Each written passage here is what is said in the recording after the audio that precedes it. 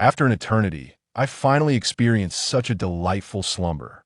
In the enchanting Hundred Flowers Valley, nestled amidst the verdant woods, Ling Fan gradually stirred awake amidst the fragrant blossoms. Rubbing his drowsy eyes, he rose with a gratifying stretch, exclaiming, "What a delightful sensation! Rebirth through nirvana? Transformation from cocoon to butterfly? That old charlatan from the myriad realms truly possesses unparalleled foresight." Ling Fan curiously examined his renewed self, a sudden astonishment illuminating his features, his heart trembling with profound emotion. "Ah, I have indeed ascended to the 9th level of the 9 Revolutions reincarnation technique." Ling Fan's heart swelled with uncontainable joy. In his previous life, Ling Fan was the eternal celestial emperor, a figure who cleaved through the heavens, shattering the firmament with an invincible presence, annihilating countless foes, and ascending to the ancient celestial realm to establish the celestial court. He led the court in defending against the encroaching chaos of the void, safeguarding myriad realms for countless millennia. This continued until the climactic battle. Ling Fan, undeterred, breached the chaotic expanse, expending all his cultivation to unleash a sword strike that transcended epochs, obliterating the chaotic void within the river of time. Yet, he himself became ensnared, his celestial emperor cultivation dissipating into the abyss, ultimately leaving behind a fragment of his soul, now confined in a mortal vessel. Fortuitously, the technique Ling Fan practiced was the 9 Revolutions reincarnation technique. This technique defies the heavens, emphasizing the cycle of life and death across countless lifetimes, consisting of 9 distinct reincarnations to traverse. Much like the 9-9 method, each cycle demands a mortal body to be refined anew. As the number of reincarnations increases, the cultivation becomes increasingly arduous, yet the resultant power and efficacy grows stronger and more potent. A millennium ago, Ling Fan had already reached the 8th revolution, at which point he had become the unparalleled celestial emperor, revered by all realms, invincible in his might. However, the elusive 9th revolution had remained out of reach, leaving Ling Fan on the brink of despair.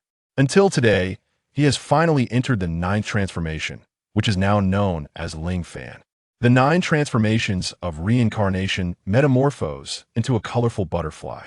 Now, as a mortal, I shall once again cultivate in this cycle.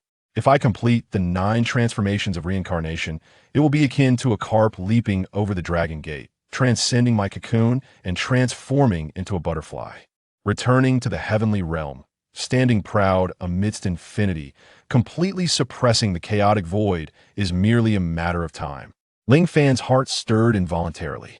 However, he soon regained his composure, for the 9 transformations of reincarnation were exceedingly formidable. Each transformation was fraught with trials and tribulations, with the potential for death and annihilation lurking within the cycle. The path of reincarnation grew increasingly treacherous, and though he had successfully traversed the first 8 transformations, the nature of this 9th transformation remained uncertain. As anticipated, Ling Fan conducted a simple examination within his body. Alas, not a trace of spiritual energy remained, nor was there a hint of spiritual roots. It would be an understatement to label him as merely incompetent. He was, in fact, a mortal devoid of any aptitude for cultivation. Ordinarily, one in such a predicament would never set foot on the path of immortality, let alone aspire to become an eternal celestial emperor. I refuse to believe it. I have successfully navigated the first 8 transformations. Could it be that this final transformation shall thwart me? Ling Fan was undeterred after all. He had once held the title of Celestial Emperor for millennia. How could he entertain the notion of surrender?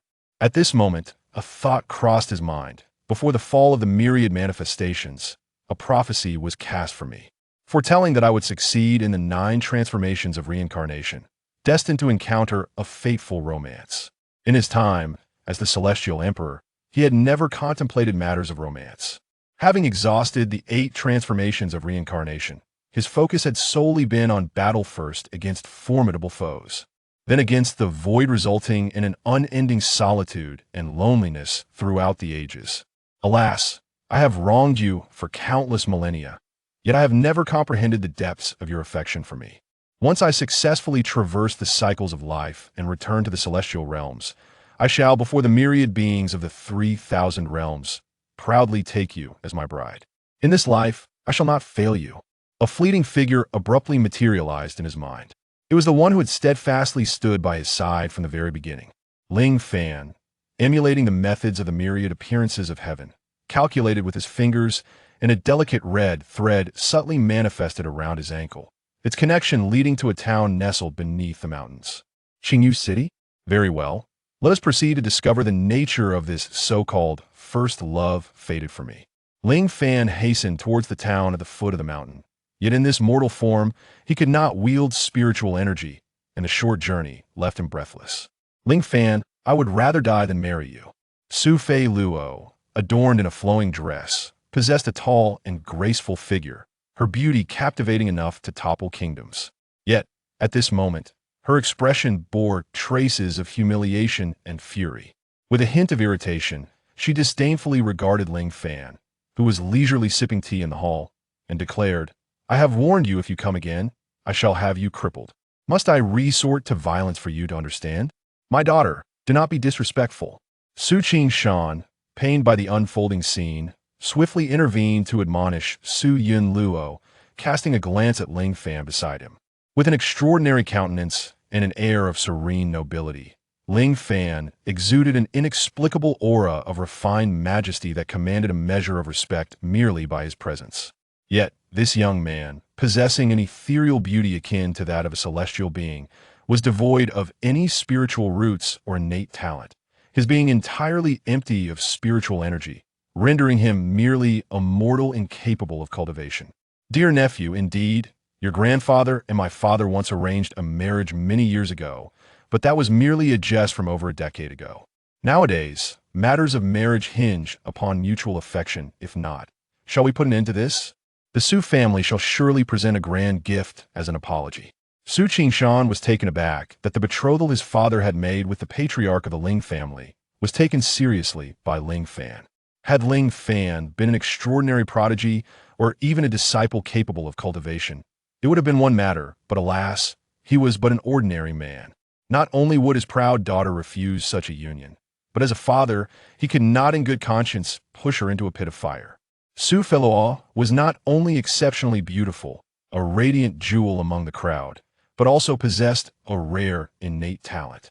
By the age of 16, she had already reached the 9th level of the spirit realm, making her one of the few prodigies in Qingyu City.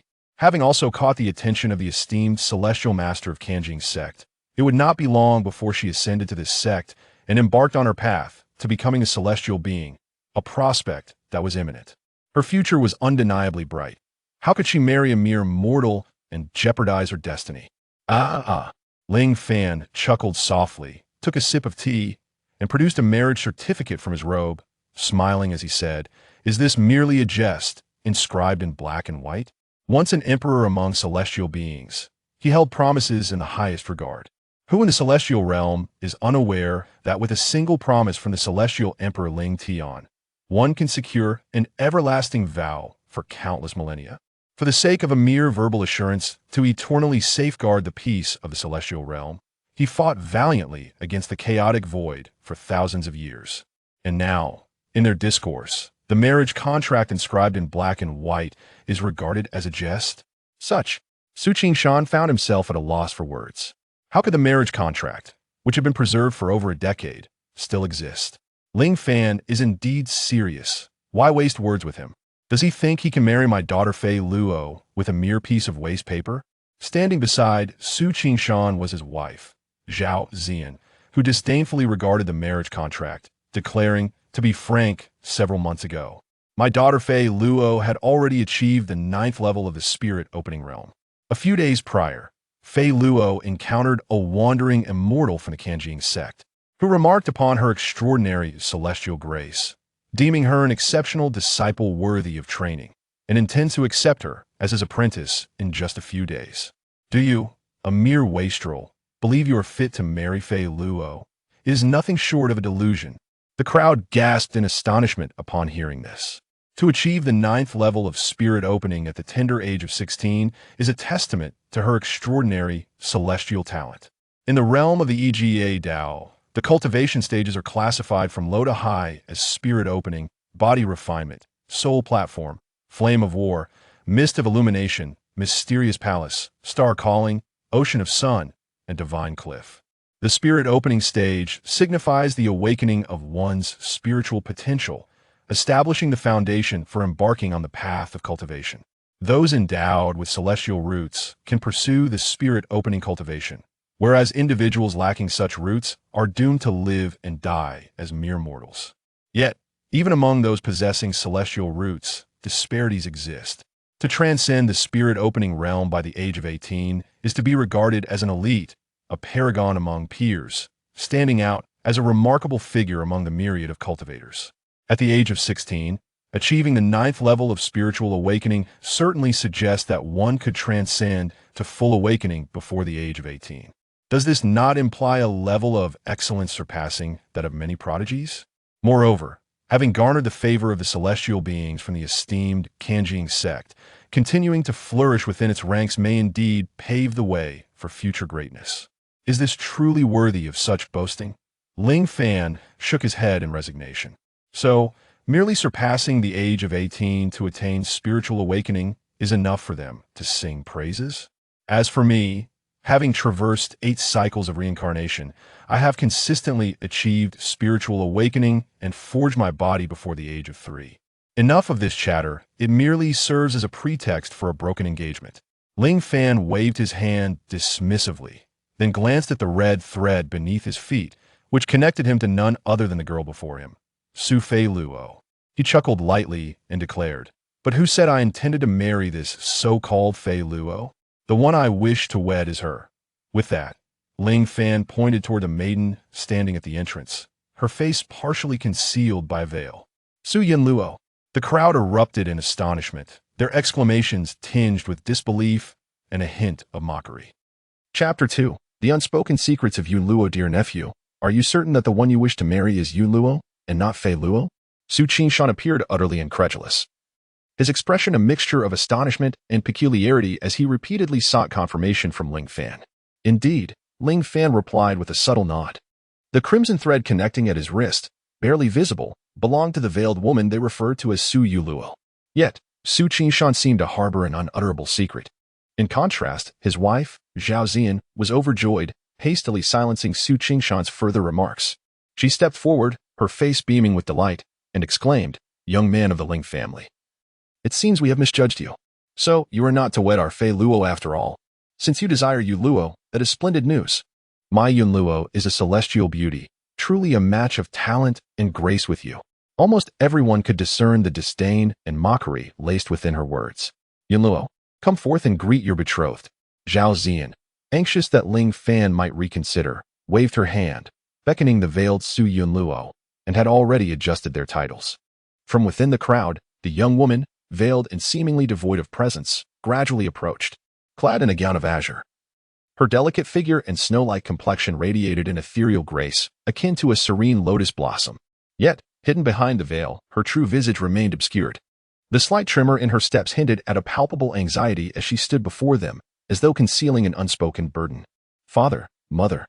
After Su Yuluo respectfully paid her respects, she quietly stood behind the two individuals. Yuluo, having been raised by the Su family for over a decade. "It is time for you to repay their kindness. Since this young masterling has expressed his desire to marry you, you should take your sister's place and wed him. Are you willing?" Zhao Zian's words, though delicately phrased, concealed an unmistakable air of coercion. The onlookers, all relatives of the Su family, cast curious glances, awaiting Su Yunluo's response. Well aware of her circumstances, this eldest daughter of the Su family was renowned in her own right, yet unlike her sister Falao, whose beauty and ethereal presence garnered admiration. Yunluo's notoriety stemmed from her unfortunate appearance. The veil she wore was not to shroud a beauty that others might covet, but rather to conceal her unattractiveness, lest she frighten those around her. "I am willing." Su Yunluo cast a fleeting glance at Ling Fan and nodded slightly. As anticipated, after a moment of hesitation, she acquiesced. With her disfigured visage, marriage seemed an unattainable dream. Thus, when a dashing young man came forth, she was undoubtedly eager to seize the opportunity. Satisfied, Zhao Zian nodded approvingly and turned her gaze expectantly toward Ling Fan. "Young Master Ling, you have heard her. She is willing to marry you. a mutual affection indeed. In that case, let us formalize your union, thereby fulfilling our family's engagement, and you shall cease your pursuits of our Fei Luo. Rising from his seat with nonchalance, Ling Fan nodded in agreement. Excellent. Without delay, you shall wed in 3 days. Zhao Ziyan was filled with joy and immediately made arrangements for the marriage between the two. Once the matter was settled, news of Su Yunluo, the less than attractive daughter of the Su family, preparing for her wedding spread like wildfire. Many eagerly anticipated the farce that would unfold 3 days later, with some even speculating that Ling Fan would vanish without a trace upon catching a glimpse of Su Yunluo's true visage beneath her veil. To foster an emotional bond between the couple, the Su family had thoughtfully prepared a splendid chamber for Ling Fan and Su Yunluo. Though the presence of several guards around the area carried an ambiguous implication. Master Ling, you should leave quickly. When night fell, Su Yunluo quietly entered the room. She gazed at Ling Fan, who was sitting cross-legged on the bed, deep in meditation, and gently roused him with a soft call. Why urge me to leave? Do you not wish to marry me? Ling Fan, slowly opening his eyes and sporting a faint smile, countered her inquiry. Master Ling is strikingly handsome and exceptional. Yunluo willingly agrees to wed you, Su Yunluo said, biting her lip shyly beneath her veil. Then it seems we both desire this union. I wish to marry you. And you wish to marry me, Ling Fan remarked nonchalantly. Master Ling. Su Yunluo revealed a bittersweet smile and gradually unveiled her true feelings. Yunluo is aware of her own lack of beauty and feels unworthy of one such as you. I know that your heart belongs to my sister, Fei Luo. Unlike me, she has always been the favored one.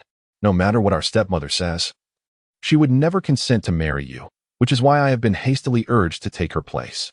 If I do not acquiesce today, or if our wedding 3 days hence falls through, they will quietly execute you to conclude this matter. You should take your leave while you still can. It seems this young lady possesses a keen mind. She perceives the hidden intentions of various parties in today's grand hall. That matron of the Su family, Zhao Ziyan, is clearly not a virtuous character. Should I insist on marrying that Fei Luo today, she might well resort to such murderous betrayal. Why do you still linger? Have you run out of funds? Seeing Ling Fan still seated on the bed, showing no inclination to depart, Su Yunluo grew anxious and retrieved a cloth pouch from her bosom. This is all the private money I possess. Use it sparingly on your journey to escape. Ling Fan accepted it, weighing it in his hand. It was a meager sum, evidently all she had.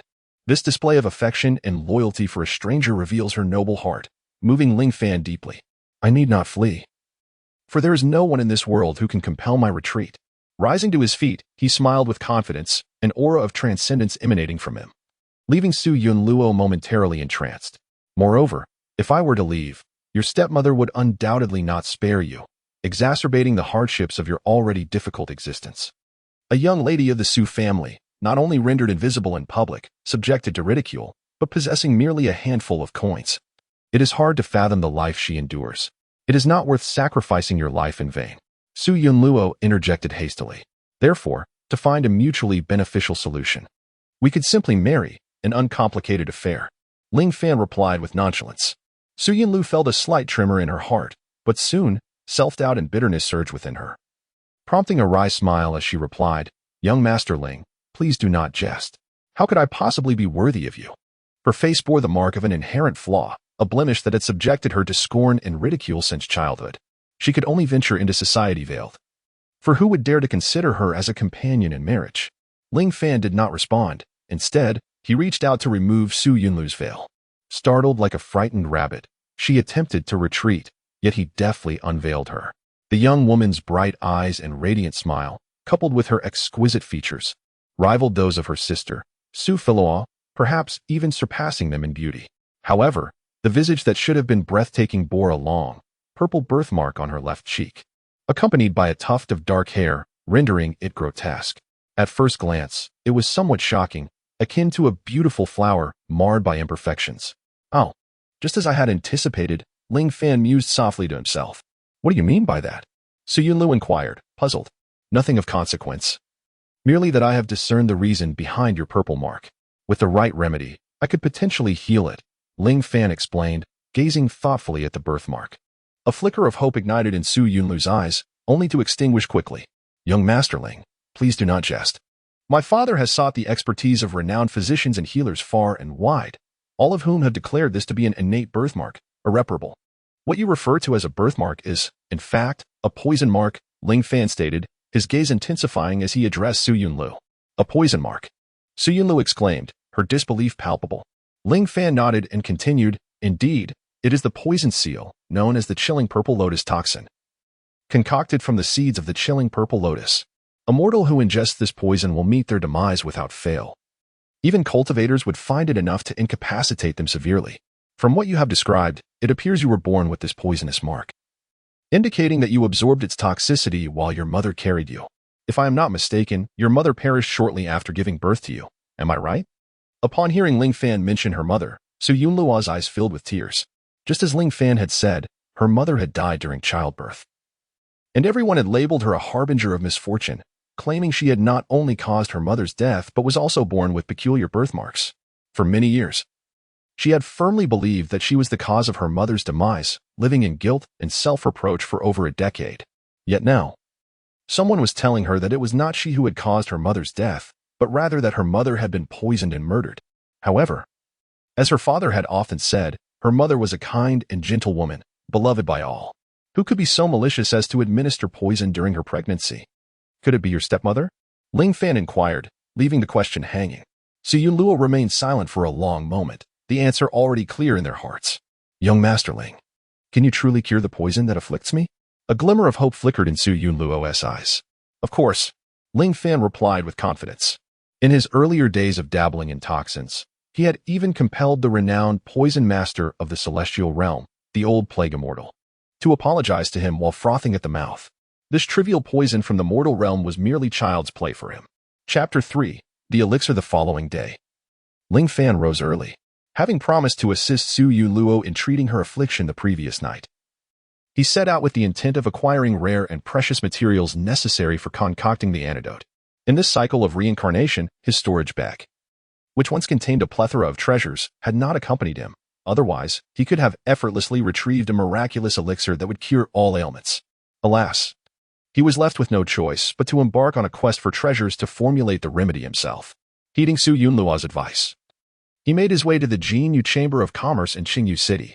This establishment was renowned as the foremost commercial entity within the Yijiadao domain, commanding a significant portion of its trade, with influence that extended far and wide. In Qingyu City, there stood a branch of the againw Chamber known as the againw Pavilion, which housed an impressive collection of rare and exquisite treasures, catering to the needs of both mortals and cultivators alike. Virtually anyone could find what they sought within its walls. However, the monopoly of such a prestigious establishment meant that the prices of its wares were exorbitantly high, often leaving patrons in awe. Esteemed guest, may I assist you in finding what you desire? At againw Pavilion, we offer a comprehensive selection of everyday necessities to extraordinary rarities. Whatever you seek, we are sure to have it in our inventory. A cheerful attendant approached Ling Fan as soon as he entered, warmly extending an invitation to browse their offerings. Ling Fan glanced around. While most of the displayed items were not particularly remarkable, a few precious objects did catch his eye, affirming that he had come to the right place. Where might I find your medicinal supplies? He inquired. Ah, esteemed guest, if you are in search of herbs, please allow me to escort you to the apothecary on the 3rd floor. The againw Pavilion boasts a diverse array of products, with distinct floors designated for various categories. The 3rd floor is dedicated to medicinal herbs. Upon arrival on the 3rd floor, one is greeted by a fragrant aroma of herbs. The eye is met with a dazzling display of countless medicinal items, ranging from raw herbs to refined elixirs, and even a potion refining chamber, where the sound of clinking suggests someone is engaged in the art of alchemy. White cold grass, wintervein flower, glowing branch. Ling Fan possesses memories spanning several lifetimes, allowing him to recognize these earthly medicinal substances clearly, naming each one with ease. Awakening spirit pills? At most, they are of the yellow grade.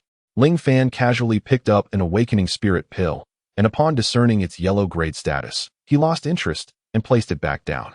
The attendant, having served numerous patrons, was adept at reading people's expressions. Observing Ling Fan's plain attire and lack of cultivation, he was perplexed by how this seemingly ordinary mortal could identify the pills and their grades at a glance. Do you possess knowledge of alchemy, esteemed guest? The attendant could not help but inquire. I have a rudimentary understanding, Ling Fan replied nonchalantly. Since you are an expert, we at againw Pavilion do not wish to conceal our offerings. If you seek awakening spirit pills, we have earth grade ones available, and even a single heaven grade pill, though the price. The attendant spoke with an air of mystery. Oh, only one heaven grade pill? Ling Fan's interest was piqued. So, in such a large establishment, there is merely a single heaven-grade awakening spirit pill? Has the art of awakening spirit pills become a premier elixir? Esteemed guest, are you jesting? The shop assistant's expression shifted slightly, revealing a hint of displeasure. Yet he proudly explained, heavenly-grade elixirs are indeed rare treasures, and it is fortunate that our Golden Jade Pavilion possesses one. It is worth noting that throughout the entirety of Green Jade City, aside from our esteemed second-tier alchemist, who else could possibly concoct the Spirit Awakening pill? This heavenly-grade Spirit Awakening pill is a singular gem, a rare find among countless concoctions created by our alchemist. Ling Fan chuckled lightly, choosing not to engage in further debate. Different levels of understanding yield disparate perspectives, and he held little regard for excessive discussions with such individuals. Ling Fan continued to sift through the medicinal herbs, soon selecting the ingredients he desired. The shop assistant, upon receiving the items, glanced at the assortment of ordinary herbs and could not suppress a look of disdain. So, after all that deliberation, you merely wish to purchase some commonplace herbs? I had anticipated a more substantial patron, he remarked, that will amount to 138 copper coins. The shop assistant's displeasure was apparent. Ling Fan retrieved the copper coins from his pouch, counted out 138, and finalized the transaction, leaving him with only 6 coins remaining, which elicited another wave of scorn from the shop assistant.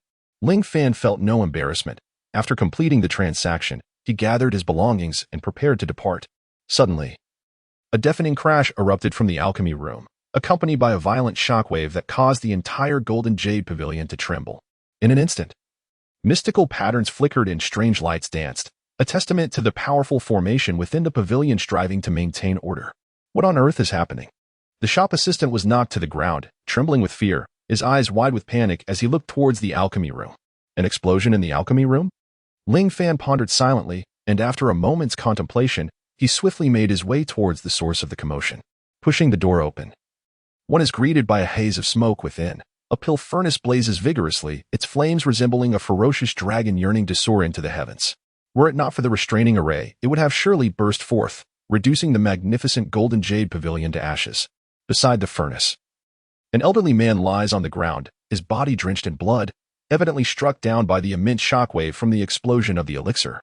Yet, he still clings to life, his breath faint but present. Without a moment's hesitation, Ling Fan hastens to the furnace's side. His gaze sharpens, and with hands deftly weaving incantations, he softly intones the word gather. Streams of condensed spiritual energy emanate from his palms, surging toward the tumultuous flames.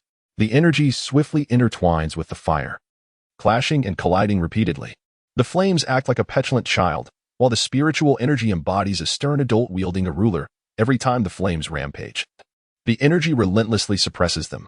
In an instant, the alchemy room is awash with flickering firelight and vibrant spiritual illumination. Before long, the raging flames are once again compressed and subdued by Ling Fan's spiritual energy, retreating back into the furnace. Condense, Ling Fan murmurs once more.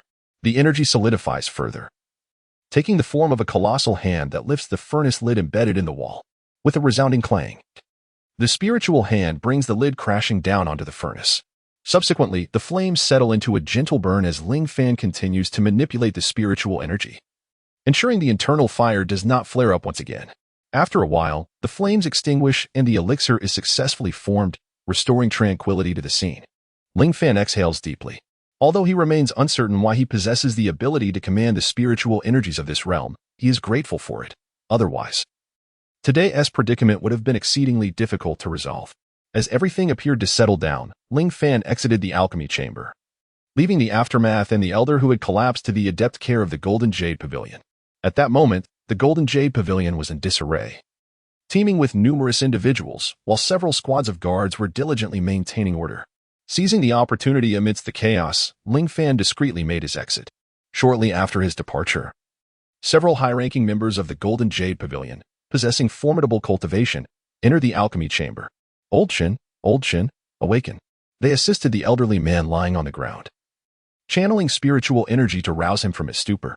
The alchemist Shin Hemming gradually opened his eyes, dazedly gazing at the group before him. Suddenly, in a state of panic, he sprang to his feet, exclaiming, "The pill exploded! The pill exploded! Run, run!" The high-ranking members exchanged perplexed glances, then replied in exasperation, "Do not flee. The cauldron has stabilized." After a brief moment, Shen Heming surveyed the now tranquil surroundings and examined the steady cauldron. Did you all manage this? No. It was like this when we arrived, they responded, shaking their heads. How peculiar. Could it be that the alchemical fire extinguished itself? Shen Heming pondered, confounded. Given the earlier explosive circumstances, it seemed improbable that the fire could have simply died out. Yet, if it were not due to the intervention of these individuals, this was the only plausible explanation. My pill. Quick, let me check on my pill. Shen Heming suddenly recalled that he was concocting the vitality restoration pill, essential for the city lord of Qingyu City, and now it seemed it might have been ruined. Aware of its significance, the group hastily approached the cauldron and gently opened its lid. In an instant, a brilliant white light burst forth, and a rich fragrance of elixir wafted from the alchemical furnace, causing several individuals to steady their true essence in astonishment as they peered inside. A white pill lay within the furnace, its surface adorned with a swirling pattern of resonance visible to the naked eye. A celestial-grade true essence restoration pill. Moreover, it even possessed the essence of the elixir. Shen Heming exclaimed in shock and disbelief. The others could hardly conceal their own astonishment. Shen Heming usually struggled to concoct the true essence restoration pill, and to think he had miraculously produced a celestial-grade elixir? What on earth had transpired during this explosion of the pill? Chapter 4. Unyielding Presence in the Su family's rear courtyard. Su Yuluo, how dare you release that worthless fool? Forcing me to bear the ignominy of a broken engagement, leading to my expulsion from the Kanjing sect?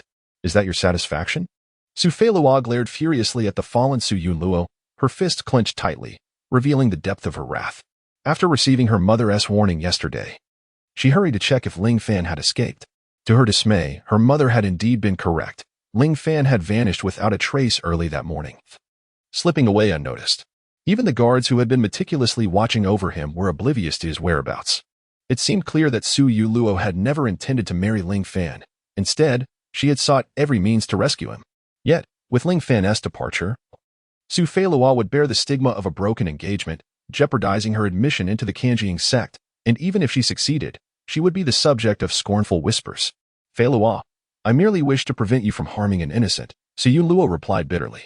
Silence. You are unworthy to call me Feilua. Sophie Luo scolded, you are a calamity, only bringing misfortune to our family. What right do you have to address me by my name? It was a challenge to finally arrange your marriage and resolve the engagement matter for me, yet you chose to let him go? You were determined to make my life difficult. A malicious smile flickered across Sophie Luo's face. Very well. Since you have liberated that useless wretch, you shall bear the consequences in his stead. Continue to strike her mercilessly, and should she not perish, beat her until she reveals Ling Fan's whereabouts. I am eager to see how long she can remain obstinate. With that, Sophie Luo lifted her skirt and, consumed by rage, turned to leave. As a few servants escorted Sophie Luo away, their expressions swiftly morphed into lewd grins. The leader, a burly servant with a fierce countenance named Xingbao, unabashedly brandished a whip and leered at the graceful figure of Su Yuluo. Miss, that you bear a repugnant birthmark upon your face. I must admit your figure is splendid, and even veiled, you are a beauty beyond compare. TSK. With such delicate skin, I can hardly bear to lay a hand on you. Fear welled up in Su Yuluo's eyes as she gradually retreated to the ground. Zhang Bao had previously tormented her, and though he faced punishment after she informed her father, he harbored resentment ever since. Now, with the opportunity for revenge presenting itself, he would not relent. Yet, a thought struck her. Ling Fan had only recently escaped and surely had not gone far. If she revealed his whereabouts now, he would likely be captured and killed. Thus, with a determined bite of her lip, Su Yuluo closed her eyes, choosing to endure the impending torment on behalf of Ling Fan. Oh dear, it seems you have no intention of speaking, then do not blame us for being ungracious. Attack. Except for crossing a certain line, the rest is at your discretion. Zhang Bao did not forget to remind them, and do not remove her veil. It is rather unsettling to behold. With a command given, several figures swiftly lunged towards Su Yuluo, akin to ravenous wolves eager to devour a freshly captured rabbit. However, just as they were about to reach her, a swift silhouette dashed forward, delivering a powerful kick that sent one flying and toppled the others. Dare to lay a finger on her, and you shall die. A voice laced with coldness echoed, causing an immediate chill to envelop the hearts of the assailants. And even the very atmosphere around them grew frigid. Su Yuluo and Zhang Bao turned in unison to see a man standing protectively before Su Yuluo, his previously ethereal aura replaced by an unprecedented severity. Young Masterling, why have you returned? Su Yuluo inquired, slightly taken aback, her voice tinged with anxiety and confusion. She had just managed to allow Ling Fan to escape, yet here he was, foolishly returning, courting danger. If I do not return, shall I permit them to bully you? Ling Fan replied, lifting Su Yunluo from the ground and shielding her behind him, his tone one of exasperation. Moreover, did I not mention that I had no intention of leaving? My brief absence was solely to seek herbs to alleviate your poison. In 3 days, I expect to marry you. Why not simply inform the Su family? If I do not return in time, this young lady will surely suffer. If the truth had been revealed earlier, why endure such torment? Su Yunluo felt somewhat dazed. You truly intend to marry me? Of course. My choice is unwavering. Ling Fan gently tapped Su Yunluo's forehead, leaving the matter ambiguous, then retrieved several vials of potion from his pocket and handed them to her. This is an antidote. Consume it within the next 2 days, and the poison of the purple lotus will be dispelled. At that time, I shall proudly marry you. Su Yunluo stared blankly at the vials in her hands, her mind a tumult of thoughts. This man truly went out of his way to procure an antidote for her. Regardless of the potion's efficacy, his concern was undeniably genuine. A warm current surged from her heart, and tears of emotion welled in her eyes as she gazed at Ling Fan's silhouette. This was a sense of security and care she had never experienced throughout her life. However, prior to this moment, Ling Fan turned around and delivered a sharp slap across Zhang Bao's face, his gaze ablaze with fury. You audacious wretch! Dare to lay hands on my people? Zhang Bao, caught off guard, spun around from the force of the blow and crashed to the ground. A bright red imprint emblazoned on his face. The sting was excruciating. Momentarily stunned, Zhang Bao's rage ignited. He bellowed, I am the chief guard under the young master. How dare you strike me? A mere wastrel, one who aspired to align himself with the Su family, even daring to court the unattractive Su Yunluo. Had the audacity to attack him, utter madness? It would be unsatisfactory to let this fool leave without receiving a proper beating today. In an instant, he swung a fist towards Ling Fan.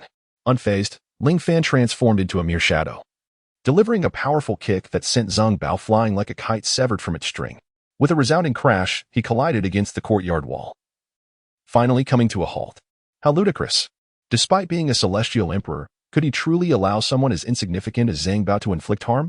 Although his cultivation had diminished in this cycle of reincarnation, in a past life, he had been a formidable body cultivator, capable of dominating an entire realm merely through the strength of his physical form and martial prowess. The techniques etched in his memory were sufficient to handle these mere insects with a mere finger. You. Zhang Bao, crumpled in the corner, coughed up blood. His incredulous gaze fixed on Ling Fan, unable to articulate his thoughts. What do you want? Ling Fan responded, advancing with unwavering resolve. Today, you may escape the death penalty, but you cannot evade the repercussions of your actions. With that, he delivered several decisive blows, shattering Zhang Bao's bones completely. And the wails of agony gradually diminished until he finally rolled his eyes back and succumbed into unconsciousness. The remaining few met a similar fate, having executed this decisive act. Ling Fan turned away, his garments untouched by a single drop of blood, exuding an air of nonchalance. Su Yunluo stood in astonishment, while others may be oblivious. She was acutely aware that Zhang Bao was the most formidable and ruthless among the Su family's guards, strong and robust. He could easily contend against 3 or 5 opponents unless faced with a cultivator. How could the seemingly frail young man effortlessly subdue them all? Do not be misled. These few are hardly enough to serve as a warm-up for me, he remarked. With that, Ling Fan approached and took Su Yunluo's hand, leading her towards their chamber. As Su Yunlu felt the warmth in her hand, she allowed him to lead her, enveloped in a profound sense of security. At that moment, her heart was truly captivated by the man before her. Chapter 5, The Commencement of Training. Here, take a sip of this potion and see its effects. Upon returning to the chamber, Ling Fan encouraged Su Yunlu to first test the efficacy of the elixir, although the ingredients were not particularly rare or precious. Under Ling Fan's meticulous concoction, they were transformed into something of great value. All right. Su Yunlu obediently complied, disregarding whether the contents were medicinal or toxic, and swiftly consumed the vial in one go. It was refreshingly cool and bore no peculiar taste. However, shortly after, an urgent need to relieve herself arose.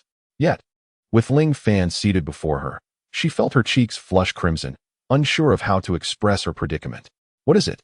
Ling Fan inquired, observing her flustered demeanor, perplexed by her silence. I need to use the restroom. This was Su Yunlu's first experience of such close proximity to a man, and she had never broached such an embarrassing topic before, fidgeting as she spoke. Ling Fan couldn't help but chuckle at her innocence. Go ahead. It's a normal detoxification response after taking the medicine. With her face still flushed, Su Yunlu hurried away. When she returned a short while later, the blush had yet to fade, but Ling Fan noticed that the purple marks of poison on her visage had lightened somewhat. It's effective. Within 3 days and 3 sessions of consumption, the toxins will completely dissipate. Su Yunlu picked up a mirror to examine her reflection and was indeed delighted to see the marks had significantly faded. Pray tell, which woman in this world does not cherish beauty? Su Yunluo has endured the torment of this cursed mark for over a decade, employing countless renowned physicians and remedies. Yet she has seen no glimmer of hope for healing, until the day when she was miraculously cured by a man who appeared as if descended from the heavens. The prospect of becoming a pair of mandarin ducks with him is undeniably enchanting. However, the events of today have dulled her joy, and a wave of sorrow washes over her heart. Young Master Ling, you ought not to have intervened on my behalf, she implores. Zhang Bao is my brother's most trusted guard, deeply esteemed by him, and my brother, Su Yang, is not one to overlook grievances easily. Should he discover that you have harmed his man, it could lead to complications. With a slight pursing of her lips, she seems to resolve herself. Perhaps it is best for you to take your leave. The mere mention of Su Yang's name brings a flicker of fear to Su Yunluo's eyes. It is well known that the most tormenting of her adversaries within the Su family is her half-brother. He has mocked her with servants and resorted to violence more than once, even to the extent of severely injuring her. Had it not been for Su Qingshan's timely return to take her for medical attention, she might have lost her life. Ling Fan, naturally, surmises these implications.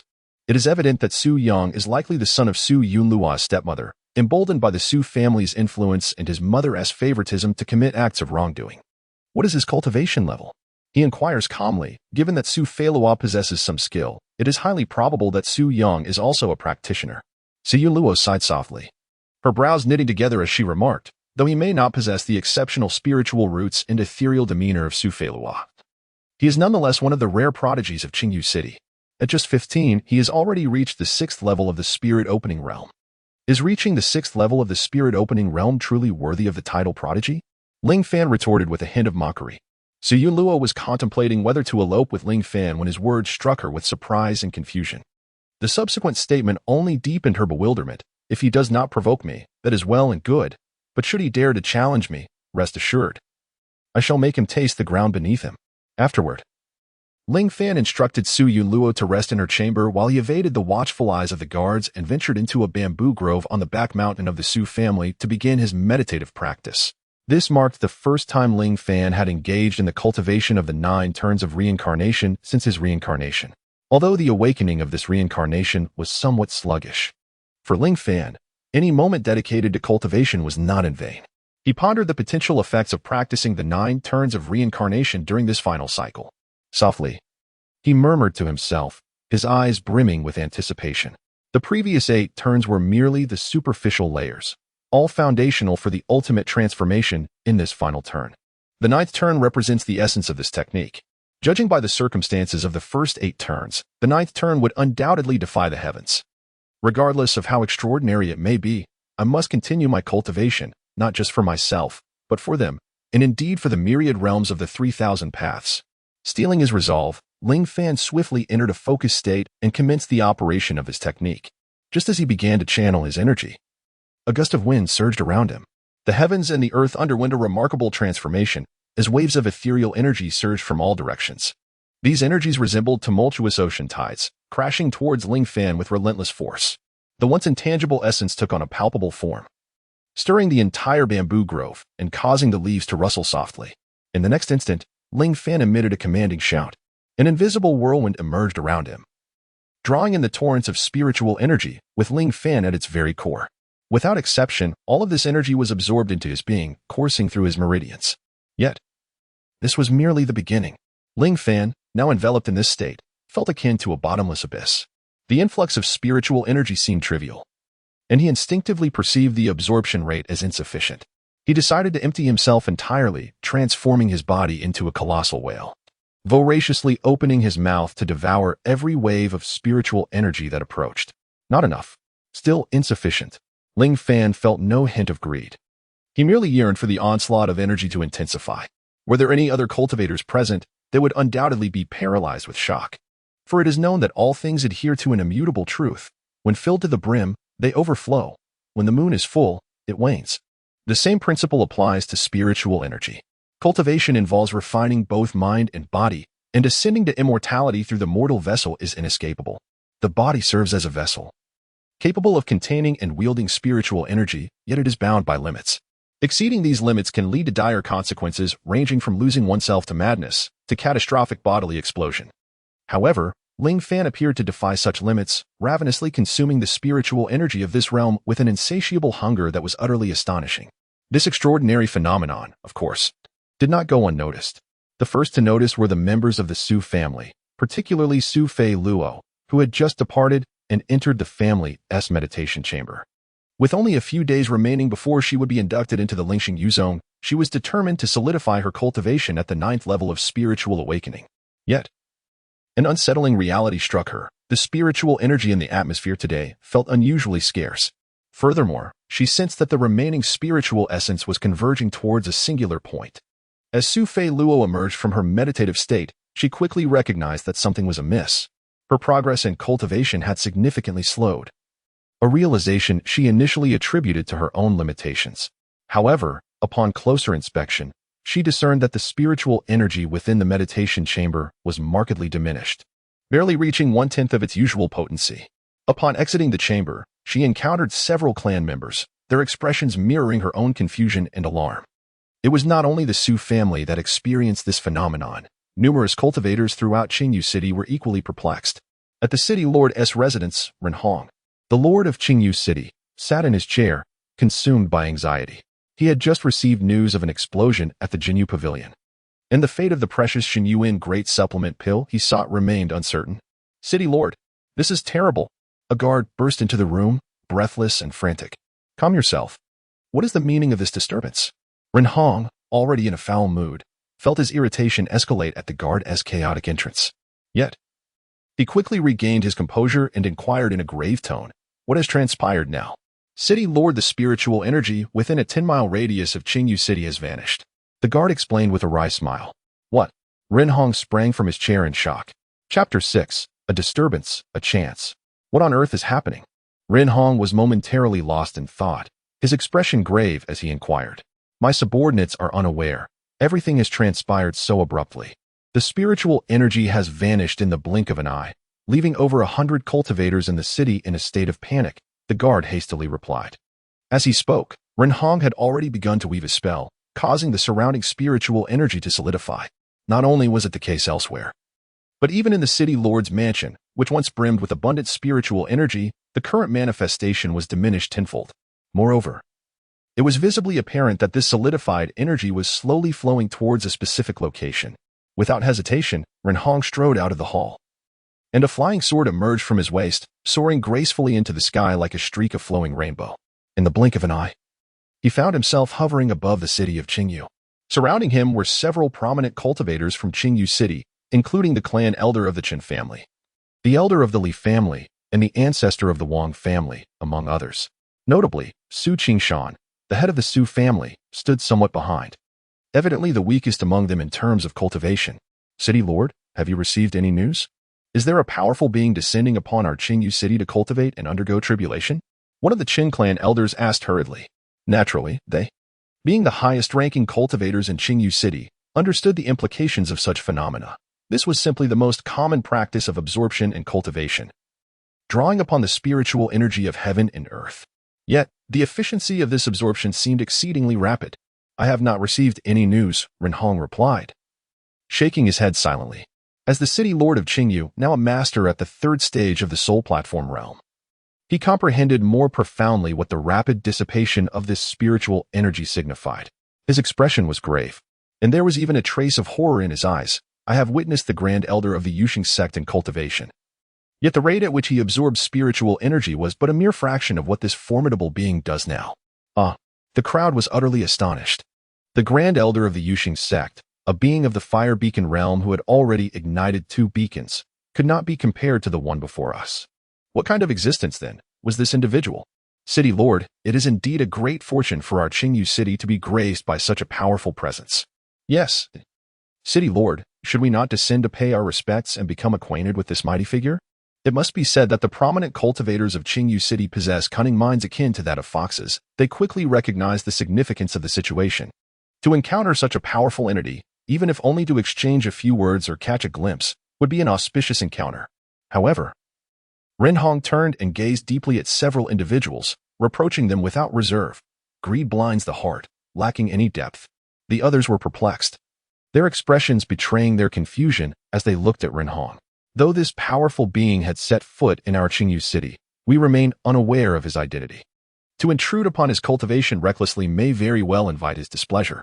Should that occur, it would not be a matter of fortune but rather a calamity for Qingyu City. Upon hearing this, the others finally grasped the gravity of the situation, and the image of Qingyu City being crushed by a single palm loomed vividly in their minds, causing cold sweat to break out instantaneously. The city lord speaks with utmost wisdom. The elder of the Wang family nodded gravely in agreement. They were utterly unaware of the identity of this formidable being. What if he was a reclusive and unapproachable sage? Their unwarranted intrusion upon his cultivation would certainly be inappropriate. It was even plausible that this individual was a malevolent practitioner. In that case, no amount of collaboration among them would suffice against such a powerful adversary. The fate of the Qingyu City could be reduced to a mere flick of his hand. What was the lord of the city to decide? After stabilizing his thoughts, the elder of the Qin family entrusted the decision-making to Renhong, the steadfast pillar of their group. One by one, they turned their gazes towards him, seeking guidance. After a moment of contemplation, Renhong finally responded. He composed himself, bowed respectfully, and declared with utmost reverence, "I am Renhong, the lord of Qingyu City.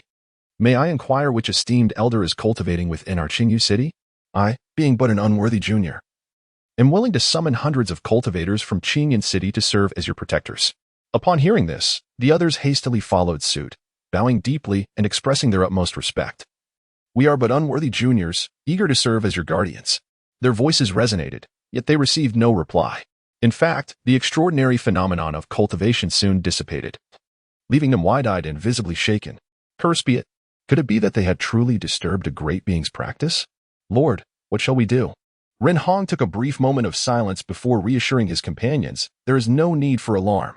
The lack of response from this esteemed elder is, in fact, a favorable sign. It indicates that he harbors no ill will towards our Qingyu City. He merely wishes to remain undisturbed. Therefore, let us feign ignorance regarding this matter and refrain from prying into the identity of this venerable figure. We shall continue with our affairs as usual. With that said, Renhong's gaze shifted towards Su Qishan, who stood at the back. "Master Su, if I am not mistaken, that territory belongs to the mountains behind your residence, does it not?"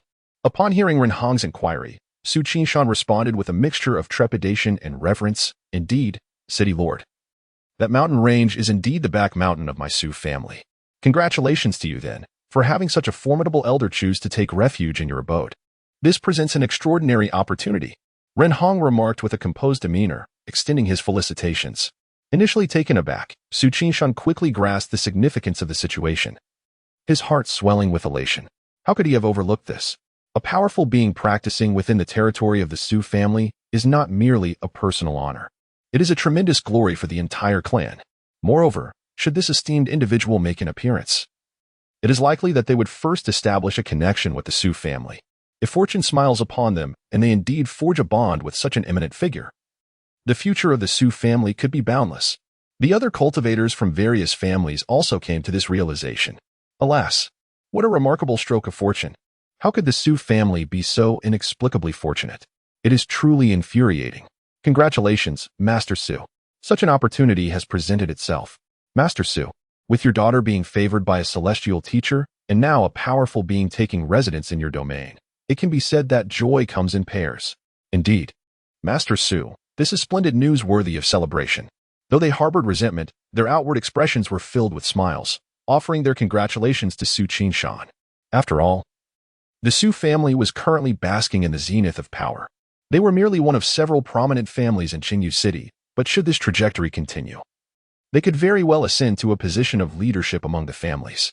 At such a crucial juncture, it would be unwise to cultivate enmity with them. "Thank you, everyone." Su Qishan expressed his gratitude. "Congratulations." Su Qishan could hardly conceal his joy, expressing his gratitude with an air of triumph, feeling an unprecedented happiness in this moment. If memory serves correctly, in 2 days, the Su family will celebrate the marriage of their daughter, and I shall come to toast with a cup of wine. For now, I shall take my leave. Ren Hong, naturally wishing to distance himself from these familial disputes, took to the skies on his flying sword and departed. The city lord speaks too highly of himself. When the city lord arrives, I shall certainly host a grand feast in his honor. Su Qishan, taken aback by the compliment, called out to Ren Hong's retreating figure. The other cultivators from different families, witnessing the city lord's departure, begrudgingly suppressed their jealousy and bid farewell one by one. Su Qishan paid no mind to their envy. After all, such good fortune had befallen the Su family, and it was merely fate. He hummed a cheerful tune as he made his way back to the Su residence. Chapter 7. Opening the Spirit Realm, 4th level. Meanwhile, in the back mountains of the Su family, night had fallen. Ling Fan, deep in meditation, slowly brought his hands together before him. After completing the final breath of the 9 turns reincarnation technique, he opened his eyes once more. At this moment, he felt invigorated. Having absorbed the spiritual energy of the entire Qingyu city, he sensed a substantial abundance of energy within his body. After a prolonged absence from cultivation, he had finally regained a semblance of his former state. Is this what it means to reach the 4th level of the spirit realm? He eagerly probed the depths of his cultivation, feeling a mix of surprise and a hint of regret. To his astonishment, the spiritual roots within him had undergone a profound transformation due to this influx of energy, once merely a mortal with a physical form. He had now reforged his spiritual roots and exhibited a nascent aura of cultivation. Although it cannot be deemed a supreme spiritual root, it nonetheless reflects an extraordinary aptitude for cultivation among practitioners. Regrettably, despite absorbing such an abundance of spiritual energy, he has only ascended to the 4th realm of spiritual awakening. It is important to note that a typical cultivator, given the same capacity to absorb energy, could effortlessly leap from the realm of spiritual awakening to the body refinement realm. Indeed, the 9th transformation proves to be a formidable challenge. Ling Fan sighed, pondering that having drained the spiritual essence of an entire city only allowed him to progress 4 realms. It seems that in the future, he would need to exhaust the spiritual energy of a 100-mile radius to elevate even a single realm. One might fear that an entire continent would not suffice for his needs. Nevertheless, he did not succumb to despair. For the benefits of absorbing such an immense quantity of spiritual energy were undeniably apparent, and he now brimmed with power. The spiritual energy in this realm had grown thin. Restoration would likely take several days, rendering further cultivation impossible during this time. As the architect of this predicament, Ling Fan was acutely aware of the consequences of his actions.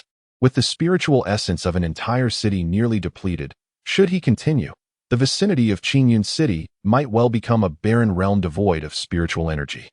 With cultivation no longer an option, Ling Fan contemplated alternative methods to bolster his strength. Suddenly, he had a revelation: the awakening pill. He recalled the awakening pill he had encountered earlier that day. Rather than idly waiting, it would be prudent to procure some awakening pills to stabilize his current realm. However, the awakening pills from the Golden Jade Pavilion were of inferior quality, and it seemed unlikely that he could obtain anything worthwhile from them. It would be far better for him to concoct a few himself. In doing so, he would not only benefit personally, but could also prepare a supply for Yin Luo. Ling Fan couldn't help but think of Su Yin Luo. This young lady is undoubtedly my destined partner. How could someone who is meant to be my consort merely be an ordinary mortal? Regardless, I must ensure she embarks on the path of cultivation. I am uncertain of her spiritual roots and potential, yet such matters are of little consequence, for my greatest talent lies in defying fate itself. Even if she is but a corporeal being, I can assist her in transcending her mortal form to become an immortal. With these thoughts in mind, Ling Fan returned to the Su family. By this time, it was well past midnight, yet the Su residence remained brilliantly illuminated. The family members gathered in the grand hall, the flickering candlelight casting a warm glow over the room, and each face radiated joy, as though they had encountered some momentous event. Father, does this mean that the powerful figure you mentioned truly possesses such astonishing abilities? Su Fei Luo inquired eagerly, her expression a mix of excitement and curiosity as she turned to Su Qishan. I, alongside Lord Rin and several esteemed cultivators from other families, witnessed it with our own eyes. Could it possibly be a fabrication? Su Qishan replied, savoring a sip of tea, his smile barely contained. He continued. Lord Rin himself proclaimed that, during his time observing the Grand Elder of the Yuxing sect, he was nowhere near the extraordinary prowess displayed by this venerable figure. Upon hearing this, the members of the Su family present revealed expressions of awe and reverence. The Yuxing sect is a revered institution, long aspired to by countless cultivators. It is precisely because of the presence of several formidable beings within the Yuxing sect that they command a significant domain. Apart from the enigmatic sect leader, the most renowned figure is the Grand Elder of the Finghor realm, a renowned powerhouse. The thought that even he pales in comparison to this venerable predecessor is simply unfathomable. In light of this, Qing Shan, should we not hasten to send someone to pay our respects to this remarkable figure residing in the back mountains? If we can establish a connection with such a powerful being, the Su family could soar to unprecedented heights. Su Qing Shan's wife, Zhao Yan, was particularly animated, her hands gesticulating with excitement as her eyes sparkled with fervor. Without hesitation, she reached for Su Qing Shan, eager to rush towards their family's rear mountain. The perspective of a woman often lacks depth. With a calm demeanor, Su Qing Shan gently admonished her, "What are you saying?" Immediately upon hearing his words, Zhao Yan felt a flicker of indignation. Su Qing Shan rose leisurely, articulating, "Although this extraordinary individual has taken refuge within our Su family, we remain unaware of their true identity. To intrude recklessly may very well incur their displeasure. What could have been an opportunity might instead transform into a calamity for our family." He mimicked Ren Hong's manner of speaking, echoing the sentiments verbatim. Upon reflecting, Zhao Yan's eyes widened in realization. Indeed, how had she overlooked this crucial aspect? Should this formidable being be angered? It is likely that even 100 Su families would be crushed beneath their might. What shall we do now? Zhao Yan inquired anxiously. And even Su Fei Luo felt a tinge of nervousness. I had considered this possibility long ago, which is why I swiftly dissuaded the city lord and others from acting impulsively today, devising a strategy to cautiously inquire. Su Qing Shan recounted the day's events to Zhao Yin and Su Yun Luo, cleverly substituting his own actions for those of Ren Hong. Qing Shan, you are truly brilliant. It is fortunate to have you here, as you have spared Qingyu City from a potential disaster. Father's approach to life is something Fei Luo must humbly learn from. The master of the house is indeed exceptionally intelligent. With such leadership, the Su family is destined to become an everlasting lineage in Qingyu City. The members of the Su family eagerly praised Su Qing Shan. For some inexplicable reason, Su Fei Luo's thoughts drifted to the figure of that great being. In her mind, he donned a robe of pure white, exuding an otherworldly grace, standing at the edge of the world, with the gentle breeze caressing his garments. With a mere gesture, he could pluck the sun, moon, and stars from the sky. And with a downward glance, he could survey all of creation. A man of such caliber, if he were to remain by her side, Su Fei Luo would willingly embrace it. How could she allow her thoughts to intertwine with that of the good-for-nothing Ling Fan? She hastily shook her head, banishing Ling Fan's image from her mind. How could someone like Ling Fan, deemed useless, be compared to an extraordinary being? That would be an affront to the greatness of such a figure. At that very moment, Ling Fan returned to the Su family and happened to pass by the hall, overhearing their words clearly, stirring doubts within him. Were there others present at the back mountain of the Su family today? How could he, being someone residing at the back mountain, not have encountered them? Could they be referring to him? Yet, it mattered little who they were. As long as the great being they spoke of did not interfere with him, that was sufficient. Have you become a cultivator? When Su Yun Luo saw Ling Fan again, she was instantly captivated by the aura he exuded. Although she lacked cultivation herself, she could distinctly sense an inexplicable essence emanating from him. Chapter 8. I am a benevolent person. Indeed, Ling Fan nodded. There was nothing he felt the need to conceal from Su Yun Luo, and he directly raised his hand, releasing a thread of spiritual energy from his fingertips. Elated astonishment was etched upon Su Yun Luo's countenance as her mouth gaped agape. Had she not been privy to the Su family's assertions that Ling Fan was but a mortal, bereft of the capacity for cultivation? How then could he now possess such abilities? A maelstrom of curiosity churned within her, yet mindful that this could be a clandestine aspect of Ling Fan's being. She swiftly sealed her lips, desisting from further inquiry. But shouldn't I be incapable of cultivation? Ling Fan, perceptive to her inquisitiveness, elucidated. For me, nothing is unattainable. Should I aspire to cultivate, none shall impede my path. What matter if I am born of mortal flesh and bone? I shall defy destiny itself. Perchance, ere long, I shall guide you onto the path of cultivation as well. Upon hearing this, Su Yun Luo's eyes twinkled with nascent stars. Though his words were somewhat nebulous, she found herself believing in their essence. After all, he had bestowed upon her a plethora of delightful surprises in recent days. Furthermore, with the precedent of Ling Fan's successful treatment of her venomous imprint, she wholeheartedly believed in his capabilities and yearned for the day she too could embark on the journey of cultivation. For years, She had observed Su Feilua and Su Yang's ascendants as cultivators, their public displays of prowess, and a claim she felt no envy would be disingenuous. By the way, to forestall a recurrence of today's events, allow me to forewarn you that I must venture out once more tomorrow. Should the Su family seek to trouble you, simply relay the truth to them. Very well. Subsequently, Ling Fan, as was his custom, unfurled his bedding upon the floor. The following day, Ling Fan departed from the city, leisurely making his way towards the Valley of 100 Flowers, the site of his awakening. His return was motivated by the pursuit of a crucial medicinal catalyst for the concoction of the spirit-opening pill in the Golden Jade Pavilion. There were indeed a few medicinal herbs available for sale. However, the meager wealth he possessed was insufficient to procure those precious ingredients. Moreover, the herbs had been exposed for too long, resulting in a significant loss of their efficacy, rendering them inadequate for crafting a potent awakening elixir. Ling Fan had always adhered to the principle of quality over quantity in his cultivation endeavors. Fortunately, upon awakening in the 100 Flower Valley, he had encountered several fine herbs and resolved to return personally to gather them. As he navigated to the location from memory, he found the herbs still thriving and intact. Just as he prepared to take them back to the Su family, an enraged cry suddenly echoed through the air. "Do not come any closer. Stay away." This was immediately followed by a raucous and arrogant laugh. "My dear, do not be afraid. I am not a villain. I merely wish to get a little closer to you." Ling Fan's brow furrowed slightly. Could he truly be caught in such a melodramatic scenario? With several lifetimes of cultivation under his belt, he prided himself on having seen through the world's myriad deceptions. The path of cultivation was fraught with peril, where everyone harbored ulterior motives and the art of deceit was commonplace. Among them were those insidious and cunning individuals who, taking advantage of the remaining vestiges of benevolence in the world, devised traps to ensnare the unsuspecting innocent, orchestrating scenes of murder and plunder. In this secluded woodland, where few dared to tread, it was uncertain whether this was indeed a trap. Given his current limited abilities, he faced a dilemma. Should he intervene in this injustice or turn a blind eye? Ultimately, he decided it prudent to assess the situation further before making a choice. However, he remained cautious, concealing his own cultivation and leaping to the treetops, where he blended into the foliage, gradually making his way toward the source of the sound. As he drew closer, Ling Fan beheld a strikingly beautiful young girl clad in a pink dress, being relentlessly pursued by a masked man in black.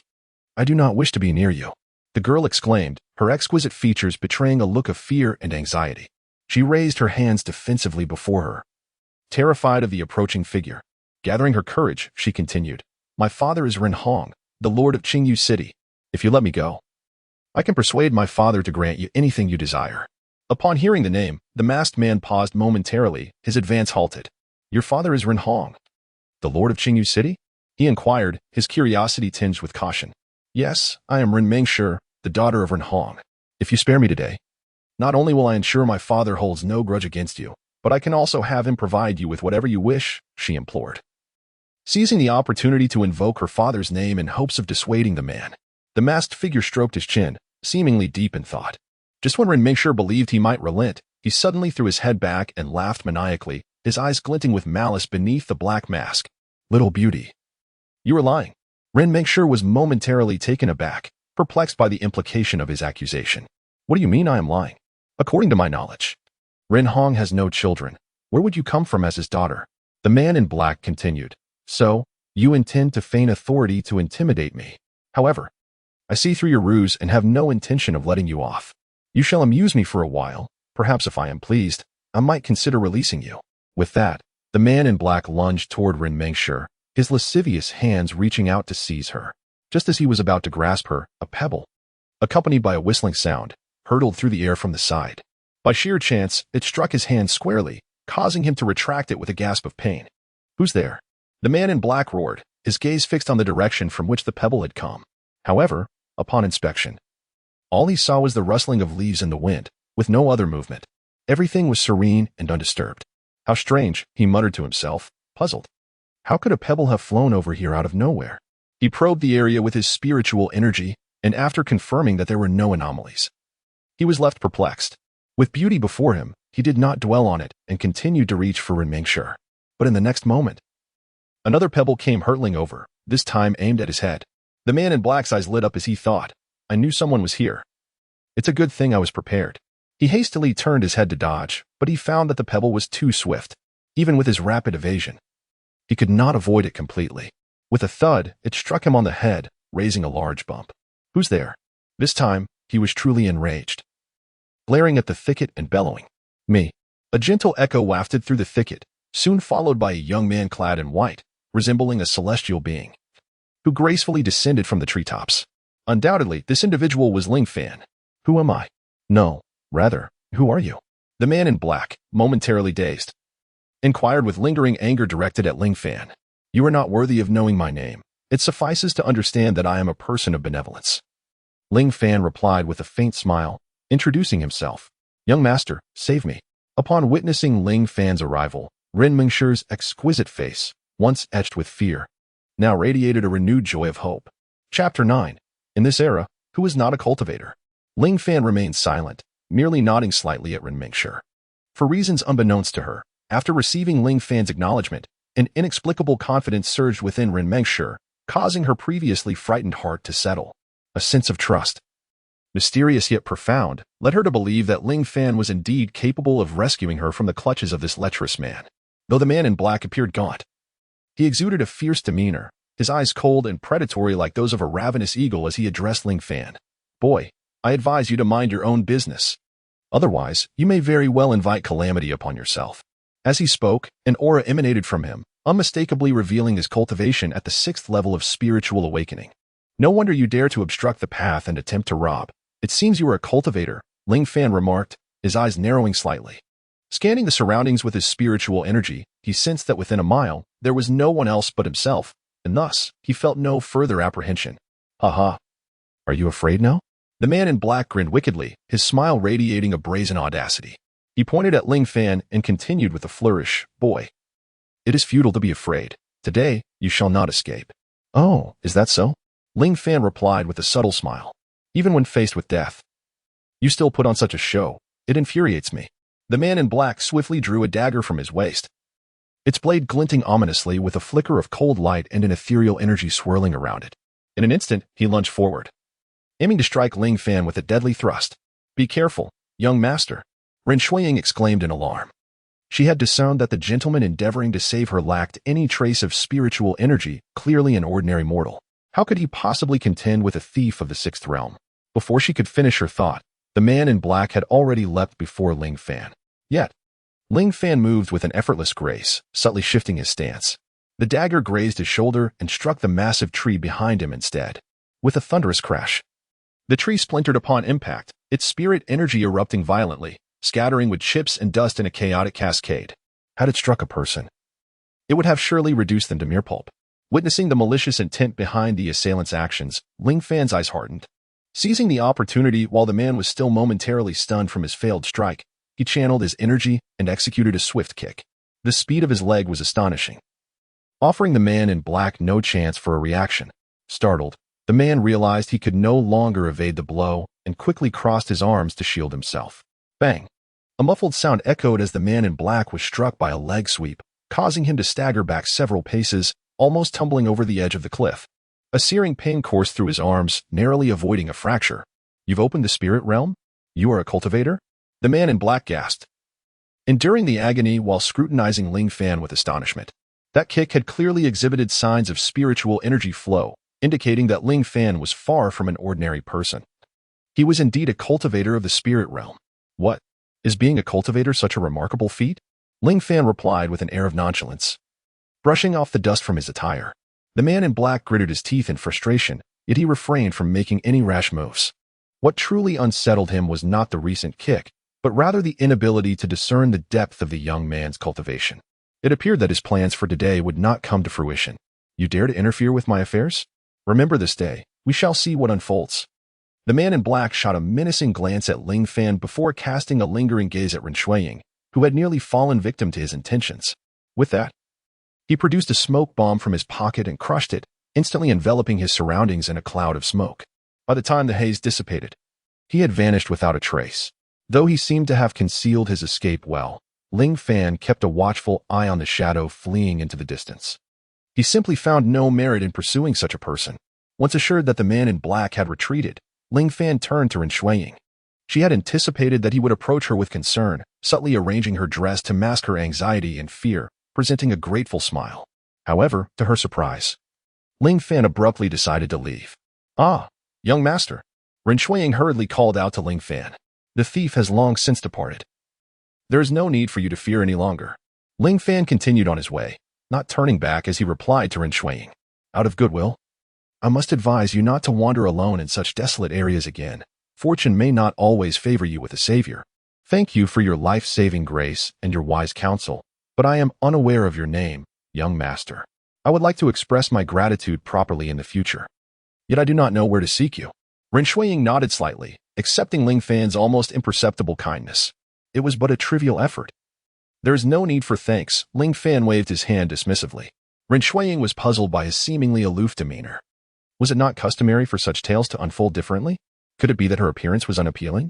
Yet, if that were the case, why would a thief have taken an interest in her? "You must pause for a moment, young master." As Ling Fan was about to walk away, Ren Shuiying, feeling a hint of urgency, called out with a touch of coaxing in her tone. "What is it now?" Ling Fan, surprisingly, did halt upon hearing her gentle plea. "You see, I have twisted my ankle and can no longer walk," she said, softly rubbing her injured ankle and letting out a delicate sigh, her lips forming a pout as she spoke to Ling Fan. "Could you kindly assist me by escorting me to Qingyan City to find my father? I assure you, he will reward you handsomely for your kindness." With her exquisite beauty paired with such an endearing and vulnerable demeanor, it was likely that few men could resist feeling a pang of compassion. Ling Fan paused for merely a few seconds before resuming his journey, instructing, "Please wait here for a moment. Someone will come to fetch you." As she watched Ling Fan's figure recede into the distance, Ren Shuiying felt a sense of helplessness. It was astonishing that such a strikingly handsome man existed in the world, and despite her efforts to offer him an opportunity to show concern, he seemed indifferent to her plight. With no other option, Ren Shuiying remained seated, gently massaging her delicate white ankle. She pondered whether her father had received the news and how long she would have to wait. What if she encountered bandits again? Would that gentleman come to her rescue once more? Not long after Ling Fan departed, the sound of approaching hoofbeats echoed in the distance, growing louder.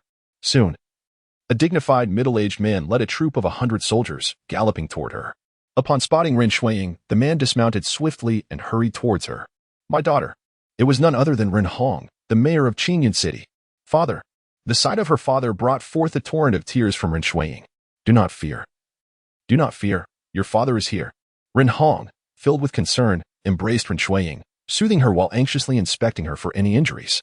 Only when he discovered that she had merely twisted her ankle did he allow himself to relax somewhat. Chapter 10. The Return of Su Yang, my daughter. "Who dares to harm my daughter? I shall make him pay with his life." Ren Hong seethed with rage, his teeth clenched. As the atmosphere of the Fenghua realm trembled under his fury, he yearned to tear the villain apart in his quest for vengeance. Long before Ren Shuiying encountered the man in black, she had utilized a message talisman to convey information to Ren Hong. However, Ren Hong was preoccupied with his recovery at that moment and thus did not receive the missive in a timely manner. When he finally did, a wave of dread washed over him, prompting him to hastily mobilize his troops towards Baiwa Valley. As for why he did not take to the skies on his sword, it was merely because he had just completed his healing and was unable to wield a flying sword in such a short span of time. The thief, clad in dark garments and obscured by a cloth mask, was unrecognizable to me, yet he had already fled. Wiping her tears, Ren Shuiying, feeling aggrieved, addressed Ren Hong, questioning whether it was his mention of her father's name that had frightened the intruder away. She lamented that he had escaped a gruesome fate, and instead wished for him to meet his end at the edge of a sword. Ren Hong, hastily inquiring, lamented the thief's rapid escape, for had he encountered him, he would have surely dismembered him. Yet, the escape did not imply that the matter was resolved. The audacity of the thief to attempt to violate Ren Hong's daughter warranted a pursuit, and should he capture him, the death penalty would be unavoidable. Nonsense. He may know you, but he does not recognize me. Claiming to be utterly unaware that the esteemed lord of Ren Hong City has a daughter, Ren Shuiying retorted with a glare at her father, filled with resentment. A sudden wave of anxiety surged within Ren Hong. He was indeed aware of the circumstances. Ren Shuiying was undeniably his biological daughter. However, due to her frail constitution and persistent ill health during his earlier years, when he was not yet the authoritative lord of Qingyu City, he had entrusted Ren Shuiying to the care of Yuxing's sect, hoping that his friends there would provide her with the necessary support and utilize the sect's resources to heal her ailments. Few are aware that Ren Hong has a daughter. Why did that scoundrel flee? Ren Hong, despite his curiosity, inquired of Ren Shuiying. There was a young master. Ren Shuiying recounted the events that had just transpired. Upon hearing her words, Ren Hong's countenance darkened, and he was filled with perplexity. Was the young master, whom his daughter referred to as her savior, truly such an extraordinary figure? She employed every conceivable compliment, noble bearing, like a jade tree swaying in the wind, and graceful demeanor, depicting him as nothing short of a celestial being. Moreover, she claimed he single-handedly repelled a thief at the 6th level of awakening. How was it that he remained unaware of such distinguished talent in Qingyun City? Yet, she seemed reluctant to disclose his name. Ren Shuiying expressed her frustration. It was highly likely he hailed from Qingyun City. Next time they encountered him, she would bestow upon him some rare treasures of heaven and earth. Ren Hong was not particularly inclined to dwell on this young master.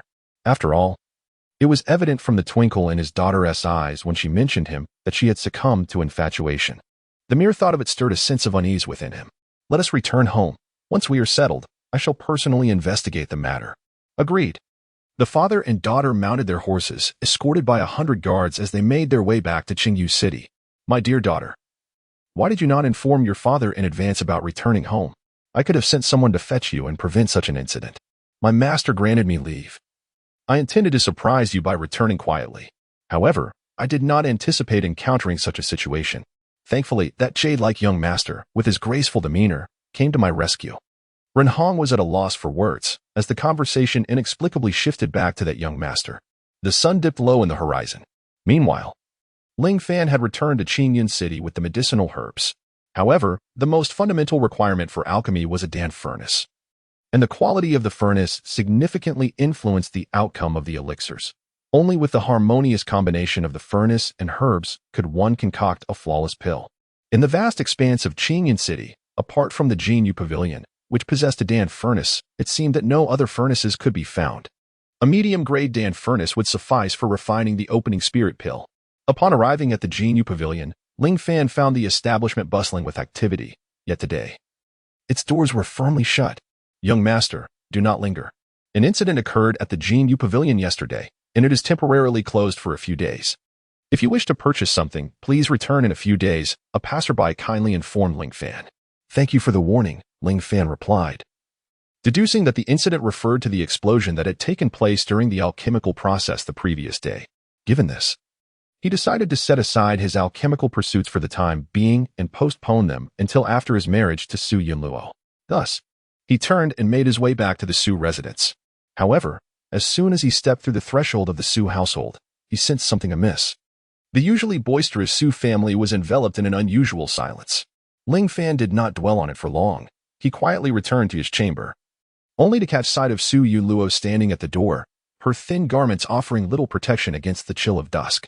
She was shivering, her anxious gaze frequently darting toward the outside. From a distance, as Ling Fan's figure reappeared, Su Yunluo felt a surge of warmth in her eyes and, unable to contain herself, rushed into his embrace, her voice trembling with emotion. You have finally returned. I feared that you. Ling Fan held Su Yunluo gently, soothingly patting her back as he reassured her. Silly girl, do not worry about me. What could possibly happen? Have they come looking for you again? Su Yunluo nodded within his arms, wiping away her tears, fear evident in her tone. Today, Su Yang returned.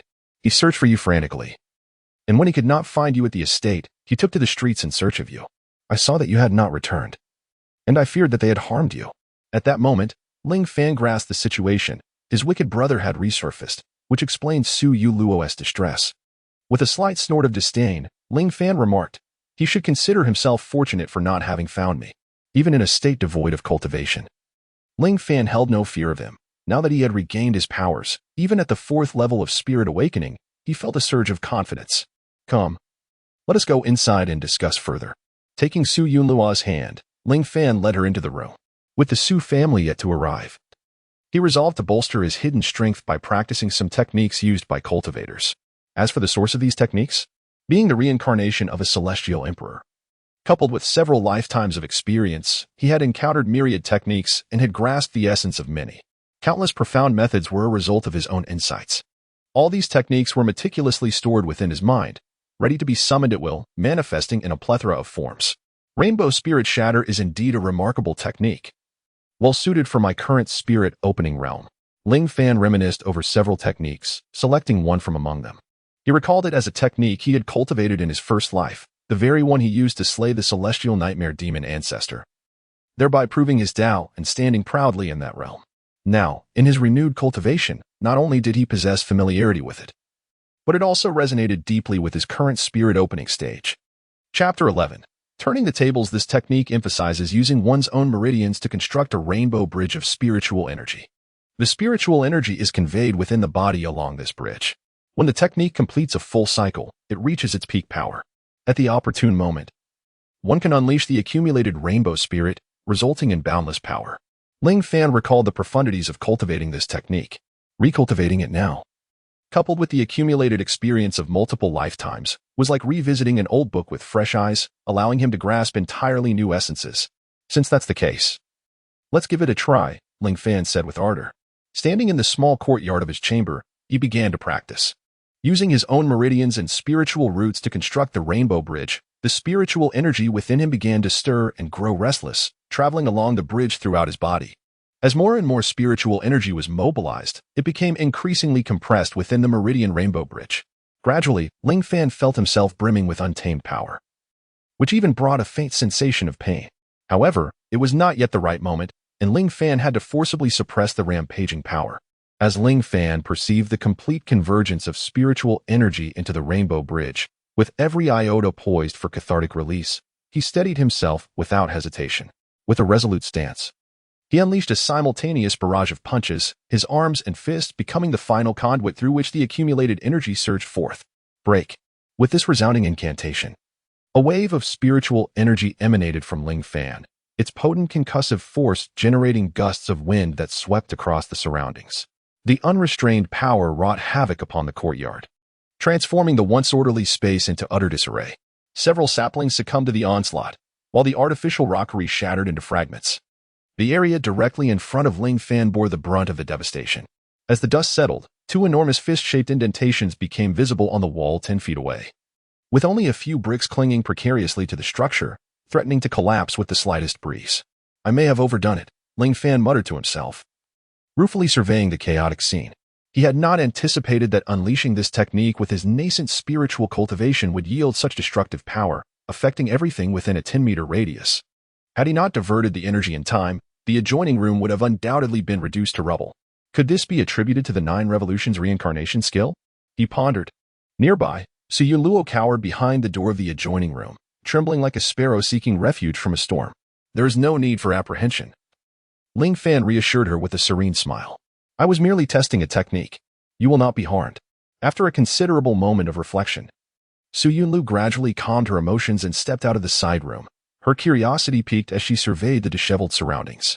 Though a mere mortal, she had witnessed her younger siblings practice their skills, observing them shatter wooden stakes and cleave trees with their swords, as well as utilizing their cultivation to overpower others. Yet, she had never encountered such formidable displays of power. Sir Ling, your prowess is truly astonishing, she exclaimed, unable to ignore the chaos around her as she approached Ling Fan, her admiration evident in her gaze. Is that so? Ling Fan replied with a gentle smile, ruffling her hair affectionately. That's why, with my strength to protect you. You need not fear or worry about them any longer. Su Yunlu nodded, having just witnessed the earlier events. She wholeheartedly believed Ling Fan to be the most formidable person in the world. Anyone who dared to trouble her would undoubtedly be brought low by him. At that moment, a hurried cacophony of footsteps approached. Ling Fan, you scoundrel! How dare you return? The furious voice echoed even before its owner appeared, following closely behind a throng of admirers. A youth of unremarkable appearance but adorned in fine garments entered through the doorway. Upon recognizing him, Su Yunlu's expression darkened momentarily. Yet she felt no trace of the usual panic or fear in the face of adversity. She turned to Ling Fan and declared, This is my brother, Su Yang.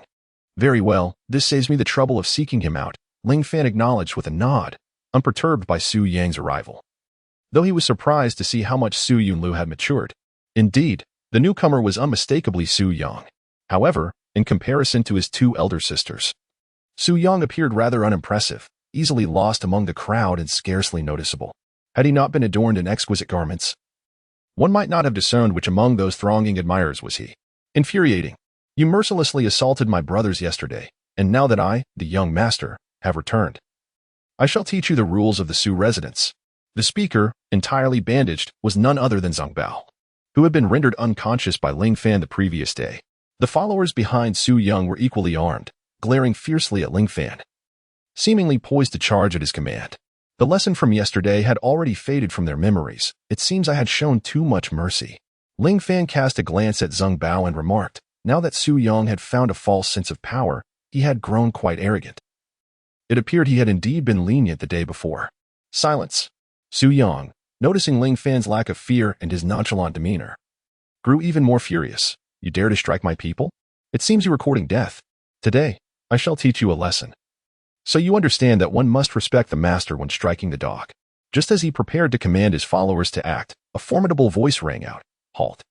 No one shall harm Ling Fan without my consent. The command instantly froze Su Yung and his companions in their tracks. Sister, why do you show favoritism to an outsider?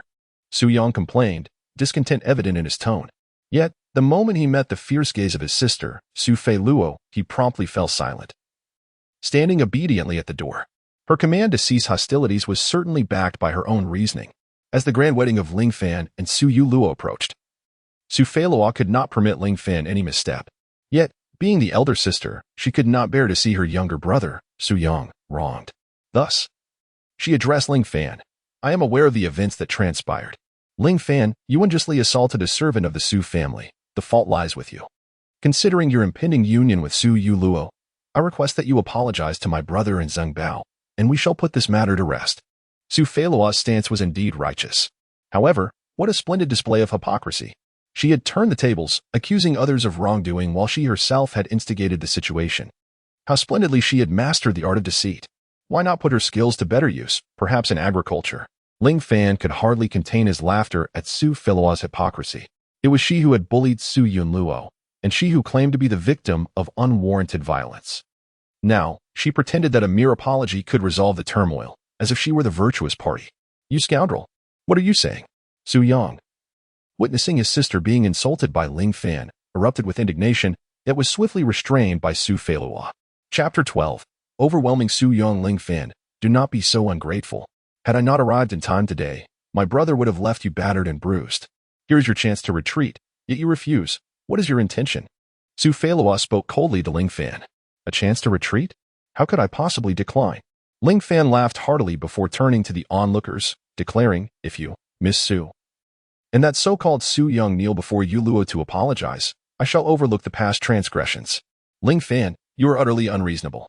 Upon hearing this, Sophie Luo clenched her silver teeth in hatred and withdrew her hand that had been blocking Su Yung, the implication clear without words. Su Yung, now seething with rage, noticed that his sister did not impede him, and thus he bellowed at Ling Fan, Scoundrel, how dare you insult my sister? Today, I shall make you kneel and beg for mercy. With that, he seized a club and swung it towards Ling Fan.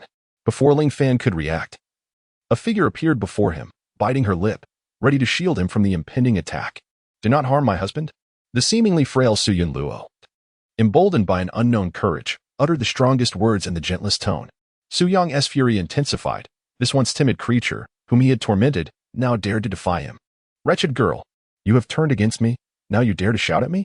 Without a moment's thought, he swung the club towards Su Yun Luo's head, infused with a hint of spiritual energy, showing a complete disregard for her life. Bang! Su Yun Luo braced herself for the blow, closing her eyes in fear. But to her astonishment, the anticipated pain never came. Upon opening her eyes, she saw the club halted just before her, as if obstructed by an unseen force, unable to descend even a fraction.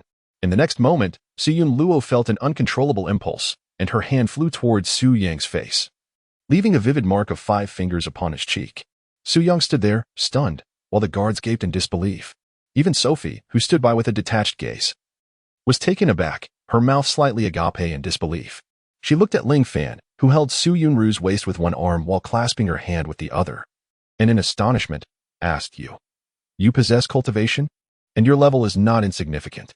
But wasn't he supposed to be a useless person incapable of cultivation? Su Yunru, equally stunned, was the first to discover Ling Fan's abilities, knowing that he had only begun his training the day before. In her estimation, he should only have reached the initial stage of spiritual awakening. Yet, he had effortlessly deflected Su Yang's attack. His earlier display of protectiveness was undeniably charming. Ling Fan whispered softly in her ear, his warm breath causing her cheeks to flush crimson, her body melting into his embrace.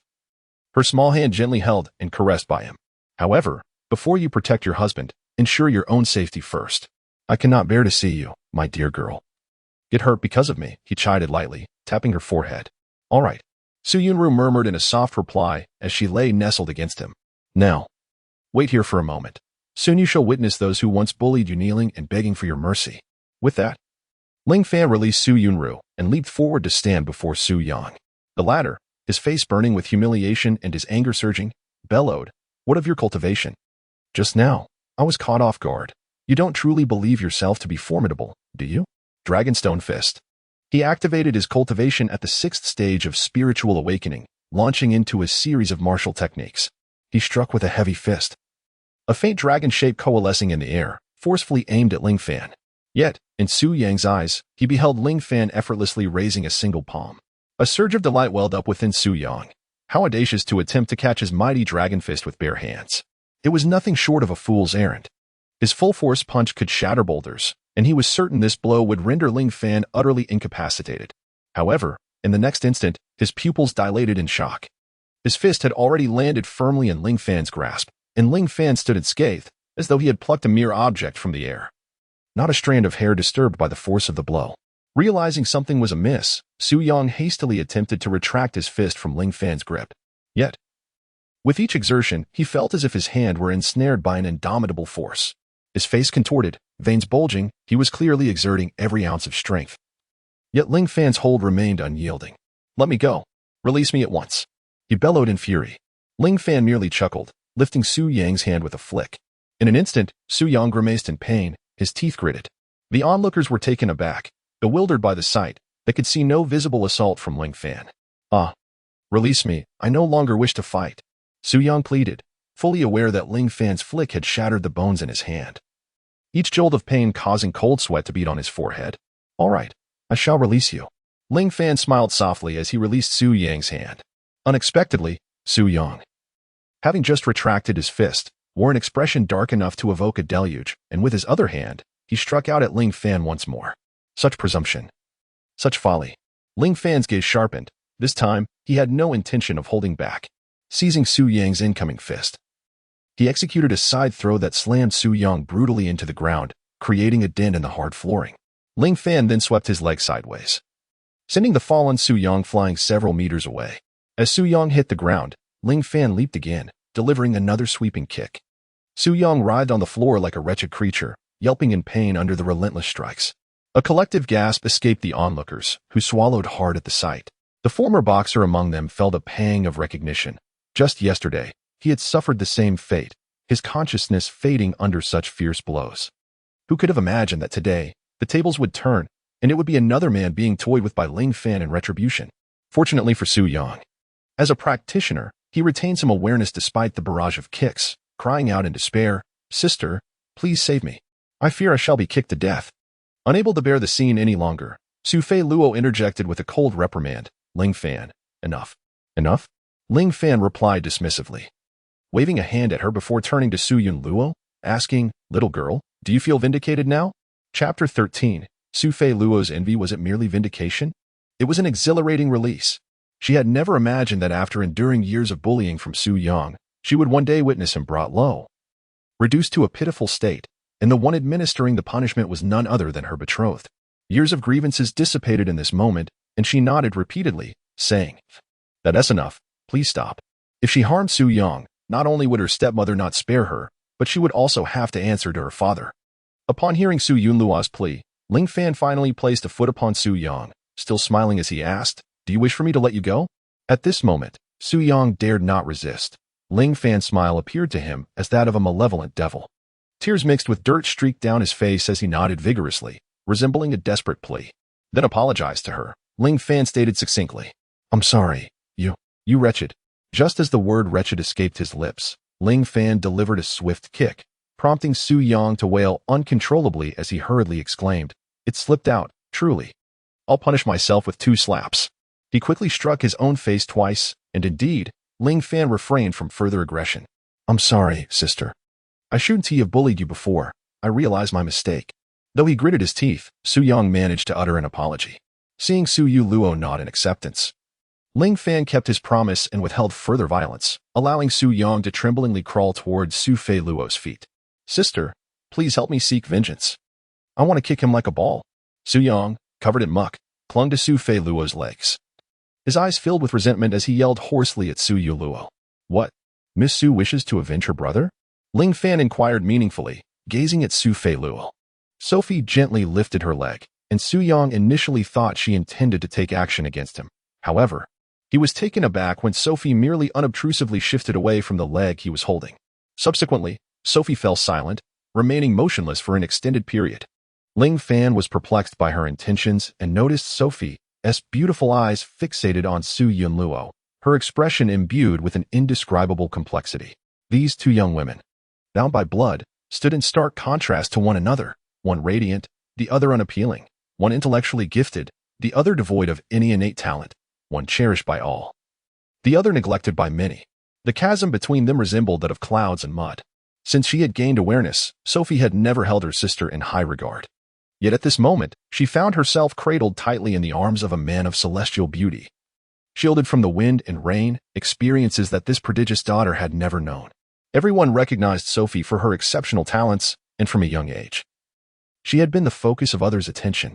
To meet the expectations of the Su family and the admiration of others, she felt compelled to strive relentlessly. To stand out among the crowd. Exhausted, she could only rely on herself when faced with danger, as no one had ever genuinely cared for her. Nor had anyone stood before her to protect her. A twinge of envy began to take root in her heart. Compounding her complex feelings was the fact that this man was someone she had consciously relinquished to her sister. Sister, why are you dawdling? Quickly deal with Ling Fan and that hideous wretch. Neither of them should be spared. Su Yang's furious shout jolted her back to reality, and with that, the feeling of envy dissipated under the weight of his outburst. Ling Fan is but a mere wastrel, even if he possesses the ability to cultivate. What significance does it hold? Can he truly compare to me, the illustrious daughter of heaven? As for Su Yunluo, she is even less worthy of mention, ugly and inept. She could hardly flourish, even with protection, destined to languish in mediocrity for decades, eventually fading away in the passage of time. Meanwhile, I shall soon enter the Kanjing sect. Becoming a disciple of the immortal teachers, pursuing the grand path, attaining enlightenment, and ascending to become a peerless powerhouse. Enough. You are at least in the 6th realm of spiritual awakening, yet you were soundly defeated by a mere novice. How utterly incompetent. Su Feilua glared at Su Yang, expressing her disappointment.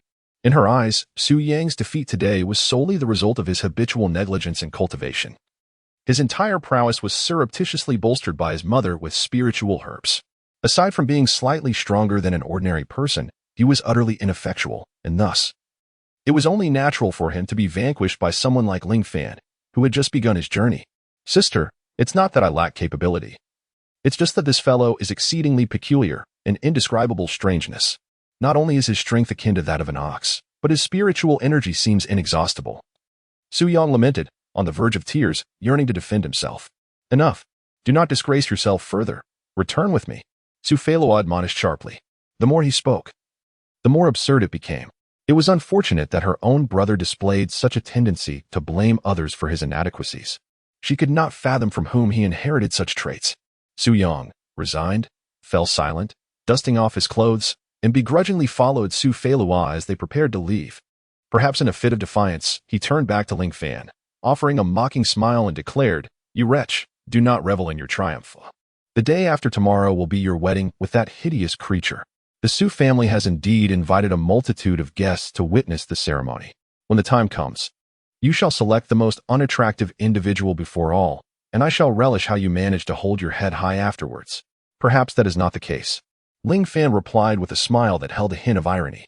Upon hearing Su Yang's words, Su Yunlu's earlier feelings of inferiority surged back, and the sparkle in her eyes gradually dimmed. The thought of facing the gaze of so many people in just 2 days filled her with anxiety. Do not worry.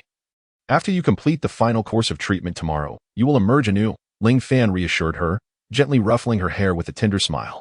After 2 days of recuperation, the poison within Su Yunlu had nearly been purged, and the purple splotches on her face had faded significantly. At that moment, she already bore the semblance of a beauty, and she could hardly fathom how stunning she would be when reborn in 2 days. After the Su siblings departed, Ling Fan naturally did not spare Zhang Bao and his cohorts. Following yet another round of punishment, Zhang Bao was utterly reduced to a state of helplessness, destined to spend the remainder of his life confined to a bed. On the eve of the grand wedding, Ling Fan found himself uncharacteristically at leisure, choosing to remain at the Su residence to keep Su Yunlu company. Strangely, the day after being beaten, Su Yang had not sought revenge, allowing the matter to settle. Unbeknownst to Ling Fan, who had not ventured out, Su Yang had indeed devised a different method of retaliation.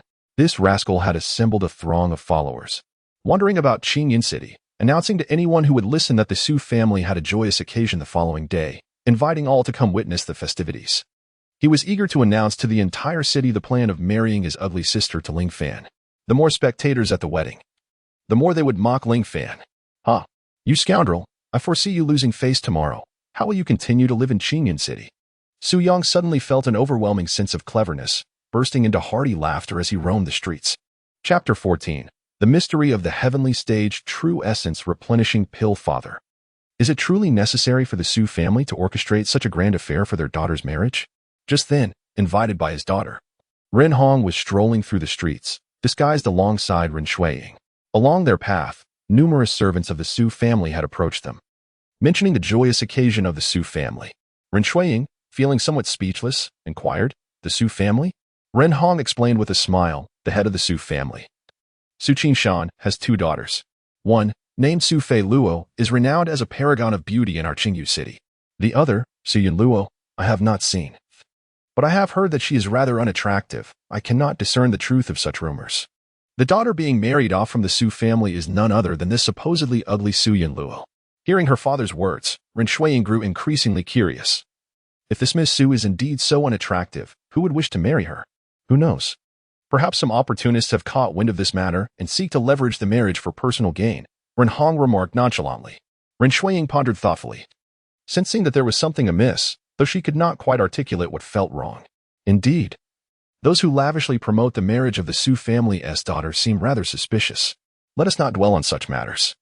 I shall accompany my father to a place to procure a fine item. Ren Hong waved his hand, expressing his disinterest in the affairs of these noble families, for he had something of utmost importance awaiting him. With that, Ren Hong led Ren Shuiying to the Golden Jade Pavilion. "Ah Hong, you have finally arrived."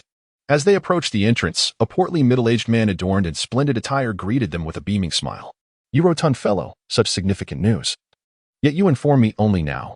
Ren Hong unabashedly kicked at him. The corpulent man stood firm, unaffected by the force of the kick, sheepishly rubbing his forehead. "I have only just returned to Qingyu City. By the way, this is the esteemed daughter that Lord Ren often speaks of. After many years, she has blossomed into a graceful young lady. Enough with the flattery." Ren Hong turned to introduce his daughter. "This is your Uncle Rong, the master of the Golden Jade Pavilion." "Greetings, Uncle Rong." Ren Shuiying smiled sweetly and offered her salutation. "Hello, littling. I have known your father for over a decade. I even held you when you were but a child. Regrettably, I have not visited you all these years. To make amends, feel free to explore our Golden Jade Pavilion today and select 3 items of your liking as a gift." Rong Qiu generously waved his hand, displaying his magnanimity. Ren Shuiying glanced at her father, and upon receiving a nod from Ren Hong, she graciously expressed her gratitude, saying, "Thank you, Uncle Rong. Now, please take us to see the surprise you mentioned." Subsequently, the father and daughter of the Ren family, under the guidance of Rong Qiu, arrived at a resplendent reception room on the top floor of the Golden Jade Pavilion. Inside, several individuals greeted Ren Hong warmly upon his arrival. "Ah Hong, come over and see what this is," Rong Qiu said, hastening towards a gilded table and mysteriously pointing at a jade box. Ren Hong and Ren Shuiying approached, their curiosity piqued as they examined the jade box, speculating about the treasure it might hold that warranted such secrecy and excitement from the pavilion master. "Stop teasing us. Just open it," they urged. All right. Rong Qiu responded, gently lifting the jade box's lid. A fragrant aroma wafted from within, and Ren Hong, upon inhaling it, felt a subtle healing sensation in its true essence. As the box was fully opened, a milky white pill lay nestled inside. A heavenly grade true essence nourishing pill? Ren Hong gasped in astonishment at the sight of the pill, but his surprise deepened when he noticed the flowing runes adorning it. Pill rhythm?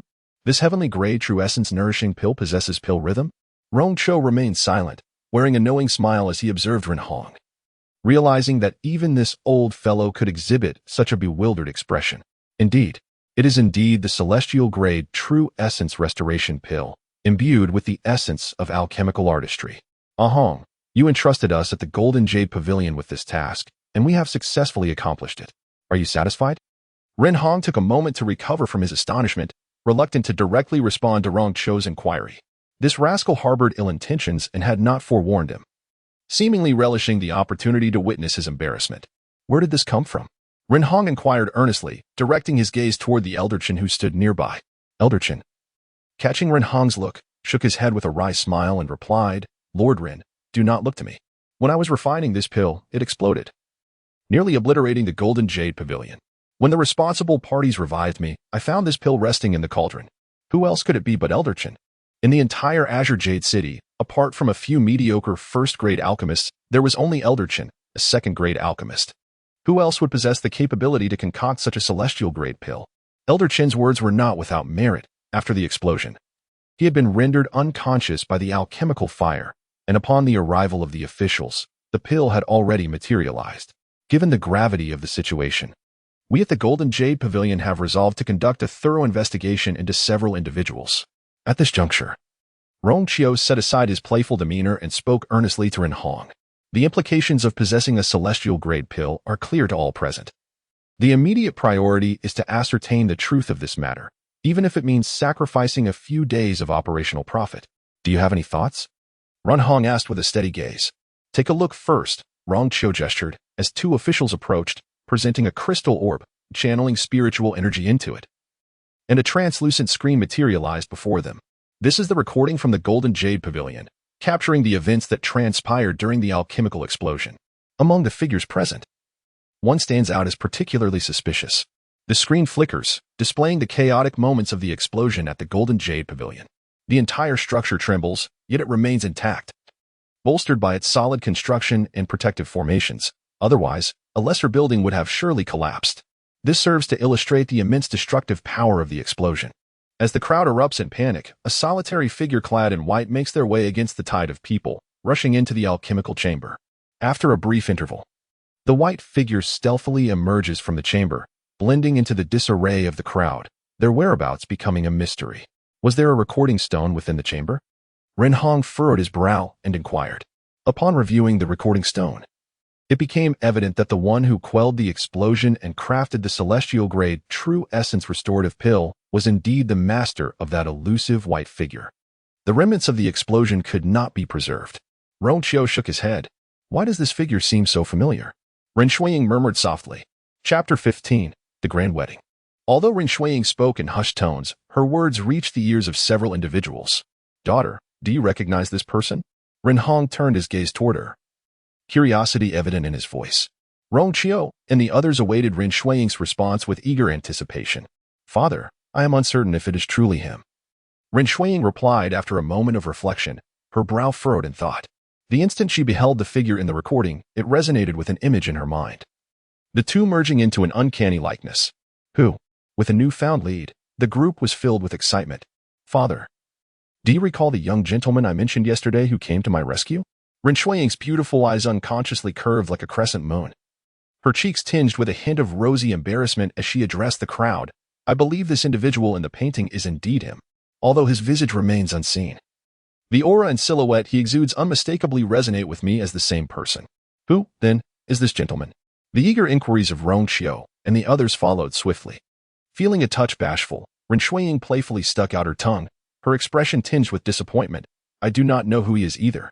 Given that this person appeared in the 100-Flower Valley, he must undoubtedly be someone from our againw city. With a bit of investigation, we shall surely uncover his identity.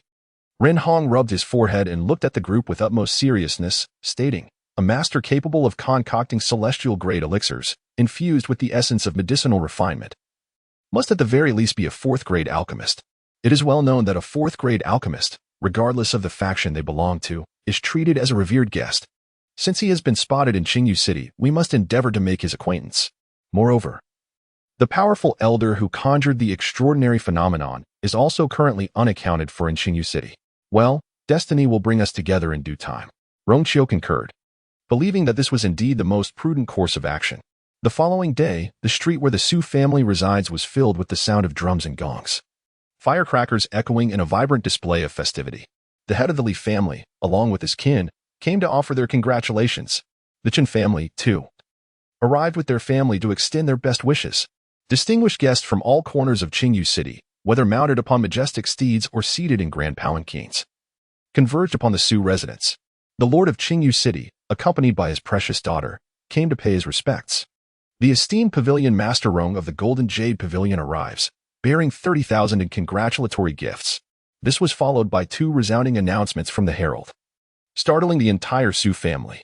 Su Qishan, upon hearing this, was immediately taken aback and hastened to the entrance to greet them personally with utmost respect. Lord Ren, Pavilion Master Rong, please forgive my delayed welcome.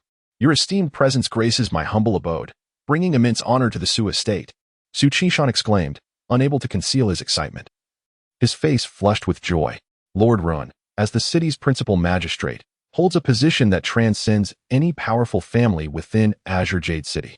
Moreover, Ren Hong himself is a formidable soul platform cultivator, whose strength alone warrants the Su family's utmost respect. Not to mention, Pavilion Master Rong Chiu of the Golden Jade Pavilion effectively controls the economic arteries of Azure Jade City, backed by the formidable Golden Jade Commerce Guild.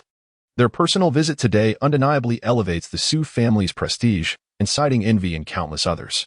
Patriarch Su, you are too courteous. Today marks a joyous occasion for your Su family, and it is my honor to extend congratulations on acquiring a son-in-law of exceptional talent. Ren Hong responded with a respectful bow and smile. Patriarch Su, are you truly willing to part with your celestial daughter? I wonder which prodigy is fortunate enough to win her hand?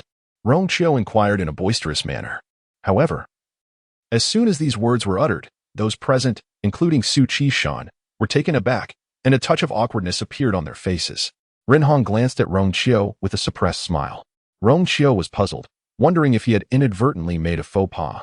Ahem, Su Qishan cleared his throat lightly, offering an apologetic smile as he explained to Rong Chiu, Pavilion Master Rong, your demanding schedule must have prevented you from receiving the news. Today, the Su family is not marrying off my youngest daughter, Philo, but rather my eldest daughter, Su Yunluo. Rong Chiu has just come to this realization. He had returned from a business trip yesterday and only received the news of the Su family's wedding without paying close attention to the invitation. It is no wonder he mistook the person involved. After all, it is unlikely that a family would willingly part with such a remarkable daughter at an early age. However, Rong Chiu recalled certain rumors regarding Su Yunluo, the eldest daughter of the Su family, and his curiosity slipped out before he quickly sealed his lips. Oh, you should eat more to keep your mouth shut later. Ren Hong chuckled in bemusement. Yes, Lord Ren, Master Rong. Please follow me to the esteemed guest seating. Su Qishan, feeling the awkwardness, swiftly took the opportunity to lead the 3 into the mansion, into the honor table. Upon entering, Ren Shuiying spotted a beautiful young woman surrounded by admirers not far away. This must be Su Philo, she thought, quite stunning indeed. It is said that she has caught the eye of an elder from the Kanjiing sect and will soon become a member of the immortal realm. Ren Shuiying whispered to herself. Yet, for some inexplicable reason, she felt an aversion towards her. After the 3 took their seats, Ren Shuiying peered curiously into the grand hall, seemingly searching for someone. Where is the groom? I wish to see what he looks like. At this moment, she was far more interested in discovering the identity of the groom and pondering what kind of man would be willing to set aside his pride to marry a woman like Su Yuluo, clearly seeking to align himself with the Su family. Certainly, the sentiment of apprehension was not unique to Ren Shuiying. Nearly all the guests attending the banquet shared similar thoughts. Who exactly is Su Yunluo? Although few have had the privilege of seeing her in person, the title of the ugliest woman in Qingyu City is not without its substance. Which man would willingly marry such a woman solely for the power of the Su family? One must admire the courage of such a warrior. In the Su family's courtyard, within the chambers of Ling Fan and Su Yunluo, the atmosphere was adorned with several joyous characters, red lanterns hanging in abundance, and the flicker of celebratory candles, all contributing to a semblance of festivity. As for the dilapidated walls in the small courtyard, the Su family attributed this to Su Yang, conveniently sparing Ling Fan from any blame and instead ensuring the area was tidied up in advance. Inside the room, Ling Fan slowly lifted Su Yunluo's veil. She had just completed her final dose of treatment and felt a mix of anticipation and anxiety. Had the blemish truly vanished? Would she appear even less attractive? With the impending wedding drawing near, where she would be the center of attention among the city's elite, Her heart raced with trepidation. The moment of revelation was imminent. "I am confident," Ling Fan declared with assurance. He too was eager to see what Su Yunluo would look like without the affliction. Although she had refrained from showing him her face in the past few days, he was uncertain of the situation concealed beneath the veil. Just as he was about to unveil her, Su Yunluo gently grasped his hand, trembling slightly as she implored, "Husband, perhaps we should wait? I am not yet prepared. Let us save the revelation for the bridal chamber." Hearing the hint of pleading in her voice, Ling Fan refrained from insisting and slowly withdrew his hand. At this moment, the voice of the matchmaker resonated from outside the door. "Miss, young master, the auspicious hour is approaching. The head of the family requests that you don your wedding attire and prepare to proceed to the grand hall for the ceremonial rites." Chapter 16. This marriage I shall not allow. The grand hall of the Su family was already filled with guests, and many from the city had gathered outside, eagerly anticipating this illustrious union. The auspicious hour had arrived. "Please, the bride and groom, enter the hall to pay your respects," with a resounding call from the officiant at the entrance. Under the gaze of hundreds, a pair of radiant souls, hand in hand, gracefully approached the grand hall of the Su family. The groom, with his striking eyebrows and bright eyes, exuded an air of gallantry and was undeniably handsome. Clad in a meticulously tailored red wedding robe, he not only added a touch of festivity but also accentuated his noble demeanor, radiating warmth like precious jade. The bride, with her graceful figure and enchanting silhouette, moved with a delicate elegance, her slender form adorned with a red veil that swayed gently like a vibrant blossom in the spring breeze. Had one not known that an unsightly visage lay hidden beneath the veil, it would have been difficult to suppress one's imagination about the exquisite beauty that such a splendid figure would warrant. As they made their entrance, the guests could not help but whisper among themselves, "Is this groom truly such a striking young man? It seems a pity for such handsome features to be wed to a daughter from an ordinary family. Surely many would vie for his affection. Yet he chooses to marry an eyesore. Ah, the allure of power indeed bends the will, for the sake of aligning with the Su family as prestige.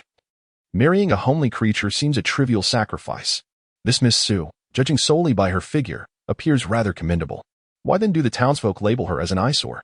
Could it be that the rumors are indeed erroneous? How could there be any mistake? I had once caught a glimpse of her. Yet a terrifying purple mark adorned her face, an image that lingers vividly in my memory, causing me to feel a shiver even now. I hope you do not find yourselves frightened later on." Though the whispers were hushed, their volume was insufficient to escape the keen ears of the Su family, particularly that of Su Qinshan, who found himself in a most awkward predicament. While he had anticipated the events of the day, the harsh murmurs of speculation still left him feeling somewhat disheartened. No matter how one might view Su Yuluo, she remained his own flesh and blood. Alas! With the arrow already on the string, there was no choice but to proceed with the wedding. At that very moment, Ren Shuiying, lost in thought at the banquet, was jolted back to reality by the chatter around her. She leaned forward, stealing a glance at the groom. Yet, that single glance caused her to sit up straight, her eyes narrowing in astonishment. In her excitement, she tugged at Ren Hong's sleeve, who was also observing Ling Fan. Noticing his daughter's action, he leaned closer. "Father." "It's him." "Who?" Ren Hong furrowed his brow in inquiry. "It's him. He is the gentleman who saved me, the one captured in the stone portrait. Now, seeing him again, I am almost certain that this groom not only rescued me, but is also the figure in white from the portrait." Upon hearing this, Ren Hong and Rong Qiu began to compare notes and soon realized that the silhouette did indeed match the groom before them. They were visibly stirred. For this was a fourth-grade alchemist. Such an extraordinary individual was found through such a peculiar means. They were esteemed guests, and he was the protagonist of today's joyous banquet, the groom. However, Ren Shuiying soon pondered a perplexing question, sitting upright before her father. But father, why does he wish to marry Su Yuluo?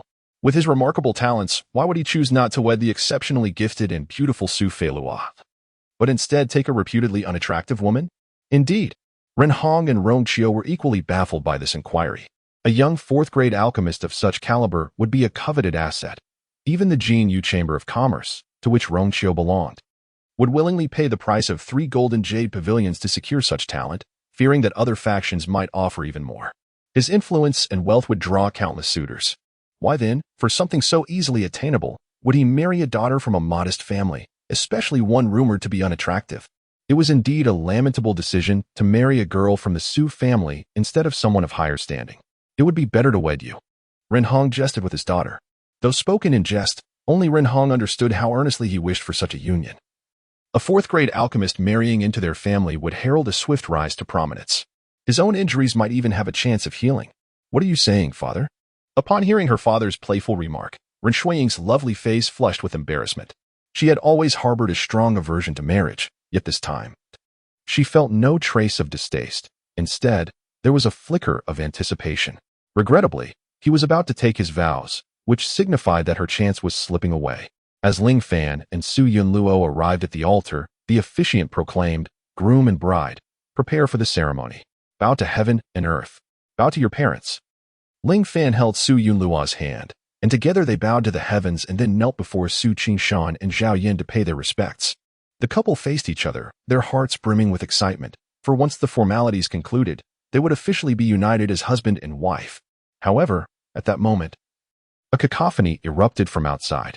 An elderly man with a white beard strode in, flanked by a throng of onlookers, and entered the Su family hall with an air of indignation, exclaiming, "I will not permit this. Who dares to marry my Su family's legitimate daughter to a lowly, useless commoner? Clan elder, what brings you here?" Su Qingshan quickly rose to greet him. This elder was Su Mingjiang, a respected figure of the Su family. His status surpassing even that of Su Qingshan, being the highest-ranking elder aside from Su Qingshan's father.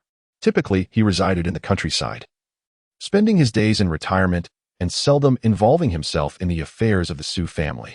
It was unusual for him to appear at such a trivial event as a junior's wedding. "Su Qingshan, have you forgotten my role as clan elder? How could you undertake such a significant matter without consulting me?" Su Mingyang, filled with fury, delivered a resounding slap across Su Qingshan's face. Yet, the formidable Su Qingshan, who had reached the 8th realm of body refinement, did not dare to evade the blow and endured it stoically. "Elder, it was not my intention to act unilaterally," Su Qingshan explained with a bitter smile, disregarding any semblance of dignity. "This marriage was arranged by my father years ago. How could I dare to oppose it?"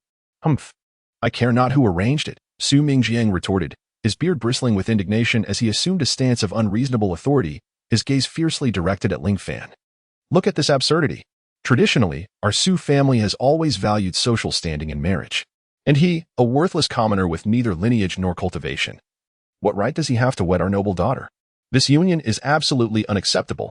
Chapter 17. The City Lord and the Pavilion Master rally their support. While the onlookers reveled in the spectacle, Ren Hong and his daughter exchanged glances of astonishment.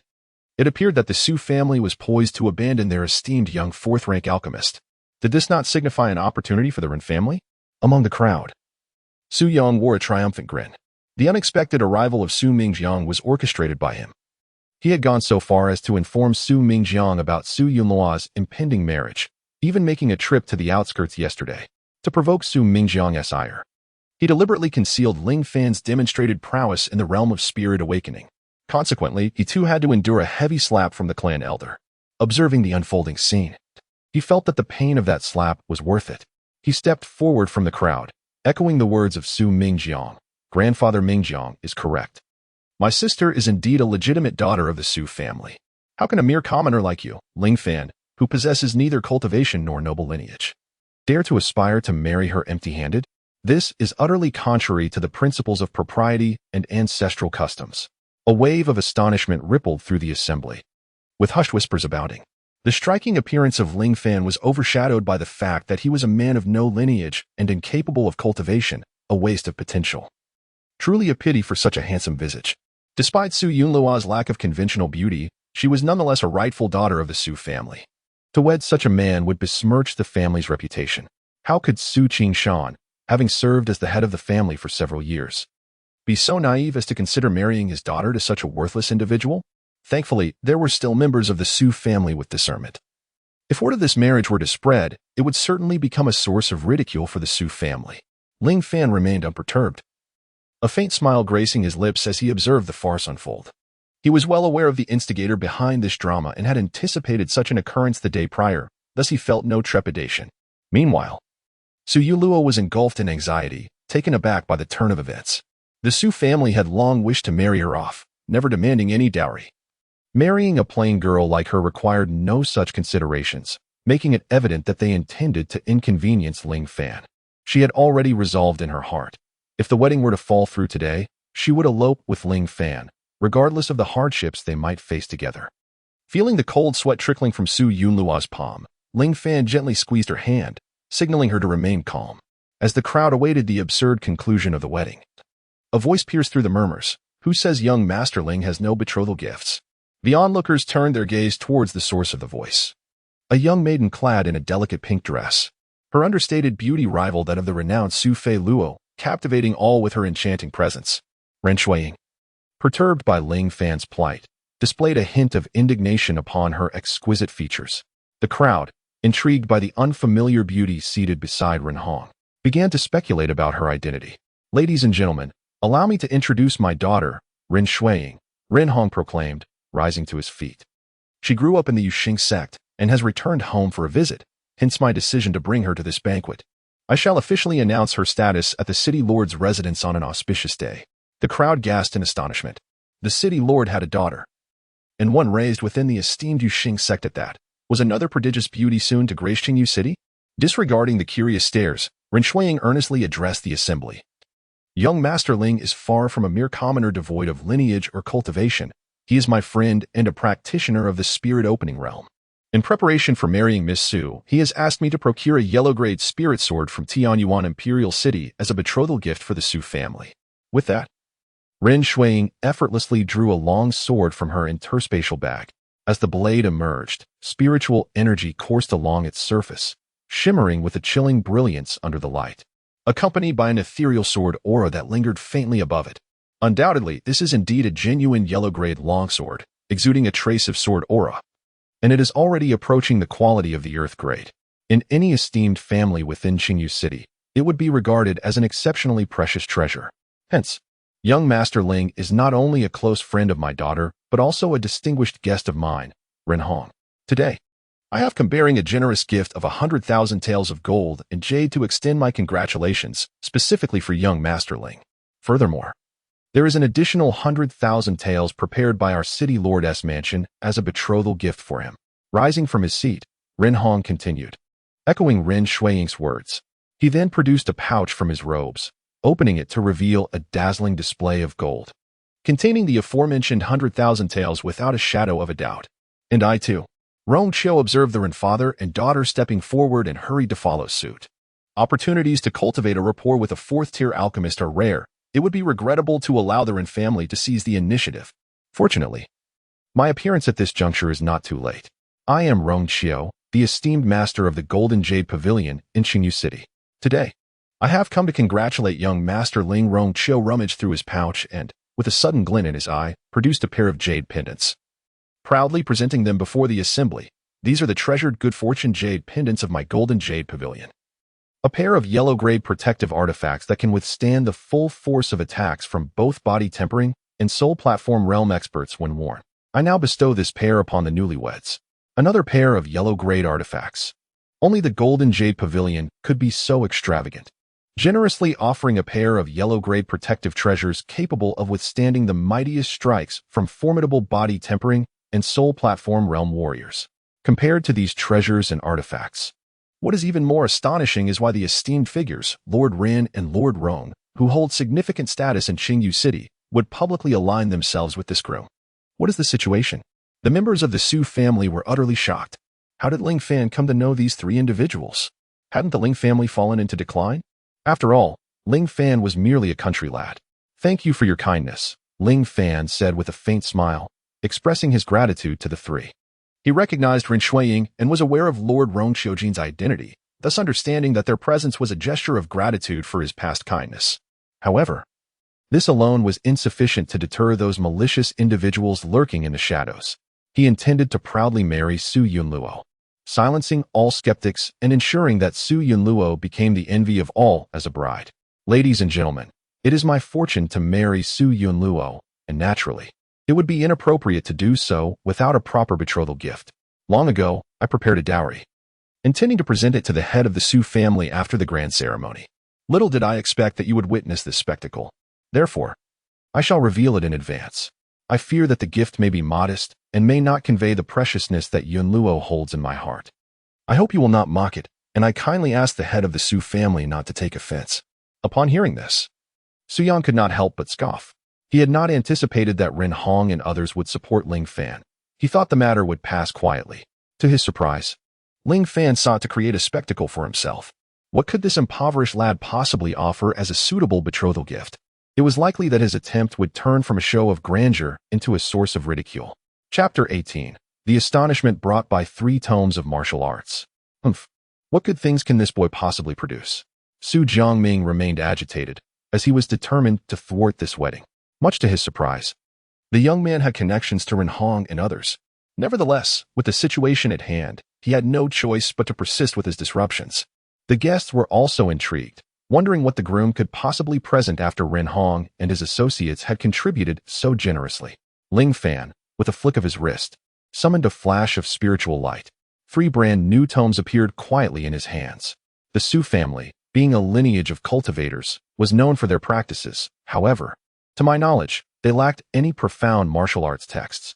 Hence, I have meticulously rewritten these 3 manuals, offering them as a betrothal gift to the Su family. Ling Fan handed the 3 scriptures to Su Qingshan, who was filled with curiosity. Indeed, the Su family was a clan of practitioners. Yet they had little in the way of valuable cultivation texts, which was why they consistently ranked at the bottom among the elite families of Qingyu City. Ling Fan, what esteemed manuals could you possibly present? Surely you haven't merely copied some mediocre texts to make a show of it? We, the Su family, are not a repository for discarded materials, Su Yang remarked disdainfully from the side. Whether they are esteemed or not, your father will discern that upon reading. Ling Fan replied with a charming smile. However, Su Qingshan remained silent. After acquiring the tomes, he began to peruse their contents, becoming increasingly engrossed. With every page turned, his smile grew wider, and as he opened one tome after another, his hands began to tremble with excitement. The onlookers were puzzled, wondering what could have captivated him so deeply. This is a collection of 3 high-tier yellow-grade cultivation techniques. Su Qingshan appeared utterly entranced, his figure trembling as he exclaimed with unparalleled excitement. What? A high-level yellow-grade martial arts manual. The guests in attendance all sat up in astonishment, gathering closer and craning their necks to catch a glimpse. Indeed, it was unmistakable. Such an arcane method of cultivation could only belong to a high-level yellow-grade manual. A yellow-grade manual? The finest martial arts texts in Qingyu City scarcely rival this, and it is likely that only the foremost family, the Qin clan, possesses a high-level yellow-grade manual. 3 volumes, all high-level yellow-grade manuals. With the acquisition of these 3 esteemed texts, the Su family is poised to ascend, potentially surpassing the prominent families and even the Qin clan within a decade or, at most, several decades, to become the preeminent family in Qingyu City. The Su family is on the cusp of a miraculous transformation.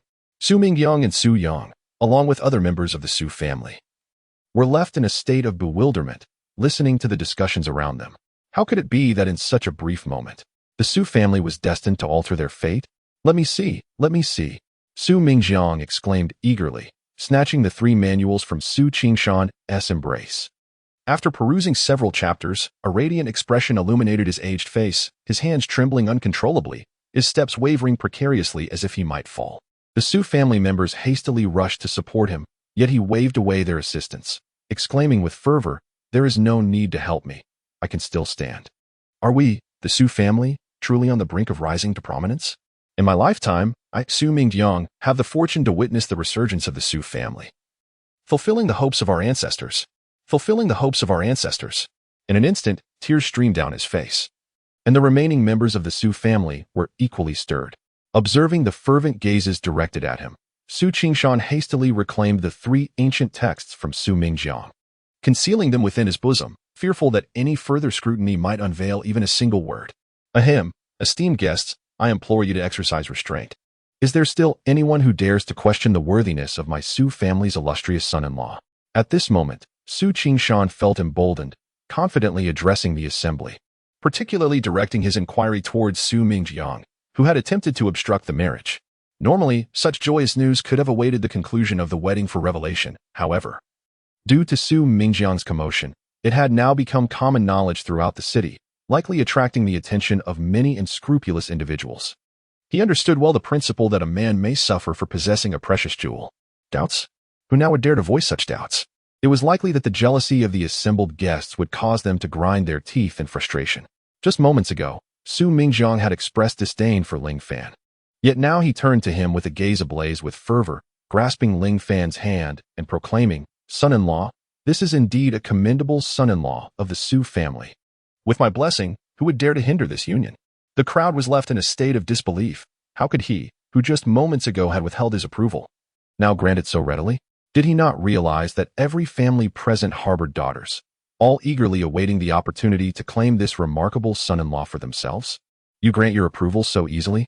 Ling Fan shook his head and replied, "Son-in-law, it was the clan elder who erred. If you harbor any grievances, feel free to express them. The clan elder bears no regrets." Su Mingjiang smiled awkwardly. Few could elicit such a concession from him, aside from Ling Fan. "That is not the case. I initially thought this betrothal gift was rather unimpressive, hence I had prepared another one. However, it seems that will not be necessary." Ling Fan remarked with a slight smile. "Is there more? Besides the 3 volumes of advanced yellow-level cultivation techniques?"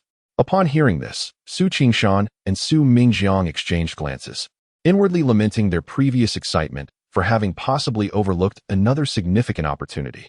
"My dear son-in-law, it is not my greed as your father-in-law that prompts my inquiry, but rather my curiosity about what other betrothal gifts you possess. Might you enlighten me?" Su Qingshan hastily adorned his face with a grin, tinged with a hint of flattery. "Indeed, what other betrothal gifts remain? Allow this elder of the clan to also behold them." Su Mingjiang quickly chimed in, eager to avoid missing out. Ling Fan had no intention of keeping secrets. The gifts were originally meant for Su Yunluo. Thus, he clarified, "I cannot present them just yet. They will be ready in a day or 2. There are 10 spirit opening pills." "What? Spirit opening pills?" The crowd visibly deflated. They had anticipated something extraordinary, only to discover it was merely spirit opening pills, which could easily be procured from the Golden Jade Pavilion with sufficient funds. Hardly remarkable. However, they are of the heavenly grade. Ling Fan added. "What? Heavenly grade?" Su Qingshan exclaimed, his voice rising in astonishment. The difference between ordinary spirit opening pills and those of the heavenly grade is incomparable. The latter can genuinely elevate a practitioner in the spirit opening realm by an entire level, unlike their lesser counterparts which only enhance cultivation within the same tier. "Son-in-law, are you truly claiming they are heavenly grade spirit opening pills? And 10 of them at that?" Su Qingshan sought confirmation repeatedly. "Indeed. The celestial tier spirit opening pill is said to be a minimum of 10 in quantity, with the possibility of a few additional ones depending on the circumstances." Ling Fan replied calmly. If one were to express belief, none present could be skeptical. For it is not surprising for someone who can produce 3 volumes of yellow-grade techniques to also possess spirit-opening pills. However, this is a celestial tier spirit-opening pill. While one such pill may not be particularly remarkable, the mention of 10 or even more is a matter of profound significance for any clan, heralding a transformative change. Chapter 19. The Stunning Su Yunluo Honorable Son-in-Law. "Do you know the whereabouts of these 10 spirit-opening pills?" Su Qingshan inquired anxiously. He had faith in Ling Fan's words, but was tormented by the uncertainty of their location. Should they be lost, it would spell an immense misfortune for the Su family, more painful than death itself. At the Golden Jade Pavilion, Ling Fan turned his gaze towards Rongqiu, offering a slight bow with a smile. "Esteemed pavilion master, may I request the use of your alchemical chamber tomorrow?" Rongqiu, recalling his own affairs, beamed with delight. Hastily returning the gesture, "Young Master Ling, please feel free. Take whatever materials you require from my Golden Jade Pavilion without any monetary obligation." What a jest! How could he refuse? Hosting a 4th-tier alchemist in his pavilion was an honor, especially with such an excellent opportunity to forge a connection with Ling Fan. "Thank you, Pavilion Master Rong." Ling Fan expressed his gratitude. With Rongqiu's endorsement, most present began to believe in the authenticity of the celestial tier spirit-opening pills. However, it seemed that Ling Fan intended to concoct them himself. Could Ling Fan truly be capable of producing such celestial tier spirit-opening pills? Nevertheless, that was no longer a concern for them to ponder. The wedding festivities continued. With a grand gesture, Su Qingshan erupted into hearty laughter. Thus, the farce reached its conclusion. The guests and members of the Su family returned to their seats, their faces radiant with joy. Su Mingyang, who had been the most boisterous, now sat quietly in an imposing armchair, a proud smile gracing his face, as if the Su family had just ascended to greatness. The MC, brimming with enthusiasm, boomed. "Bow to one another, husband and wife." Ling Fan smiled with composure, taking Su Yunluo's hand, and together they bowed in reverence. The grand ceremony was complete, the marriage now sealed. In this moment, the fates of the newlyweds were irrevocably intertwined for eternity. However, amidst the crowd, one individual was engulfed in profound distress. Su Yang's countenance was a picture of despair. He had envisioned a moment of humiliation for Ling Fan, yet it had instead turned into a display of his remarkable prowess. This was intolerable, absolutely intolerable. Seizing the moment as Ling Fan prepared to lead Su Yunluo to their bridal chamber, a surge of malice welled within him. He unleashed a powerful punch from a distance, the force of his strike hurtling towards Su Yunluo. Ling Fan, I wonder how long you can bask in your glory. What does it matter if you present such a lavish dowry? You are still marrying a hideous creature. Let all the distinguished guests of the city behold your wife's grotesque visage. He seemed possessed, laughing maniacally. Yet as he laughed, Su Yang gradually fell silent, his eyes wide with disbelief. In an instant, the punch had swept aside the red veil, but beneath it was not the familiar ugly face he expected. Instead, it revealed a visage entirely unknown to him, an unfamiliar face he had never encountered. Her skin was as fair as snow, and her eyes, like delicate pearls, sparkled with allure. Unparalleled in grace and beauty, akin to the finest jade, this visage defies description with all the exquisite adjectives this world has to offer. Flawless and devoid of any imperfections. It appears as though the heavens themselves meticulously sculpted this masterpiece to showcase their artistry. Su Yang, a dandy accustomed to the allure of countless beauties, always considered his sister, Su Fei Luo, to be the most enchanting of them all. However, upon this fateful encounter with the mysterious Ren Shuang, the very definition of beauty transformed before his eyes. Today, the boundaries of beauty shattered. The unfamiliar woman before him surpassed even his sister Su Fei Luo in her breathtaking allure, possessing a beauty that seemed beyond this realm. Su Qingshan and Zhao Yan, along with the other members of the Su family, stood transfixed, their astonishment palpable as they beheld this stunning bride. Who is she? Where has Su Yunluo gone? The guests, equally captivated, could not tear their gaze from the bride, their eyes wide with wonder, desperate to etch her features into their memories. In the crowd, Su Fei Luo, who had been observing the wedding with a cool demeanor, found herself momentarily speechless. She prided herself on her unparalleled beauty, believing no one in Qingyu City could compare. Yet, this young lady before her evoked a sense of inadequacy, prompting a pang of jealousy within her heart. Consumed by this feeling, she drew her sword from her waist, pointing it menacingly at Su Yunluo, her voice cold and demanding. Who are you? Today is my sister's wedding to Ling Fan. Why do you dare masquerade as the bride? Unaware of the unfolding drama, Su Yunluo, bewildered and on the verge of tears, exclaimed, It's me, Su Yunluo. Sister, do you not recognize me? Tears of fear cascaded down Su Yunluo's cheeks, adding an exquisite touch of vulnerability to her already captivating beauty. She turned to Ling Fan, her voice laced with urgency. Husband, have I become even more unattractive? Is that why they cannot recognize me? She had anticipated that the day's wedding would unfold in a mundane manner, and prior to the ceremony, she had refrained from looking in the mirror, dreading the sight of her lingering imperfections that might instill fear in her heart. Yet, unexpectedly, before they could even reach the bridal chamber, her veil was lifted. It is not that you are ugly. Rather, you are so stunning that they fail to recognize you. Ling Fan gently replied, caressing her face with tenderness. To be honest, for a fleeting moment, Ling Fan was taken aback. He had confidence in his remedy for Su Yunluo and believed her to be an unparalleled beauty, yet he was unprepared for the sheer brilliance before him. As the nine-turned celestial emperor, he had encountered countless celestial maidens across several lifetimes, each possessing extraordinary beauty. However, this woman before him was not inferior to any of them and, in fact, surpassed many. The only one who could rival her was an old acquaintance from the heavenly realm. If you do not believe me, gaze upon the reflection yourself. With a simple gesture, Ling Fan conjured a mystical mirror of ethereal light. Su Yunluo's eyes trembled as they met the mirror's surface. Upon witnessing the breathtaking visage that even she found astonishing, she momentarily fell into a state of bewilderment.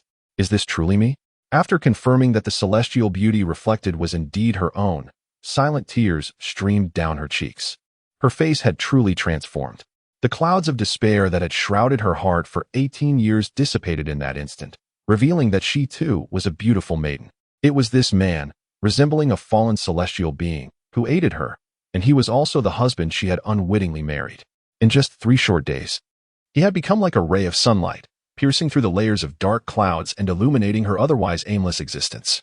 In the next moment, overwhelmed by emotion, she wept joyfully and threw herself into Ling Fan's embrace, sobbing uncontrollably. "My dear, today is a day of celebration. Why do you weep?"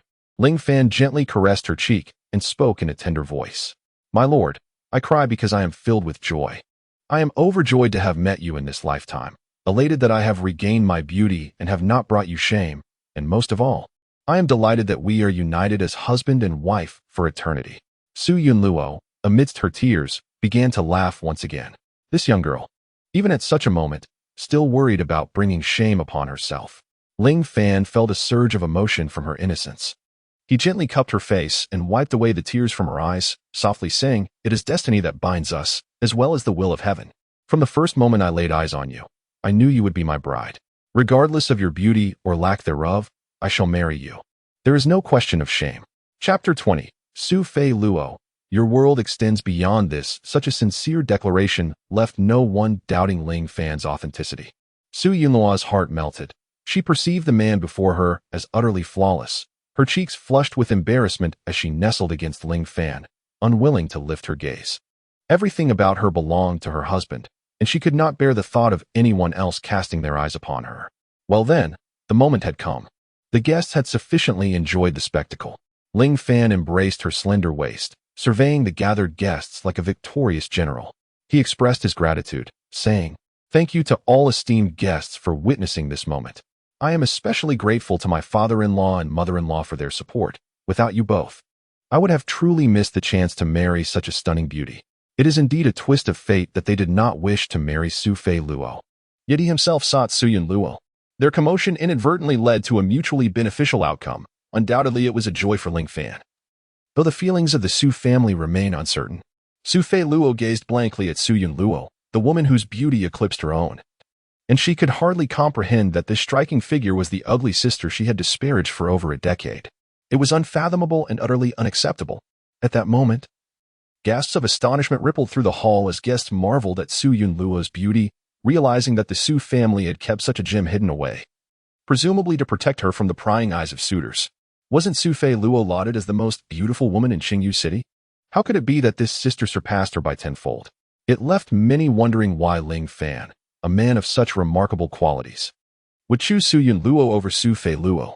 The Su family was indeed vexing. They had produced such a splendid daughter and attracted a suitor of great merit. Just the dowry alone could transform their fortunes. Whoever spread the rumor that Su Yunluo was an eyesore shall face my wrath.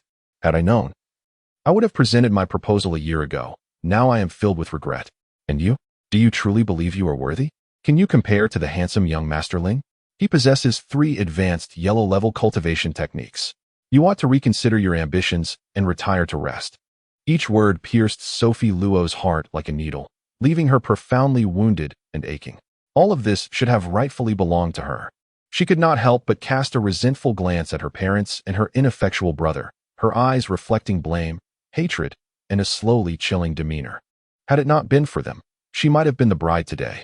If it were not for them now, she would not be in such a humiliating predicament. Even Zhao Yin was filled with frustration. Was it not said that this Ling Fan was a worthless, low-born individual without cultivation or lineage? How had he suddenly transformed into a favored son-in-law? Had she known of his capabilities earlier, would she have opposed him so fiercely? Otherwise, the splendor of today would have rightfully belonged to her daughter. However, she remained unperturbed, a smile gracing her lips as she rose calmly and announced to the assembled guests, "Ladies and gentlemen, amidst today's celebrations, the Su family has another joyous occasion to declare. My daughter, Fei Luo, has encountered a wandering master from the Kanjing sect. The master has remarked upon my daughter's extraordinary talent, deeming her an exceptional disciple worthy of cultivation, and has taken a liking to her. A letter arrived yesterday stating that the 3rd elder of the Kanjing sect will soon visit Qingyu City and grace our Su family with his presence to accept Fei Luo as his disciple." Kanjing sect, 3rd elder. Upon hearing this, the guests were once again taken aback. The 3rd elder? Could it be the renowned Elder Yin Wui from the Kanjing sect? Indeed, it was he. Elder Yin was a figure of considerable authority within the sect, possessing immense power even among his peers. And yet he was willing to deign to visit the Su family? Are you aware that Sophie Luoling possesses remarkable innate talent? At merely 16 years of age, she has already attained the 9th realm of spiritual awakening, with the potential to ascend to the body refinement stage before turning 18. Such extraordinary gifts, if true, would place her among the most distinguished daughters not only in againw city, but also in the neighboring cities. If this is indeed the case, it is likely that several major sects have already begun to vie for her attention, making Elder Yin's proactive approach entirely justifiable. However, his personal visit signifies an extraordinary level of regard for Sophie Luoling. Who can say for certain? Yet, if Sophie Luoling truly enters the againw sect, her future potential is limitless, making her a candidate for greatness, and the Su family would undoubtedly thrive as a result. Sophie Luoling displayed a look of astonishment. Her encounter with the Immortal Master was a recent occurrence. She had initially believed herself to be merely a disciple, but had not anticipated being favored by an elder. The againw sect, like the Yuxing sect, stands as a prestigious sect in the region. Could it be that she is genuinely held in such high esteem? For reasons unbeknownst to her, she felt an undercurrent of intrigue. Yet, she soon cast aside this doubt, as the attention of the crowd returned to her. Sophie Luoling, your perspective is too limited. How could you lament over fleeting notoriety?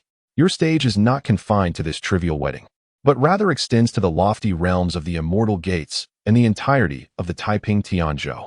Even if Su Yunluo possesses breathtaking beauty, it cannot alter the fact that she lacks spiritual roots and immortal grace, fated to live a life devoid of cultivation, merely an ordinary mortal in this vast world. In a decade or so, when her youthful visage fades, how many will still remember her? Sophie Luoling mused to herself. With her confidence restored, she chose to disregard the presence of others, elevating her chin with the proud grace of a swan as she exited the hall. In just a few days, she would become a disciple of the immortal sect, heralding the most glorious moment for the Su family. At that time, she, Su Feiluo, would be the center of admiration, surrounded by stars. Once the formalities concluded, the guests began to take their seats and indulge in merriment. Ling Fan raised his cup, toasting each guest in turn. Witnessing the prowess Ling Fan had displayed earlier, the esteemed guest reciprocated with polite gestures, their words imbued with reverence. When he reached Ren Hong's table, Ling Fan first lifted his cup in salute to Ren Hong and Rong Qiu, saying, "Lord Ren, Master Jin, it is a pleasure to meet you. I sincerely thank both of you for attending my wedding banquet today, and I am grateful for your support during my time of mockery." Ren Hong and Rong Qiu hurriedly raised their glasses in return. Ling Fan's gaze then fell upon Ren Shuiying. He had not anticipated encountering her here again, especially after her recent assistance. "Miss Ren, I owe you my gratitude as well. Young master, you were unwilling to share your name with me the other day, yet now it seems I have discovered it." She teased with a feigned pout, her tone laced with a hint of lingering resentment for his earlier coldness after he had rescued her. "Miss Ren, it is I who have been remiss," Ling Fan replied with a slight bow of apology. After gathering the medicinal herbs, he had intended to proceed to the Golden Jade Pavilion for alchemy, and upon ensuring Ren Shuiying's safety, he had left without expecting any form of repayment, deeming the matter of names unimportant. Chapter 21. The 4th grade, still underestimated Shuiying. One must not be disrespectful.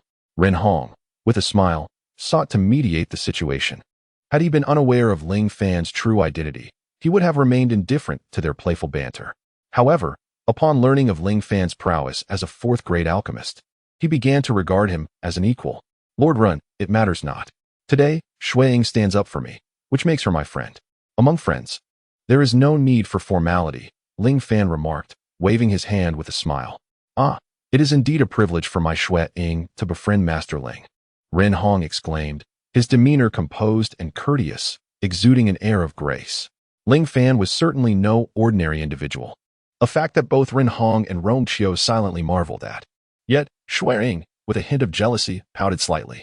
Could their relationship truly remain merely platonic? "By the way, Master Ling, I have a question. Might you be willing to provide me with an answer? If it is inconvenient, simply disregard my inquiry," Rong Qiu said, recalling the incident at the Golden Jade Pavilion and rising with curiosity. "Lord Rong, are you inquiring about the explosion at the Golden Jade Pavilion?" Ling Fan replied with a slight smile, having discerned Rong Qiu's identity and guessing the nature of his question.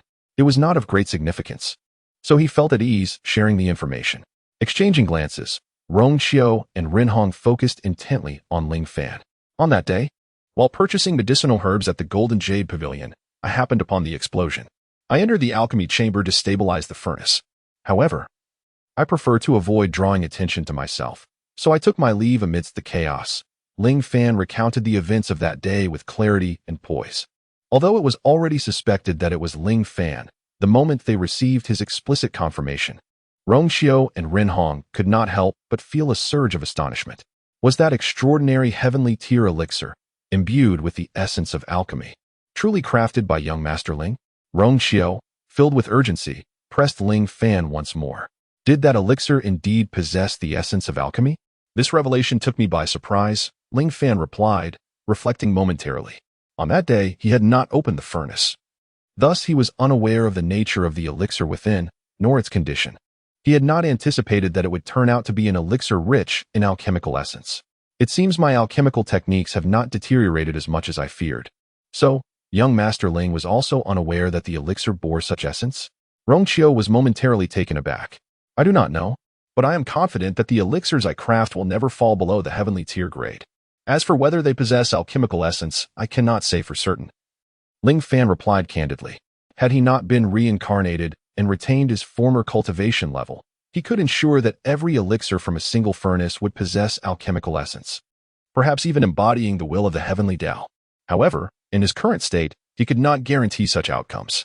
Unexpectedly, Ling Fan's casual response left Rong Qiu and Ren Hong utterly astounded. What could this mean? That the elixirs I create will never fall below the heavenly tier grade. Such a statement carries an air of grandeur. It is crucial to understand that a fourth-grade alchemist merely has a higher success rate for crafting heavenly tier elixirs, but cannot guarantee that every elixir produced will be of that grade. Yet, Ling Fan asserts this with such confidence. How astonishing. The two of them, accustomed to encountering prominent figures, had never before encountered a young alchemist of such caliber. What was happening? Observing the astonishment on the faces of the two individuals, Ling Fan felt a surge of curiosity about their sudden shift in demeanor. It is nothing. Merely the words of young Master Ling have profoundly shaken us. We had already surmised that you were a fourth-grade alchemist, yet we did not anticipate that your rank surpassed even that. Ren Hong and Rong Qiu replied with a wry smile. Upon hearing this, Ling Fan experienced a moment of clarity, chuckling silently to himself. Fourth grade? How terribly underestimated I seem to be. Once, I was acknowledged by the alchemist saint of the celestial realm. As long as I, Ling Fan, exist in the celestial realm, the alchemist saint would not dare to claim the title of saint. Yet, such matters are best left unspoken. Whether they believe themselves to be fourth grade or fifth grade or even sixth grade, it is of little consequence. Young Master Ling, if I heard correctly, you intend to visit my Golden Jade Pavilion to refine pills tomorrow. Rong Qiu finally emerged from his astonishment, his expression brimming with excitement as he inquired. Indeed, I plan to concoct some spirit-awakening pills, Ling Fan confirmed with assurance. That is splendid. Should you require anything from my Golden Jade Pavilion, please do not hesitate to inform me, Rong Qiu. I shall wholeheartedly assist you. Feel free to take any medicinal materials from our stock. We shall not charge you a single coin, Rong Qiu eagerly offered. What folly! A fourth-grade alchemist or higher would not be concerned with such trivialities. It would be entirely reasonable to entrust the entire Golden Jade Pavilion to Ling Fan. When the news reaches the Golden Jade Merchant Association, those above would certainly commend their good judgment and, perhaps, even gain a promotion through Ling Fan's influence.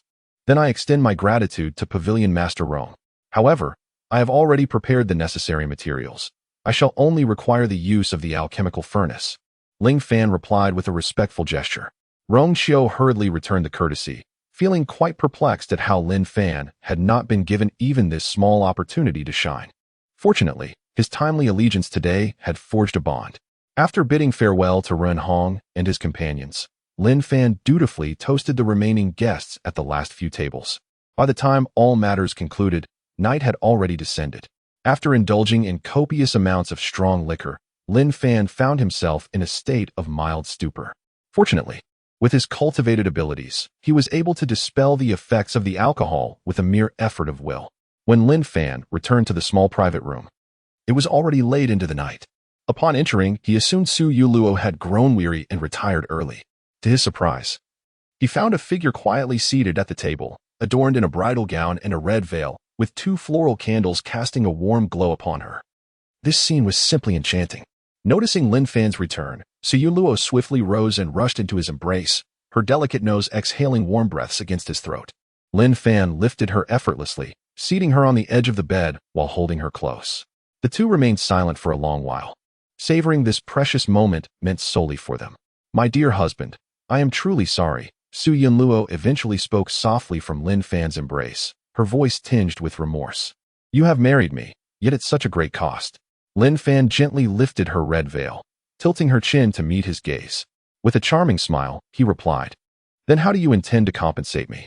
A visible blush began to bloom on Su Yunluo's enchanting face, enhancing her beauty with an air of modesty.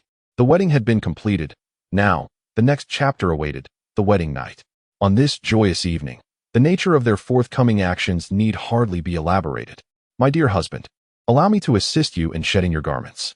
Su Yunluo, her face aflush with modesty, gently nodded as she sat up, preparing to disrobe Lin Fan. However, the pace was too languid. With a soft huff, Lin Fan swiftly encircled her delicate waist, and together they tumbled onto the bed. The curtains were promptly drawn, and garments were cast aside in a flurry. The mingling of their souls deepened their bond, an eternal affection shared in this life. Yet, just as they completed their preliminary dance of intimacy, and Lin Fan was poised to advance to the next stage, he beheld a radiant glow emanating from Su Luo, illuminating the entire chamber and casting its brilliance into the dark night sky, piercing through layers of ominous clouds, bathing the world in a resplendent hue. "Wait. You possess a congenital spirit body." Chapter 22, The Congenital Spirit Body. Lin Fan whispered in astonishment, hastily releasing Su Luo and retreating from the bed to retrieve his clothing from the chair. Su Luo, equally bewildered, was unaware of the transformation occurring within her. All she knew was that at the moment of profound connection, as she readied herself to embrace all that Lin Fan had to offer, something within her had shattered its constraints. An invisible energy coursed through her being, bestowing an ineffable sense of bliss, culminating in a flash of radiant light enveloping her. "My husband, what is happening to me?" Su Luo, believing she had encountered yet another perplexing ailment, sat up in a state of urgency, her bare form exposed, as she questioned Lin Fan. He remained silent, his gaze steady upon her. Even in the presence of such extraordinary beauty, his eyes held no trace of desire. The longer he gazed, the more furrowed Lin Fan's brow became, causing Su Luo to feel increasingly anxious. "Husband, am I facing another issue?" Only then did Lin Fan return to his senses. He stepped forward to drape a blanket over her and calmly addressed Su Luo. "No. It is simply that you possess a unique physical constitution known as the innate spirit body. This condition is rather mysterious and cannot be easily explained." "Innate spirit body?" Su Luo inquired, perplexed. Having never encountered cultivation or its intricacies, she was entirely unfamiliar with such esoteric terminology. "Indeed, the innate spirit body," Lin Fan affirmed with a nod, continuing his elucidation. "As the name suggests, it is a constitution that has absorbed the essence of the Tao even before birth, indicating that from the moment of conception, one is favored by the heavens. Individuals with this constitution exhibit extraordinary spiritual roots and celestial elegance from birth. Moreover, once they embark on the path of cultivation, they are favored by the heavenly Tao, thriving effortlessly in their practice while demonstrating abilities that surpass those of postnatal cultivators. To illustrate a common occurrence, he added, postnatal cultivators must inhale and absorb the spiritual energy of the heavens and earth to nourish themselves and elevate their cultivation. In other words, they are effectively seizing the spiritual energy and fortune of the cosmos. Upon hearing Lin Fan's explanation, Su Luo, though still somewhat bewildered, began to grasp certain concepts. After observing her once more, Lin Fan continued, "However, those with the innate spirit body, the innate cultivators, require no such effort. They are cherished by the heavens and favored by the heavenly Tao. Not only is there no need to seize the essence and fortune of spiritual energy, but also the heavens and the celestial principles willingly bestow all of this upon them, aiding them in their quest for enlightenment and immortality, allowing them to become unparalleled powerhouses that command the realms." Of course, Lin Fan is acutely aware that the profundity of the innate spiritual body extends beyond this. The innate spiritual body is destined for ascension and immortality. Ordinary cultivators must endure tribulations to ascend to a higher realm, and a moment's negligence could lead to their demise during the heavenly tribulation, which is a punishment from the celestial order for them to forcibly seize their essence and fortune. However, for those endowed with an innate spiritual body, the celestial order imposes no constraints. Not only do they face no cataclysmic tribulations, but they are also granted assistance in their fortune, ensuring their smooth growth until they evolve into beings acknowledged by the celestial order. This elucidates why Su Yunluo, still in the womb, was not directly poisoned to death by the scarlet-purple lotus toxin. It is highly likely that the celestial order has favored her. But why do I possess an innate spiritual body? Although Su Yunluo could not fully comprehend the implications, she understood that Ling Fan spoke of benefits, and such a favorable constitution had manifested upon her. It is indeed peculiar. Yet, it is not entirely surprising. The existence of innate spiritual energy is inherently ethereal, and anyone could potentially become a bearer of such a constitution. Ling Fan gently tapped Su Yunluo's nose. Having traversed through 9 cycles of reincarnation, he had encountered numerous innate spiritual bodies, including those of Holy Land scions, imperial princes, and heirs of illustrious families. There was even a small beggar. Yet, that small beggar had never been destined to embark on the path of cultivation until he met Ling Fan in his 5th reincarnation, who had already become a domain lord and took him under his wing as a disciple, nurturing him until he blossomed into a formidable being. Subsequently, Ling Fan reincarnated once more to undergo trials, but the domain he once governed fell into turmoil, transforming into a chaotic realm. In this upheaval, a small beggar forcefully overcame all adversaries, ascending to become the new sovereign of that domain.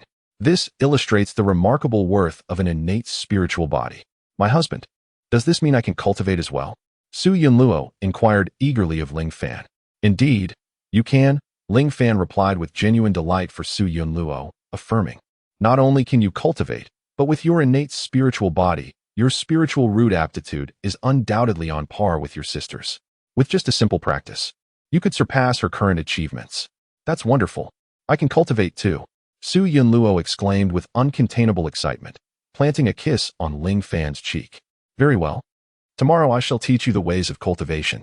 For now, let us rest.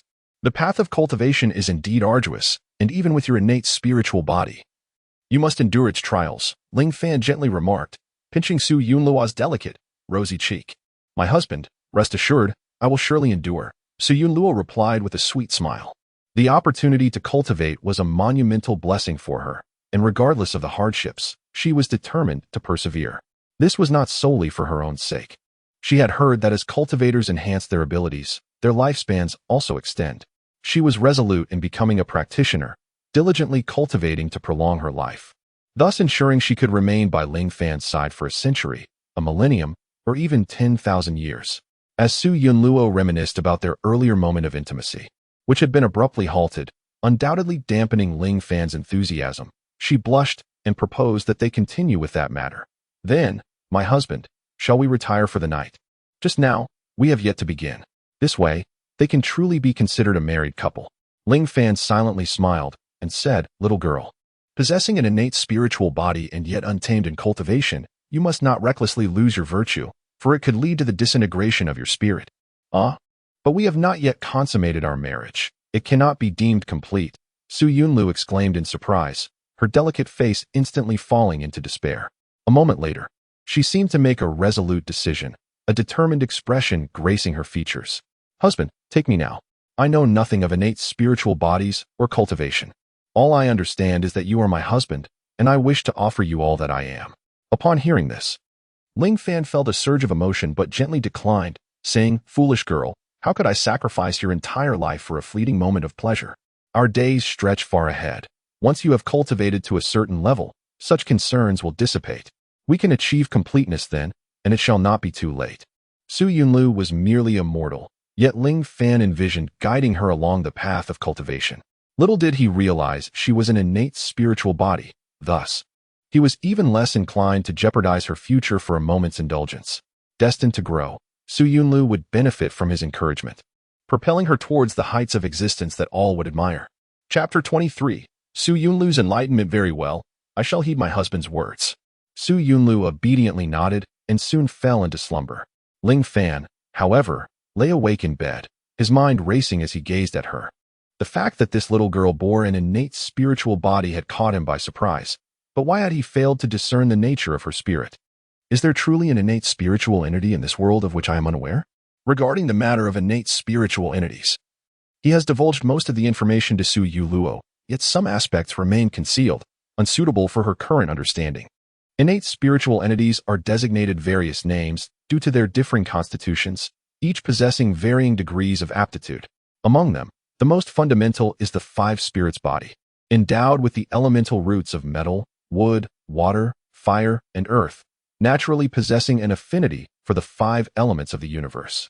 Cultivating corresponding techniques not only yields remarkable efficiency, but also enhances the potency of their manifestations beyond that of other practitioners. Furthermore, there exist special constitutions such as the Great Tao, the Primordial, and the Laws. Ling Fan, through 9 lifetimes of experience, has encountered numerous wielders of innate spiritual entities, ranging from the five spirits body to the most extraordinary forms. For instance, the Nine Yang body, suffused with innate solar energy, the Slaughter body, guided by the path of destruction, the indomitable Xian Huang body, which defies death, and the Nine Nether body from the demonic path, among others. Those who possess such spiritual entities often ascend to become formidable rulers in the celestial realm. However, the innate spiritual entity within Su Yunluo is unlike any Ling Fan has ever witnessed. Even the ancient texts of the celestial realm that document innate spiritual entities lack any record corresponding to what Su Yunluo currently embodies. After much contemplation, Ling Fan resolved to let go of his musings. In this vast world, what marvels might exist? Perhaps there truly are entities unknown even to this immortal emperor. Regardless, Su Yunluo's possession of an innate spiritual entity is undeniably a fortuitous occurrence. In due time, the nature of her spiritual entity may become clearer. Thus, Ling Fan chose to relinquish his thoughts and succumb to slumber, embracing the still form of Su Yunluo nestled in his arms.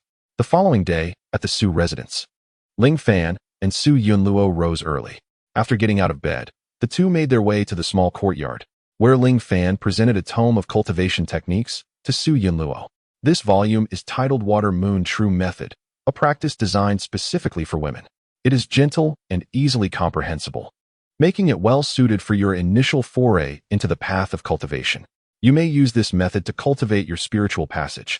Allow me to explain its principles and teach you some foundational techniques. Crafted by Ling Fan, it was undoubtedly not a mere collection of mediocre methods, especially as it had been meticulously chosen for Su Yunluo. Any discerning individual present would instantly recognize that the Water Moon True method belonged to the celestial tier of techniques, a stark contrast to the 3 yellow tier volumes he had gifted as a betrothal present just the day before.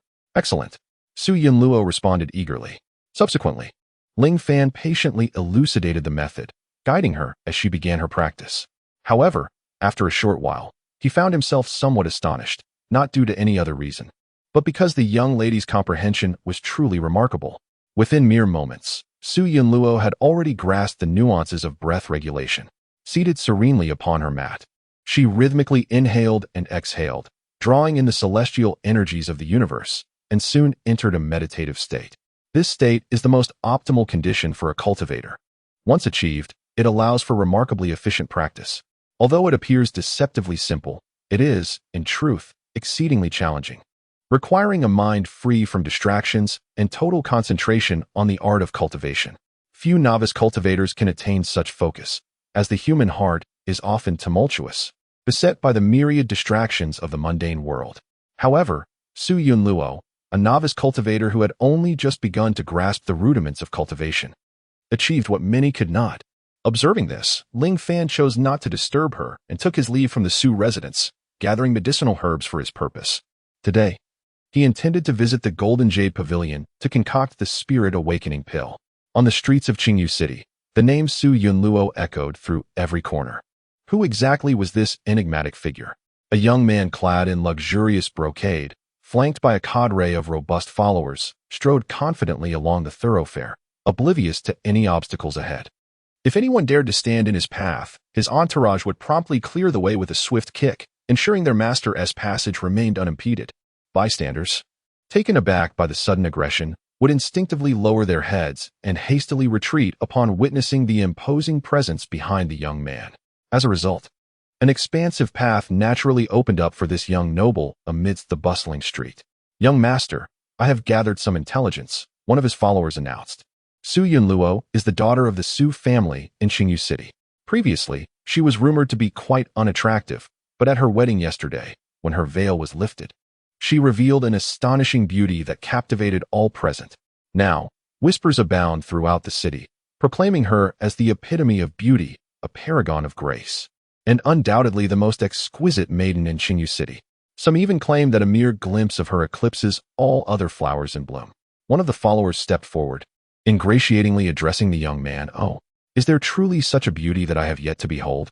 The youth, referred to as the young master, instantly brightened at the revelation, his eyes gleaming with a wicked anticipation. A few days ago, he had a serendipitous encounter with a captivating beauty in the 100 Flowers Valley, only to have his fortune thwarted by an impudent young lad. Now, he found himself seething with pent-up frustration, seeking an outlet for his ire. To his astonishment, upon entering the Jade City, he was met with intriguing news. He was eager to discern the true beauty of Su Yunluo. Should she catch his eye, he would not hesitate to employ underhanded means to win her favor. "Wu Lao, has your cultivation stabilized?" the young man inquired, casting a sidelong glance at the individual beside him. It was only upon posing the question that he noticed the presence of an elder cloaked entirely in black robes, shrouding his form in mystery. In broad daylight, the elder's somber attire rendered him almost invisible, as if he were a specter unnoticed by passers-by. Responding in a grave tone, the elder replied, "Young master, it has indeed stabilized. I have now reached the first realm of the soul platform." "Ah, Wu Lao, you never cease to amaze," the young man exclaimed, clapping his hands in exhilaration, his spirits lifted by the elder's affirmation. Chapter 24. A brush with fate. A practitioner of the soul platform was more than capable of commanding respect within the confines of this modest Jade City. As the young man recalled his recent misadventure in the 100 Flowers Valley, a surge of indignation welled within him. Just when success seemed imminent, that insolent boy had intervened, thwarting his ambitions and even administering a beating. The thought alone ignited his fury. How he regretted not having allies at his side that day. Had he done so, he would have surely dispatched that boy without hesitation. Now, with Wu Lao at his side, should he encounter that insolent lad again? He smirked with a cruel and determined resolve. Thus, Elder Wu remained in Qingyu City to ensure my safety, while I sought to witness for myself the beauty of the so-called first beauty of Qingyu City. "I shall adhere to the young master's arrangements," the elder said with a solemn bow. At that moment, Ling Fan, gathering herbal materials, inadvertently brushed past a group of individuals. A familiar aura prompted the young man to furrow his brow and glance back at Ling Fan. "Is it merely my imagination?" the young man murmured, sensing a striking resemblance between that fleeting figure and the brash youth he had encountered in Baiwa Valley. Just as he prepared to follow and confirm his suspicions, he realized the figure had vanished into the crowd. Conceding defeat, he concluded that it must indeed be an illusion. The immediate priority was to find a place to settle in Qingyu City. Once he had established himself, he intended to take Elder Wu to meet Su Yuluo, the daughter of the Su family. As Ling Fan turned the corner, he cast a grave gaze at the retreating figures, a resigned smile escaping his lips as he muttered, "Ah, the rogue has come to seek me out." With just a fleeting glance, Ling Fan had already discerned the identity of the young man. Although the rogue had donned black attire and a veil during their previous encounter in Baiwa Valley, his aura had remained unmistakably the same as that of the young man he had just seen. Moreover, those sinister eagle-like eyes left no room for concealment. Accompanied by a throng of admirers, all of whom were practitioners of the spirit realm, Ling Fan felt a heightened sense of caution. Most concerning was the presence of a formidable soul platform realm expert by the rogue's side. Though recently ascended, he was nonetheless a genuine force to be reckoned with. Uncertain of his true identity and the grand spectacle he had orchestrated, it seemed implausible that he hailed from the local aristocracy of Qingyu Pavilion. As the saying goes, when soldiers come, we meet them with soldiers. When water arrives, we dam it.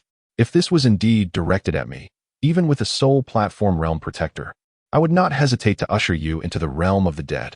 Ling Fan's furrowed brow gradually relaxed. Once he confirmed that no one was tailing him, he proceeded towards the Golden Jade Pavilion. Upon arriving at the entrance, he spotted Rong Qiu, who had been waiting eagerly, his rotund figure poised in anticipation. The moment he caught sight of Ling Fan, he dashed forward. "Young Master Ling, you have finally arrived," Rong Qiu exclaimed, his excitement palpable. "My apologies for the delay.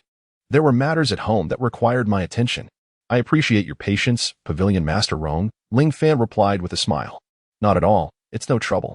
I have only been waiting since dawn, Rong Qiu reassured him, underscoring his respect for Ling Fan. The alchemy chamber has been prepared for you, young Master Ling. Lord Ren and Miss Ren are awaiting you on the upper floors of the Golden Jade Pavilion. Shall we ascend now? Rong Qiu inquired humbly. Indeed. Ling Fan responded with a slight nod. Under Rong Qiu's guidance, Ling Fan made his way to the third floor of the Golden Jade Pavilion, where Ren Hong and his daughter rose to greet him. Young Master Ling, they said in unison. My apologies for keeping you waiting, Lord Ren, Miss Ren. Ling Fan offered with a modest bow. Humph. Ren Shuiying let out a playful huff, a proud smile gracing her lips as she addressed Ling Fan.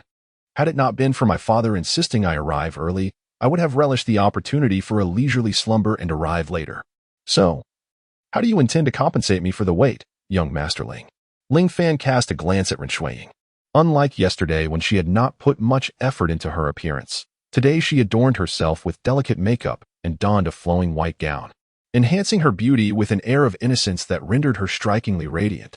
As she caught Ling Fan's gaze, the once proud Ren Shuiying felt her cheeks flush with embarrassment. Averting her eyes in shyness, Ren Hong could not help but chuckle at the scene. It was she who had insisted on accompanying him to witness Ling Gongzi's alchemy. Rising early to prepare herself, yet it had somehow transformed into a pretext of her own making. Nevertheless, as a father, he could easily discern his daughter's intentions and had no intention of exposing her. Well, alchemy is ultimately Ling Gongzi's affair. We merely wish to partake in the spectacle. What need is there for compensation? Ren Hong remarked with a smile. Lord Ren, your assistance yesterday warrants my gratitude, both morally and emotionally. Should today's spirit-opening elixir yield a surplus? Ling Fan, known for his sense of reciprocity, recalled the trio's aid from the previous day. That would be out of the question. Ren Hong promptly declined. Please do not refuse, Lord Ren. Consider it a token of my appreciation, Ling Fan insisted, gesturing dismissively before turning his gaze back to Ren Shuiying. Miss Ren, you stated yesterday that we are friends. Since we are friends, you may address me simply as Ling Fan. The title of Gongzi feels rather distant. At that moment, Ren Shuiying, momentarily forgetting her shyness, looked at Ling Fan with delight and exclaimed, Is that truly permissible? From now on, I shall refer to you as Ling Fan. And you shall no longer call me Miss Ren, simply address me as Shuiying.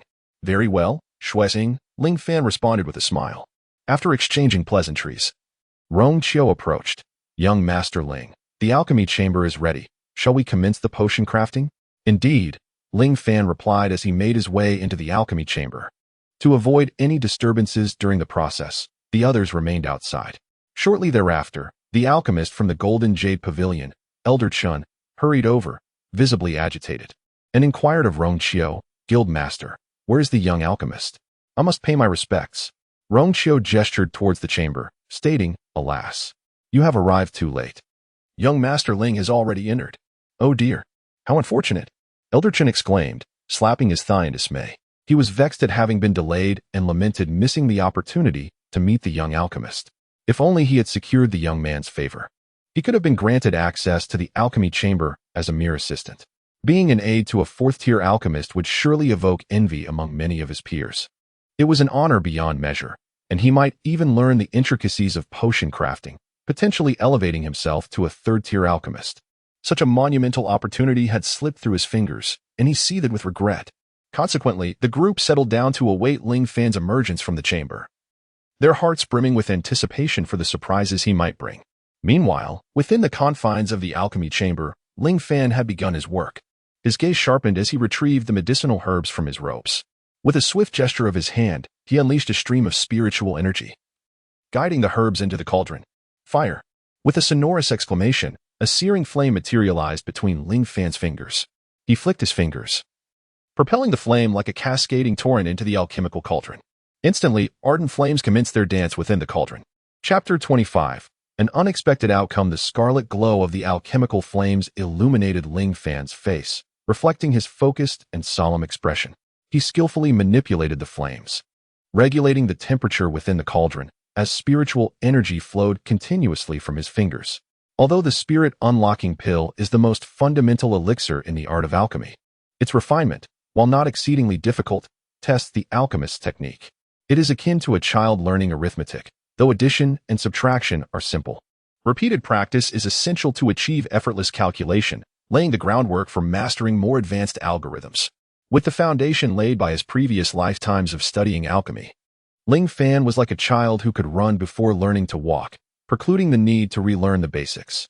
Ling Fan inhaled deeply, continuing to introduce various precious medicinal herbs into the cauldron, until the final, crucial catalyst was added.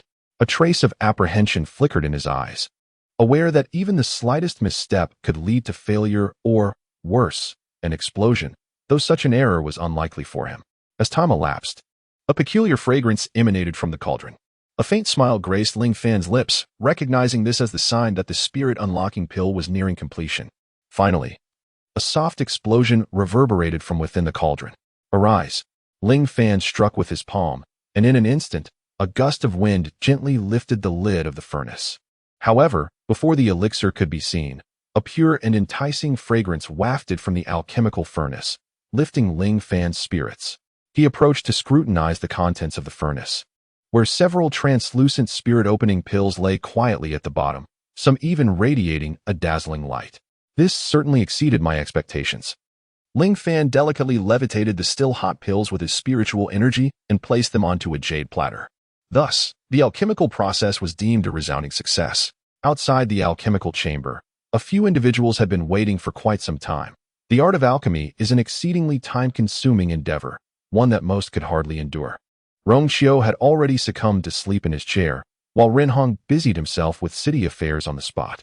Ren Shuiying and Elder Chun, however, paced anxiously at the entrance, one fearing an unforeseen mishap during Ling Fan's alchemical process, and the other eager to witness the masterpiece of a fourth-grade alchemist at first glance.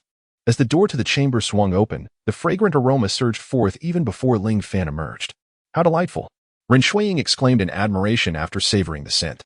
"The fragrance of the elixir? It appears that a pill infused with the essence of alchemy has been produced."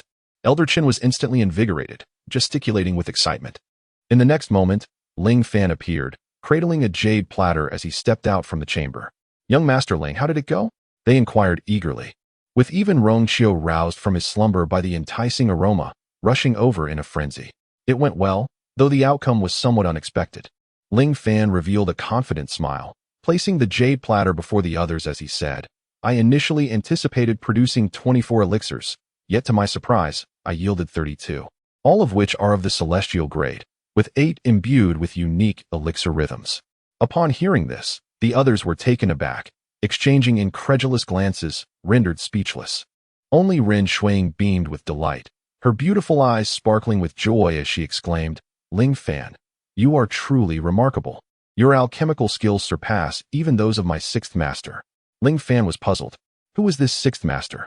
Seemingly sensing Ling Fan's confusion, Ren Shuiying laughed, her voice like the melodious chime of silver bells, and explained, "My 6th master is the 6th elder of the Jade Star sect, a 4th-tier alchemist. However, I feel he pales in comparison to your abilities." It was almost forgotten that Ren Shuiying was still a disciple of the Jade Star sect. "Young Master Ling, you have indeed broadened my horizons," Ren Hong remarked, shaking his head with a smile. "To produce 32 elixirs in one furnace, all of celestial grade, is a remarkable achievement.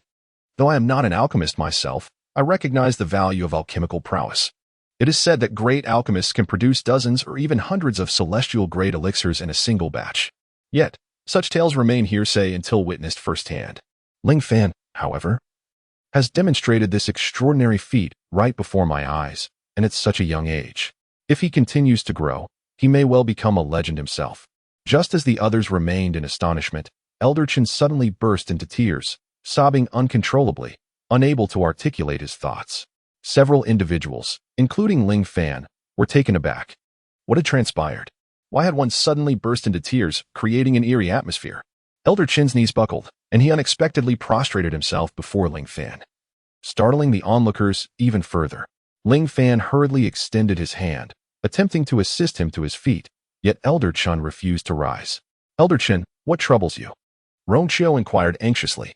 "Master, I am simply overwhelmed with emotion," Elder Chen replied, tears streaming down his face, his words imbued with sincerity. "Young Master Ling, I, Chun, have dedicated my life to the pursuit of alchemy. For half a lifetime, I have only managed to reach the 2nd-tier alchemist level, unable to progress further. I had intended to abandon my aspirations entirely. I understand that there are greater talents beyond the heavens, yet I never anticipated encountering a prodigy like you, young Master Ling, who, at merely 20, has achieved a level I can only aspire to. I wish to become your disciple, to relearn the art of alchemy. Though my aptitude may be lacking, I possess a diligent spirit. Even if it means serving as your humble assistant during your alchemical endeavors, I am willing. Please. Young Master Ling, accept me as your apprentice.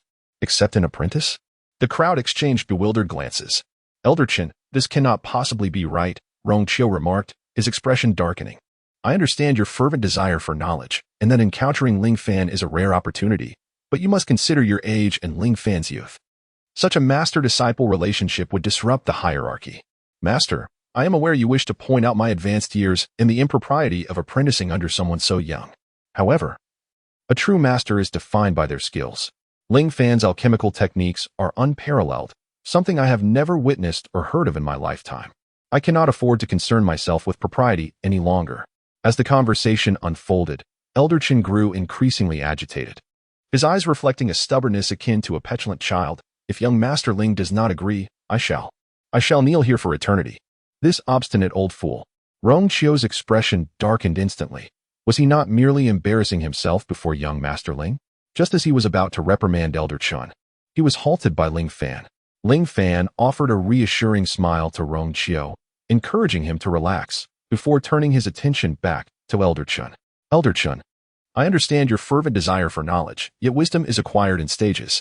It is quite beneath me for such an esteemed elder to bow before a mere youth like myself, do you not think? Upon hearing Ling Fan's refusal, Elder Chen appeared utterly despondent, as though struck by lightning, his spirit extinguished. However, Ling Fan continued, if you wish to delve into the alchemical arts, it is not imperative to become my disciple. Should you not find it bothersome, I could return home and compose a tome on the practices of an alchemist for you.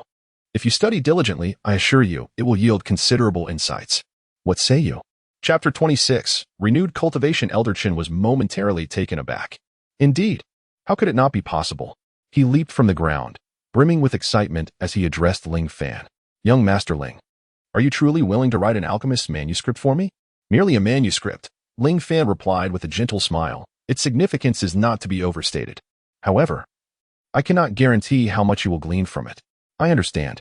The mere fact that young Master Ling is willing to provide me with this manuscript is already a great honor for me. The extent of my learning will depend solely on my own comprehension, and I shall not trouble young Master Ling further regarding this matter. At this moment, Master Chen was in high spirits, resembling a child who had just received a prize. The Alchemist's Journal is a significant treasure within the realm of alchemy, chronicling the insights and techniques of every alchemist during their crafting process. It serves as a vital medium for the exchange of knowledge among alchemists. While there are alchemist journals available on the market, they are predominantly penned by lesser-known practitioners. Legends say that the journals of renowned grand alchemists are akin to treasures, meticulously safeguarded by their authors. Should they unfortunately find their way into the marketplace, their value is determined by the number of words inscribed, with each character fetching exorbitant prices. Now, with Ling Fan willing to part with his journal, he dared not covet anything further. Turning his attention to the elixirs, Ling Fan retrieved them. To his astonishment, he had a total of 32 elixirs, an unexpected bounty from his alchemical endeavors. He promptly gifted 3 to Ren Hong, 3 to Rong Qiu, and 3 to Ren Shuiying, one of which resonated with alchemical energy. 10 were reserved for the Su family, while the remainder was intended for himself and Su Yuluo. As Ling Fan exited the Golden Jade Pavilion, dusk had fallen and the sun was setting. He pondered how that young lady was faring in her cultivation. Upon returning to the Su residence and entering his private chamber, he was greeted by a swift and graceful figure rushing toward him. Ah, my husband. I have made a breakthrough. I have ascended to the Spirit One realm. The person in his arms excitedly shared the delightful news. Is that so? Ling Fan, equally astonished, embraced Su Yunluo while scrutinizing her. He extended his spiritual energy to examine her aura, then smiled and remarked, indeed, it is true. The young lady has truly transcended to the first enlightenment, becoming a practitioner on the threshold of a new realm. To break through in merely a day's time? Such extraordinary talent and speed in cultivation are indeed remarkable, are they not, my husband? Su Yunlu smiled sweetly, then proudly declared, my husband. I never anticipated that cultivation could be so effortless. After just half a day's meditation, I felt a powerful force surging within me, making my body considerably lighter and more agile. It dawned on me that this must be the state of first enlightenment you spoke of. Upon hearing this, even Ling Fan was momentarily taken aback. How could one claim that cultivation is easy? Few practitioners dare to utter such words. Yet, it is not surprising for Su Yunlu. Achieving a breakthrough in a single day, while others may search for weeks, months, or even years without success, is indeed extraordinary. Of course, Ling Fan's own experience of breaking through 4 realms in one night was an exception, attributable to the profound insights accumulated over several lifetimes, coupled with the extraordinary nature of the 9 cycles rebirth technique, making such an achievement somewhat commonplace for him. Do not let the success inflate your pride. While your hard work plays a part, it is largely your innate spiritual physique that has aided you in this swift progression. Moving forward, you must remain humble and diligent in your practice. This is the true path of cultivation, Ling Fan advised solemnly, gently tapping Su Yunlu's nose. Achieving breakthroughs is commendable. Yet the greatest pitfall in cultivation is the arrogance that often follows success. This is a lesson all practitioners must grasp early on, and Su Yunlu is no exception. I understand, my husband. I will strive diligently in my cultivation and not disappoint your expectations, Su Yunlu replied playfully, a smile gracing her lips. However, you truly surprised me by breaking through in just a single day, so I wish to reward you. Do you desire this? Ling Fan spoke with an air of mystery, lightly tapping his own cheek. Su Yunluo immediately grasped Ling Fan's intent, her face flushing with embarrassment as she realized he was enticing her with a reward. How utterly vexing. Yet, unable to quell her curiosity, she rose on her toes and planted a sweet kiss on Ling Fan's cheek, saying, "Husband, I want it. Well then, I shall grant you this." Ling Fan produced 5 milky white pills and placed them into Su Yunluo's hands.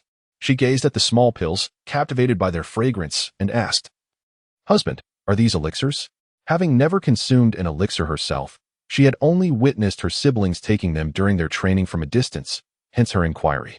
These are opening spirit elixirs, used by cultivators in the opening spirit realm to enhance their abilities, Ling Fan clarified. He proceeded to impart some fundamental knowledge regarding elixirs, allowing Su Yunluo to understand their significance. No wonder her family was so delighted when her husband mentioned using elixirs as a betrothal gift during their wedding yesterday. However, the thought that such precious items were being so freely given to her, 5 of them, no less, moved her to tears. Why are you crying? I can easily refine countless of these. I intended to create some for you while keeping a few for myself, Ling Fan reassured her, gently wiping away her tears. After a while, the young lady regained her composure and eagerly began to study the elixirs in her hands. Subsequently, Ling Fan delivered the 10 elixirs he had promised to the Su family. Observing the gleam of greed in the eyes of Su Qingshan and Zhao Yan, who nearly came to blows over the ownership of the elixirs, Ling Fan could not help but stifle a laugh as he departed. It seemed that his in-laws were not as harmonious as he had presumed. With that, all 32 elixirs found their rightful places. He had bestowed 9 upon Ren Hong and his companions earlier, one of which possessed a unique aura, and 5 to Su Yunluo, 3 of which also exuded this special resonance. Ling Fan was left with 8 elixirs, 4 of which carried the same distinctive quality, precisely sufficient for him to advance through the 9th realm of spirit awakening. As night deepened, Ling Fan chose not to return to his small chamber, but instead ventured beyond the Su family estate towards the outskirts of the city. With the celestial energy having significantly revitalized and the spirit awakening elixirs now ready, he resolved to elevate his cultivation as soon as possible. The presence of a soul platform realm expert accompanying that thief had instilled a sense of trepidation within him. Although a single soul platform realm individual did not invoke fear, it was prudent to take precautions. With the assistance of the spirit awakening elixir, he wondered just how far he could break through tonight, his anticipation palpable as he mused aloud. Having found a secluded spot, Ling Fan seated himself cross-legged, placing one of the elixirs imbued with spiritual resonance into his mouth, and began to channel his cultivation technique. The ethereal energy of the universe surged toward him in overwhelming waves. A remarkable phenomenon unfolded, marking a sleepless night for the cultivators throughout the city. Chapter 27. The calamity of the Su family. As dawn's first light broke, Ling Fan awoke from his meditation, gradually opening his eyes and exhaling a deep breath, releasing the accumulated tension within. He was filled with anticipation, eagerly inspecting his own cultivation, only to reveal an awkward smile the next moment. How could he still be at the 8th realm of spirit opening? Throughout the entire night, he had no idea how much spiritual energy he had absorbed. The energy within a 10-mile radius was nearly depleted by him. He tossed pills into his mouth like they were mere candies, consuming a total of 8 spirit-opening pills, 4 of which were imbued with medicinal essence. It is worth noting that these were heavenly-grade spirit-opening pills, each capable of elevating a practitioner within the 9th realm of spirit opening by an entire level, yet he had finished them all in one night. And yet, this only brought him to the 8th realm of spirit opening. The 9th cycle of the 9 turns rebirth technique was indeed not as straightforward as he had imagined. Ling Fan felt a tinge of disappointment. After all, if anyone else were in his position, they could have easily progressed from the 1st to the 8th realm of spirit opening, or even directly broken through to the body refinement stage. However, this feeling of disappointment was fleeting. Ling Fan soon examined his spiritual roots and meridians again, a smile returning to his face as he spoke to himself with newfound confidence. Indeed, my spiritual roots and meridians have improved significantly. Not long ago, he had awakened as an ordinary mortal. With the nourishment of spiritual energy and the extraordinary benefits of the 9 turns rebirth technique, he had made considerable progress, nearly reaching the level of Su Fei Luo, who was recognized as the greatest genius in Qingyu City. He knew he could not rush. He would seek further opportunities in the future. Given the circumstances, Ling Fan could only accept the current state of affairs. The opening of the 8 realms indeed allows one to navigate most situations. As for the formidable soul platform expert by the thief's side, if he truly comes for me, Ling Fan has thought of someone who could assist in extricating him from peril. Within the confines of a premier tavern in Qingyu City, Ren Shuiying, who astonishingly is the daughter of the city lord, sits. The young man who had been parading through the streets with a throng of admirers yesterday now reclines in a chair, gazing at a portrait of a woman with an exquisite visage, none other than Ren Hong's daughter, Ren Shuiying. Even if you were Ren Hong's daughter, had you allowed me to consummate my intentions that day, Ren Hong would have dared say nothing. Instead, that scoundrel thwarted my designs. The more he dwells on that incident, the more his ire escalates. Bang! In a fit of rage, he strikes the table beneath him, shattering it to pieces, wishing fervently that this table were that despicable rogue who ruined his plans. Just then, a subordinate pushes open the door and approaches, cupping his hands in a respectful salute. He addresses Zhang Tai. Young master, we have gathered intelligence on the Su family. Oh, quickly, share it with me. Zhang Tai replies eagerly. His subordinate retrieves a document from his bosom and presents it to Zhang Tai, containing comprehensive information about the Su family, including some insider details. After perusing the document for a moment, Zhang Tai's eyes gleam with surprise, and he glances at his subordinate, inquiring, "Is this Su Yang the one I know?" "Indeed." "Young master, it is he," the subordinate confirms. The subordinate assured with a sinister smile, continuing, "This Su Yang is the legitimate son of the Su family, pampered excessively from a young age, which has fostered his arrogant and unruly nature." Suddenly, the subordinate realized he had misspoken, and in an instant appeared flustered. Cautiously lifting his gaze to Zhang Tai, beads of cold sweat forming on his brow. Upon hearing this, Zhang Tai couldn't shake the feeling that it was a reflection of himself. However, he dismissed the thought and allowed the subordinate to continue. The subordinate, relieved, proceeded. "This young man is exceedingly dissolute and has a penchant for gambling. Though gambling is strictly prohibited in Qingyu City, he adopted the alias Su Ying to engage in betting in our one-way city, starting with a modest sum and gradually escalating his wagers. He relentlessly gambled away all the silver he had pilfered from his family. Not long ago, he lost everything in our city and then borrowed a staggering 3 million in usurious loans from our underground bank, only to squander it all in a single night. When we sought him for repayment, he had the audacity to sneak back to Qingyu City. Now, we are the ones pursuing him for the debt." The subordinate recounted eagerly. "Heaven has favored me. Heaven has favored me," Zhang Tai exclaimed, leaping from his chair in excitement. He had not anticipated that this young man was not only a member of the Su family but also his debtor. Was this not an effortless windfall? The 3 million in loans, compounded with interest, had surely burgeoned into astronomical figures. It remained to be seen whether this insignificant Su family could muster such a sum to repay the debt. If they could not, let us go. Summon Old Wu. Today we shall collect the debt," Zhang Tai commanded decisively. A multitude of individuals commenced their journey towards the Su residence. In a brief span, they encircled the Su mansion, effectively blocking the street to the point of immobility. What calamity had befallen the Su family to provoke such a vengeful assembly? It was truly a stroke of misfortune. Noticing the emblem of a formidable character sewn into their garments, I pondered whether they hailed from one-way city. It seemed plausible. For Huawei City was a melting pot of various characters, and one could only speculate whom the Su family had offended to warrant such a confrontation. The presence of so many practitioners of the opening spirit realm signified an impending disaster for the Su family. Bystanders gawked in curiosity, yet none dared to step forward. With a dozen practitioners present, along with a mysterious elder, it was a scene to incite fear, as no one wished to become embroiled in such turmoil.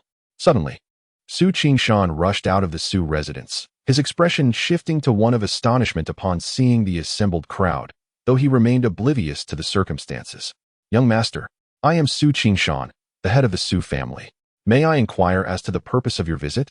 He cautiously addressed Zhang Tai, who stood at the forefront. Zhang Tai merely smirked in silence, casting a glance at his subordinates, prompting a menacing figure to step forward and bellow, "Where is Su Yang? Summon him forth at once. We shall wait but a quarter of an hour, and should he fail to appear, we will storm the estate." Such ferocity! What could have led to such a grim scenario? Upon hearing the news regarding Su Yang, Su Qingshan immediately grasped the gravity of the situation, undoubtedly. That rascal had once again entangled himself in some mischief. Approaching with a forced smile, he addressed the visitor, "Young master, my son is currently out on business. I am his father. If there are any matters to discuss, please feel free to address them with me." Zhang Tai responded with a sinister smile. Stepping closer as he inquired, "Oh, you are his father? Are you aware of the troubles your son has stirred up outside? I would like to hear the details." With a nervous grin, Su Qingshan replied, "Your son has been gambling in my one-way city, accruing a debt of 3 million in usury. That rascal has fled, and I have come here to collect the owed amount." How much?" Su Qingshan stammered, his heart gripped by fear. 3 million. Zhang Tai held up 3 fingers, then produced a black and white promissory note from his pocket, tauntingly presenting it to Su Qingshan. 3 million is merely the principal. With the accrued interest, the total has ballooned to 6 million. It is a matter of principle to repay debts. Not a single penny can be overlooked. Surely, your Su family is not incapable of settling this. Chapter 28. The Battle of the Su family. At this proclamation, the onlookers were left in shock. 6 million. This was a staggering sum. Though the Su family wielded considerable influence, such a hefty payment could undoubtedly lead to their ruin. How audacious was that young man to gamble away 6 million, now facing the consequences. Was the Su family not on the brink of disaster? What audacity! In againw City, the Su family has long wielded their influence, imposing their will upon the town. Now, having ventured to one-way city to indulge in gambling, it is indeed within the realm of possibility for them to engage in such reckless behavior. Just yesterday, they celebrated the arrival of a promising son-in-law, aspiring to soar to new heights, yet today calamity befalls them, threatening to sever the Su family's fortune. What? The head of the Su family remains silent? Is he intending to become a deadbeat? Zhang Tai, observing Su Qingshan's silence, stepped forward and glared at him menacingly, declaring, "Being a deadbeat is no easy task. Do you see this group of brothers behind me? At my command, they shall storm into the Su family residence. I wonder if you all can withstand such an onslaught." With that, Zhang Tai laughed heartily, his mirth echoing ominously. Su Qingshan's complexion turned a ghastly hue. As a formidable practitioner at the body refinement stage, he had no reason to fear those in the spirit opening stage. However, the imposing figure of the old man clad in black beside Zhang Tai instilled within him a profound sense of trepidation. At that moment, a voice broke through the tension. "Father, what has transpired? Why is our home so bustling today?" The members of the Su family, noticing Su Qingshan's prolonged silence, emerged from the Su residence. The instigator of the trouble, Su Yang, stumbled forward, cluelessly inquiring about the situation. His boldness and ignorance left everyone astounded, truly embodying the notorious debauchery of againw City's infamous young master. "You ingrate! What have you done?" Su Qingshan, incensed, swiftly retaliated with a slap that sent Su Yang crashing to the ground, his eyes ablaze with fury as he berated him. "Su Qingshan, have you lost your mind?" Upon witnessing her son being struck, Xiaoyan hastened forward to support Su Yang, her eyes blazing as she rebuked Su Qingshan.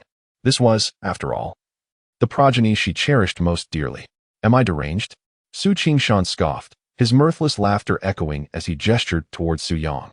"Inquire of your son what transgressions he has committed beyond these walls. The calamity that befalls the Su family today is a consequence of your indulgence." Su Yang, cradling his stinging cheek, appeared bewildered, at a loss for words. It was only then that he noticed the assembly gathered at the Su family's threshold. One figure among them disturbingly familiar. "It's you," Su Yang exclaimed, as if confronted by a specter. "Su Yang? Or is it suing? It has been an age. Has it not? A henchman flanking Zhang Tai offered a cordial wave. His smile, however, felt to Su Yang like a blade suspended above his head. You dare trespass here? Su Yang, disregarding the throbbing pain in his face, scrambled to his feet, directing his rebuke at the henchman. Su Yang, the repayment of debts is an immutable principle. Why should we hesitate to seek you out? It is you, the scion of the Su family, who sought to evade your obligations, Zhang Tai retorted, his smile devoid of warmth. Lies. It was all a contrivance to ensnare me, to deceive me into incurring these debts. Otherwise, I would have recouped my losses long ago. It was at this juncture that Su Yang realized he had been the victim of a meticulously crafted scheme. Yet, his inveterate gambling nature remained unyielding, still clinging to the hope of recouping his losses, a sentiment that elicited silent disapproval from those present. Oh, but such assertions are hardly accurate. Zhang Tai laughed heartily, producing the debt note as he spoke. The terms are clearly inscribed in black and white, and the signature is yours, pinned by your own hand. We did not coerce you into signing. So what if we set a trap? Without such schemes, how could my underground casino thrive? It relies solely on your kind, those who are hopelessly addicted to gambling. You. Su Yang stammered in frustration. Yet upon realizing that they were merely a group of spirit realm cultivators, a glimmer of hope illuminated his face. He turned to his father. Father, I was coerced by them. You must believe me. They are nothing but trash from the spirit realm. Why should you fear them? Let us, the Su family, eliminate them all. You didn't expect this, did you? My father is at the body refinement realm. With that, Su Yang signaled his guards and boldly charged at Zhang Tai, raising his club to strike. In an instant, the tension erupted into chaos. Even Su Qingshan was caught off guard. Excellent. Brothers, seize Su Yang alive. Eliminate the rest. Zhang Tai commanded, a smirk on his face, seizing the unexpected opportunity. At once, Zhang Tai's subordinates surged forward like wolves, clashing violently with the guards led by Su Yang. The area outside the Su residence transformed into a scene of hellish turmoil. Amidst the flickering blades and the gruesome spectacle of blood and flesh splattering, severed limbs and human heads fell to the ground, while anguished cries reverberated through the streets. The onlookers, terrified by the horrific scene, scattered in panic, unable to bear such savagery. In less than a minute, Zhang Tai delivered a kick that sent Su Yang crashing to the ground, viciously trampling his face. Surrounded by carnage, Su Yang's gaze fell upon a head that rolled ominously to him, revealing it to be that of his longtime protector. In a state of shock, Su Yang's features contorted in horror, his screams echoing throughout the street as he succumbed to a torrent of despair, tears and other bodily fluids cascading uncontrollably. Go save her son. Zhao Yin, paralyzed with fear, cried out to Su Qingshan, her voice hoarse. As the matriarch of the Su family, she had never witnessed such brutality. Had it not been for her fear of Su Yang's peril, she would have fainted long ago. Faced with this grim reality, Su Qingshan could no longer remain indifferent. Even Su Fei Luo, standing beside him, unsheathed her sword, ready to rush forward and rescue her brother at a moment's notice. Su Qingshan's expression darkened, his fists clenching tightly as an overwhelming aura surged around him, an immense spiritual energy swirling in his vicinity. Release my son, he bellowed. In an instant, he transformed into a fleeting shadow, appearing before Zhang Tai, his fist infused with a thunderous energy that struck like a cannonball, aiming to obliterate Zhang Tai and rescue Su Yang from beneath his feet. Old Wu. Zhang Tai's pupils dilated in shock as he was startled by Su Qingshan's sudden punch, hurriedly calling out to the elder beside him. Before Zhang Tai could finish his words, the elder had already sprung into action. With just a single step, he appeared before Zhang Tai like a phantom. In the next instant, it was Su Qingshan whose pupils widened in surprise. Chapter 29. Fair Maiden, Do Not Strike. Under the black robe, Elder Wu exuded an enigmatic and inscrutable aura, his murky eyes flashing with disdain and battle intent. Just as Su Qingshan's fist was a mere half-inch away, Elder Wu calmly unleashed his full momentum, a formidable pressure instantly radiating from his being. Under this overwhelming force, Su Qingshan's punch faltered, as if he had sunk into a quagmire, unable to advance even an inch. A wave of astonishment surged within him. This Elder Wu was, indeed, a soul-stage powerhouse. Though Su Qingshan was a strong practitioner at the body refinement stage, the disparity between realms was akin to a chasm. Even a practitioner at the 9th level of body refinement would find no room to retaliate against one who had just ascended to the 1st level of soul stage. It was like the difference between a river and the sea. No matter how turbulent the river, it could not stir the vastness of the ocean. Realizing the precariousness of the situation, Su Qingshan hastily retracted his fist. Having already initiated an attack, retreat was no longer an option. Elder Wu's sinister voice echoed as he leapt into the air, his speed surpassing Su Qingshan's by more than tenfold, countering with a powerful palm strike. The energy of his palms surged, transforming into a force the size of a person in an instant, instilling fear in all who beheld its might, crashing down upon Su Qingshan like a colossal weight. In an instant, Su Qingshan was flung backward, crashing violently into the courtyard of the Su family. A deep pit, several meters wide, was formed upon impact, and Su Qingshan lay within, drenched in blood, teetering on the brink of life and death. A profound silence enveloped the scene. The members of the Su family, gripped by fear, hurried forward to assess his condition. "Master, how are you?" Su Qingshan felt his meridians severed. His body immobilized on the ground as torrents of blood surged in his throat. Had the elder exerted even a slight bit more strength, he would surely have perished on the spot. Cough, cough. I am fine, he managed to utter with great effort, yet as he spoke, blood gushed forth from his throat. "Master!" The Su family members cried out in alarm. Su Qingshan was the most formidable cultivator within their clan. And now he lay gravely injured by a single strike from the elder, without any means to retaliate. It was only now that they grasped the gravity of their plight. A calamity had befallen the Su family. Seeing her brother captured and her father grievously wounded, Su Feilua could no longer maintain her composure. Her beautiful eyes blazed with fury as she launched a sword strike toward the elder. Zhang Tai's eyes sparkled with delight. What a stunning beauty! She was nearly as captivating as Rin Shuiying, whom he had encountered previously. Desire surged within him, and he hastily turned to Elder Wu, saying, "Elder Wu, capture her at once. Do not harm a single hair on this beauty. To injure such a lovely creature would be a desecration of beauty itself." He had resolved. Once Elder Wu subdued her, he would lavishly indulge her to vent the pent-up rage he had harbored in recent days. In the following moment, Elder Wu launched another attack, meeting Su Feilua's sword with unwavering resolve. "Come and take my life," Sophie Luo exclaimed in fury. Since her childhood, she had diligently practiced the sword arts, and no one had ever surpassed her skill. Everyone proclaimed her to be a rare female swordswoman, and she was confident that she could slay this old man today. Yet, misguided confidence eventually bears consequences. The old man moved like a specter, appearing before Sophie Luo in an instant, standing resolutely in front of her sword without budging. A flicker of joy crossed Sophie Luo's face. This man was foolishly attempting to withstand her blade. In that case, she would strike him down with a single blow. However, as her long sword pierced through the old man's body, it encountered no resistance, and the anticipated spray of blood and flesh did not materialize. It was merely an afterimage. By the time Sophie Luo realized this, it was too late. The old man had reappeared behind her, and she had no idea when he had moved there. "Little girl, the sword path is not something just anyone can master," the old man remarked with a sinister tone. As his words echoed, he grasped Sophie Luo's long sword with one hand and flicked it lightly with a finger. The sword, forged from high-quality steel, shattered like porcelain upon striking the ground, its fragments clattering to the floor. With another gentle push, he sent Sophie Luo tumbling towards Zhang Tai. Elated, Zhang Tai quickly opened his arms to catch Sophie Luo. A lewd grin spreading across his face as he said, "Little beauty, you are truly exquisite. Let go of me. Release me at once." Sophie Luo screamed in rage, struggling desperately in Zhang Tai's embrace.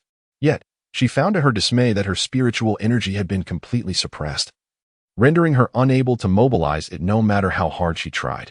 Zhang Tai furrowed his brow. Why did those words sound so familiar? Why did these lovely maidens always begin their pleas with "let me go"? After all the effort I expended to win you over, how could you expect me to simply release you? Surely, no impudent young lad would dare to disrupt my affairs today. Yet, even if he did, it would be futile. I am not alone today. Not only do I have a band of brothers by my side, but also old Wu is here to oversee matters. I am eager to see who possesses the audacity to attempt a heroic rescue. My dear maiden, cease your struggles." Zhang Tai leered, pressing down harder on Su Yang, eliciting a pained cry from him. He arrogantly addressed Su Fei Luo, saying, "Your brother is beneath my foot, and your father has been rendered a cripple by old Wu. You would do well to surrender gracefully. It is said that the Su family boasts unparalleled beauties. You must be the enchanting Su Yun Luo, the one whose beauty is unforgettable. Indeed, you are exquisite." Zhang Tai leaned closer, as if to inhale the fragrance of Su Fei Luo. Truly, a beauty possesses an innate allure. However, upon hearing his words, Su Fei Luo was momentarily taken aback, only to retaliate with increased fervor, striking Zhang Tai with her fists. Even without the use of energy, when did the beauties of the Su family become mere objects of your tongue? You are the true Su Yun Luo. Your entire family is Su Yun Luo. It does not hurt. Is the beauty merely tickling me? Zhang Tai, unfazed, stood firm against her punches, which, lacking any energy, felt akin to a gentle tickle to him. He continued, "My dear, fret not. I did not come to the Su family with intentions of causing chaos. It is merely because your brother owes me a debt. Repaying one's debts is a matter of principle. As long as the Su family can come up with the money, I will leave with my brothers and old Wu without inflicting any harm upon you." Upon hearing this, Su Fei Luo ceased her struggles and coldly glared at Zhang Tai, inquiring, "How much?" 1,000,000 taels of silver. Zhang Tai replied, dismissing any objections. "What? 1,000,000 taels of silver? Wasn't it 600,000 taels just a moment ago?" Su Fei Luo asked coldly. "Who told your Su family to be ungrateful? Not only did you injure my brothers, but you also compelled old Wu to intervene. Considering the compensation for my brother's injuries and old Wu's fees, this is the price now," Zhang Tai stated, unflinching. Yet, his group of brothers appeared vigorous and lively, showing no signs of having sustained injuries. Chapter 30. A way to save the Su family. 600,000 taels of silver could be cobbled together by the Su family. However, 1,000,000 taels of silver would completely deplete their resources, forcing them into a dire situation. What? The Su family cannot afford it? I do have another approach. Zhang Tai pretended to ponder before speaking to Su Fei Luo. What method? Su Fei Luo clenched her silver teeth and queried Zhang Tai. Given the circumstances, the Su family must find a solution, otherwise annihilation awaits them. Zhang Tai remained silent, merely surveying Su Fei Luo with lecherous eyes, making her feel as though she were being gnawed upon by ants. At this point, she had already surmised what Zhang Tai's so-called method entailed. "My dear," Zhang Tai proclaimed with audacious coyness, "surrender yourself to my desires for a week, allowing me to savor the exquisite allure of the most celebrated beauty of Qingyu City. In return, I shall not only absolve your family of their 10,000,000 taels of debt, but also grant your brother an additional loan of 1,000,000 silver taels, empowering him to dominate the casinos." These words cast a pall of astonishment upon the Su family. Sophie, their most cherished daughter, embodied their aspirations for resurgence. To see her defiled by this rogue would represent an immeasurable loss. Yet, with the specter of annihilation looming, even the most profound sacrifice paled in comparison to the present peril. Sister Su Yang, prostrate beneath Zhang Tai's foot, wept with unrestrained anguish. He now comprehended the true motive behind their intrusion. The debt was merely a pretext for seizing his sister.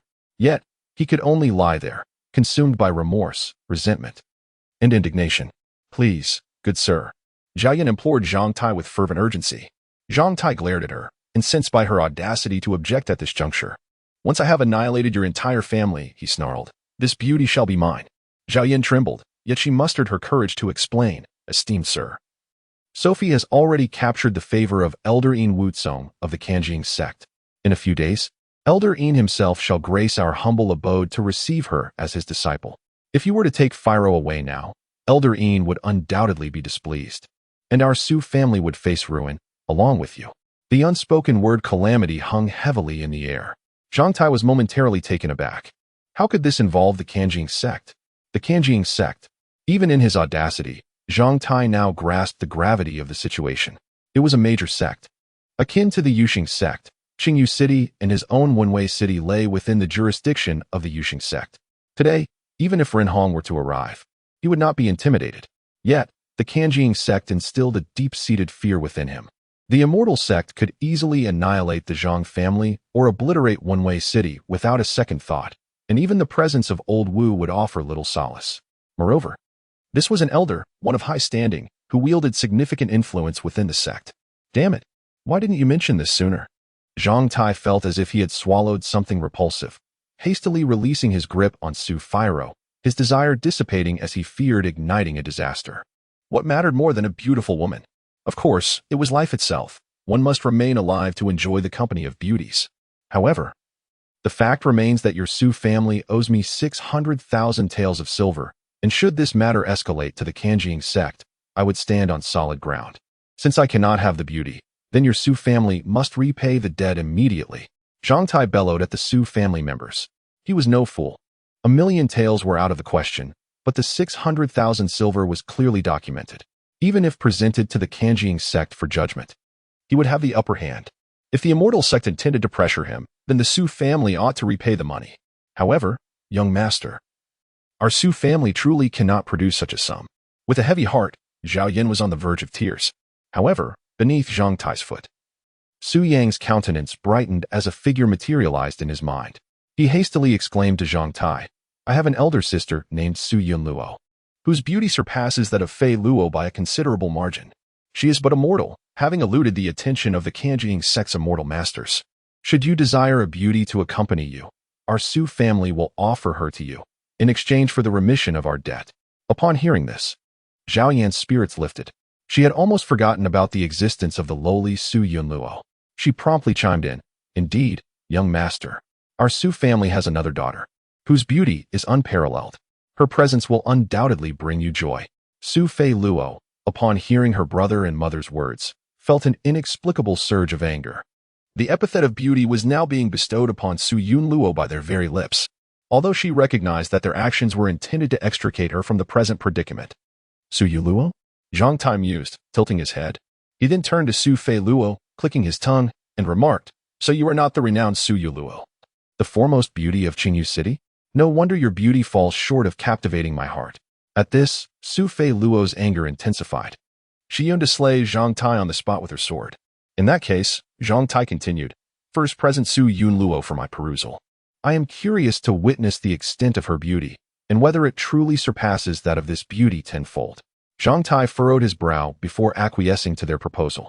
Upon hearing this, Zhao Yan promptly dispatched a Su family disciple to summon Su Yunluo from the backyard, instructing them to bring her by force if necessary. Before long, Su Yunluo emerged from the Su family's courtyard, her expression one of bewilderment. She had just been in the midst of her cultivation when she was abruptly interrupted, informed that Su Qingshan and Zhao Yin were calling for her. Without suspicion, she followed their summons. Upon her arrival, she was met with the harrowing sight of her younger brother trampled underfoot and her father lying motionless in a pool of blood, his body drenched in crimson. The scene outside the Su residence was one of ghastly carnage.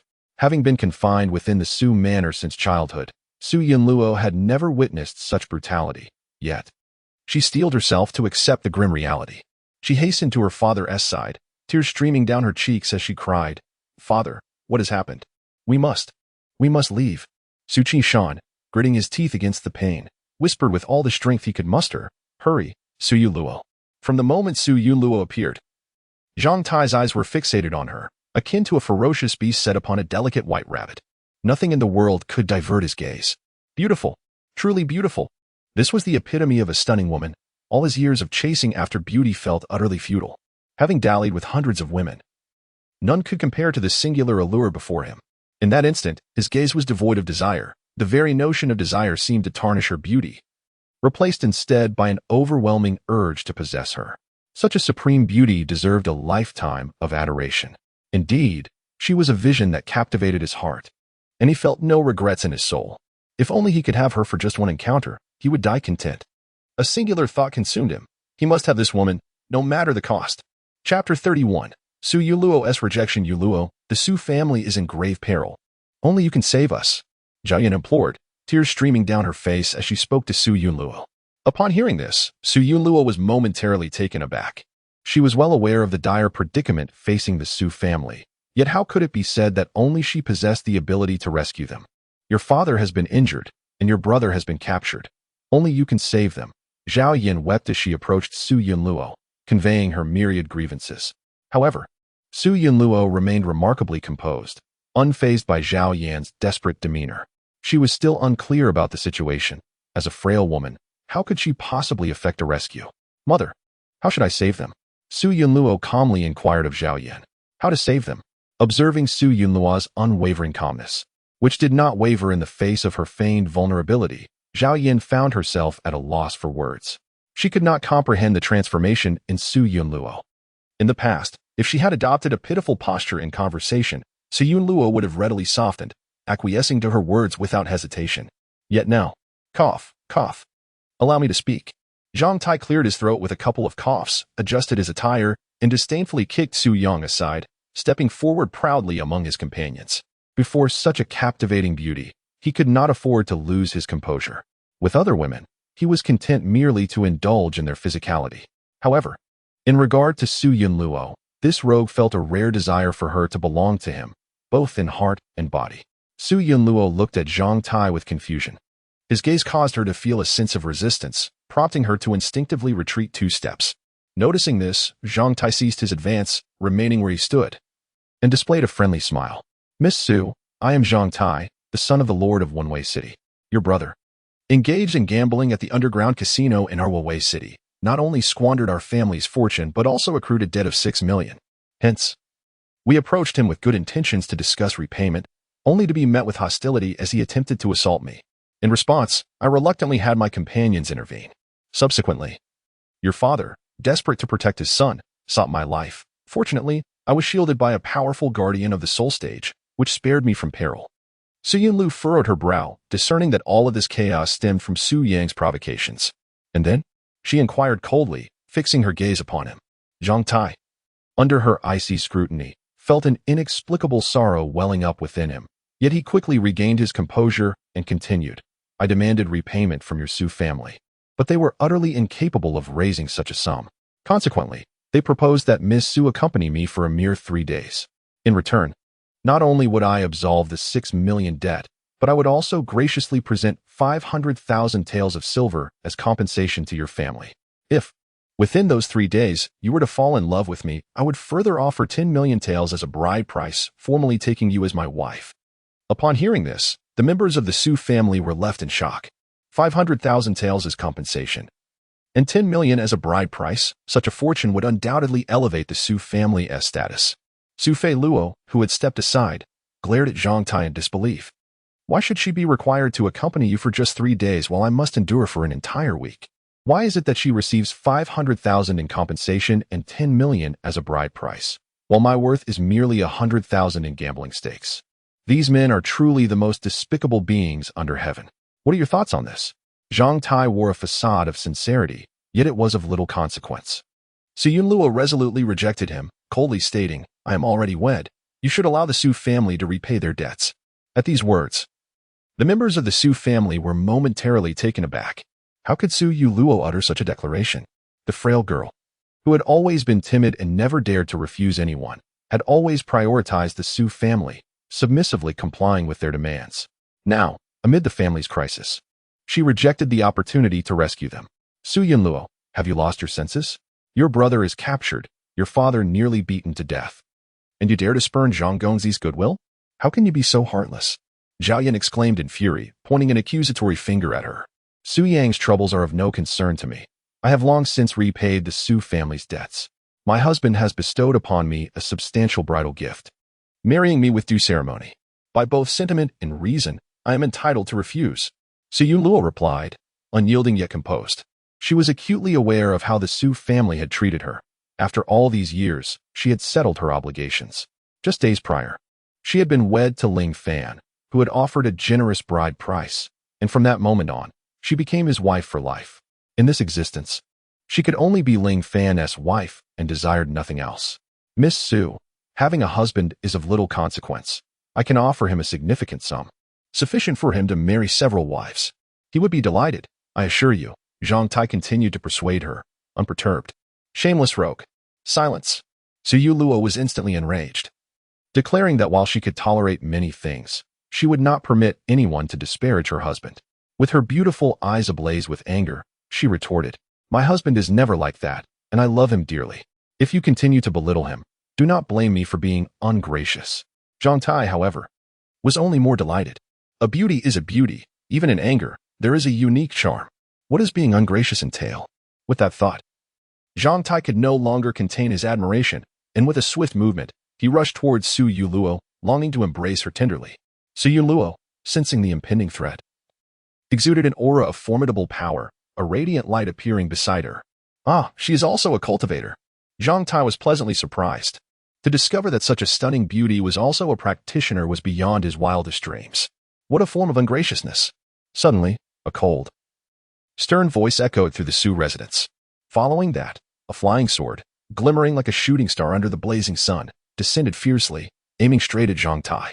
He was taken aback, and in a moment of urgency, he halted, the sword landing with a clang less than a meter in front of him, narrowly missing him from above to below. "Who is it?" Zhang Tai bellowed, squinting into the direction of the voice.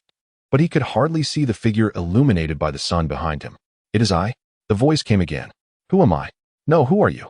Zhang Tai was momentarily stunned, feeling as though this scene and dialogue had transpired before. In the next second, realization dawned upon him. That familiar voice belonged to the scoundrel who had disrupted his plans in Baiwa Valley. He was immediately filled with rage. This scoundrel had not sought him out previously. Yet now he had the audacity to come knocking. After ruining his plans last time, he dared to disrupt his affairs again. This was sheer audacity. "I am who I am."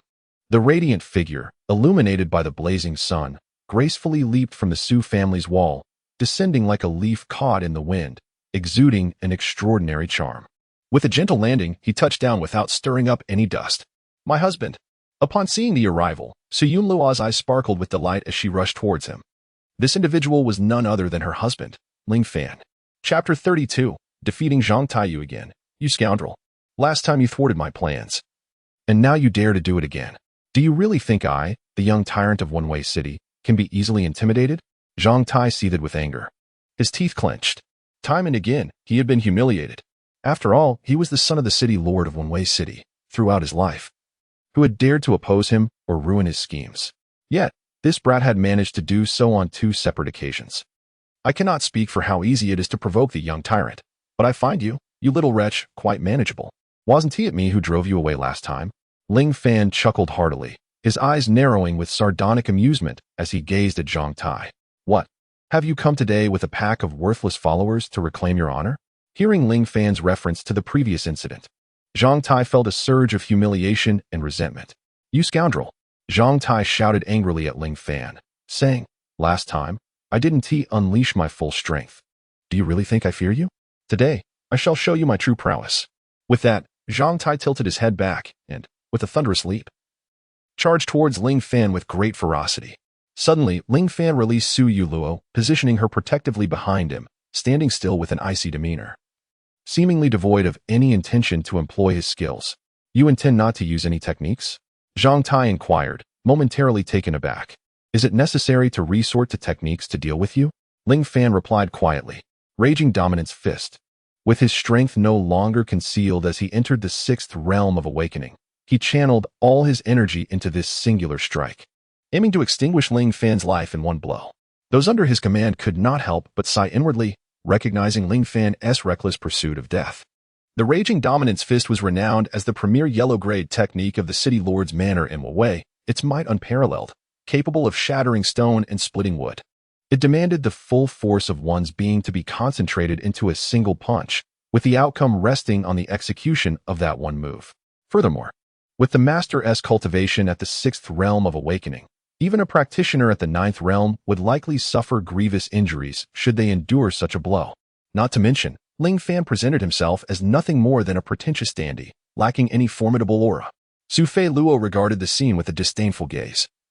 Muttering to herself, blind confidence ultimately belongs to the ranks of the insignificant. She pondered that if she were in Zhang Tai's position, retreat would be her only option, for facing the strike head-on would be folly. She was eager to witness how Ling Fan would meet his dismal fate.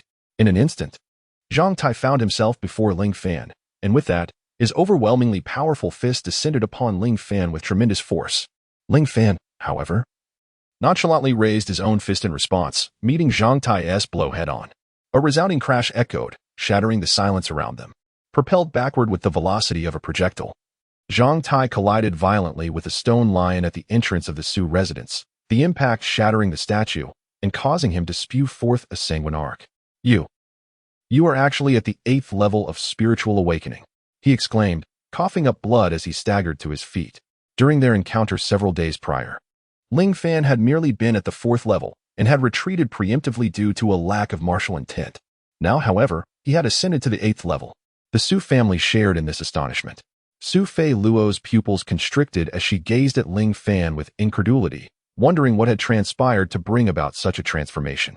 It was one thing for him to have risen from an invalid to the 4th level in a matter of days, which could be attributed to mere chance. But to now be at the 8th level defied explanation. How had he accomplished this? Ling Fan remained silent, casting a faint smile in Zhang Tai's direction. He himself scarcely understood the events that had befallen him, so why should he share them with an outsider, especially one who was his adversary? Upon witnessing his young master's injury, Old Wu hastened forward, retrieving a medicinal pill from his person and placing it in Zhang Tai's mouth, then channeling spiritual energy to alleviate his wounds. Old Wu, with his stoic countenance, was the most profoundly shaken of all. While those of lesser cultivation present were unable to discern the intricacies of the situation, he, a sole platform realm expert, had witnessed Ling Fan's extraordinary display firsthand. Despite being a mere 8th-level spiritual awakening cultivator, Ling Fan possessed a spiritual energy reserve comparable to that of a body-tempering realm practitioner. Moreover, his mastery over the manipulation of spiritual energy was nothing short of exceptional, rivaling that of his own. Such abilities were far beyond what a practitioner of the spirit-opening realm could typically demonstrate. In this moment, the previously unperturbed figure found himself stirred by Ling Fan's presence. "Young master, this individual is rather peculiar. Shall I intervene and subdue him?" he cautiously proposed to Zhang Tai. "There's no need." Zhang Tai, having regained his composure, slowly rose to his feet, his eyes blazing with an unprecedented fury that nearly clouded his judgment. "Damn it! I am truly enraged today," Zhang Tai bellowed, his sinister gaze fixated on Ling Fan. "I initially intended to grant you a swift death, but now I cannot allow you to perish so easily. So Yun Luo is your woman, thus I shall have her captured and tormented before your eyes, allowing you to witness the degradation of your beloved. You shall experience the torment of a fate worse than death." Ling Fan narrowed his eyes, a palpable aura of murderous intent enveloping him. In this moment, awakened from his reincarnation, he felt the stirrings of lethal resolve for the first time. Despite having no desire to engage in further bloodshed in this lifetime, the thought of restraint slipped away. To him, Zhang Tai had already become a mere corpse. "Brothers, advance. Capture Ling Fan for me," Zhang Tai commanded, his expression darkening as he issued the order to his comrades. Armed with weapons, they surged forward, intent on subduing Ling Fan. What significance did the 8th realm of the spirit opening hold? Even the involvement of Old Wu was but a courtesy today. He would utilize this band of spirit-opening practitioners to apprehend him, demonstrating that in this world, survival depended on camaraderie and the ruthlessness with which one played the game. Soon, a group of subordinates surrounded Ling Fan, launching a relentless barrage of attacks from all directions, wielding blades and swords with the intent to ensnare him, leaving him no respite. To their astonishment, however, Ling Fan moved with the grace of a bird in the wind, effortlessly evading the onslaught within the deadly encirclement. Each strike whizzed past him, failing to graze him even slightly. As several opponents believed they had succeeded in landing a blow, Ling Fan elegantly sidestepped their strikes. "Brothers, this fellow is exceptionally adept at dodging. Let us strike together and see how he escapes." Among the group, a clever individual, noticing their continuous failures, proposed this strategy. His companions exchanged knowing glances, and in perfect unison, they launched a coordinated attack towards Ling Fan. In an instant, a torrent of assaults descended upon him, with lethal moves executed from below and above, effectively sealing off all avenues for Ling Fan to evade. To the spectators, it appeared that escape was impossible. Yet at that moment, Ling Fan revealed a hint of derision. "Your opponent is not me." With a fierce focus, he unleashed his unique technique. His aura surged dramatically, and the surrounding spiritual energy began to stir wildly. To the astonished onlookers, a phantom rainbow bridge materialized around him, as if gathering strength for his body. Break.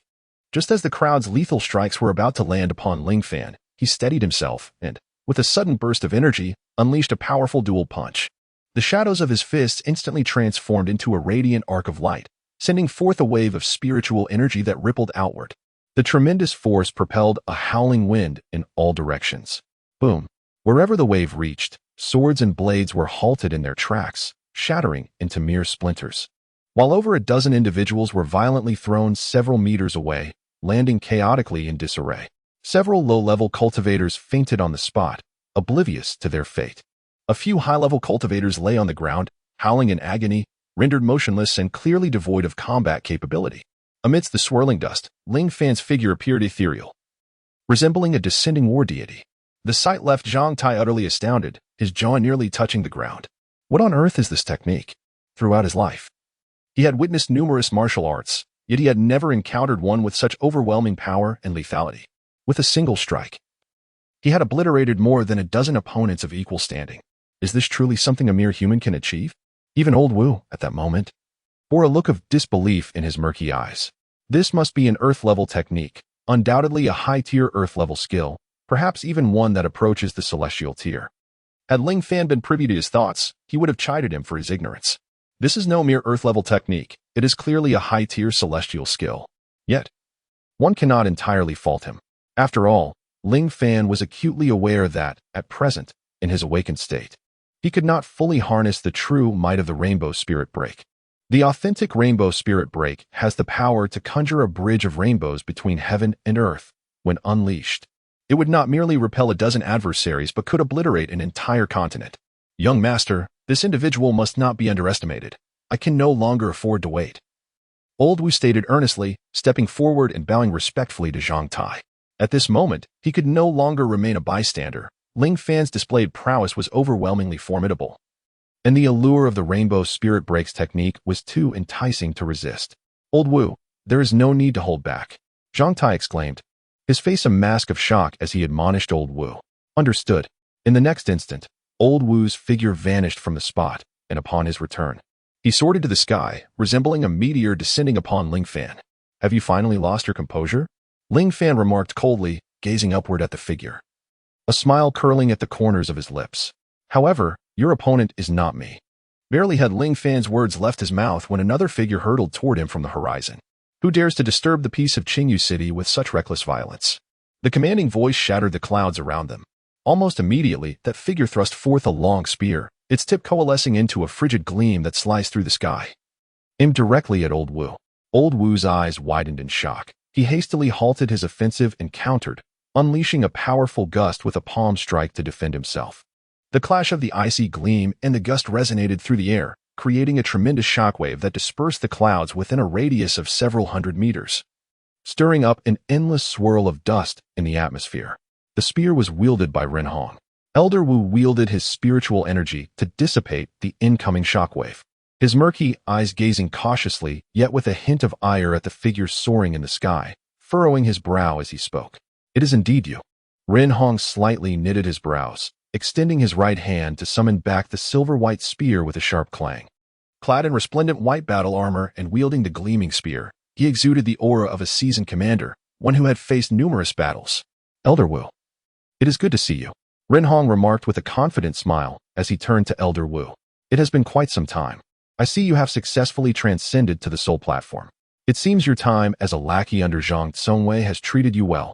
Upon hearing Ren Hong's derogatory remark, Elder Wu's eyes turned icy. Indeed, Lord Zhang has been quite gracious to me. It was only after my elevation to a revered status that I found the opportunity for breakthrough, allowing you to witness the current version of me. After bowing respectfully towards Wenwei City, Elder Wu scoffed and continued, And what of you, Lord Ren? After the martial confrontation last time, you were gravely injured. Yet you dare to show yourself now. Have you perhaps acquired some miraculous elixir for your recovery? What? Is my recovery surprising to you, Elder Wu? Ren Hong retorted with a smile. With that, Ren Hong unleashed his imposing aura, a magnificent force erupting from him, while an invisible pressure emanated towards Elder Wu. Gritting his teeth, Elder Wu similarly unleashed his own presence, clashing his aura against Ren Hong's. The rivalry between the two soul platform masters dimmed the brightness of the day, leaving onlookers awestruck. Beneath the 100 meters, everyone felt a profound terror emanating from the heart, as even a mere hint of his aura drained their spiritual energy and defense. Indeed, the power of a soul platform cultivator is fearsome. Yet soon, beads of cold sweat began to form on Elder Wu's forehead, as an incredulous thought took root in his mind. Could it be that Ren Hong's injuries had truly healed? Was it not rumored that his condition was dire? Even with the aid of miraculous elixirs, full recovery would require at least a year and a half. Yet, judging by the aura surrounding him now, one could hardly discern any trace of injury. He appeared to have returned to his peak condition. Ren Hong, perceiving his doubts, could not help but smirk inwardly. While everyone was aware of his severe injuries sustained during the martial gathering, none knew of the extraordinary opportunity he had received. It was none other than Ling Fan, who casually concocted a heaven-grade essence restoration pill, which not only fully healed his wounds, but also enhanced his true essence, elevating his power significantly beyond its previous limits. Ironically, he owed his gratitude to that very injury. Had it not been for it, he would not have needed the essence restoration pill. Nor would he have forged a connection with Ling Fan, thereby missing out on this remarkable opportunity. Elder Wu, putting other matters aside, I must inquire about the purpose of your visit to my Qingyu city. Do you dare to act with such impunity in my domain? Do you truly believe that I, the Lord of Qingyu city, am inconsequential? A powerful shout, laden with surging spiritual energy, transformed into a formidable attack aimed directly at Elder Wu. With a determined grit of his teeth, Old Wu summoned a surge of spiritual energy to intercept the sound wave. Then, with a frosty demeanor, explained, I have accompanied the young master of my family to attend to some private affairs, and I hope Lord Ren will be understanding. Ren Hong's gaze shifted towards Zhang Tai, and to his astonishment, he perceived a glimmer of murderous intent in the latter's eyes.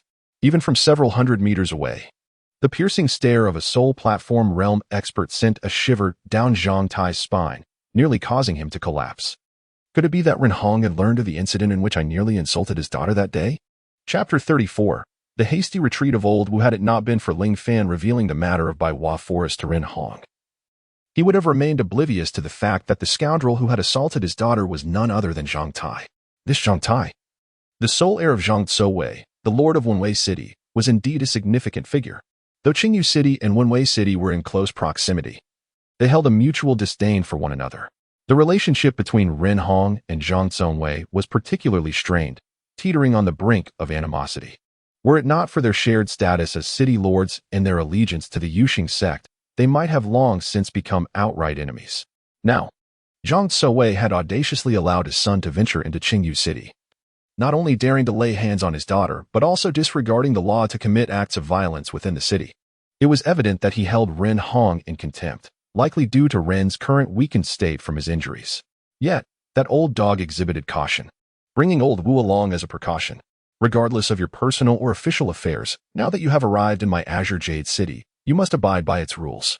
However, your disregard for the law and wanton acts of carnage have already transgressed its boundaries, and as the city lord, I cannot stand idly by.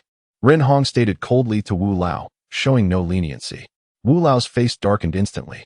He said with a sullen expression, City Lord Ren, are you unwilling to grant my master any respect and refuse to let the matter rest? Respect? Very well. Have Zhang Tsowei come here personally to negotiate with me. Ren Hong scoffed. Seeing Ren Hong's demeanor, Wu Lao realized that he would not let the matter drop so easily. Gritting his teeth, he decided to forego further discussion and launched an attack on Ren Hong with a ghostly figure and claw-like fingers. Ren Hong's eyes narrowed. Showing no fear of Wu Lao's incoming offensive, he immediately brandished his spear and flew towards Wu Lao as well. In the next moment, two streaks of black and white collided. Everyone looked up, but it was difficult to capture any of their figures.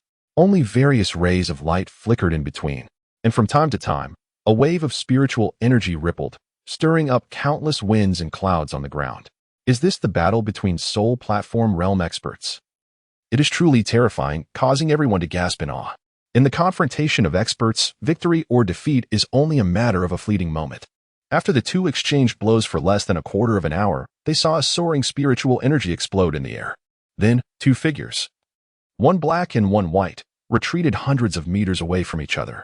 Wu Lao was the first to retreat from the battle, flying towards the ground at an extremely fast speed, and in an instant, he arrived beside Zhang Tai.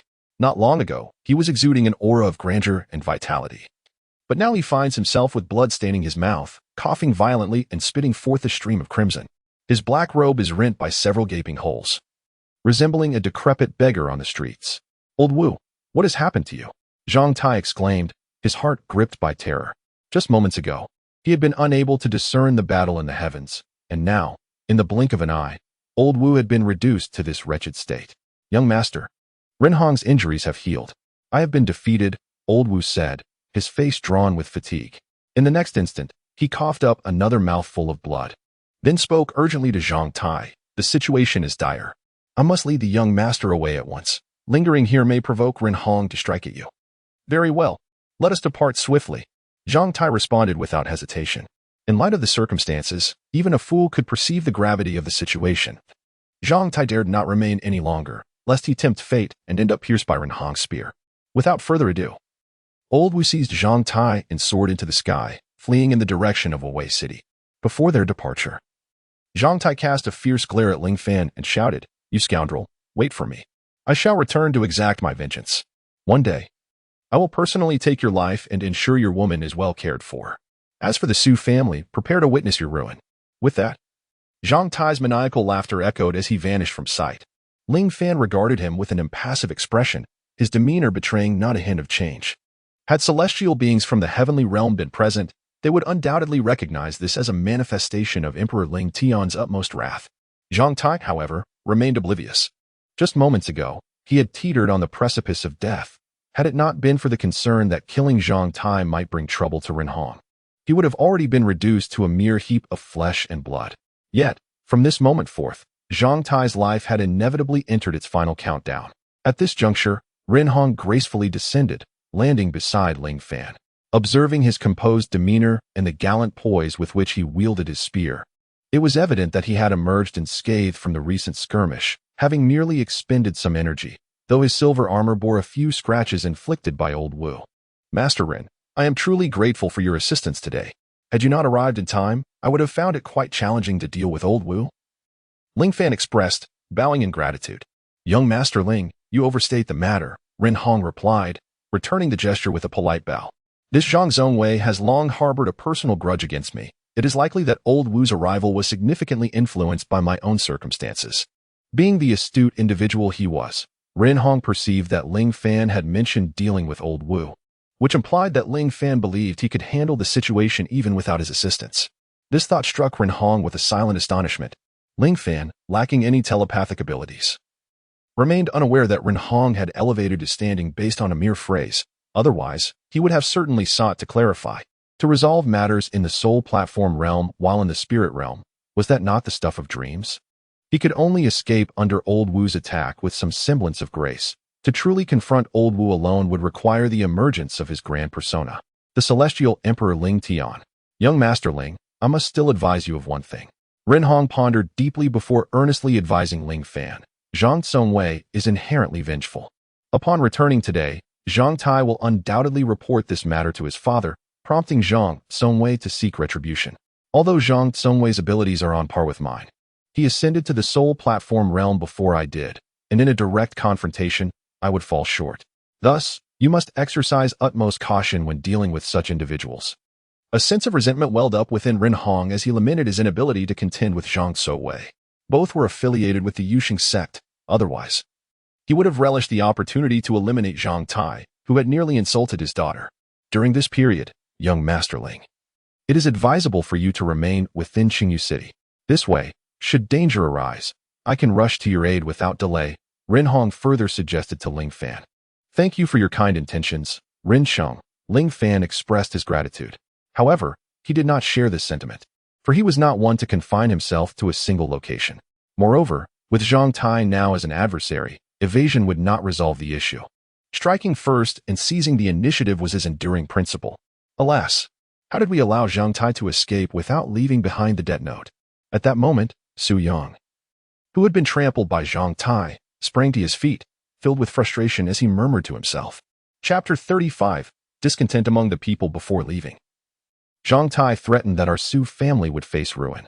What are we to do now? We have provoked a formidable soul platform realm expert and allowed a tiger to return to the mountains. Our Su family is truly on the brink of disaster.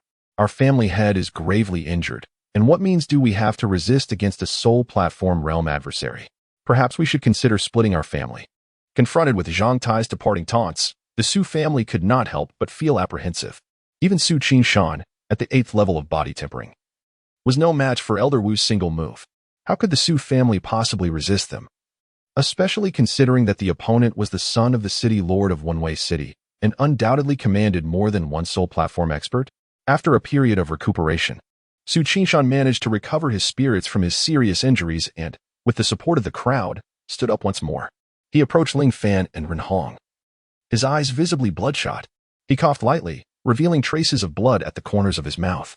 "City Lord Ren, I am deeply grateful for your assistance to our Su family today. I, Su Qingshan, am at a loss as to how to repay your immense kindness," Su Qingshan said weakly, cupping his fist in salute to the two. "It was merely a trivial matter, especially since they were causing trouble within my Qingyu city," Ren Hong said with nonchalance. As early as this morning, Ren Hong had received a message from Ling Fan, and their arrival, one after the other, was part of their plan. Alas, Su Qingshan hesitated, unsure of what to say. He turned his gaze, now gentle, towards Ling Fan and Su Yunluo, and said with guilt and apology, "Nephew, Yunluo, I never imagined that today's events would involve you as well." Su Yunluo quickly stepped forward to support Su Qingshan. Her almond eyes filled with heartache. "Father, there's no need to speak of involvement. With Ling Fan here, I wasn't harmed." "Indeed, it was fortunate that Ling Fan was here today," Su Qingshan said with relief. It seemed like only yesterday that this nephew, whom he had not held in high regard, had transformed into the savior of their Su family. If it were not for Ling Fan's appearance, the Su family would have faced unimaginable disaster. "My esteemed father-in-law, you speak too harshly. As a son-in-law of the Su family, one must contribute to its welfare. Nonetheless, I recognize you, the head of the family, are astute enough to perceive the prevailing circumstances, and thus I do not mind offering my assistance to the Su family. Alas, why even mention the Su family? It is on the brink of dissolution." Su Qingshan cast a glance at the flustered and bewildered members of the Su clan. A surge of inexplicable fury ignited within him. When the Su family was prosperous, these individuals flocked to them. Yet now, in times of adversity, they only contemplate division. I am still alive and present as the family head, yet it seems they wish to drive me to despair. Ling Fan, I am aware of your extraordinary capabilities. You are far from the inept individual they perceive you to be. However, Zhang Tai wields considerable influence and is accompanied by formidable soul-stage cultivators. To have incurred his wrath guarantees unrest. The Su family can no longer remain here. You and Yun Luo should flee at the earliest opportunity to a place where no one recognizes you. With your talents, you can indeed lead a splendid life." Su Qingshan spoke earnestly. But before Ling Fan could respond, an urgent cry rang out from behind. "No, Su Yun Luo cannot leave. If she departs, our Su family will face annihilation." The speaker was none other than Zhao Yin, Su Qingshan's wife, whose fury was palpable, clearly displeased with her husband's decision. Su Qingshan, filled with ire, bellowed, "Is your precious son not the architect of this calamity? Do you expect Yun Luo to bear the burden of his transgressions? If it were not for your indulgence of that wayward child, how would the Su family be suffering such misfortune today? Are you not aware of what Zhang Tai truly represents?" The renowned figure's reputation reverberated even through the city, accompanied by whispers of those he had cruelly toyed with, leaving behind a trail of devastation and madness in his wake. "You wish to exchange Yun Luo for the tranquility of the Su family. Yet have you considered the peril that awaits her? It is evident that you intend to push her into the abyss." The mother and son duo have wreaked havoc upon the family, leaving Su Qingshan disheartened, no longer willing to shield them as he once did. In this moment, he stood as a true patriarch, his countenance grave and impervious to dissent as he commanded, "Yun Luo, gather your belongings at once and depart with Ling Fan without delay." It must be said that, under normal circumstances, this would indeed be the most prudent course of action. Ling Fan turned his gaze towards Su Yun Luo, who, with her lips tightly pressed and tears brimming in her eyes, was reluctant to leave. After all, he was her biological father. How could she bear to abandon him to face his doom? Ling Fan sighed softly, his tone earnest as he addressed Su Qingshan. "Father-in-law, I cannot leave just yet. Yun Luo is equally concerned about leaving you behind, so let us defer the matter of our departure for another time." However, Su Qingshan was taken aback, unprepared for Ling Fan's refusal. Yet, Zhang Tai was merciless, and the carnage strewn before the Su family's doorstep was a testament to his brutality. His father was equally vengeful. Should he learn of Zhang Tai's defeat at Ling Fan's hands, even the forces of Qingyu City might be dispatched to exact retribution, with consequences that would be dire. "I understand your concerns, father-in-law, but mere evasion may not suffice to elude our past. If they strike again, we shall respond in kind. Moreover, with Lord Ren stationed here, our safety, and that of Yun Luo, will be assured." Upon hearing this, Ren Hong nodded in agreement, recognizing the wisdom in Ling Fan's words. The affairs of the Su family were matters he had little inclination to meddle in, since Su Yang had personally signed the debt acknowledgement. It was only reasonable for them to seek repayment, as long as violence was avoided, even if they stripped the Su family of their possessions to settle the debt. It would still be within the bounds of their agreement. However, regarding Ling Fan's situation, he could not remain an indifferent spectator. Sighing, he resolved that Ling Fan must exercise caution in the future. Upon witnessing this, Su Qingshan found himself at a loss for words. His final act of assistance would be to ensure that the troubles of the Su family did not further entangle the newlyweds. Subsequently, Ren Hong took the lead in departing. Ling Fan escorted Su Yunlu back to their small courtyard, leaving a group of Su family members to tidy up the aftermath. As Su Yang surveyed the littered remnants, a wave of nausea overwhelmed him, and he muttered resentfully at his father's retreating figure. Is this old fool truly my father? What a useless individual. Fell by a single blow. If only I had a father like Zhang Souwei, then it would be I basking in glory with my sycophants trailing behind me. Ironically, Su Yang's murmured grievances were overheard by Zhao Yan. Instead of reprimanding her son for speaking such disrespectful words about her husband, she merely regarded him with a cold smile. Su Qishan, you've grown quite audacious. After being married for 2 or 3 decades, you dare to insult even me? It infuriates me. Thankfully, my brother Yin will soon descend from the mountain, and your arrogance will not last much longer. At that point, do not blame me for turning my back on you. In the days that followed, the Su family found themselves engulfed in a state of trepidation, with some neighboring families even resorting to separating themselves out of fear of being embroiled in the turmoil surrounding the Su clan. Su Qingshan acquiesced to their concerns, revealing the fickleness of human nature in times of crisis. However, to everyone's astonishment, the storm passed without incident. The Zhang family of Wenwei City made no further moves, and not even a whisper of unrest stirred the air. For a rare few days, Ling Fan enjoyed a fleeting tranquility. Yet, one fateful night, as he lay entwined with Su Yuluo in slumber, he suddenly sensed a formidable presence approaching the Su residence. The aura, though only fleeting, was detected by Ling Fan's keen intuition. Dear husband, what troubles you? Su Yuluo murmured, her eyes barely open, unaware of the impending danger as she noticed Ling Fan's furrowed brow. It's nothing, just rest for now. I need to step out for a moment, he replied, withholding the full truth. The identity of the visitor was shrouded in mystery, and their intentions seemed far from benevolent. There was no need to alarm Su Yunluo. It was prudent to ascertain the situation first. With that, Ling Fan donned his garments. But before departing, he earnestly cautioned Su Yunluo, no matter what transpires, do not act recklessly. If danger arises, prioritize your safety and flee without hesitation. His caution was not born of excessive worry. Rather, it stemmed from a profound understanding of the precariousness of their situation. It was merely the fleeting breath of a moment that instilled a sense of trepidation in Ling Fan, a feeling he had not experienced even in the presence of Elder Wu. The newcomer possessed a cultivation far superior to that of Elder Wu, an undeniable prowess that surpassed mere increments. Take care, my husband. I shall await your safe return. Ling Fan nodded, turning away from the courtyard. Yet, upon stepping outside, he found himself at a loss as to where to go. The aura had dissipated too swiftly, and with his current level of cultivation, it was nearly impossible to pursue its source. Fortunately, he had discerned that the target of this presence was none other than the Su residence. He resolved to search within the Su residence before anything else. Ling Fan pondered silently. He then formed a hand seal to invoke the heavenly concealment technique, a method not intended for offense, but rather a means to obscure one's own aura. Although it lacked offensive capabilities, this technique was of paramount importance, coveted by countless cultivators. In the treacherous realm of cultivation, the ability to conceal one's presence is of immense significance. Under certain circumstances, it can yield extraordinary results. Even in battle, mastering the art of concealment grants a decisive advantage. The heavenly concealment technique was a celestial grade art. When employed by those of lower cultivation, it could effectively evade detection. Practitioners of the same realm, or even those one realm higher, would remain oblivious to his existence, even when facing opponents 2 or 3 realms above.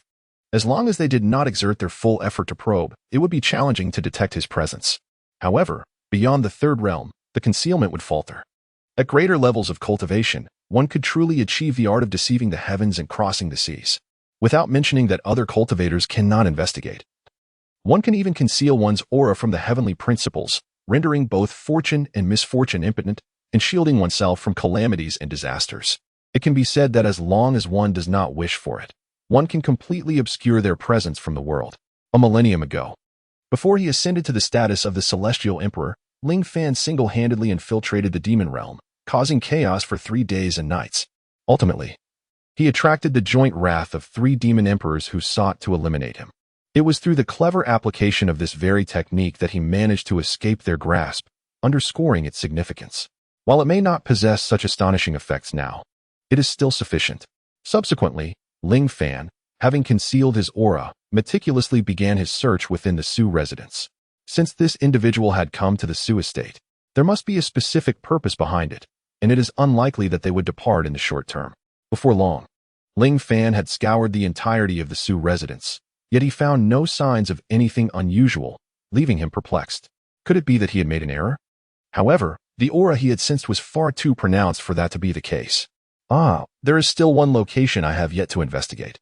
Suddenly, a spark of realization illuminated Ling Fan's mind, recalling a particular spot, the back mountain of the Su family, where he had first practiced his techniques.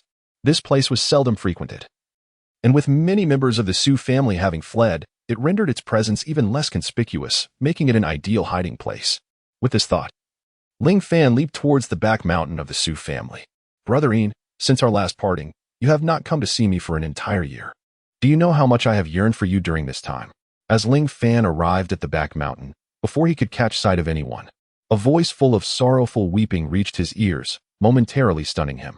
Due to the familiarity of the voice's owner, Ling Fan was not taken aback. On the contrary, he felt a profound recognition. It was none other than his mother-in-law, Zhao Yan, the wife of Su Qishan. But how could Zhao Yan possibly be here? Yin I do not wish for this either, yet the affairs of the sect are numerous, and I am unable to extricate myself. Otherwise, why would I allow you to remain beside Su Qishan, enduring a life of solitude? A voice, foreign to Ling Fan, echoed, a voice he had never encountered before. Woo. Brother Ian, so you are aware of Yin Er's plight. Su Qishan is utterly detestable. Aware of his own incompetence, he still expects me to accompany him every night. Whenever I awaken to behold his loathsome visage, I am overwhelmed with revulsion. He pales in comparison to your striking handsomeness, Brother Ian. Zhao Yan wept, seemingly bearing an immense grievance. Ling Fan, concealed within the bamboo grove, listened patiently and finally comprehended their actions. It appeared that Zhao Yan was clandestinely engaging with another man, effectively placing a green hat upon his father-in-law's head. Yin you have suffered, the enigmatic man remarked, gently brushing Zhao Yan's cheek and enveloping her in his embrace to offer solace. For Brother Ian, I am willing to endure any hardship. Fortunately, Brother Ian provided me with those potions. After Su Qishan ingested them, he can no longer partake in intimate relations. I can remain chaste for Brother Ian, but it has left me in a state of yearning. You must compensate me appropriately. Zhao Yan swiftly shed the mysterious man's garments, eagerly pressing herself against him. The two individuals shamelessly engaged in a passionate display upon the hillside behind the Su family estate, seemingly oblivious to Ling Fan's presence. Ling Fan found himself in an exasperating predicament, caught in a dilemma where he could neither look nor look away. To gaze upon the scene would mean witnessing his own mother-in-law as the leading lady, a profound violation of moral propriety, while averting his eyes would result in missing the chance to discern the mysterious man's features. Just then, Ling Fan perceived a subtle rustling in the wind. To his astonishment, he discovered that he was not alone. Another person stood nearby. A sudden jolt of fear gripped him as he realized he had been so engrossed in their conversation that he had overlooked the presence of another individual. When he finally recognized who it was, he stood frozen in place. The person raised a finger to indicate silence, then turned their gaze toward the unfolding scene. Their eyes fixated, unwilling to budge even slightly. Chapter 37. Heritage. This domain was utterly insane. Ling Fan longed to return to the celestial realm. What madness was this? How could this person be Su Fei Luo? His mother, Zhao Yan, was clandestinely meeting a man other than his father, while the daughter watched from the trees, witnessing everything with clarity. The situation was utterly explosive. Ling Fan wished to depart, yet he found himself trapped, unable to retreat or advance. Initially seeking a particular essence, he had inadvertently stumbled upon a private affair involving his mother-in-law. Although he had located the intended person and confirmed there was no threat, intervening was not a viable option, and leaving might disturb the two. Zhao Yan's dulcet tones, calling out various affectionate names such as brother and husband, filled the air with intimate whispers that would make anyone blush, portraying a scene of sheer delight. After a considerable interval, the commotion below finally subsided. However, the two individuals displayed no intent of parting, embracing one another while engaging in whispered conversations about trivial matters. Just as Ling Fan assumed this was merely an ordinary affair of infidelity, Zhao Yan's next utterance startled him profoundly. Brother Ian, when do you plan to take us three away? She lamented. I cannot endure another moment in the Su family, being bullied daily. Su Qishan is but a useless man, utterly incapable of protecting us. Our days are fraught with anxiety and fear. Zhao Yin appeared aggrieved as she confided in the mysterious man. I have come here with the intention of taking you away, the enigmatic figure declared, his fury surging as he demanded, how have the Su family wronged you? If that is indeed the case, I would not hesitate to obliterate them before departing. It is not the Su family per se, but rather. Zhao Yin then recounted the recent incident involving Zhang Tai, concluding with, seeing my son in such distress, envious of others who have a good father, breaks my heart. His father is an elder of the Yuxing sect, yet he remains subject to others' bullying. Zhang Songwei's son from Wei City? Who dares to presume the audacity to mistreat my son? The mysterious man's aura intensified. Zhao Yin quickly pressed on, tears glistening in her eyes. Whoa. They all believe Su Yang is Su Qingshan's son, which emboldens them to bully him. If you had acknowledged your biological son sooner, they would not have dared to mistreat Su Yang. With a tone filled with sorrow and lamentation. Those who are unaware might genuinely believe that Zhang Tai unjustly tormented Su Yang, evoking feelings of both grievance and sympathy.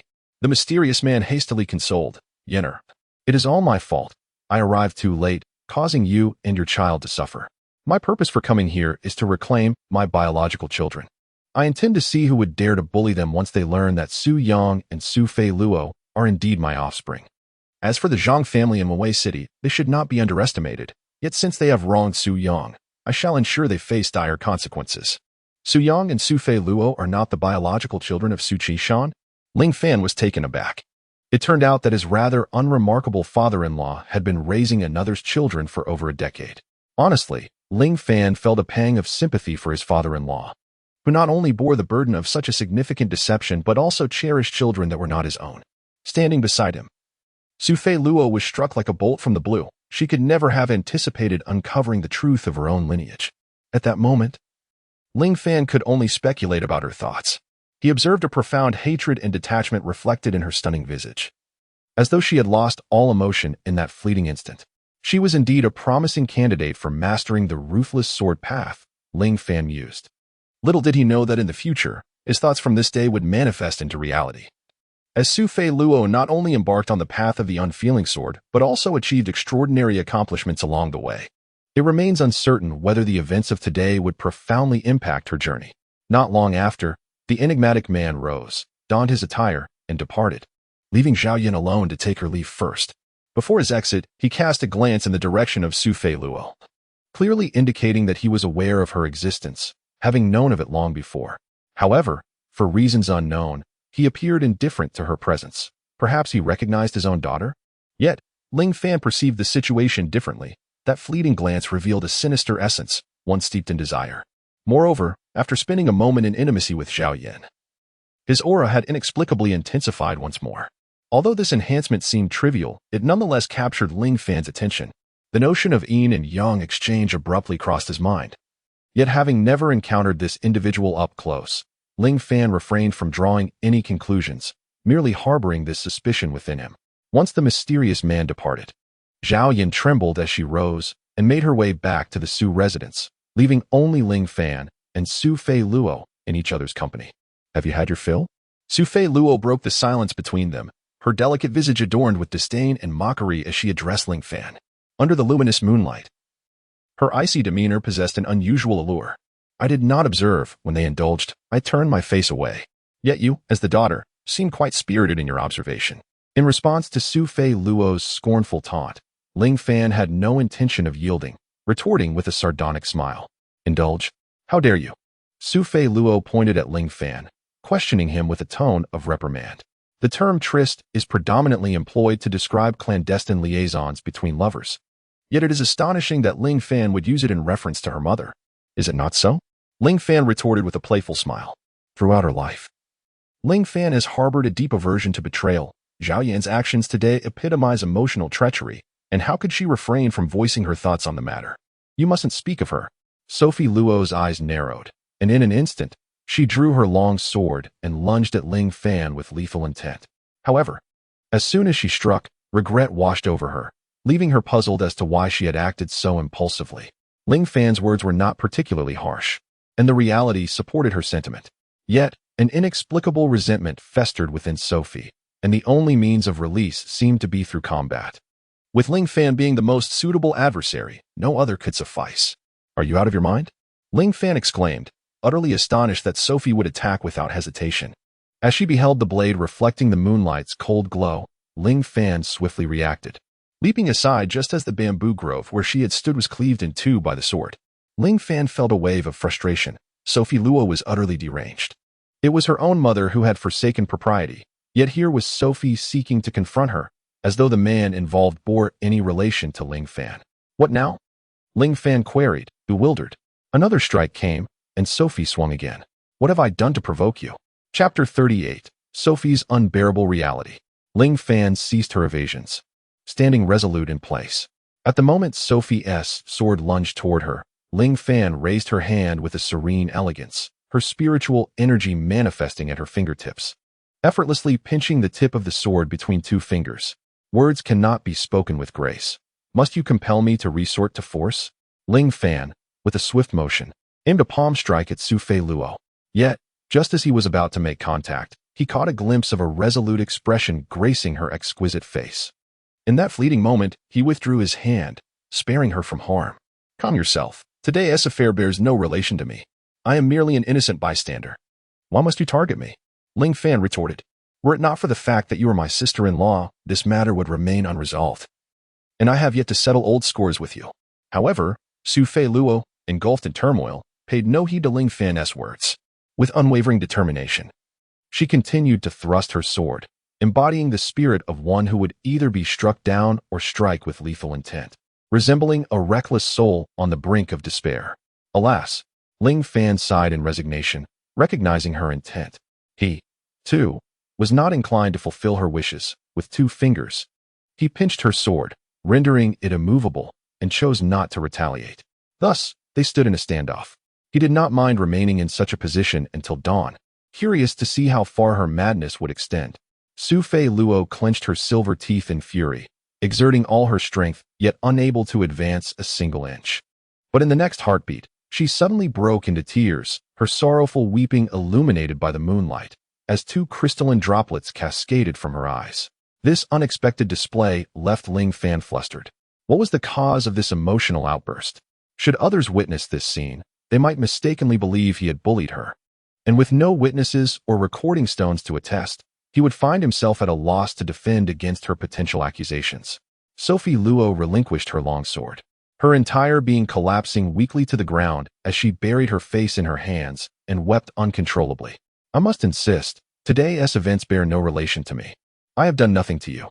If others witness your tears, do not attribute it to my bullying. Ling Fan hastily cast aside his sword, expressing his frustration. It is all your fault.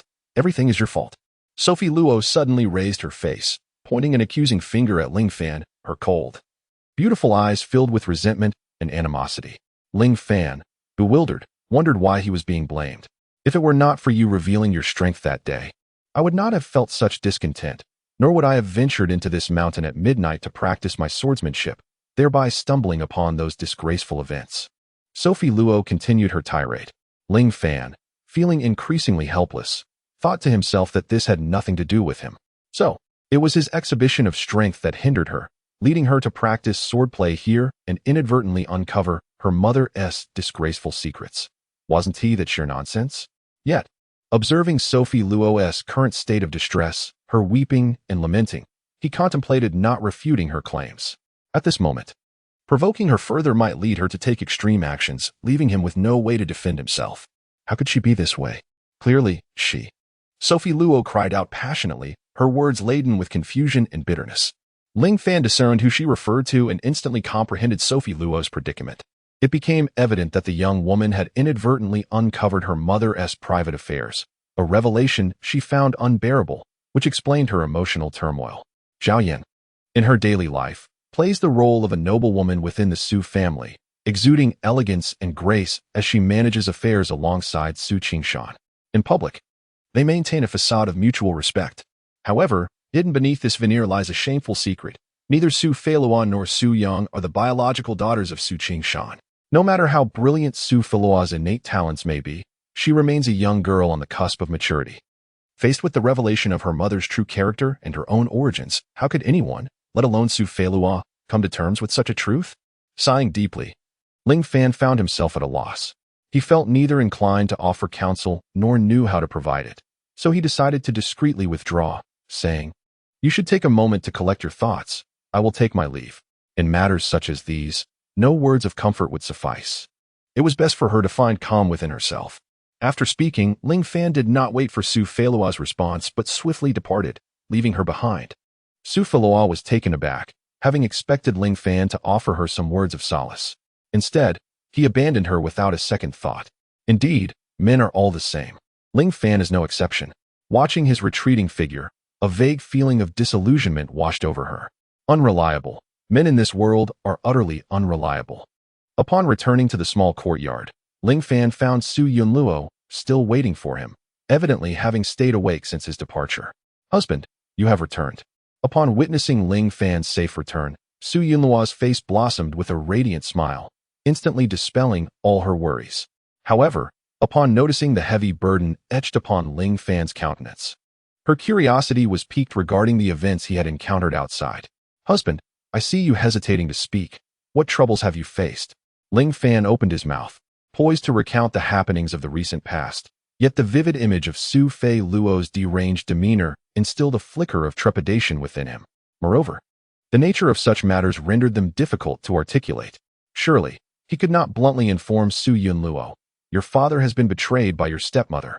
After a great deal of contemplation, Ling Fan ultimately refrained from voicing his thoughts. Given that the mysterious man had mentioned that the truth would soon come to light within the Su family, he decided to leave everything to the passage of time. Subsequently, the two embraced and drifted into slumber. In the following 2 or 3 days, Ling Fan encountered Su Qingshan several times. Observing the deep furrows of concern etched upon his face, it was evident that he too was troubled by the affairs of the Su family. Ling Fan felt a pang of sympathy for him, burdened as he was by the responsibilities of the Su household while simultaneously grappling with the humiliation of his own wife being wronged. Su Qingshan, perplexed, wondered why his son-in-law's gaze always seemed to harbor a tinge of pity. Yet he dismissed the thought, attributing it to his son-in-law's empathy for his struggles in managing the Su family alone. One day, a spirit vessel gradually approached the city of Qingyu. This vessel, adorned with an air of grandeur, is embellished with opulent decorations, and outside, mystical patterns of energy swirl, indicating the presence of a protective array, which signifies the esteemed status of its master. In front of the ark, a character for star is inscribed with spiritual energy. Any cultivator who encounters this scene would undoubtedly recognize this ark as belonging to the illustrious Kanjing sect, a revered establishment within the realm of Taiping Tianzhou. Chapter 39, The Mysterious Summons Master, Mistress. We have arrived at Qingyu City. On board the ark, a disciple clad in the attire of the Kanjing sect gently knocked on the door of the most lavish chamber, respectfully calling out in a hushed tone. As the door opened, a formidable-looking middle-aged man emerged, exuding an invisible pressure that surrounded him. He was dressed in a purple robe, with ethereal purple energy flowing around him, further emphasizing his noble identity. His expression was cold and unreadable, revealing neither joy nor sorrow. He cast a disdainful glance at the calling disciple, and silently strode out of the ark. Peering through the crack of the door, the disciple noticed a woman lying on the bed, unclothed and indifferent to his gaze. Just as the disciple, filled with trepidation, was about to turn away, the woman unexpectedly turned towards him, a playful smile gracing her exquisite features. In the next moment, she beckoned him with a seductive gesture, the implications of which were unmistakable.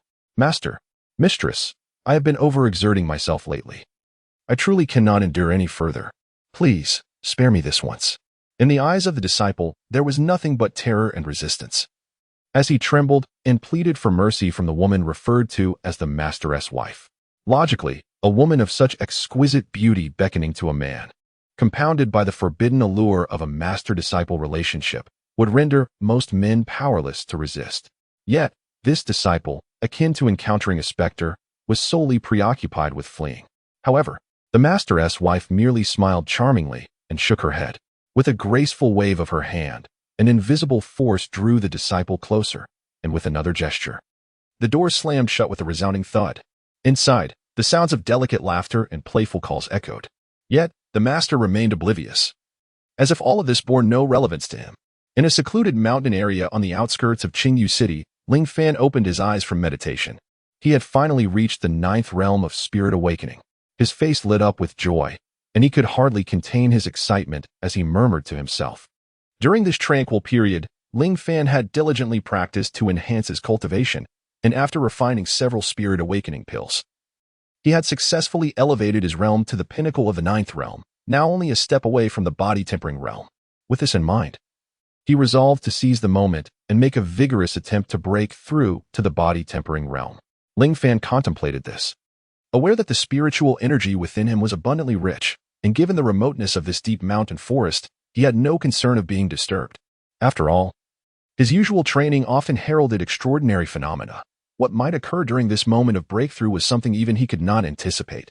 However, upon entering a meditative state once more, Ling Fan discovered that the spiritual energy within him flowed steadily through his meridians, completely unresponsive to his commands. Such a condition not only hindered his breakthrough, but also obstructed his practice altogether. What could be the reason for this? Ling Fan was enveloped in confusion. At that moment, an inexplicable and powerful allure flickered in his mind, as if something was beckoning him. He opened his eyes and gazed toward the source of this attraction, his brow furrowing slightly. He could not comprehend the origin of this pull, yet he felt an uncanny familiarity with whatever was summoning him, as if it had become intertwined with his very essence. What could it be? Ling Fan mused anxiously to himself. In the next instant, he found himself lost in a trance, his body moving uncontrollably toward the direction of the allure. At that moment, he was unaware of how he could abandon his usual cautious demeanor, but this overwhelming attraction consumed every thought in his mind, leaving no room for reflection.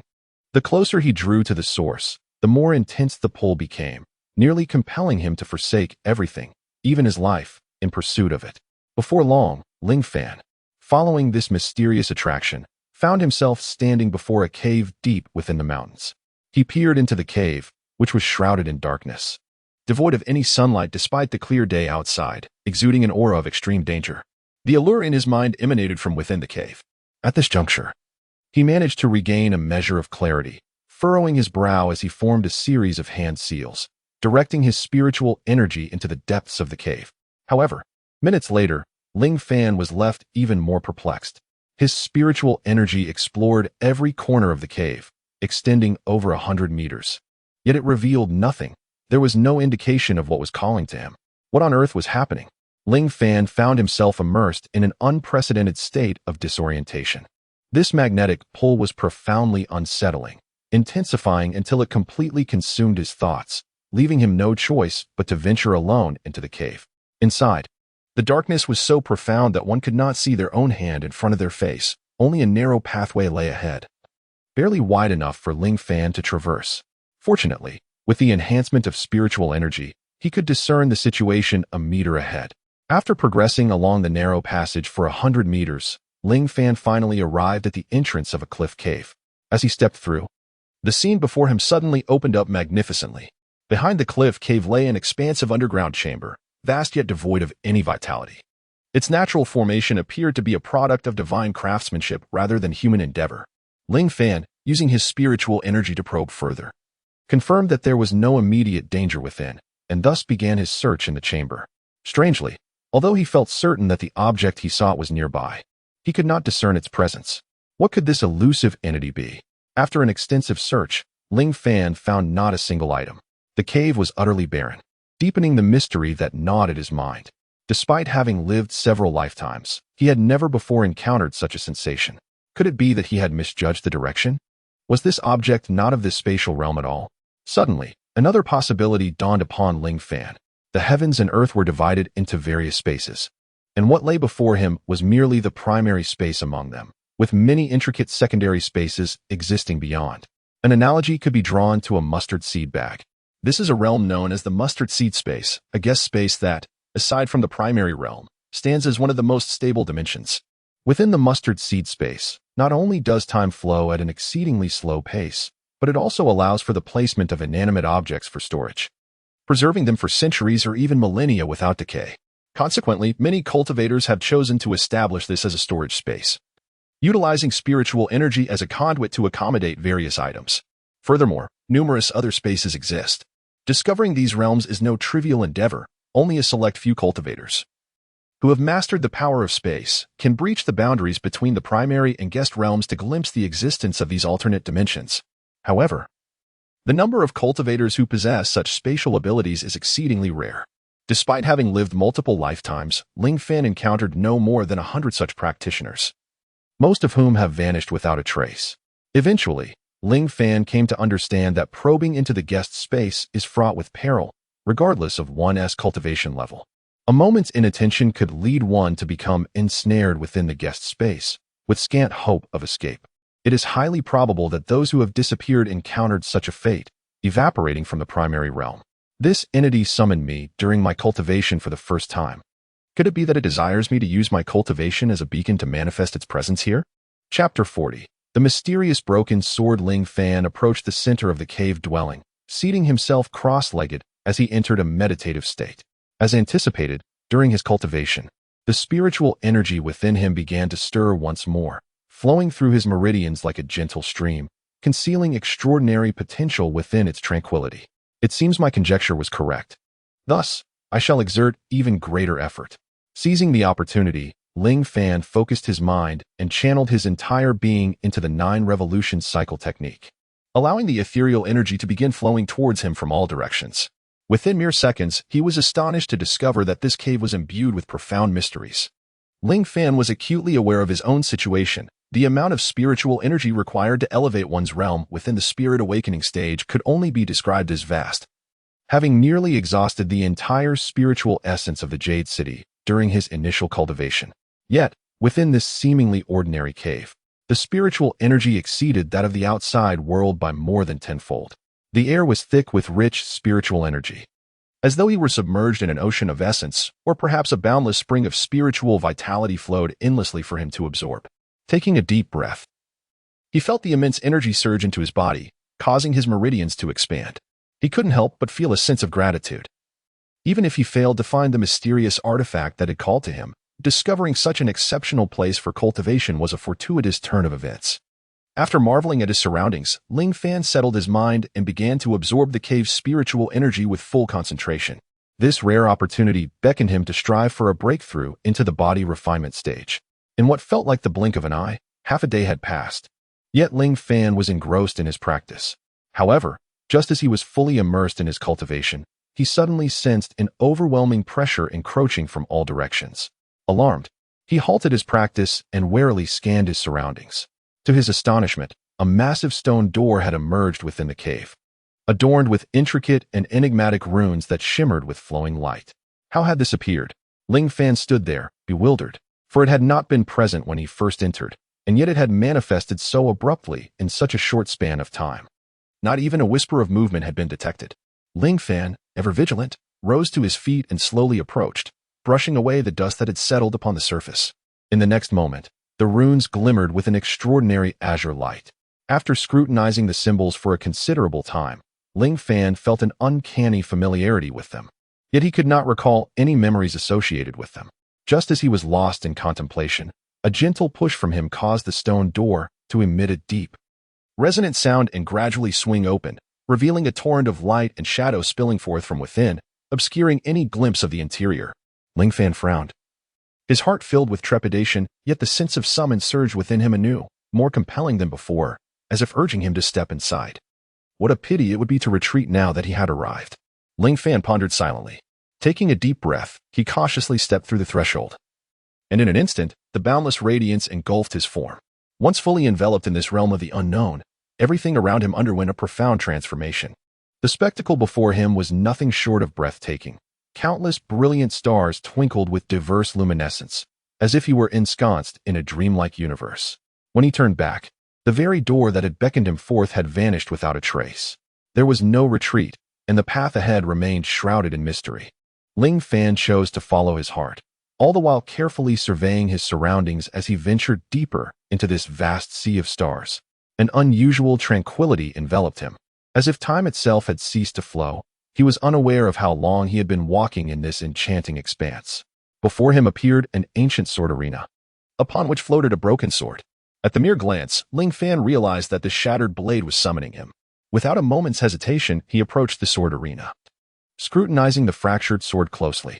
The blade was marked by the passage of time, as if it were recounting tales of its former glory and profound weariness. He gently lifted the broken sword from its pedestal, caressing its icy, unyielding surface. Suddenly, the sword trembled slightly, emitting a low, resonant hum, as if attempting to convey something to Ling Fan. To his astonishment, he felt as though he could comprehend the sword's silent message. With a surge of intuition, he followed the sword's unspoken guidance, attempting to connect with it through his spiritual energy. In the next moment, he discovered that his energy was effortlessly absorbed by the sword, vanishing as though a cow had plunged into the sea, leaving no trace behind. What manner of object is this broken sword? How is it able to merge with my spiritual essence? Ling Fan pondered in silent astonishment. Suddenly, the broken sword radiated a brilliant light, enveloping Ling Fan in a powerful force. In the blink of an eye, the fragmented blade transformed into a complete ethereal silhouette, which gradually solidified into a magnificent longsword exuding an ancient aura. The silhouette stood resolutely amidst the vast sea of stars, its extraordinary size spanning the entirety of the cosmic expanse. Mysterious patterns adorned the sword's blade, twinkling like stars, emanating a profound and formidable power. Ling Fan's eyes widened in disbelief, his face a canvas of astonishment. He had not anticipated such a wondrous transformation of the broken sword. Yet another layer of intrigue lay in the familiar energy that resonated within the longsword, evoking an inexplicable sense of recognition within him. What is the source of this familiar sensation that weaves through my countless lifetimes of memory, yet leaves no trace of recollection? Ling Fan felt a profound astonishment within. The ethereal silhouette of the sword seemed to resonate with Ling Fan's bewilderment, quivering slightly as the brilliance upon its blade flickered in response. At that very moment, a series of hazy images surged into Ling Fan's mind. Before him appeared a figure clad in celestial robes and battle armor. Although the figure faced away, Ling Fan could sense the boundless, proud aura emanating from him. Before this figure lay an abyss of impenetrable darkness, a void that threatened to engulf all light. Ling Fan peered into its depths, only to be struck with a sudden panic, withdrawing his probing essence in haste. His complexion turned pale, overwhelmed by an indescribable terror. The very essence of that darkness radiated an unprecedented might, instilling within Ling Fan an insurmountable sense of despair, one he had never encountered even after countless reincarnations and myriad foes. Ling Fan, will you not surrender? A voice echoed through the darkness, cold and devoid of emotion, yet imbued with an undeniable authority that seemed to pierce through the infinite void, striking at Ling Fan's very soul. Ling Fan? Why does it utter my name? Ling Fan's spirit trembled. Yet before he could fully comprehend, the armored figure stepped forward, wielding the long sword with a gentle flourish, unleashing a formidable sword energy that cleaved through the darkness. With a defiant smile, he declared, I am Ling Fan, and I shall never yield. Ha ha ha. Laughter reverberated through the shadows. In the next moment, a figure clad in celestial garments and battle armor leaped into the air, wielding a long sword that transformed into a shooting star, piercing through the night sky as it plunged into the darkness, never to be seen again. Chapter 41. The Enigma. Breakthrough of the Body Refinement Realm. The scene abruptly came to a halt, as if a sudden tempest had ceased in an instant. Ling Fan stood frozen, his thoughts lingering on the fleeting moment when the celestial figure surged into the void, his heart brimming with endless confusion and perplexity. He was as if bewitched, repeatedly recalling the scene he had just witnessed, not overlooking a single detail. These images flickered incessantly in his mind, intertwining and threatening to tear his thoughts apart.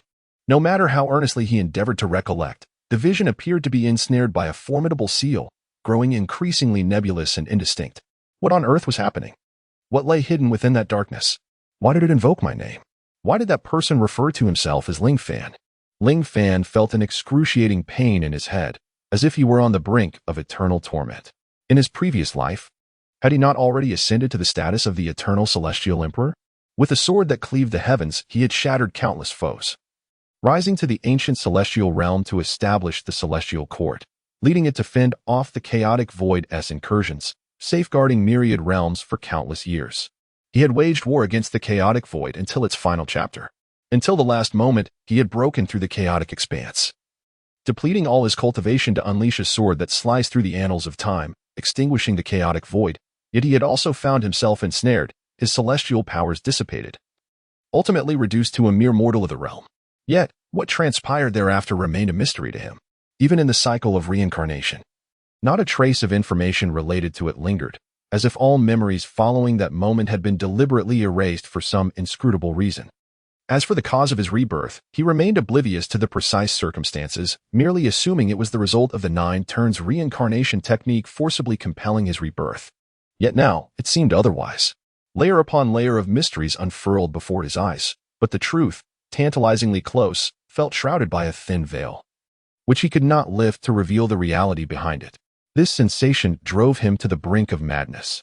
When he regained his composure, the ethereal silhouette of the long sword had vanished. For reasons unknown, the broken sword had quietly appeared in his grasp. In that moment, Ling Fan felt an uncanny resonance with the figure clad in celestial armor from the vision, albeit his sword was shattered. And he lacked the extraordinary demeanor and cultivation of that armored being. Although the circumstances eluded him, an instinct whispered truths within. Ling Fan steadied his mind and fixed his gaze upon the broken sword, his eyes brimming with fervor and resolve. You belong to me. You can only belong to me. The broken sword trembled in response within Ling Fan's hand, as if acknowledging his declaration. Indeed, it was no ordinary object, possessing an extraordinary spirit. Ling Fan smiled, feeling the warmth emanating from the broken sword, and with renewed confidence declared, I do not know why you have become this broken sword, but I sense, in the depths of my being, that everything is intricately connected to me. Perhaps you hold the key to unraveling the enigma. Very well, since someone has severed my past, I shall use you to unravel these mysteries. I believe that in due time, I shall also assist you in reclaiming your former self. The broken sword trembled once more, confirming my suspicions. Through the response of the shattered blade, Ling Fan felt a sense of reassurance. Everything aligned with his conjectures. Once he matured, he would undoubtedly unveil those enigmas, and this broken sword appeared to be a crucial key. However, the pressing concern remained. How do I leave this place? Ling Fan surveyed his surroundings earnestly. Aside from the tranquil cosmos and the resplendent stars, there was nothing else, let alone an exit. The stone door had long vanished from sight. The broken sword in his hand quivered as if to answer his question. Are you suggesting that I shatter the space? The sword offered no further response but began to emit a radiant glow. A spark of realization ignited in Ling Fan's eyes as he understood its intent. It beckoned him to cleave through the fabric of space. Without hesitation, he closed his eyes, centering his mind, and raised the broken sword high above his head. Taking a deep breath, he channeled all his spirit energy into the blade. As the brilliance upon the sword intensified, Ling Fan's eyes snapped open. Slice. As Ling Fan's sword descended, the broken sword unleashed a formidable wave of sword energy, rampaging through the vast expanse of the starry sea with unstoppable force. In its wake, the stars dimmed, seemingly stripped of their brilliance by this mighty sword aura. When the sword energy struck the edge of the boundless starry ocean, it provoked ripples in space, as if it had touched the very essence of that realm. Ling Fan fixated on the trajectory of the sword energy, hoping to shatter the fabric of this space. Indeed, in the briefest of moments, countless stars around him began to fragment into scintillating points of light, while the celestial panorama slowly collapsed from the distance towards him. In the blink of an eye, Ling Fan returned to his cave abode, still seated in meditation. Everything around him felt so familiar. Had it not been for the broken sword resting quietly in his hand, he might have dismissed the recent events as mere fantasy. The sheer magnitude of it all was overwhelming. When Ling Fan finally rose to assess his physical state, he was astonished to discover that he had unknowingly transcended the opening spirit realm, becoming a practitioner of the body refinement realm. I actually broke through, he exclaimed in delight. He had assumed that any breakthrough would require considerable effort, yet it had occurred so silently and effortlessly, inevitably linking it to the extraordinary events he had just experienced. However, after the initial joy, Ling Fan fell into contemplation. The transition from the opening spirit realm to the body refinement realm represented two distinct concepts. In essence, cultivators are merely a group of spiritually enlightened individuals. The initial phase of cultivation, known as awakening the spirit, signifies one's possession of a spiritual root and celestial demeanor, allowing entry into the path of cultivation. The concept of body refinement, succinctly articulated, refers to a significant realm of tempering and honing one's physical form. This realm emphasizes the cultivation of skin and bones, the unblocking of meridians, the coagulation of blood and flesh, and the forging of one's inner essence. It is also the most arduous phase of the cultivation journey. Regardless of how formidable a cultivator becomes, they remain bound by the constraints of their corporeal existence. Much like a vessel that can hold only a finite amount of water. Whether it contains a mere drop or is brimming, the essence of the vessel itself remains unchanged. The flesh and blood of the body resemble a fragile glass container that shatters upon impact. Only through relentless tempering and sculpting of one's physical form can one forge a robust bastion of boundless potential, capable of accommodating more of the ethereal energies of heaven and earth, thus unlocking a more formidable constitution. The consummation of body refinement symbolizes that the cultivator has thoroughly liberated themselves from the shackles of their mortal form, advancing towards the true path of immortality. Contemplating this, Ling Fan could not help but inhale deeply, sensing the more robust spiritual energy coursing through him, his eyes shimmering with resolute determination. Chapter 42. The arrival of opportunities. Upon exiting the cave abode, Ling Fan made his way back to the Su family in Qingyu City. Yet, before he could enter the Su residence, he encountered a throng of individuals surrounding the estate, their faces alight with curiosity and excitement as they craned their necks to catch a glimpse inside. The lively scene was palpable. Make way. Make way. I too wish to see the immortal from Kanjiang sect. The Kanjiang sect's immortals have always been shrouded in mystery, aside from a few outer disciples. The rest seldom emerge from the sect. Today presents a rare opportunity to behold a master of the sect, a privilege for all of us. The saying goes, the loss of the horse of Sai Wang may indeed be a blessing in disguise. Just a few days ago, the Su family faced calamity, nearly facing complete annihilation. Yet today, a celestial master arrives at their doorstep, demonstrating the fickle nature of fate. It is rumored that a significant figure from the Kanjiang sect has come to accept Su Fei Luo as a disciple. Should Su Fei Luo truly become a member of the Kanjiang sect, the Su family is poised for greatness. As the crowd buzzed with speculation, Ling Fan quietly entered the Su residence. Upon his arrival, the atmosphere was vibrant and lively. The faces of the Su family members radiated joy, and many familiar faces who had fled just days prior had inexplicably returned. Ling Yun, feeling disinterested, intended to retreat to his small courtyard. However, he sensed a formidable aura approaching the Su estate, coincidentally the same presence he had encountered on that fateful night. This indicated that the visitor was indeed an associate of Zhao Yan. He was curious to witness the unfolding events. With a slight frown, Ling Fan murmured to himself. He then employed the mantianging technique to obscure his figure within the throng, observing with an air of detachment. Inside the main hall of the Su residence, Su Qingshan and Zhao Yan busily instructed the servants to prepare the surroundings, both eagerly anticipating the arrival of their esteemed guest. Little disciple, do you have any idea when your master will grace our Su residence with their presence? Su Qingshan, displaying a hint of impatience, inquired of a disciple from the Kanjiang sect who had arrived early. The disciple cast a sidelong glance at Su Qingshan, waved a hand dismissively, and replied with a serious tone, my master has other pressing matters to attend to. I have come ahead to advise you to prepare for the welcome. Su Qingshan hastily remarked, rest assured, my dear disciple, our Su family has eagerly awaited this day and has long been prepared. Quickly, bring forth all the exquisite spiritual tea and fruits that we have meticulously prepared. Furthermore, replace every table and chair in the hall with new ones, and ensure that the cleanliness is impeccable.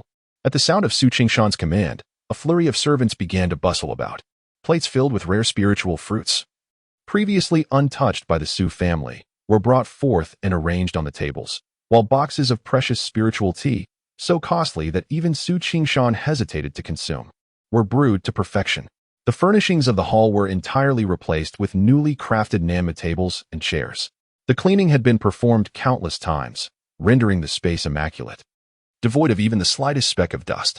Clearly, the Su family was sparing no effort in providing a grand reception for their esteemed guest.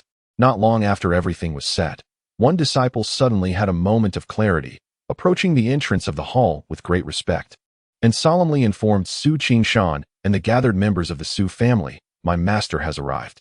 You must all maintain your composure and avoid displeasing him, lest the consequences be dire. Yes, yes, yes. Do not worry, dear disciple. Su Qingshan and the others promptly stood, swiftly positioning themselves at the entrance, their demeanor exuding utmost respect as they awaited. Ling Fan, amidst the crowd, couldn't help but feel a pang of anxiety for his rather oblivious father-in-law. They were standing there, waiting with reverence, yet the house had already been pilfered without their knowledge. He thought to himself, you should turn around and check on your wife. Her eyes are already shimmering with allure, clearly not waiting for any esteemed guest, but rather for her beloved to come and retrieve her. Su Qingshan was ultimately unable to hear Ling Fan's inner thoughts. He merely waited with an expression of excitement and reverence. Today, his wife Xiao Yan had risen early to adorn herself, procuring an exquisitely expensive yet splendid new outfit from the Jinyu Pavilion. He assumed that his graceful wife simply wished to enhance her beauty, perhaps to elevate his stature before the celestial master.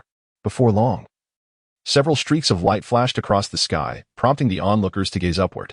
As the luminous trails approached, it became evident that they were several individuals riding swords, who gracefully descended from their mounts and landed effortlessly upon the ground. Their presence exuded an undeniable aura of authority, compelling the curious crowd to retreat, thus creating a vast expanse of space. Soon thereafter, another streak of purple light pierced the heavens, its brilliance surpassing that of the disciples from the againw sect by several folds. The atmosphere grew palpably heavier upon its arrival, causing onlookers to involuntarily bow their heads. Such a grand display indeed. Ling Fan scoffed softly. He understood the intent behind this individual's arrival, to flaunt power before the masses and to instill a sense of intimidation. However, Ling Fan was impervious to such tactics. He would only bend his will in response to respect, if one sought to press him down by force. It was unlikely that even death would compel him to bow. Thus, Ling Fan discreetly harnessed his spiritual energy to counteract the oppressive force, standing out like a crane among chickens amidst the crowd of bowed heads. Upon landing, the purple light transformed into a middle-aged man clad in a purple Taoist robe. He possessed a rather ordinary appearance, bearing a semblance of angular features akin to Su Yang. However, his aura of mysterious cultivation added an ethereal grace to his demeanor. Dressed in a flowing purple robe and adorned with a crown atop his head, his noble status was unmistakable. With narrowed eyes, he exuded an air of imperious disdain. Suddenly, he surveyed the crowd, and upon witnessing everyone bowing their heads in reverence, he nodded slightly, seemingly satisfied.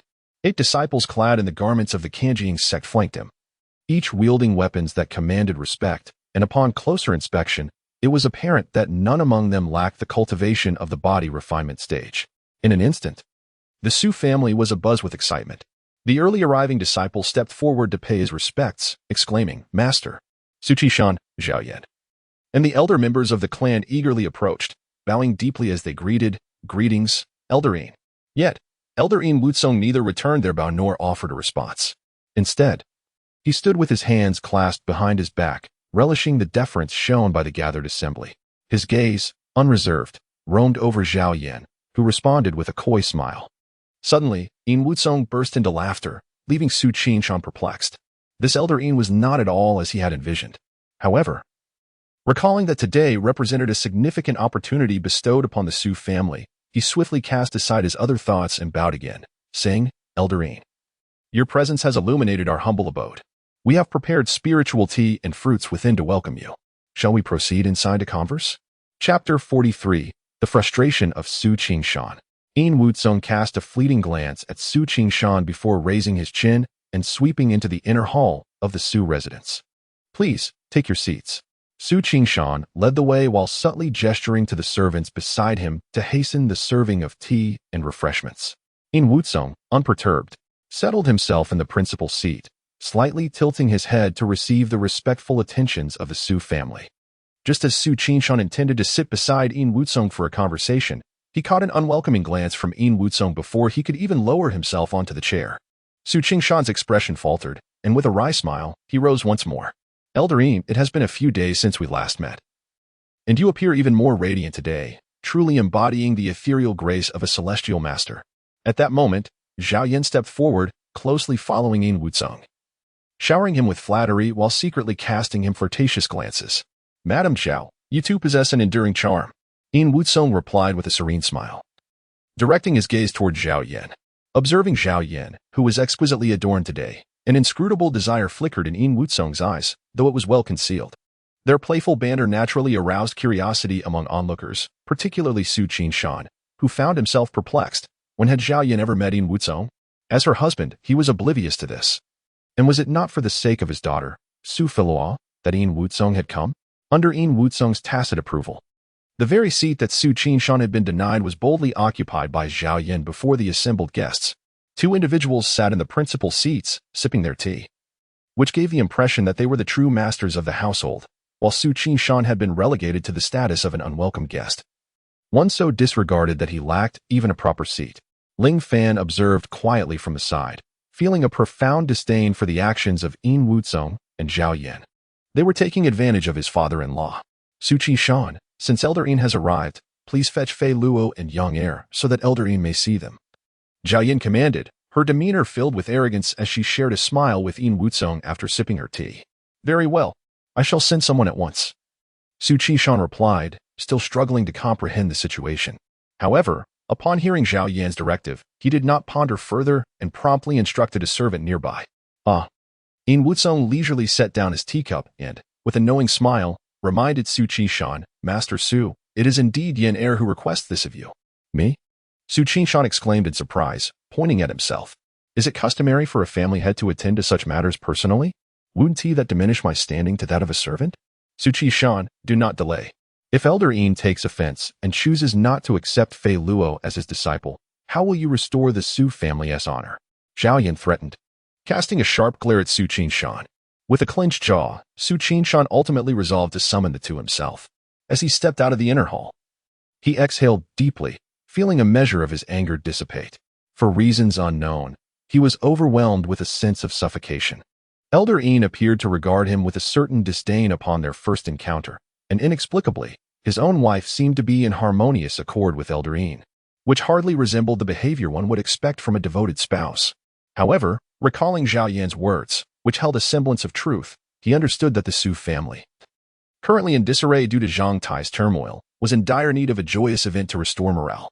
The fact that Su Fei Luo had been accepted as a disciple by Elder Yin presented a splendid opportunity. With a heart laden with mixed emotions, Su Qishan traversed the corridors of the Su residence, making his way towards the quarters of Su Fei Luo and Su Yang. Along the way, he reflected on the rise and fall of their family over the years, as well as the inexplicable closeness between Zhao Yin and Yin Wuzong, filling his heart with a tumult of feelings. Upon entering Su Fei Luo's chamber, he found her seated at a table, gazing blankly into a mirror, lost in contemplation. Approaching her softly, he spoke, Fei Luo, Elder Yin from the Zhongying sect has arrived. Your mother has sent me to summon you. At his words, a flicker of surprise crossed Su Fei Luo's eyes, and she immediately rose to face Su Qishan. What is it, father? Observing the hesitance in her demeanor, Su Qishan was perplexed and inquired, what is troubling you? In nothing, Su Fei Luo replied, shaking her head, ultimately choosing to withhold her thoughts as she proceeded towards the main hall of the Su family. Indeed, this day had unfolded in a most peculiar manner. Why did everything feel so strange, beginning with his wife and now extending to his daughter? It all suggested that they were concealing something from him. Su Qishan was left in a state of bewilderment. Subsequently, he made his way to Su Yang's residence. Due to the incident involving Zhang Tai, Su Qishan confined Su Yang for several days, fearing that he might provoke further trouble upon his release. Consequently, Su Yang harbored a sense of resentment towards Su Qishan. However, when Su Qishan summoned him to the main hall, Su Yang was taken aback with surprise.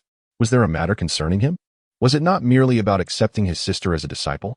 Without much thought, Su Yang initially assumed that Elder Yin merely wished to meet him. It would be an excellent opportunity, as he had yet to encounter these celestial masters. Thus, he followed behind Su Qishan in silence, fueled by his indignation. As Su Qishan entered the inner hall with Su Fela and Su Yang, he found Elder Yin Wuzong engaged in lively conversation with Zhao Yan. Their interaction tinged with a hint of intimacy. Upon noticing Su Qishan's arrival, Elder Yin's gaze lingered on his face for a moment, as if he were assessing something. After respectfully greeting Elder Yin, Su Qishan stepped aside, allowing Su Fei Luo and Su Yang to approach and greet the elder. Elder Yin scrutinized the two with keen interest, a glimmer of satisfaction flickering in his eyes. Indeed, their talents were commendable. Nodding, he turned to Su Qishan, declaring, Patriarch Su, I have decided to accept Su Fela and Su Yang as my disciples. Both may join my sect. What? Was Elder Yin serious? Su Yang could also enter Kanjing's sect? Upon hearing this, Su Qishan felt an overwhelming joy and swiftly sought confirmation. The prospect of Su Fei Luo joining Kanjing's sect was already remarkable, but the addition of Su Yang made it an unexpected delight. As Su Yang's father, Su Qishan was well aware of his son's spiritual roots and celestial demeanor, which, though not inferior, could not quite match Su Fei Luo's exceptional qualities. Generally speaking, it is nearly impossible to gain entry into the Kanjing sect, yet unexpectedly, Yin Wuzong has made an exception to accept them. Could it be that the Su family is truly on the verge of soaring to great heights? With Elder Yin's endorsement, how could there be any doubt? Zhao Yin wore a smug expression, as if everything had unfolded precisely as she had anticipated. Rising to her feet, she disdainfully addressed Su Qishan, saying, "Not only that, but Elder Yin has also taken Fei Luo and Yang Er as disciples, and he intends to bring me back to the Kanjing sect to look after them. We shall depart once we have gathered our belongings tomorrow." "What? You are also leaving?" Her words plunged Su Qishan from elation into a state of bewilderment. He could comprehend Fei Luo's desire to join the Kanjing sect, and Yang's was also justifiable, considering he had likewise been accepted as an outer disciple by Elder Yin. However, "Zhao Yan, you are my wife. Why must you accompany others to the mountains?" Chapter 44. Indeed, he is my son. What? Are you forbidding me? Zhao Yan shot back at Su Qishan with a fierce glare. Su Qishan, oh Su Qishan, should I call you foolish or merely naive? Even now, you fail to grasp the gravity of the situation. Very well, very well. After all, we have been married for many years. It is perhaps your fortune to navigate this life in such a state of confusion. It is not a matter of forbidding, but you are my wife. Why must you ascend the mountain with others? Fei Luo and Yang Er are quite grown. Why do they still require your care? Su Qishan questioned urgently. Zhao Yan's face flushed with anger, ready to engage in another debate with Su Qishan, but was halted by Yin Wutsong's intervention. Yin Wutsong stepped forward, his gaze icy as he fixed his eyes on Su Qishan. An overwhelming aura emanated from him, compelling Su Qishan to bow his head. Coldly, he remarked, "What is it?" "This is entirely my intention, Su family head. Do you have any objections?" At that moment, the members of the Su family began to sense an oddity. From the very beginning, the relationship between Yin Wutsong and Zhao Yin had been excessively ambiguous. Could it be that there existed another layer to their connection? As this thought crossed their minds, they were struck with astonishment, too fearful to speculate further. And no, with his head lowered, Su Qishan's face reflected a hint of distress as he spoke, feeling utterly constrained in front of Yin Wutsong.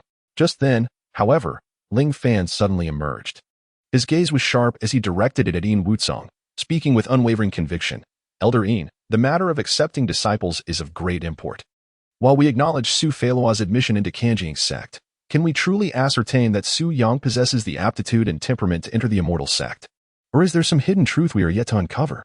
Ling Fan could no longer tolerate the situation. The two were being excessively oppressive, and it was evident they intended to keep Su Qishan in the dark. Yin Wutsong frowned, clearly displeased by Ling Fan's unexpected interjection. Yet, Ling Fan remained unfazed by Yin Wutsong's discontent, continuing to make decisions without proper justification will inevitably breed suspicion. "What do you mean, Ling Fan?" Su Yang, initially elated at the prospect of joining Kanjing sect, was instantly consumed by rage upon hearing Ling Fan's words. What did he mean by questioning Su Yang's qualifications and temperament? What did he imply by suggesting there were ulterior motives? This was nothing short of a humiliation for Su Yang. Ling Fan did not spare a glance at Su Yang. Instead, his gaze remained fixed on Yin Wutsong, as if awaiting the revelation of the truth. "The decision I have made? How dare you question it?" Yin Wutsong scoffed, his eyes filled with disdain as he turned to Zhao Yin, inquiring, "And who might this person be? How dare he make such a ruckus in the Su family?" "Ah, he is merely the worthless son-in-law of the Su family," Zhao Yin explained, standing beside Yin Wukong. "A worthless son-in-law? Fei Luo's husband?" Yin Wutsong's brow furrowed. Unaware of Su Yun Luo's existence, he naturally associated the term worthless son-in-law with Su Fei Luo. After all, Su Fei Luo was his biological daughter. How could the Su family dare to marry her off without his consent, and to such a useless man at that? This was tantamount to courting death. "He is not my husband, nor does he deserve to be," Su Fei Luo coldly clarified from the side. Zhao Yin leaned closer to Yin Wutsong, whispering in a tone audible only to them. Upon hearing her, Yin Wutsong's brow relaxed slightly, and his gaze returned to Ling Fan. "So it is a worthless son-in-law who dares to speak so brazenly here," he remarked, his voice dripping with contempt. He lifted his chin slightly and addressed Ling Fan. "Given that this is your first offense, I shall spare your life for now. Leave at once." "Did you hear that? Ling Fan, Elder Yin has commanded you to leave." Su Yang shouted at Ling Fan, adding to the commotion. "You are the one who will ruin the good fortunes of the Su family, the center of the Su clan. When the time comes, you shall reap what you have sown. I, Su Yang, possess an extraordinary spiritual root and celestial grace, which is why Elder Yin has taken a liking to me. You are merely envious of my talents, envious of my opportunity to enter the immortal sect." Ling Fan, upon hearing this, merely smiled in silence. "Envy? Why would I envy your admission to the trivial Kanjing sect? What power beneath the heavens could possibly compare to the immortal court I established? As the sovereign of my own court, why would I seek refuge under another's sect?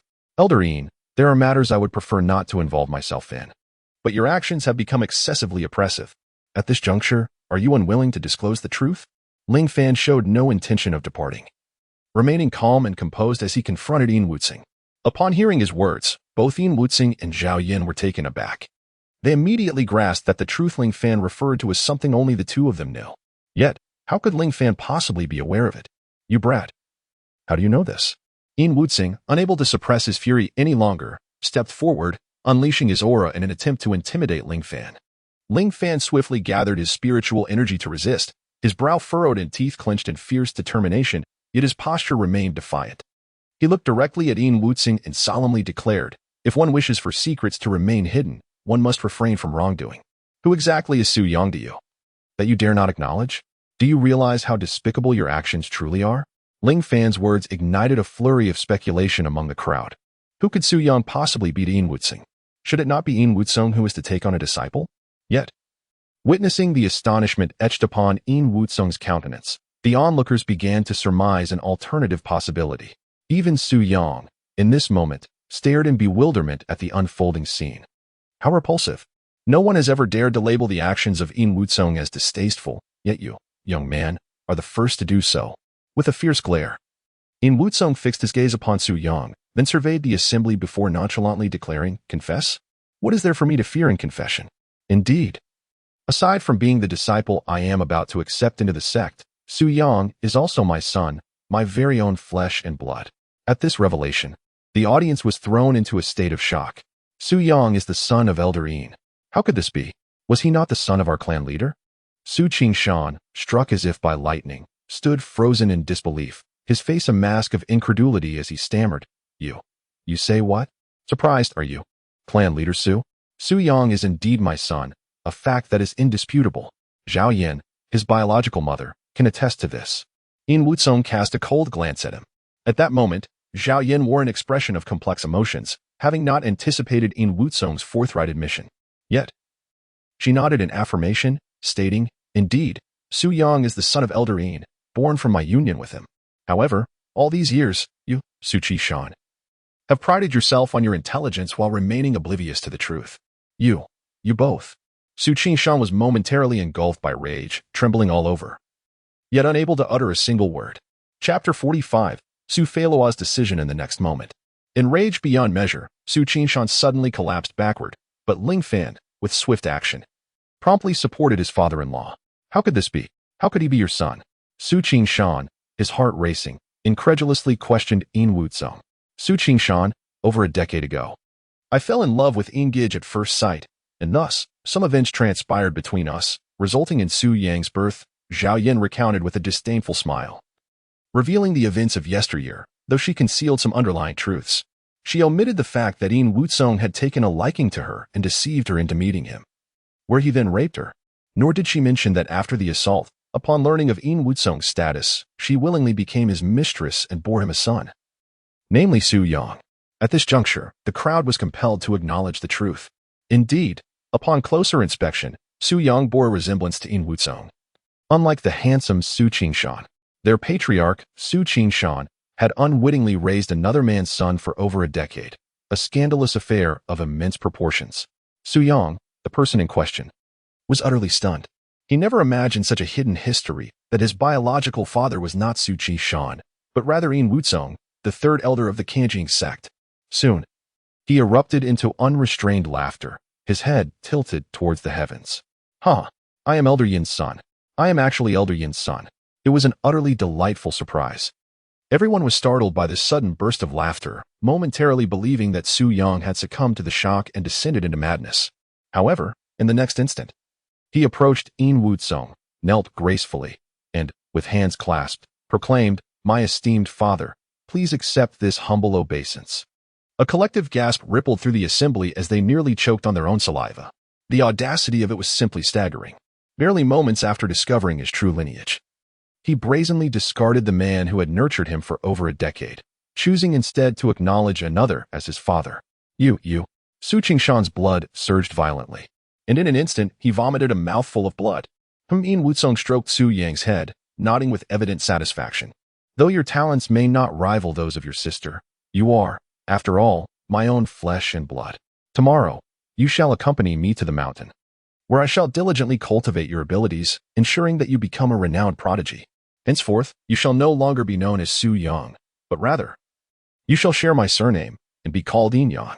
Yin Yang, his face radiant with a warm smile, as if the man before him were his dearest father, nodded obediently and declared, "Your words, father, are my command. I have long desired to sever ties with the Su family, and I hold Su Qingshan in utter contempt. To be assailed in one's own home and nearly beaten to death. To suffer the indignity of being trampled upon and bullied, such is the fate of having a useless father. Little did I know that my dreams would materialize today." Yin Wuzong cast a glance at Zhao Yin beside him, and with solemnity addressed Yin Yang. "Your mother has informed me about Zhang Tai's actions. How dare the Zhang family bully my son? In a few days, I shall take you to settle the score. Once I publicly acknowledge your status, even 10 Zhang Tai shall pale in comparison to your worth, and no one will dare to oppress you again." Yin Yang's eyes sparkled with a visible brightness. Huh, is this the advantage of having a good father? Does this mean I can stride through the world with impunity? What are the 600,000 debt notes? I shall sign as many as I wish, and as for Zhang Tai, I shall place him beneath my feet. It was only at this moment that everyone comprehended the truth. This was not merely the Su family aspiring to soar. It was Su Yang who was destined to ascend. Yin Wuzong then turned his gaze to Su Feilua, who stood to the side, and with a gentle smile remarked, "That you are not my biological daughter. You are indeed Yan's child. Your mother has shared certain matters regarding you with me. Your innate talent and celestial demeanor are truly remarkable, sufficient to qualify you as a disciple within our sect. However, it was your mother's persistent pleas that earned you this opportunity. Now, the decision to enter the Kanjiing sect rests solely with you. This chance is singular. Should you sever all ties with Su Qingshan and the Su family, you may pursue cultivation within our sect. I believe you are an astute child. Do not let trivial matters cause you to forfeit a lifetime opportunity." As Yin Wuzong inquired of her, Sophie Luo regarded him with a cold stare, her lips pressed tightly together in silence. At this juncture, she finally comprehended everything. What was this so-called prodigy? She had never been such a figure. It was her mother who had deceived her all along. From the very moment she encountered the individuals from the Kanjiing sect, it had been orchestrated by Yin Wuzong and Zhao Yan, all for the purpose of her summoning to the Su family. She recalled her recent perplexities. Undoubtedly, her spiritual root and celestial demeanor were remarkable. Yet it was entirely unfathomable that an elder would place such emphasis on her. Only now did she realize it was due to her mother's influence. Everything became clear in an instant. The opportunity lay before her, yet she found herself wavering. "Fei Luo, why are you still standing there? You must promptly accept this," Zhao Yan fervently urged, having pleaded with Yin Gij for quite some time to agree to take her as a disciple. "If you forfeit this opportunity because of that useless father of yours, it could ruin your entire future." "Indeed, sister," chimed in Su Qingshan, "father is utterly incompetent, unable to even defeat that elder Wu. Look at how the Su family has deteriorated. What benefit could possibly come from following him? My father is the third elder of the Kanjiing sect. Once you enter the sect, you will gain abundant resources to become an unparalleled powerhouse." Yin Yang added his voice of support, driven not only by the bond of shared blood with his half-sister, but also by his desire to avoid the rigors of cultivation. By bringing Sophie Luo into the Kanjiing sect, he anticipated her growth would enable her to assist him in dealing with numerous adversaries, just as she had done before. Useless father? Sophie Luo turned her gaze towards Su Chongqing, who lay on the ground, overwhelmed with anger. His face betrayed a bitter expression, tinged with a hint of pleading as he shook his head at her, silently urging her not to acquiesce. She then glanced upwards to meet Ling Fan's impassive stare, which seemed indifferent to any decision she might make. Gritting her teeth, Sophie finally addressed the cheerful trio of Yin Wuzong, declaring, "I shall accompany you. The path of destiny is merciless. I am willing to sever ties with Su Qingshan and the Su family, and become a disciple under your esteemed tutelage." With a splutter, Su Qingshan expelled another mouthful of blood, his eyes rolling back as he fainted. This scene evoked a collective sigh from the audience. The phrase "a family torn apart, on the brink of ruin" could not have been more apt to describe Su Qingshan's current plight. Once seen as the beacon of hope for the Su family's resurgence, Sophie had unwittingly become the harbinger of their doom. Yin Wuzong, a renowned elder of the Yuxing sect, was revealed to be a petty man who secretly coveted another's wife. The Su family was on the precipice of true despair. Yet Ling Fan remained unconcerned by these developments. He looked down at the unconscious Su Qingshan, contemplating how to salvage some semblance of dignity for him, perhaps out of respect for Su Yunluo. Elder Yin, given the circumstances, might you owe the Su family and my father-in-law an explanation? Ling Fan asserted with unwavering resolve. Yin Wuzong let out a cold snort and replied, an explanation? What do I owe you? Su Yang is my son. It is only natural that I take him as my disciple. As for Sophie Luo, her exceptional talent warrants my guidance. As for the Su family, were it not for Yen'er being present, I would scarcely deign to glance in their direction. Ling Fan approached slowly, a faint smile gracing his lips as he shook his head gently. With unwavering composure, he addressed Elder Yin Wuzong, although I have never taken the time to comprehend the intricacies of your Jade Star sect. I have heard whispers from others regarding your esteemed sect, which is reputed to be among the foremost in the central region. Yet, I am astonished that such a prestigious sect is represented by an elder of your esteemed stature, engaging in such trivial matters of the mundane world. Should this information circulate, it is likely that the reputation of the Jade Star sect would resonate throughout the central region. Upon hearing these words, Yin Wuzong's countenance darkened. The audacity of this young man to threaten him was astonishing. Yet, Ling Fan's assertion held merit.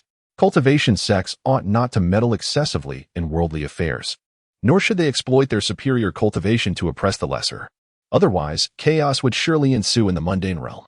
Today, Yin Wuzong's presence at the Su family had already violated established protocols. While the humiliation of the Su family might seem trivial to him, should word spread, it would undoubtedly tarnish the reputation of the Jade Star sect. With this thought, a flicker of murderous intent ignited in Yin Wuzong's eyes. This malice was not solely directed at Ling Fan, but extended to all present from the Su family. Were they all to be silenced, the matter would be resolved. However, upon further reflection, he realized that if any misfortune were to befall the Su family today, he would be irrevocably implicated. The repercussions would be far more severe. Then, pray tell, what form of explanation do you seek? Yin Wuzong inquired, his voice laden with suppressed ire as he exhaled a deep breath through his nostrils. Subsequently, Ling Fan cast his gaze towards Zhao Yin and her two sons. Su Yang, believing the explanation was for them, was about to erupt in anger at Ling Fan when he heard Ling Fan state, Elder Yin, you may take the people, but you must compensate the Su family. My request is modest. I merely require 100 million taels of silver. I trust that, as a revered elder of the sect, you can afford such a sum, correct? 100 million taels of silver. Everyone was left speechless. This was an astronomical figure. How bold and audacious was Ling Fan to demand such a hefty compensation from Yin Wuzong? Even Yin Wuzong was momentarily taken aback. Since he ascended to the position of elder in the Yuxing sect, no one had dared to speak to him in such a manner.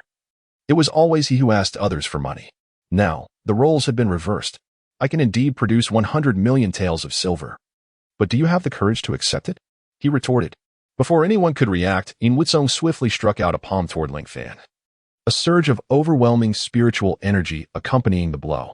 The gust from the strike swept through the hall, creating chaos in an instant. Ling Fan's expression hardened. He had anticipated that Yin Wuzong would not let this matter rest easily, and he had prepared himself for confrontation. In a moment fraught with peril, he retrieved his broken sword and, with a swift motion, unleashed a powerful strike. The broken sword emitted a brilliant light, resembling a dragon or thunder, as it countered Yin Wuzong's palm. Bang! In an instant, palm and sword collided with a resounding crash. The formidable concussive force ejected everyone nearby, even sending the roof of the Su family's hall soaring skyward, with a cloud of dust obscuring the surroundings, leaving a scene of utter devastation. Father, is that whelp Ling Fan deceased? Yin Yang inquired of Yin Wuzong, his voice brimming with elation. Indeed, Yin Wuzong replied with a disdainful nod. Excellent. Simply excellent. Yin Yang clapped his hands together in rapturous delight. He had long harbored animosity towards Ling Fan, recalling the severe beating he had endured at his hands, a grievance for which he had been ceaselessly seeking retribution. Now, with Yin Wuzong as his progenitor, he had unexpectedly vanquished Ling Fan with a single palm strike, instantly alleviating a significant portion of his resentment. Is this the boon of possessing a virtuous father? He mused, contemplating the impunity with which he could now act, knowing that his father would obliterate anyone who dared to offend him. Truly deceased? I dare say not. A voice resonated softly from within the swirling dust. Not only Yin Yang, but even Yin Wutsong furrowed their brows in consternation. In the ensuing instant, the dust cloud was gradually dispersed by a broken sword, revealing a white-clad youth standing in the midst of the arena, brandishing the fractured blade. His hair was disheveled, and traces of blood trickled from the corner of his mouth. Yet his gaze burned with an astonishing intensity as he fixed it upon Yin Wutsong. His state was somewhat discomposed, yet it only accentuated Ling Fan's indomitable spirit. How can this be? Yin Wutsong muttered, his brow furrowed as he regarded Ling Fan. Although he had only employed 30% of his power in the previous palm strike, it would have been a cataclysmic blow to any cultivator in the body-tempering realm, let alone Ling Fan, whom he considered to be nothing more than a novice neophyte. You are not dead? Yin Yang's eyes widened in disbelief, his face a canvas of incredulity. How could this young man, Ling Fan, possess such extraordinary luck? How could he survive beneath such a formidable strike? Ling Fan chuckled coldly, wiping the blood from the corner of his mouth, and spoke. Elder Yin, are you so desperate that you wish to silence me permanently? That earlier blow had indeed left Ling Fan feeling quite uncomfortable. Even now, he could not discern the depth of Yin Wutsong's cultivation, yet based on Ling Fan's estimations, it surely did not fall below the 8th stage of the soul platform. Thus, from the very beginning, aside from withholding his trump cards, Ling Fan had exerted nearly all his strength to withstand that strike. His Dantian spiritual energy had completely dissipated, and he had unleashed a full-force sword energy with his broken sword, not forgetting to utilize the defensive talisman gifted to him by Ren Shuiying as his final line of defense.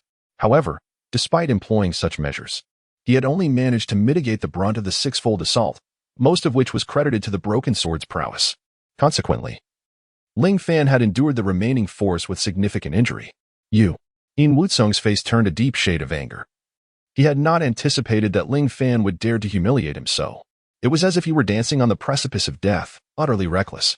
Just as he prepared to deliver another strike to eliminate Ling Fan for good, a languid and ethereal voice resonated within his mind. Yin Wutsong, you cannot kill him. Chapter 47. Sidu Lanyue, why can't I kill him?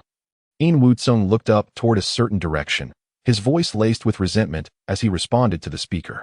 Yet, his subordinates obediently retracted the blow he had just unleashed. What? Do you dare defy my command? The languid voice bore a hint of disdain, and then, addressing Yin Wutsong, it explained, this young gentleman is not only strikingly handsome, captivating my interest, but his cultivation also exudes an air of peculiarity. On the surface, he appears to be at the first level of body refinement, yet his true prowess far surpasses that. Did you not discern this during your earlier encounter? Yin Wutsong remained silent, his expression darkening ominously. As the one who had engaged, he was indeed aware of this fact. A typical practitioner at the first level of body refinement would have likely been shattered to pieces by the force of his palm, yet this Ling Fan had withstood it. Do not forget, Yin Wutsong, that your current standing is entirely attributable to the technique of shadow extraction that I imparted to you. Had I not taught you, you would still be a mere janitor at the Yuxing sect. Noticing Yin Wutsong's obstinacy, the tone of the voice grew increasingly impatient and threatening. Zhao Yin is the shadow furnace you sought, and I agreed to let you bring her back to your Yuxing sect. However, you have never mentioned the matter of Su Yang to me. I have yet to settle that with you. Since I have granted you all of this, it also means that I can reclaim it. If you provoke my displeasure, your days ahead will be far from easy. Upon hearing this, Yin Wutsong's face betrayed a flicker of panic, and he hastily replied, No, I was mistaken. However, this fellow demands that I pay 1 million as compensation to the Su family, and has repeatedly humiliated me. If this were to become public knowledge, what face would the third elder of Yuxing sect have left? The voice of transmission gradually softened. Humph. This matter is for you to resolve, in any case. He must not be killed. It is my first encounter with such a charming young lad, and I am determined to capture him for a taste of novelty. Enough of this. The people from the Yuxing sect have arrived. You would do well to hasten your resolution of the situation at hand. The voice of transmission swiftly severed its connection with Yin Wutsong. Indeed, after this connection was cut, several streaks of light streaked across the sky of Qingyu City, heading towards the Su family. Upon landing, several figures emerged. The first to descend was the city lord of Qingyu City, Ren Hong, followed closely by Ren Shuiying and Su Yuluo. Subsequently, as the light dissipated, a stranger appeared. A mere glance was enough to captivate.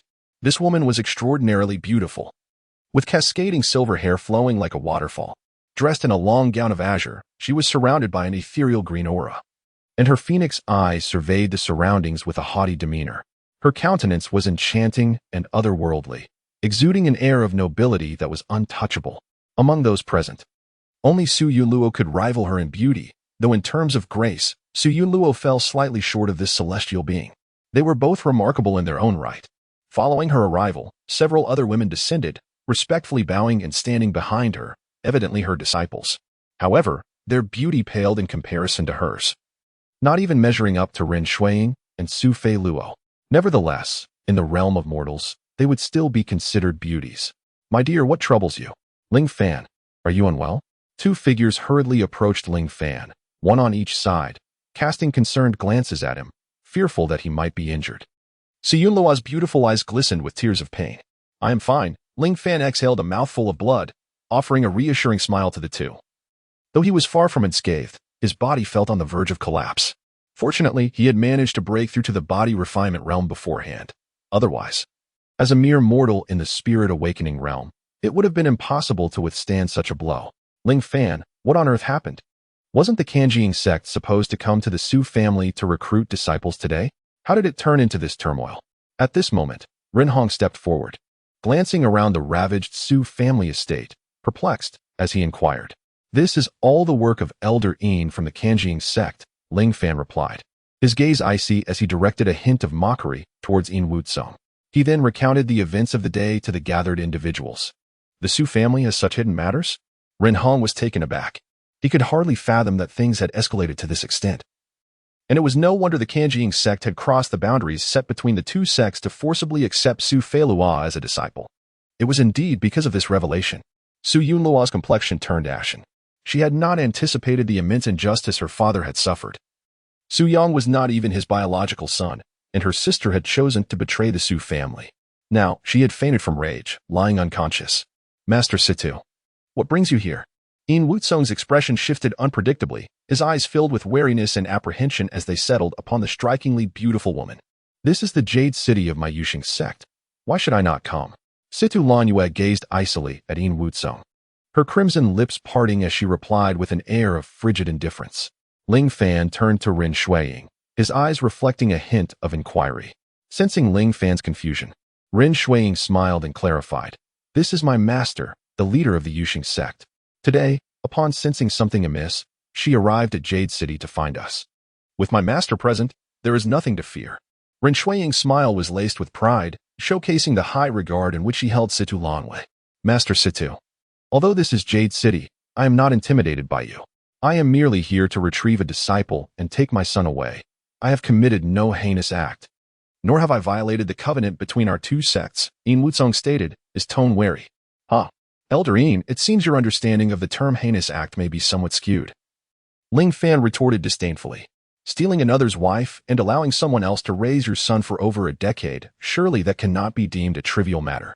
What, then, constitutes a heinous act?" Yin Wutsong shot a furious glare at Ling Fan, his eyes brimming with menace. Yet, Situ Lanyue remained unfazed, slightly lifting her chin, adopting an air of superiority as she addressed Yin Wutsong. "If Elder Yin were to visit our Jade City as a guest, to take a beloved disciple and reclaim a son, it would indeed not violate the covenant between our two sections. However, witnessing the recent altercation and the current scene, it is evident that you have acted within the confines of our Qingyu City.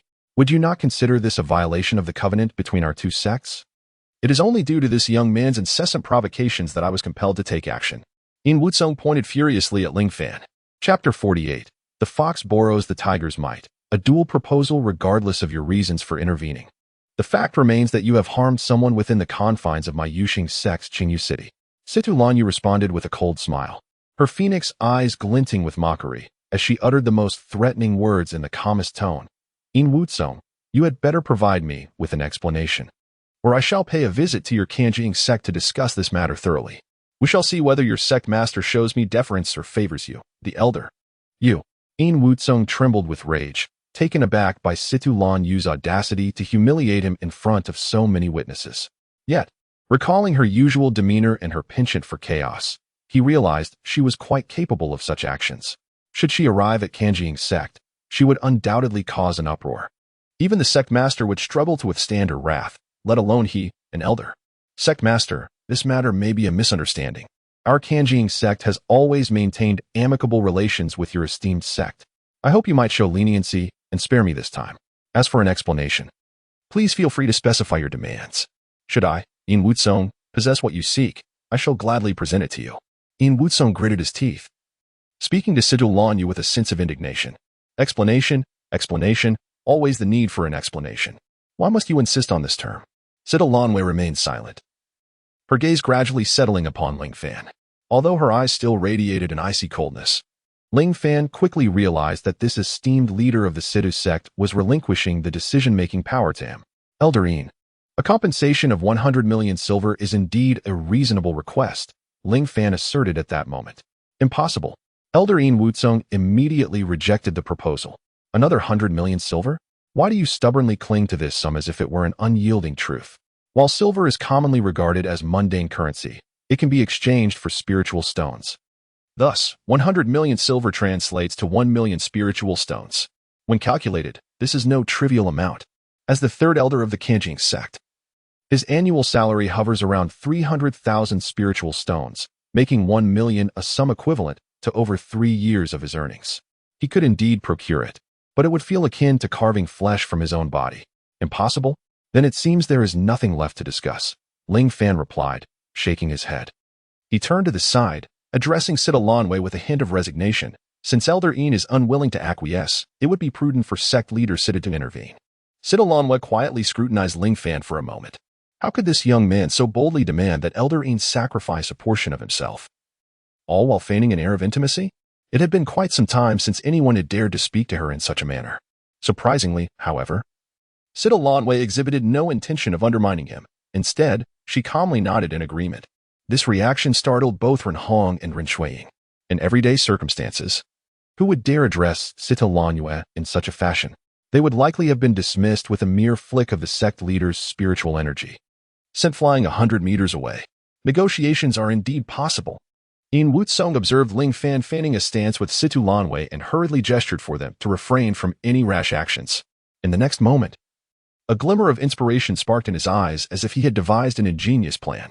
Negotiation was feasible. 100 million taels of silver could indeed be discussed.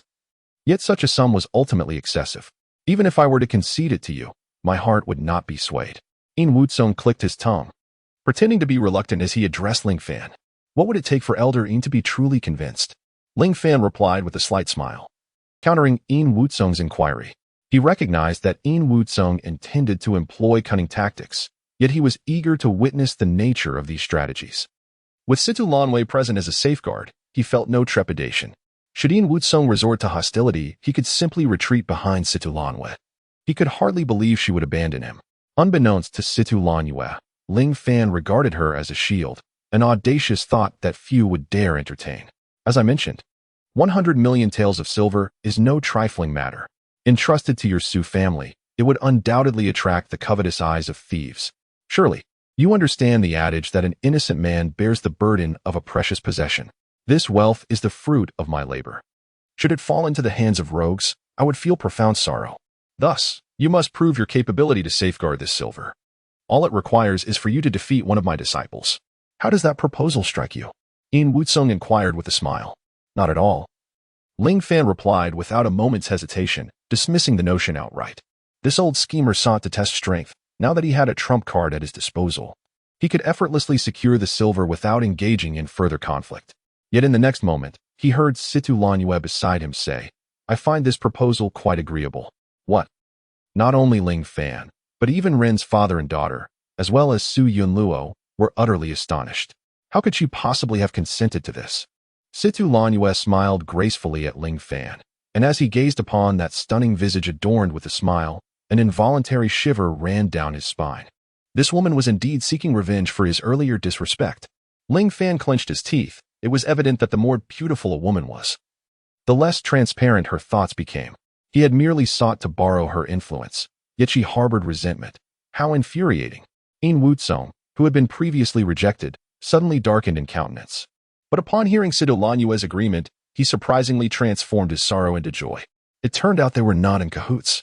Since the sect master Sidu has acquiesced, Ling Fan, You shall step forth and engage in battle. I shall not take undue advantage of you. I will merely send one of my less capable disciples for a friendly contest." Yin Wuzong hastily chimed in, anxious that Situ Lanyue and her group might retract their decision. Although Situ Lanyue was a woman of her word, Ling Fan's cunning nature was hard to overlook. As Ling Fan pondered how to extricate himself from this predicament, he caught a glimpse of Situ Lanyue offering him a faint smile, her eyes urging him to accept the challenge post-haste. Reluctantly, Ling Fan stepped forward. "My dear, what about your injuries?" Su Yunluo interjected, her heart aching for him. "Master, Ling Fan has only just been injured. Are you truly sending him into battle now, placing him at a disadvantage before the conflict has even begun?" Ren Shuiying anxiously leaned towards Situ Lanyue, pleading for mercy on Ling Fan's behalf. As Sima Lanyue remained silent, she waved her hand, releasing a stream of azure spiritual energy from her fingertips. Upon touching Ling Fan, the energy blossomed into a radiant light. Ling Fan felt a remarkable alleviation of his injuries, as if a significant portion had healed almost instantaneously. He could not help but think that Sima Lanyue had a kind heart, understanding the need to use her spiritual energy to mend his wounds. Otherwise, he might have harbored resentment against her in the future. For now, he would let it slide. Meanwhile, Yin Wuzong cast a sly glance at the disciples attending him, his gaze settling on a particularly imposing disciple whose fierce countenance commanded attention. He beckoned him forth. "Old Five, go forth and engage in battle. Strike with all your might. And while I do not wish for his death, feel free to handle him as you see fit." "Understood, Master," Old Five replied with a respectful bow. Chapter 49. Battle. Old Five stepped forward from behind Yin Wuzong. Perhaps to amplify his intimidation, he descended with great force, causing the ground beneath his feet to fracture with spiderweb-like cracks at every step. A dark crimson aura emanated from his form, and the exposed skin on his body revealed faint patterns reminiscent of a tortoise shell. "From the third elder of Kanjiang sect, I come to seek your guidance." His gravelly voice echoed as, before Ling Fan could respond, Old Five propelled himself from the ground with tremendous force, hurtling toward Ling Fan like a cannonball. Ling Fan's pupils dilated as he barely managed to conjure a half-inch blade of light, yet the towering figure had already shattered the sound barrier, closing in on him. With a thunderous impact, Ling Fan's hastily raised arms collided with Old Five's blood-crusted fists, resulting in a cataclysmic explosion that reduced the azure bricks beneath Ling Fan's feet to dust. Severe pain radiated from his arm bone as he utilized the recoil to spin away, only to catch a glimpse of the sinister smile curling at the corner of Fifth Brother's mouth. That robust figure defied all logic, twisting midair as his spiked gauntlet lunged for the throat. The flowing cloud step, Ling Fan's toes lightly tapped the void, and his form suddenly transformed into 9 fleeting shadows. As Fifth Brother's iron fist pierced through 3 of the phantoms, the true blade's radiance surged from a flank, yet amidst the clash of metal, the sword's edge merely grazed the back of his opponent's neck, igniting a spark. The 5th layer of body refinement. Ren Shuiying gasped, her eyes widening in astonishment as she discerned the bronze-hued glow coursing beneath Fifth Brother's skin, unmistakably the hallmark of the perfected mysterious tortoise body protection technique. The situation in the arena shifted rapidly as the two engaged in a fierce exchange of sword and fist for dozens of rounds. Suddenly, Fifth Brother unleashed a foul mist of blood, saturating the area within 10 yards in a vivid crimson hue. Ling Fan felt the spiritual energy within his meridians come to a sudden standstill, as the scene before him warped into a blood-red vortex. This was the Kanjiang sect's unique secret technique, the Blood Fiend Sealing Spirit. It was no longer Ren Shuiying's cry of alarm, but her father, Ren Hong, who furrowed his brows and spoke in silence. Blood Fiend Sealing Spirit? Ren Shuiying had never heard of such a technique and furrowed her brow further in inquiry. Yes, indeed.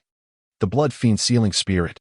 The Kanjiang sect possesses several unique secret techniques, and this one allows the user to unleash a blood fiend aura that shackles the spiritual energy within the opponent's meridians, significantly sealing their strength. Perhaps Fifth Brother had discerned that Ling Fan was new to body refinement, his physique inferior to his own, and that their clash was evenly matched. Thus, he sought to seal Ling Fan's advantage by employing the secret technique, leveraging the inexhaustible spiritual energy within him. Ren Hong explained, then turned his gaze towards Situ Lanyue, eager to see if she would lend her assistance. Yet, Situ Lanyue merely observed the battle in silence. The conflict that belonged to Ling Fan was only just beginning. With a resigned sigh, Ren Hong remarked that the opponent had already discerned Ling Fan's weaknesses and the remaining confrontation was fraught with challenges, leaving uncertainty as to whether he could navigate through the peril unscathed. Husband, you must not be injured any further. Ling Fan, you must persevere. The two young women silently prayed for Ling Fan in their hearts upon hearing this. Die. The fifth, seeing that Ling Fan had fallen victim to his secret technique, immediately unleashed his attack, his massive palm cleaving through the blood mist and descending upon Ling Fan. However, Ling Fan remained ensnared within the blood evil aura, struggling against the shackles of its malevolent energy, and it seemed he could not evade the impending strike of that enormous hand. The hearts of the onlookers raced with trepidation. Yet, in the nick of time, a melodious sword cry suddenly erupted from Ling Fan's embrace. A rusted sword tip emerged from his sleeve, tracing an arc that appeared languid yet possessed profound significance. As the sword's edge made contact with the palm, the fifth's entire right arm abruptly twisted in an unnatural manner. Do you think to defeat me in such a way? Huh. Observing Ling Fan standing resolutely, embodying defiance, he noted the potency of the blood evil aura. Under normal circumstances, an adversary of equal standing would indeed fall prey to such an attack, being crushed after their spiritual energy was ensnared. Yet, unbeknownst to others, Ling Fan was acutely aware of his own capabilities, having opened his spiritual realm and absorbed an inexhaustible supply of celestial energy. His body functioned akin to an ocean of spiritual essence. The blood evil aura merely constituted a minor dam within his meridians. The small dam may hinder the flood waters of the brook, yet it cannot withstand the encroachment of the river and sea. Ah, my hand. Amidst the screams of agony, Ling Fan's swordsmanship surged with an unprecedented ferocity. The broken sword danced through the blood mist like a dragon, each clash against flesh resonating with a reverberating chime akin to bells. Situ Lanwen narrowed her phoenix eyes, observing intently as the seemingly dilapidated blade shimmered with 13 distinct waves of vibrational patterns. The 9-layered surge technique? No, it cannot be. Ren Hong abruptly pressed down on the trembling sword at his waist. This is the 13-layered sword resonance. It was not merely him. Even Yin Wutsong and the disciples surrounding him were left in stunned silence. The fifth brother was a paragon among them, having mastered the Xian turtle body protection technique, rendering him nearly invulnerable to attacks from cultivators of the same level or even slightly higher. Unless the mightiest of techniques were employed, it was nearly impossible to harm him. Moreover, with the enhancement of the sect's secret technique Blood Devil Sealing Spirit, he was deemed the assured victor of this battle. Yet how could the outcome be so utterly unexpected? The Xian turtle body protection technique could not withstand Ling Fan's onslaught, nor could the Blood Devil Sealing Spirit confine Ling Fan's aura. What manner of monster is this individual? In the arena, the fifth brother had been mercilessly slashed by the broken sword, his body marred and bloodied, resembling a figure drenched in crimson. The once proud surface of his Xian turtle defense was now riddled with web-like cracks. As the 13th resonance of the sword overlapped, his robust form finally collapsed to the ground, blood gushing from his orifices, painting a grotesque pattern upon the azure bricks. I concede. Ling Fan performed a flourish with his sword, the broken blade sheathing itself with a thirsting hum. However, his complexion was far from favorable, as pale as parchment. The forced exertion of the 13 sword resonance had nearly drained his meridians, had it not been for the spiritual energy from Situ Lanwen that safeguarded his heart pulse. Excellent. Truly remarkable. Yin Wutsong suddenly clapped his hands and laughed heartily, yet his eyes surged with an overwhelming intent to kill. To think this young man harbored such hidden strength, it was no surprise that he could withstand my previous strike. However, a streak of dark light suddenly shot forth from his sleeve. The sparring is not yet concluded. Having served as an elder for several decades, Yin Wutsong could discern the extraordinary nature of Ling Fan through his skills and observation. In this dire situation, the two had become mortal enemies. If he allowed Ling Fan to grow unchecked, it would surely be his demise. At this moment, he could think of nothing else but the singular thought that this man before him must die. Ling Fan, be careful. Several others were filled with a mix of anger and alarm. That dark light was evidently a magical artifact, specifically designed to penetrate protective barriers, the soul-piercing nail. In his current exhausted state, how could Ling Fan evade it? In the blink of an eye, however, Situ Lanwen's flowing sleeves waved gracefully, and a moon-like cold radiance surged forth. Clang! The dark light was frozen mid-air into crystalline ice by her frosty sword aura. Situ Lanwen stepped through the void, each step she took amplifying her imposing presence. When she finally stood before Yin Wutsong, the spiritual energy of the entire Qingyu city seemed to solidify in response. I have changed my mind. She lightly tapped her fingertip, and suddenly, In Wutsung's left ear was severed at the root. 200 million taels of silver must be delivered to the Su family within 3 days. Should there be even a fraction less, I will surely kill you. Amidst his piercing screams, Situ Lanyue turned to Ling Fan, her eyes calm, yet sparkling with an uncommon brilliance. Tomorrow at the hour of the dragon, you are to visit me at the city lord's mansion. Having spoken, he led several disciples behind him to soar away. In chapter 50, I shall take her as my disciple. In Wutsung clutched his left ear, blood gushing through his fingers, his eyes ablaze with fierce fury. Yet he dared not unleash his wrath before Situ Lanyue. The assembled disciples watched with trepidation, hesitant to approach, fearful that the capricious In Wutsung might redirect his anger towards them. Only In Wutsung understood that Situ Lanyue had not only injured his ear but had also struck at his very essence, rendering him incapable of wielding spiritual energy for the foreseeable future. This was precisely why Situ Lanyue felt secure in her departure. Once Situ Lanyue and her companions had vanished from sight, he spat viciously onto the ground and turned to his disciples, bellowing, "Listen well. It is unworthy of a gentleman to leave this grudge unavenged. I shall ensure that Ling Fan and Situ Lanyue pay a harrowing price." His gaze then shifted to Zhao Yin, Yin Yang, and Su Fei Luo, his crimson eyes brimming with unbridled fury. All of this turmoil stemmed from his furnace, and he intended to recoup all losses from her. Beneath his gaze, Zhao Yin felt an inexplicable dread rising from the depths of her heart. The affection she once harbored had long since dissipated, and in that moment, regret began to take root within her. "Take her with us, we depart." With this command, his disciples escorted Zhao Yin and the others away, and as they left, Su Fei Luo cast a final glance back at Ling Fan. Upon returning to the spirit arc, In Wutsung heard a cold voice mockingly addressing him. "In Wutsung, are you not the third elder of the Kanjiang sect? How is it that one leaves in such grandeur, only to return in a state of utter disarray? Alas, for the sake of a mere furnace cauldron, has one fallen to such depths?" It can truly be said that a man, driven by the allure of beauty, invites his own ruin. In Wutsung, with a face devoid of joy or anger, cast aside the crowd and made his way to his private cabin. There, a disheveled woman lay upon the bed, exuding a chilling aura, while beside her lay a corpse, reduced to little more than skin and bone. "Do not mock me. I never anticipated that wretched Sima Lanyue would show her face," In Wutsung remarked coldly. "Had it not been for your desire to siphon my spiritual energy, I would not have sought out Zhao Yin as a furnace cauldron, and none of this would have transpired." The mysterious woman, perhaps taken aback by In Wutsung's audacity, quickly regained her composure and retorted fiercely, "In Wutsung, it seems you have forgotten your place after being the third elder for so long. Without my assistance, how could you have achieved your current standing? You dare speak to me in such a manner. I was blinded by anger. It shall not happen again," he replied, having collected himself somewhat after her scolding. Yet she continued, her ire unabated. "Furthermore, I instructed you not to lay a hand on that boy. Why did you still attempt to kill him? Do you dare defy my orders? Had it not been for Sima Lanyue's intervention, I would have compelled you to cease with a death-inducing curse. You should be grateful that she unknowingly spared your life." In Wutsung remained silent, but the flames of rage within him burned ever brighter. "She seeks to protect him, and that one too, but he is determined to eliminate Ling Fan. I discerned your intent to eliminate him, yet the time is not ripe for such an act. Your previous encounters have revealed the enigmatic aura within him. That young man exudes an unsettling peculiarity. I intend to capture him for thorough examination, as he undoubtedly embodies a fascinating enigma, perhaps even the key to my breakthrough."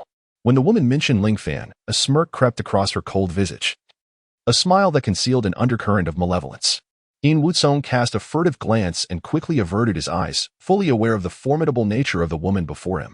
When she donned that smile, it signified her most terrifying demeanor, and even he dared not meet her gaze.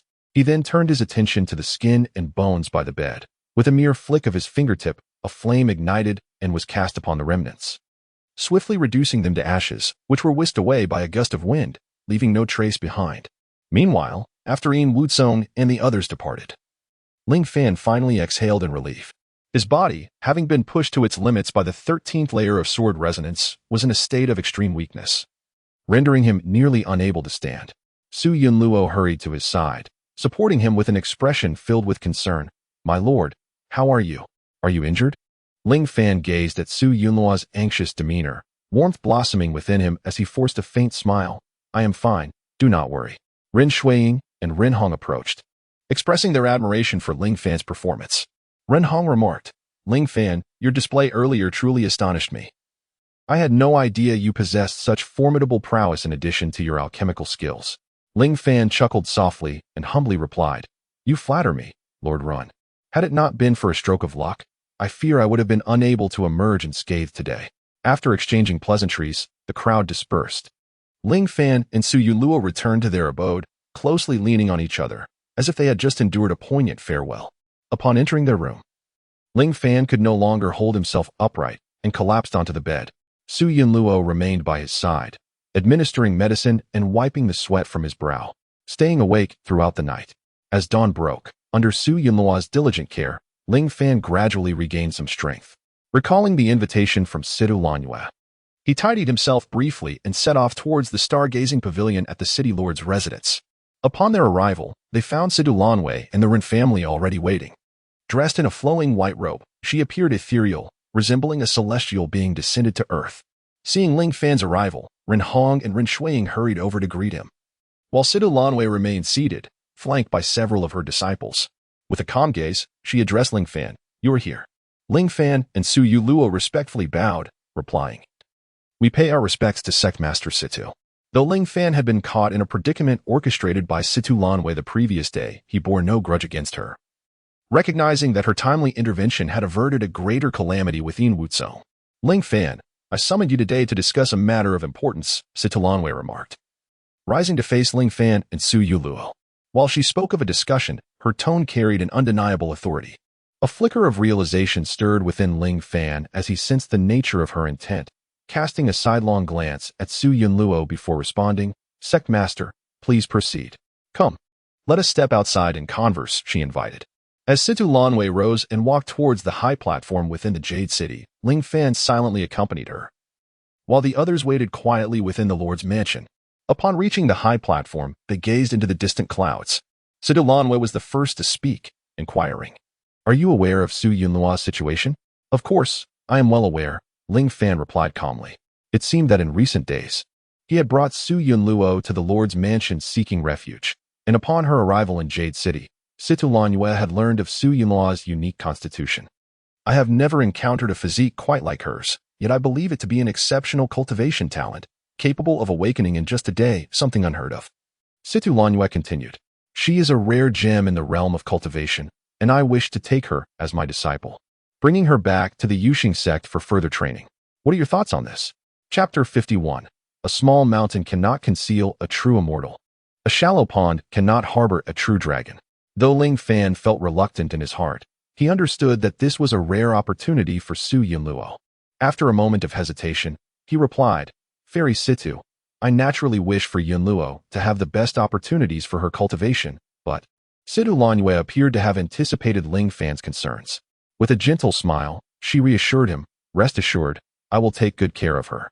At the Yuxing sect, she will receive the finest resources and guidance for her cultivation. Since Sect Master Situ is inclined to accept Yunluo as a disciple, I have no objections. Ling Fan naturally had no reason to refuse. Although Su Yunluo was already his woman and had embarked on the path of cultivation with his assistance, he was not well versed in the ways of female cultivators, and his focus needed to remain on his own growth. He had yet to unravel the mysteries of the 9 turns reincarnation technique and the broken sword. Had Master Situ discussed this matter with Yunluo? No. Situ Lanyue shook her head. If Ling Fan and Su Yunluo were not married, she would insist on taking Su Yunluo up the mountain regardless, even if the one marrying her was not Ling Fan. After all, a naturally gifted saintly body in the realm of cultivation was a rarity beyond compare. However, it was precisely because of Ling Fan that she did not dare to underestimate him, which is why she sought his opinion first. Let us inquire about Yunluo's thoughts. If she is unwilling, there is nothing more I can do, Ling Fan sighed. This matter concerns Su Yuluo, and ultimately, it must be determined by her own choices. With that, the two made their way back into the hall, one after the other. Upon entering, they noticed Su Yunluo's gaze fixed upon them, her expression one of confusion. She cast a questioning look at Ling Fan, but before he could speak, Situ Lanyue addressed her first, Yunluo. Do you have any thoughts on embarking on the path of cultivation? Huh? A look of surprise crossed Su Yunluo's delicate features. Upon seeing Ling Fan nodding at her, She quickly realized that he was prompting her to express her innermost thoughts. Senior Situ, I do wish to cultivate. I aspire to become a practitioner like you. Is it sufficient that you are willing to join my Jade Star sect and become my personal disciple? Situ Lanwei continued to inquire. Perhaps fearful of Su Yunluo's potential refusal, she softened her tone and added, as my direct disciple, you would have access to all the resources of the Jade Star sect, and I would diligently guide you, aiding your growth. Upon her utterance, the disciples besides Situ Lanyue and the Rin family members were momentarily taken aback.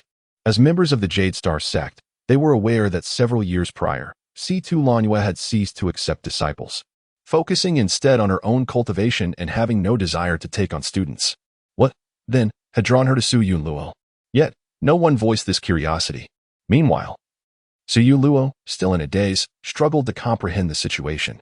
If she heard correctly, the sect leader was indeed offering to take her as a disciple. Senior C2. When Su Yunluo finally regained her senses, she found herself at a loss for words. Becoming a cultivator had always been a dream she had never dared to envision, yet Ling Fan had made it a reality. Joining the Jade Star sect, a revered cultivation sect, was an aspiration she scarcely dared to hope for. In the past, her sister Fei Luo had garnered the favor of the Kanjing sect, causing quite a stir in Qingyu City. It was evident how honorable it was to be accepted into such a sect. Yunluo, simply answer from your heart. If you are willing, then accept. If not, no one can compel you. Ling Fan observed the uncertainty within Su Yunluo and spoke calmly. However, I perceive that sect leader C2 possesses considerable skill and a benevolent nature. To be under her tutelage would indeed be a fortuitous opportunity for you. Sita Lanwei cast a cold glance but chose to remain silent. With a benevolent nature, only Ling Fan would dare to voice such sentiments.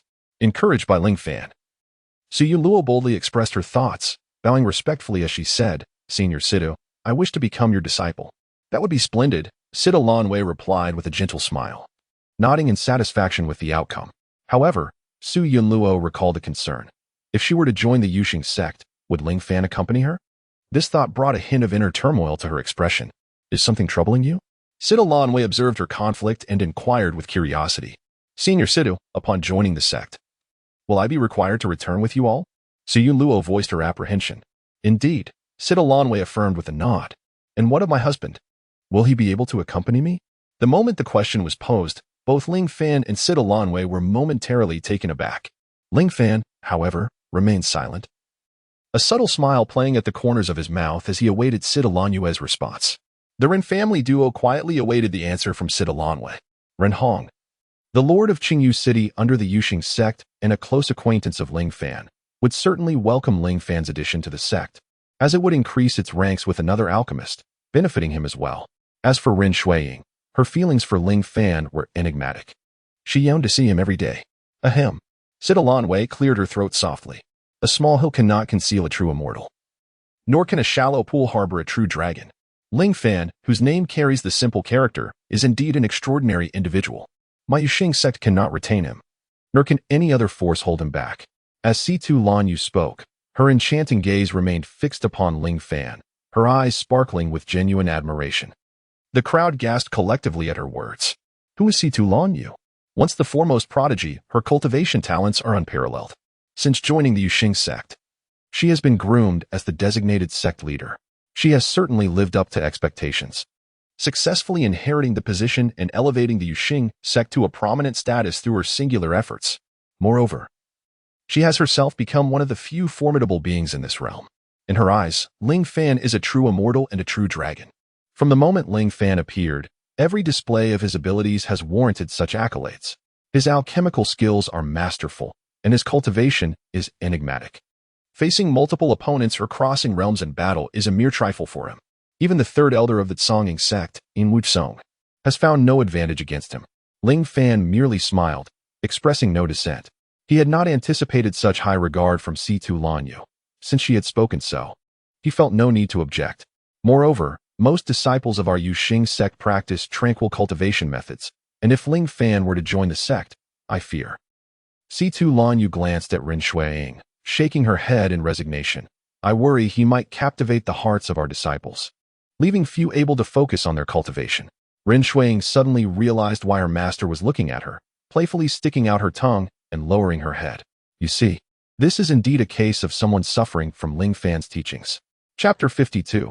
Seeing Through the Mundane. Ling Fan chuckled awkwardly, hastily explaining, Sect Leader Situ, you were somewhat exaggerating. Situ Lanwei smiled without saying a word.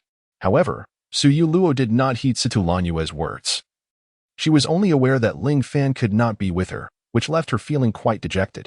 They had only recently married, having endured many trials. And now they faced yet another separation. Her heart was entirely placed in Ling Fan, and she feared that their parting might bring him unhappiness. Yunluo, if love is true and enduring, then what does it matter if we are apart day and night? Sect Leader Situ's words held some truth. I have my own matters to attend to and cannot remain in one place. If you stay by my side, I shall only worry more. Rest assured, accompany Sect Leader Situ up the mountain to cultivate. When you have gained strength in the future, I will come to fetch you. Ling Fan stepped forward, gently caressing Su Yunluo's cheek in a comforting gesture, saying, Moreover, Sect Leader Situ has not said that I cannot visit you on the mountain. If you miss me, I can simply go to Yuxing Sect to see you. Reassured by Ling Fan's words, Su Yunluo felt her spirits lift considerably. With a gentle sigh in Ling Fan's embrace, she nodded in agreement. Following this, Situ Lanwei instructed Ren Hong to provide Ling Fan and Su Yuluo with a detailed introduction to the Yuxing Sect's circumstances. The Jade Star Sect stands as a prominent establishment, encompassing a total of 7 affiliated cities, among which Qingyu City is one. Within its gates, there are over 3,000 disciples, yet the esteemed sect master, Situ Lanyue, has taken on only 6 disciples, with Ren Shuiying being the 6th and Su Yunlu the 7th. At this juncture, Ling Fan posed a query. Shuiying, since you are the 6th disciple of Sect Master Situ, why do I perceive a lack of cultivation within you? Ren Shuiying chuckled softly, casting a glance at her master, yet refraining from addressing Ling Fan's perplexity. Situ Lanwei turned her gaze back, regarding Ren Shuiying with a quiet intensity before cryptically responding to Ling Fan. This matter cannot be disclosed to you at present. When the time is ripe, you shall naturally come to understand. Ling Fan, though intrigued, sensed the unspoken boundaries and chose not to press further. After all, everyone harbors their own secrets. His curiosity lingered. Could there be cultivation techniques within this realm that he had yet to encounter? Indeed, with the vastness of 3,000 paths, it was plausible that certain mysteries remained unseen by him. The remainder of the day was spent with Situ Lanyue and Su Yunlu sequestered in a chamber, meticulously planning their future paths of cultivation. Su Yunlu listened intently, committing every detail to memory. As the sun ascended higher in the sky, Situ Lanyue emerged with Su Yunlu, stating, I have conveyed all that is necessary. Now, you may each prepare in your own way in 3 days' time. I shall escort Yunlu and Shuiying back to the Jade Star Sect. Ling Fan's heart tightened, although he had anticipated this moment. Hearing the definitive timeline still stirred a sense of melancholy within him. After bidding farewell to Situ Lanwei, he departed from the city lord's mansion alongside Su Yuluo. As night deepened, Su Yuluo felt a blend of excitement and reluctance at the prospect of joining the Yuxing Sect for her training. She embraced Ling Fan tightly, expressing, Ling Fan, I do not wish to leave you. Ling Fan gently caressed her hair, reassuring her, silly girl, this is a fortunate opportunity. You will train diligently at the Yuxing Sect, and when you return, we shall be together forever. Su Yuluo lifted her gaze, her eyes shimmering with tears, and vowed, yes, I will strive to improve myself. Take good care of yourself while I am away. In the following 3 days, Ling Fan and Su Yunluo relished their tender moments together while preparing for her departure to the Yuxing Sect. Interestingly, the 200 million taels of silver that the old ghost In Wuzong had promised truly arrived, delivered by a convoy of 50 horse-drawn carriages. Such an extravagant scene once again astonished everyone in Qingyun City. Many had witnessed the misfortunes that befell the Su family that day. Su Qingshan, having worn a green hat for over a decade due to the third elder's machinations, discovered that the son he fathered was not his own, a truly lamentable fate. Lamentable. Indeed, a woman bearing a child that is not her husband's, in exchange for 200 million taels of silver, who would not relish such an arrangement. Indeed, if it were me, I would gladly accept. Alas, I lack such fortune. Moreover, I have heard that Su Qingshan's eldest daughter, Su Yuluo, has already joined the Yuxing Sect and become a direct disciple of the sect's master. This connection to the Yuxing Sect will undoubtedly pave her path to success, with a bright future just around the corner. As the saying goes, a blessing in disguise. The Su family has now undoubtedly ascended to the foremost noble house in Qingyu City.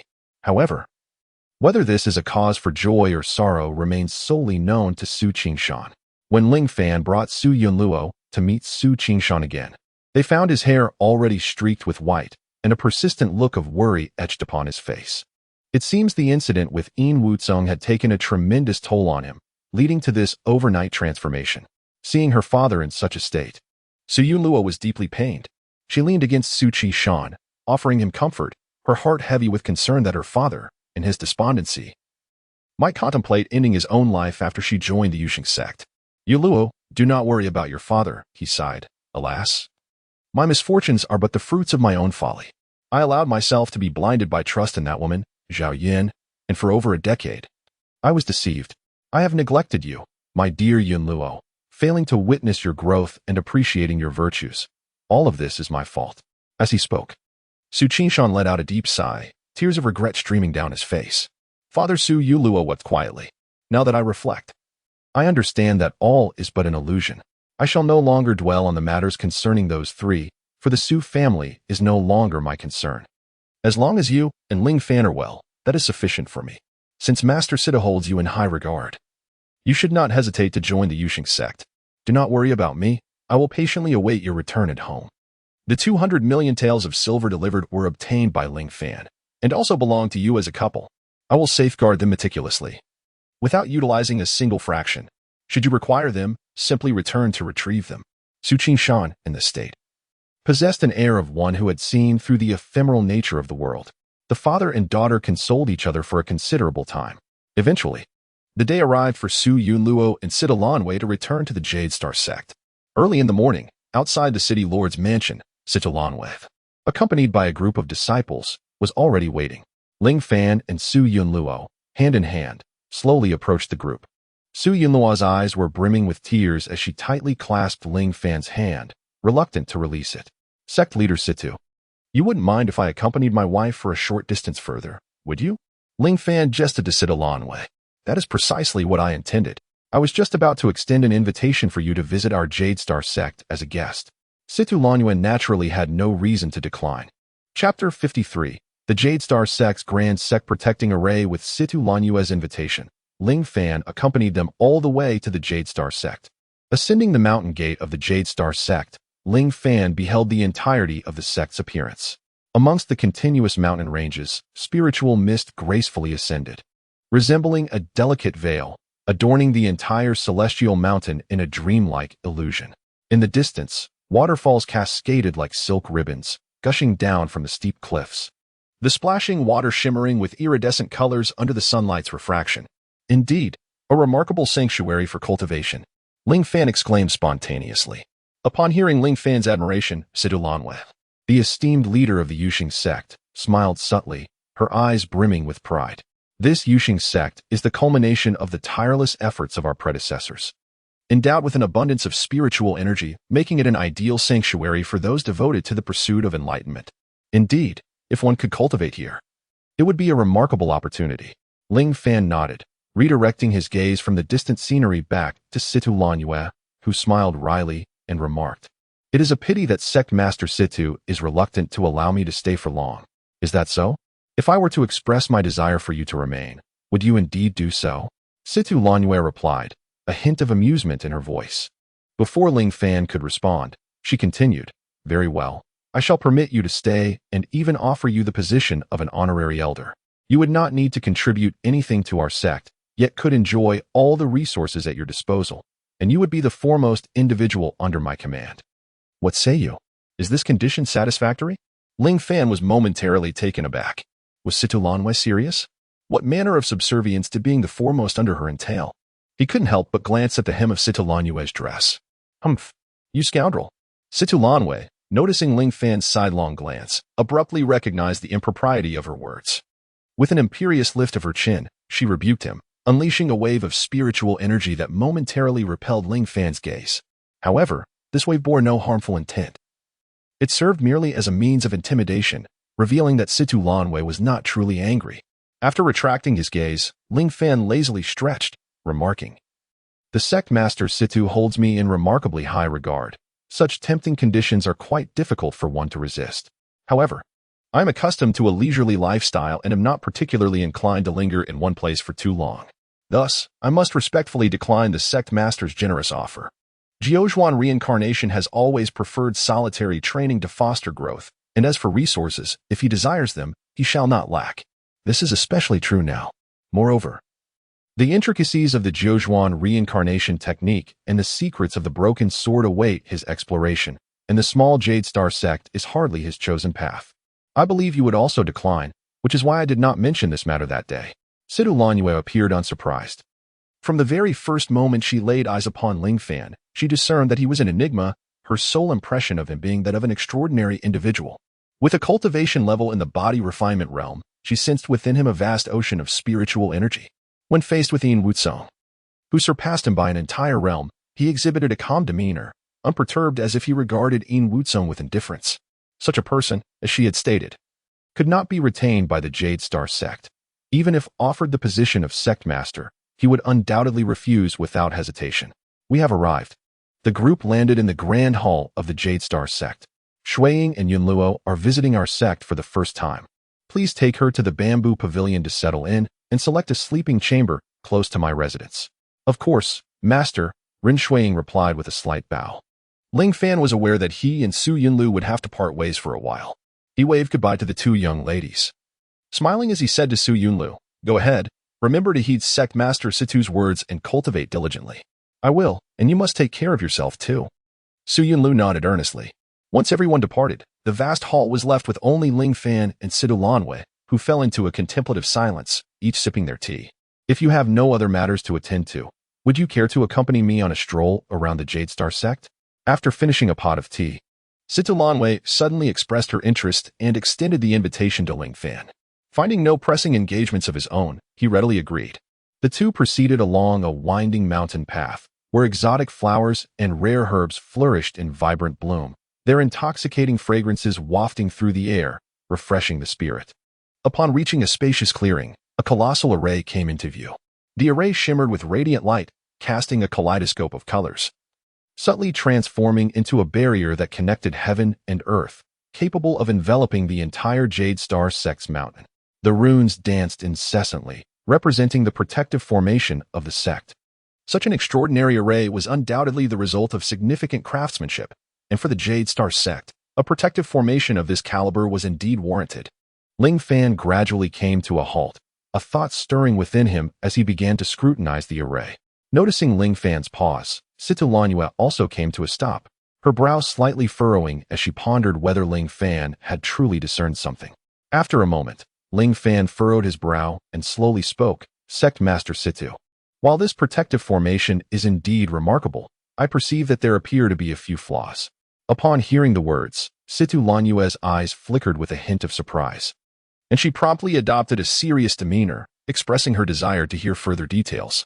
Leveraging Situ Lanwei's flying sword, Ling Fan ascended into the heights alongside her, pointing out several critical aspects of the formation and articulating his observations with precision.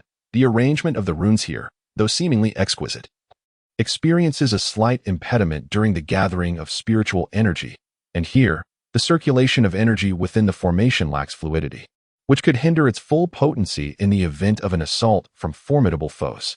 Situ Lanwei listened intently, her expression gradually becoming grave. She had indeed discerned the underlying issues, initially thinking to bring him along merely for a stroke of luck. Once Ling Fan concluded his explanation, Situ Lanwei reflected for a moment before elucidating. This formation was originally constructed by the second leader of our Yuxing sect, a grand master well-versed in the intricacies of formations. Consequently, this formation is exceedingly profound, having withstood the test of several centuries and serving our sect valiantly against external threats on numerous occasions. Alas, as time has passed, the formation has gradually deviated from its intended alignment, resulting in the flaws you have just observed. Both my predecessor and I have consulted numerous formation masters in hopes of restoring this protective array of our sect, yet they have been rendered powerless to rectify the issue, allowing it to persist unresolved, until, unexpectedly, you have discerned it. With a gentle sigh, Situ Lanwei feigned helplessness while casting a furtive, expectant glance at Ling Fan. Is sect leader Situ implying that I should resolve this issue for you?" Ling Fan was not foolish, recalling her recent invitation to explore the mountains.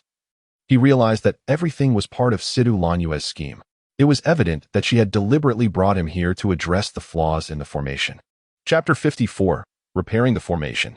Situ Lanwei, no longer withholding, smiled gently and spoke candidly. Ling Fan furrowed his brow in silence. In his previous life, as the Emperor Ling Tian, he had indeed delved into the art of formations and had attained a considerable understanding. Though he was not on par with the masters of formations in the Celestial Court, nevertheless, he was not far behind. During the great battle in the chaotic void, he had established the Brahma Star sacrificial array, vanquishing countless formidable foes. Now, in this rebirth, he had yet to engage with the art of formations or encounter anyone employing such techniques. Observing this magnificent yet flawed protective array, a surge of challenge ignited within him. Furthermore, given Situ Lanyue's consistent care for him and her acceptance of Su Yunlu as a disciple, it would be unreasonable for him to outright refuse her. After a moment of contemplation, Ling Fan raised his head and spoke with resolute conviction. Master Situ, since I have discovered the issues within this formation, it would be rather petty of me not to assist in resolving at least some of them. I shall attempt to make repairs. But let me be clear, I will do my utmost. Yet if I fail, I hope Master Situ will not take offense. A glimmer of surprise flashed in Situ Lanyue's eyes as she quickly responded, that is only natural. If you can indeed assist us, the entire Yuxing sect will be immensely grateful. Ling Fan refrained from further commentary and immediately began to channel the 9 Revolutions rebirth technique. Allowing the spiritual energy within him to surge like a torrent, he approached the formation slowly, his hands swiftly weaving intricate seals, as strands of spiritual energy coalesced, precisely entwining themselves around the runes. With each of his movements, the brilliance of the formation flickered more intensely, its foundation beginning to shift gradually towards its intended position. In tandem, the previously obstructed flow of spiritual energy began to smooth out, and the circulation of energy gradually returned to normal. Situ Lanyu observed anxiously from the side, scarcely daring to breathe. After a considerable time, Ling Fan exhaled deeply, ceasing his actions. A radiant plume of spiritual energy soared into the sky, transforming into a more translucent and harmonious barrier, revitalizing the protective formation of the sect in an instant, its radiance dazzling and resplendent, even hinting at a newfound might. Master Situ, I have repaired most of the flaws in this formation, yet there remains one crucial aspect of the foundation that, given my current physique cultivation stage, I am unable to reach. Only upon my breakthrough to the soul platform stage can I attempt its restoration, Ling Fan remarked. His brow slightly furrowed as he shook his head with a hint of regret. The protective formation had, over the passage of time, lost 40% of its potency. Having only restored 30%, he had already exhausted 80% of his internal spiritual energy, the remaining 10% of flaws, the most critical of which was the formation's focal point, was beyond Ling Fan's capability to fully mend at his current physique cultivation level. Situ Lanyu's eyes brimmed with astonishment and gratitude. She had not anticipated that Ling Fan could indeed rectify the majority of the formation's issues. A fifth-tier alchemist, combined with his enigmatic prowess and mastery of formation techniques, rendered him worthy of the title of a prodigious talent. Ling Fan, however, embodies the convergence of these 3 abilities within himself. Is it truly possible for such an individual to exist in this world? Upon hearing Ling Fan's words, although she felt a tinge of regret, she understood that this was indeed the best outcome. Young Master Ling, your assistance has been invaluable, and our Yuxing sect will forever be indebted to you, said Situ Lanyue earnestly. Let us agree that when young Master Ling reaches the soul platform realm, you shall return to our Yuxing sect to restore the final formation node. At that time, I will certainly prepare a grand gift for you as a token of our sect's gratitude. Ling Fan smiled and nodded in agreement. Very well. Since Sect Master Situ has spoken, I shall accept this agreement. The two exchanged smiles, each with their own thoughts. Situ Lanyue eagerly anticipated Ling Fan's swift breakthrough, hoping he would thoroughly restore the protective formation of the Yuxing sect, thereby reinforcing its defenses. Ling Fan, on the other hand, found the experiences at Yuxing sect quite intriguing. This agreement served as an additional motivation for him to expedite his progress to the soul platform realm. Subsequently, the two made their way back along the mountain path, during which Situ Lanyue's demeanor towards Ling Fan grew increasingly warm, her words imbued with respect. Ling Fan maintained his laid-back demeanor, engaging in casual conversation with Situ Lanyue. Upon returning to the Grand Hall of Yuxing sect, Sitalanwei personally arranged a quiet chamber for Ling Fan, ensuring he could rest well.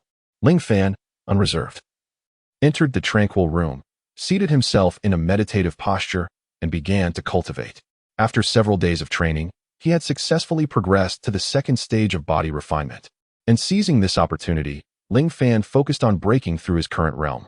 In the quiet chamber, he immersed himself wholly in the pivotal moment of his breakthrough.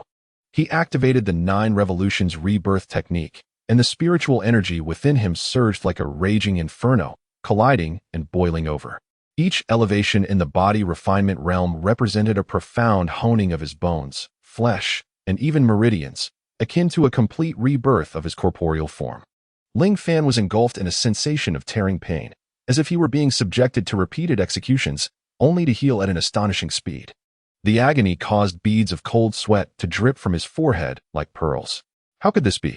In previous incarnations, the body refinement process had never been so excruciating. This 9th life was indeed fraught with peril. At this juncture, he could not afford to utter words of surrender. Ling Fan gritted his teeth resolutely. As the intensity of his technique escalated, the spiritual energy of the world outside the silent chamber began to converge towards him at an astonishing pace, as if pulled by some formidable force. Initially, only wisps of spiritual energy flowed towards the chamber, but in a matter of moments, these energies coalesced into visible streams, rushing together like a torrential river. Within the Jade Star sect, disciples were engaged in their respective practices or attending to sect affairs. Suddenly, a few disciples who were practicing swordsmanship under the night sky looked up and gasped at the incredible whirlpool of spiritual energy above. "Look, what is that?" they exclaimed. Everyone paused their tasks and gazed upward. The once dark sky was now veiled by dense spiritual energy, forming a colossal vortex that spun incessantly, emitting a humming sound as if it aimed to engulf the entire realm. Could it be? The sect master has achieved a breakthrough? Such a remarkable phenomenon could only be triggered by the sect master, or so they thought. An elder disciple, his face etched with shock, spoke with astonishment. In an instant, the entire Yuxing sect was ablaze with commotion. Disciples whispered among themselves, their eyes brimming with reverence and wonder. At that moment, Sitalanwei was engaged in her cultivation. Suddenly, upon sensing a disturbance in the spiritual energy of heaven and earth, she ascended swiftly into the sky. Her gaze was piercing, and she immediately discerned the source of this phenomenon. It was the quiet room where Ling Fan was situated, observing the spiraling accumulation of spiritual energy. Sitalanwei couldn't help but smile wryly. This lad could stir such celestial anomalies even when merely breaking through a minor realm, truly unprecedented. She pondered the wisdom of concealing one's brilliance, should others become aware of his extraordinary talent. Those ancient beings might not tolerate him and could extinguish his potential in its infancy. Chapter 55. The third stage of body refinement. Her heart was filled more with admiration for Ling Fan's innate gifts. Though merely at the first stage of body refinement, his breakthrough had elicited such a powerful resonance with the spiritual energies of the universe. Given time, his achievements would undoubtedly be boundless. Our fates are intertwined. I cannot allow you to falter here, she resolved. Allow me to safeguard your path this once. With this thought, Sitalanwei felt a surge of determination. If anything were to go awry during Ling Fan's breakthrough, she too would share in the blame. Thus, it would be wiser to lend him her support. Having made her decision, spiritual energy surged around her, and she swiftly formed intricate seals with her hands, reciting incantations softly.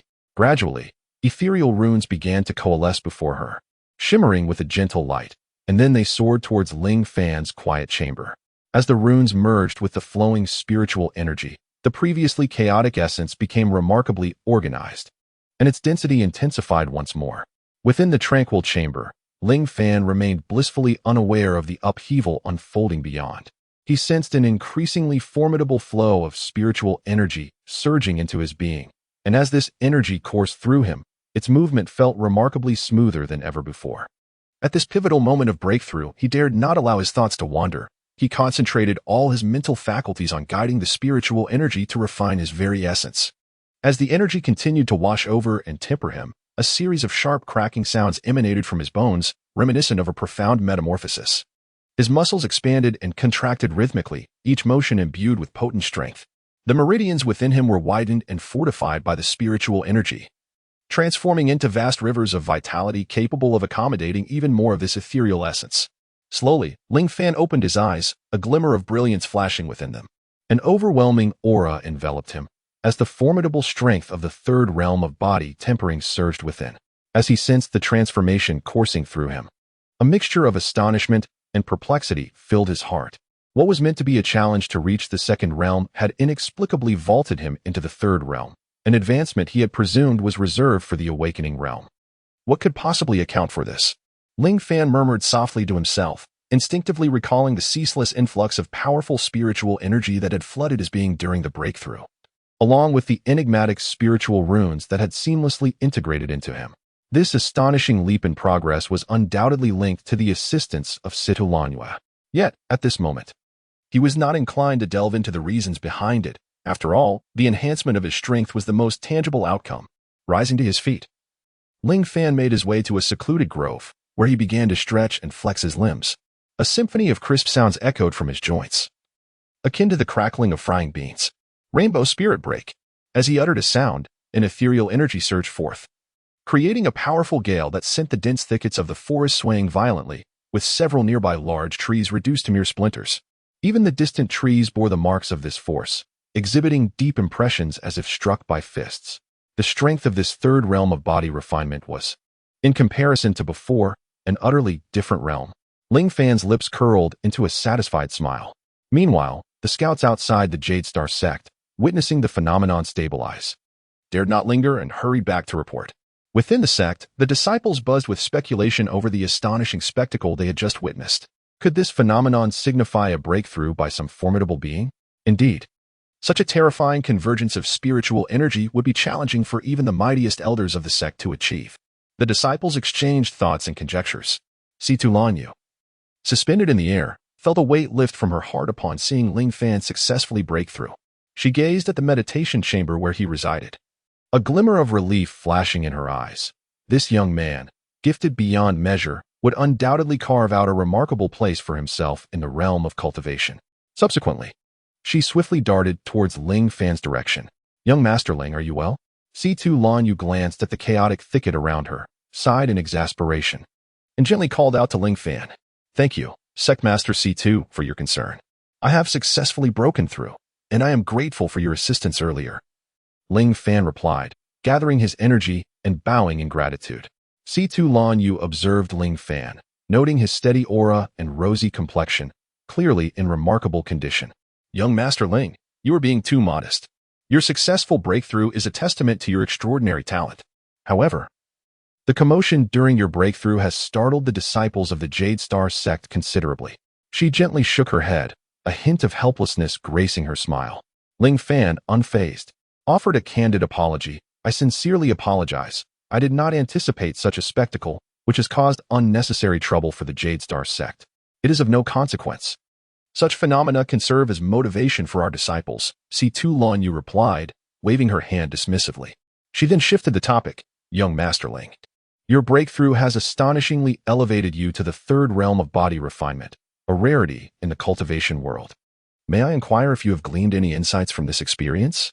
Ling Fan pondered for a moment and conveyed his reflections and understanding regarding the flow of spiritual energy during his breakthrough to Situ Lanyu. She listened attentively, nodding from time to time, her eyes shining with admiration. "Your insights into cultivation, young Master Ling, have been immensely beneficial to me." The two continued their exchange on cultivation methods for quite some time. As the esteemed leader of the Jade Star sect, Situ Lanyu, with her extensive experience and unique perspective, offered Ling Fan many invaluable suggestions. Ling Fan humbly absorbed her teachings, committing each piece of advice to memory. As their conversation drew to a close, dawn had arrived unawares. With the first light breaking, Ling Fan gazed toward the horizon. "Sect Master C2, I must take my leave today. I hope you will take good care of Yun Luo." Situ Lanyu smiled and nodded, "Rest assured. With Yun Luo under my guidance, I will care for her diligently, so you need not worry." As the dawn broke, Ling Fan bid a reluctant farewell to Su Yun Luo and Ren Shuiying, before striding purposefully towards the gates of Yuxing sect. Upon departing from the sect, he found himself at a crossroads at the foot of the mountain, his thoughts in disarray. He pondered that Su Yun Luo had already joined Yuxing sect, and there was little left in Qingyu City to tether him. Since his reincarnation and arrival in Qingyu City, he had encountered numerous events that had contributed to his formidable growth. With his enhanced strength, it was time to venture into broader horizons and seek greater opportunities. Zhang Tai, that insolent brat, had been brazenly abusing his status as the young lord of Wenwei City. He had audaciously sought him out last time and even harbored designs on Yunluo. Such transgressions could not simply be overlooked. A glimmer of cold resolve flashed in Ling Fan's eyes as he murmured to himself. After 9 cycles of reincarnation, he prided himself on never being a benevolent soul. He believed in repaying grievances, for harboring them could easily give rise to inner demons. Since Zhang Tai had approached him once, why not seek him out in return? He promptly resolved to set his sights on Wenwei City to settle the score with the so-called young lord, Zhang Tai. However, Ling Fan was not a reckless individual. Rather, he acted with great caution. To avert unnecessary complications, he employed a transformation technique, his form enveloped in a radiant glow. In an instant, he morphed into an unremarkable young man of average build, clad in simple linen garments, resembling an ordinary woodcutter one might encounter in the mountains. Chapter 56. A helping hand. The journey from Qingyu City to Wenwei City was fraught with rugged mountain paths, the terrain challenging and steep. Towering peaks undulated on either side, cloaked in lush greenery. Even a common traveler would require 3 days and nights of relentless trekking to traverse this distance. However, for Ling Fan, who had achieved the 3 stages of body tempering, this duration was significantly reduced. Embarking on the path to Wenwei City, Ling Fan's steps were brisk as he savored the scenery along the way. Before long, he had traversed a considerable portion of the journey. Yet, as Ling Fan approached a valley, he suddenly heard the sounds of battle cries ahead. A sense of urgency washed over Ling Fan, and he quickened his pace. He beheld a band of 8 brigands besieging a merchant caravan. 7 of the bandits were at the initial spirit realm, with only 1 at the 2nd stage of body tempering, evidently the leader of this group.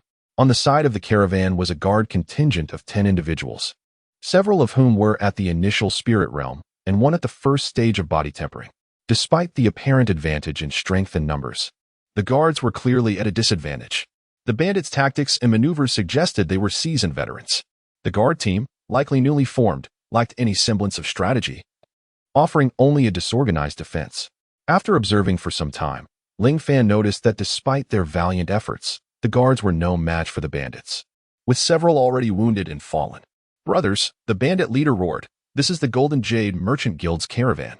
If we seize it, we'll live lavishly for half a year. Give it your all. Kill, kill, kill."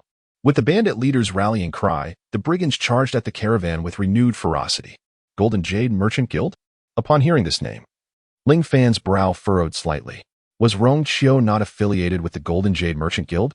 The connection between Rong Qiu and himself was not insignificant. Within the realm of Qingyu City, he had received considerable attention, thus it would not be unwise to extend a helping hand in this instance.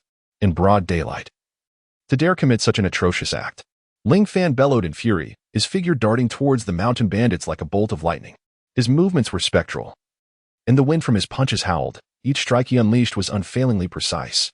Before the bandits could even comprehend the situation, they found themselves struck down by Ling Fan's blows, collapsing to the ground, incapacitated.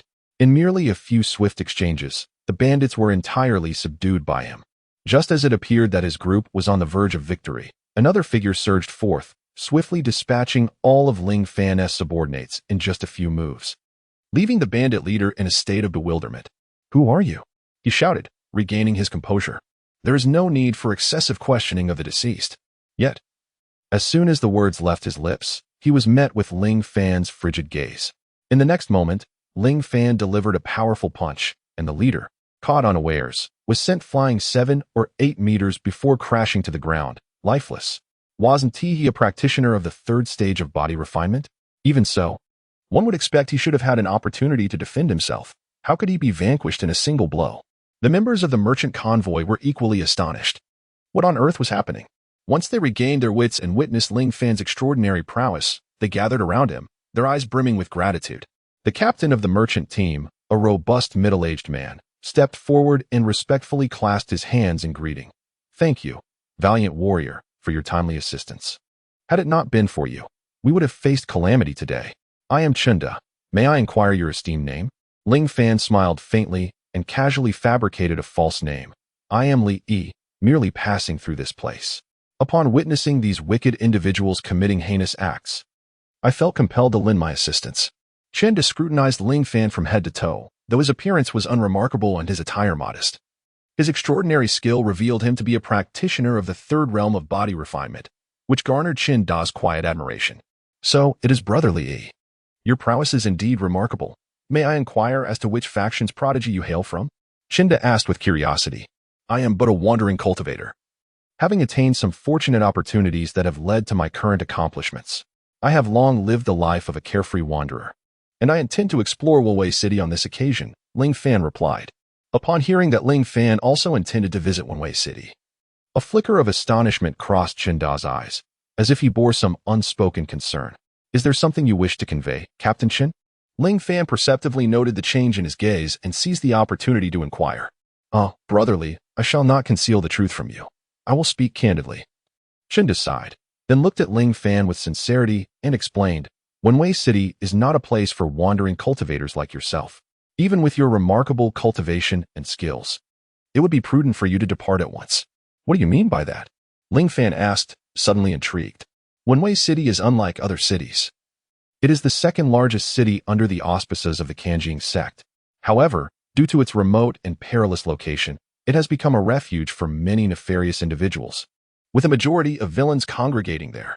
Thus, Wei City is rife with chaos, devoid of any semblance of order or regulation. To seek justice there, one must resort to the language of fists. Behind the chaos lies immense profit, prompting the Kanjing sect to turn a blind eye and even indulge the turmoil in Wei City. The individuals you just witnessed are bandits who specialize in robbing along the outskirts of Wei City. After plundering the passing caravans, they must share 60% of their gains with Wei City, of which 40% goes to the Kanjing sect. Upon hearing Chinda's explanation, Ling Fan understood the situation. It became clear that there exists a stark contrast between cities. For instance, Jingyu City, under the jurisdiction of Yuxing sect, is a tranquil and serene place where malevolent deeds are rare. In contrast, Wei City is a den of disorder, making it no surprise that the likes of Su Yang would venture here to gamble, ultimately losing the Su family's fortune. I am not particularly concerned. After all, it is merely a matter of speaking with one's fists, and my fists are not weak. Ling Fan confidently raised his fist. In response, Chinda enthusiastically said, Brotherly E, since you are determined to head to Wei City, why not join us? We are members of the Jinyu Merchants Association, and we are traveling to Wei City for an auction. The journey is fraught with peril, and having you with us would provide us with much reassurance. Upon our safe arrival in Wei City, I will certainly report to the association to ensure you receive ample rewards. After a moment of contemplation, Ling Fan deemed it beneficial to travel with the merchant convoy, as it would not only conceal their intentions but also allow for mutual support along the way. He nodded in agreement. That sounds splendid. I shall impose upon you all. The members of the merchant convoy, upon witnessing the presence of another formidable practitioner, who had already impressed them with his exceptional skills, rejoiced, confident that their journey would be significantly safer. After a brief tidying up, the merchant caravan continued its journey. Along the way, Ling Fan engaged in lively conversation with the members of the caravan, from whom he gleaned a wealth of information regarding Wei City. Chapter 57. Wei City. From Chinda, Ling Fan learned that Wei City was rife with chaos, violence, and peril, its power dynamics intricate and convoluted. The most formidable force was the Zhang family, led by the city lord, Zhang Tsongwei, who commanded a staggering 70% of the city's influence, rendering him the undisputed local sovereign. It was said that crossing a member of the Zhang family was a grave misstep. Ling Fan couldn't help but chuckle inwardly, for he had come precisely to stir trouble for the Zhang family. After a day's travel, the caravan finally arrived at the city gates of Wei. At the entrance, several towering stone lions, though worn and weathered, exuded a menacing aura. The moss-covered city walls stood in stark contrast to the bustling yet serene entrance of Jingyu City, as the chaotic throng here was a vivid juxtaposition. Ling Fan lifted his gaze to behold a massive plaque hanging above the gates, emblazoned with the characters Wei City. Unfortunately, the paint had largely flaked away, rendering it dilapidated. At the city gates, a group of guards clad in coarse linen garments, brandishing long blades, lounged about lazily, their eyes glinting with greed and arrogance. Each person must pay a toll of 50 taels of silver to enter the city, bellowed a burly officer, his voice grating like a broken gong. Furrowing his brow, Chunda stepped forward with a forced smile, saying, Sir, We are the caravan of the againw Merchants Association. We have traversed numerous cities in our travels, yet we have never encountered such exorbitant tolls. Humph, enough of your prattle. In one-way city, one must adhere to our customs, regardless of your affiliations with various merchant associations. With such a formidable caravan, abundant in both personnel and goods, can you truly expect entry without a proper tribute? The officer, visibly impatient, waved his gleaming blade, its cold shimmer a clear threat. Chinda offered a resigned smile to Ling Fan, reluctantly reaching for his coins, counting them out meticulously for the officer, including Ling Fan's share.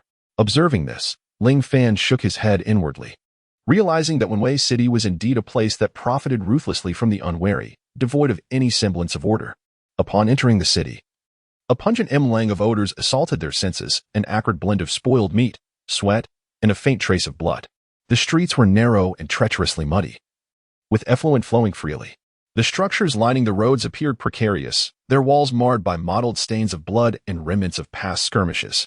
As Chinda had remarked, genuine merchants were a rarity, supplanted instead by a multitude of fighting arenas, gambling dens, and brothels. From the arenas, the raucous cries of combatants and the cheers of spectators echoed. Within the gambling houses, the shouts of gamblers and the clatter of dice melded into a cacophony. At the entrances of brothels, heavily adorned women lounged, sweetly beckoning potential patrons. Ling Fan and the caravan proceeded cautiously, making every effort to circumvent the throngs engaged in brawls. Suddenly, chaos erupted ahead as two burly men grappled fiercely, one brandishing a dagger and lunging wildly at the other. Instead of intervening, the onlookers congregated, roaring their approval as if witnessing a thrilling spectacle. This one-way city is truly a lawless realm, Ling Fan murmured to Chinda. Chinda smiled wryly and nodded. Indeed. Brotherly, you must exercise caution. Here, a mere disagreement can lead to drawn blades, and one misstep may invite considerable trouble. As they walked, Ling Fan noticed a stall by the roadside, displaying an array of peculiar objects, stones emitting a faint glow, bamboo slips inscribed with intricate runes, and uniquely shaped weapons. The stallkeeper, a gaunt old man, squinted and appeared to doze. Intrigued, Ling Fan, having conducted some research on rare treasures during his cultivation, felt that these items might hold some significance. He approached, crouched down, and began to examine them closely. What catches your fancy, young sir? Feel free to choose. The prices are negotiable, the old man remarked, suddenly alert and smiling broadly as he sensed someone nearby. Ling Fan picked up a stone radiating a ghostly blue light, feeling its icy coolness and sensing a faint flow of spiritual energy on its surface. Old man, how much for this stone? He inquired. The old man's eyes sparkled with excitement. Ah, young sir, you have a discerning eye. This is a spirit crystal I stumbled upon in the deep mountains not long ago. It is said to harbor immense spiritual energy, capable of aiding cultivators and enhancing their abilities. Given the connection I sense, I shall offer it to you for a mere 1,000 taels of silver. Ling Fan's heart sank with disdain, although he was uncertain of the crystal's true value. The old man's initial demand of 1,000 taels was clearly exorbitant. Just as he contemplated setting the crystal down and departing, an unusual wave emanated from the stone, resonating subtly with the 9-turn reincarnation technique within him. A jolt of surprise coursed through Ling Fan, deepening his conviction that this stone was far from ordinary. He feigned disdain and scoffed. You expect me to pay 1,000 taels of silver for this mere stone? Surely you jest.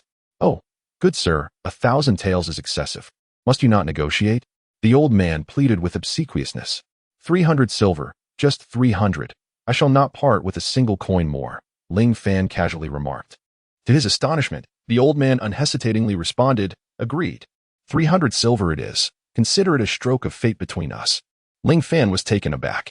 Is this truly how bargaining unfolds? Nevertheless, he did not hesitate, handing over the 300 silver and carefully stowing away the spirit crystal. Under the old man's beaming gaze, Ling Fan continued onward with the caravan.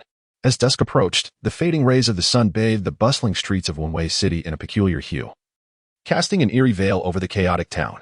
Brotherly, ahead lies our golden jade merchant stronghold in Wenwei City. If you have no place to stay, might you consider lodging here tonight? The auction is not set to commence for another 3 days, and we shall remain in Wenwei City for a few days. Chunda indicated towards a somewhat dilapidated courtyard. Ling Fan nodded in gratitude as he followed the caravan into the courtyard.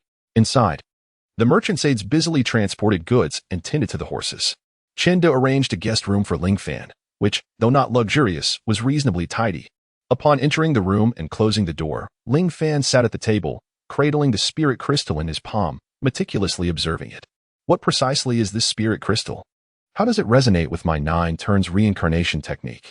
Ling Fan pondered in silence. In theory, the spirit crystal was not an exceptionally rare item. In places abundant with spiritual energy, it was possible for this energy to coalesce into crystals. As the elder had mentioned, these spirit crystals contained formidable spiritual power, capable of aiding practitioners in enhancing their cultivation. Yet, that was the extent of its significance. He had never witnessed a spirit crystal resonating with a cultivation technique. Could this be the profound mystery of the 9-turn reincarnation technique? With this thought, Ling Fan began to circulate the 9-turn reincarnation technique. In an instant, the spirit crystal radiated a brilliant light. A torrent of overwhelming spiritual power surged through Ling Fan's meridians, merging with his own spiritual energy. He felt as though his 9-turn reincarnation technique was on the verge of a breakthrough, nourished by this influx of power. Chapter 58 Encountering Extortion. Brotherly E. Brotherly E. Before Ling Fan could settle into slumber, he heard Chun Da's voice calling from outside. Brother Chun, is there something you need? Ling Fan inquired as he opened the door. We're a bit hungry and we're planning to go out for a late-night snack. So I wanted to see if you'd like to join us, Chun Da explained with a smile. All right, let us go together, Ling Fan agreed, not wishing to dampen their spirits. Ling Fan followed Chun Da and the others out of the Golden Jade Chamber stronghold. Under the shroud of night, Wenwei City resembled a slumbering beast, exuding an even more intense air of chaos. The lanterns lining the streets flickered intermittently, barely illuminating the muddy paths while casting the lurking shadows around them into deeper obscurity. At night, Wenwei City transformed into a haven for miscreants, where all manner of illicit activities unfolded in the shadows. Chun Da lowered his voice, his expression vigilant as he warned Ling Fan, while his eyes continuously scanned the surroundings for any unforeseen dangers. Ling Fan nodded slightly, his gaze sharp, missing no detail. He observed that the pedestrians on the street appeared hurried, with a few inebriated individuals swaying past, muttering incomprehensible profanities. In the dimly lit corners, the faint sounds of scuffles and pained groans could be heard. As they walked, Ling Fan pondered a matter and inquired, Brother Chun, I have heard that the Golden Jade Guild is quite renowned in the Aged domain, with its merchant halls spread far and wide. Yet, why is it that in this Wenwei City, one cannot find a single respectable shop? Chun sighed with a bitter smile and explained with resignation, Brother Li, you can see for yourself that Wenwei City is in utter chaos, devoid of any semblance of order or regulation. Conducting business here entails significant risk, goods are often seized, and the safety of merchants cannot be assured. Moreover, the local populace is largely inclined towards brawling and violence, showing little interest in legitimate commercial endeavors, while instead reveling in gambling and other such activities. Thus, after careful consideration, the guild concluded that this place is entirely unsuitable for business operations and decided against opening a shop here. Our presence this time is solely due to an auction being held in Wenwei City, rumored to feature numerous rare treasures, which is why the guild has dispatched us to participate. Indeed, it is far more secure to establish a shop in a stable city like Qingyu City than in Wenwei City. They arrived at a lively tavern, where a few burly men stood at the entrance, bare-chested and drinking heartily, their eyes glinting with a fierce intensity. This is the place, Chinda remarked. Although the food and drink here may not rival the exquisite offerings of the grand cities, it is quite commendable in Wenwei City.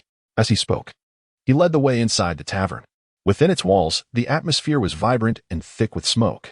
Patrons were either engaged in raucous conversation or playing drinking games, while the air was saturated with the potent aroma of alcohol and the pungent scent of sweat. Chinda found a relatively quiet corner and beckoned everyone to sit down, subsequently ordering several jugs of wine and some appetizers. Brotherly, while we are away from home and in modest conditions, I hope you will be understanding. Chunda raised his cup and addressed Ling Fan. Ling Fan smiled slightly, lifting his cup and downing its contents in one go. Brother Chun, you are too courteous. It is indeed a fortuitous encounter to share this moment with all of you. As everyone indulged in food and drink, the conversations flowed, creating a delightful ambience. Suddenly, the tavern door was kicked open, and several menacing figures stormed in. The leader, a brute with a face full of flesh, exuded a repugnant stench of blood. He scanned the room, causing many patrons to lower their heads in fear of meeting his gaze. His eyes finally settled on Ling Fan's table. You lot, I have not seen before.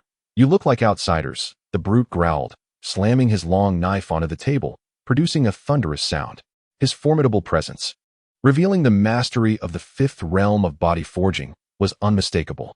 Chun Da's expression shifted dramatically as he rose to his feet, feigning composure as he spoke. Esteemed brother, we hail from the Golden Jade Chamber of Commerce, and our visit to Wenwei City is of utmost importance. We kindly request your leniency.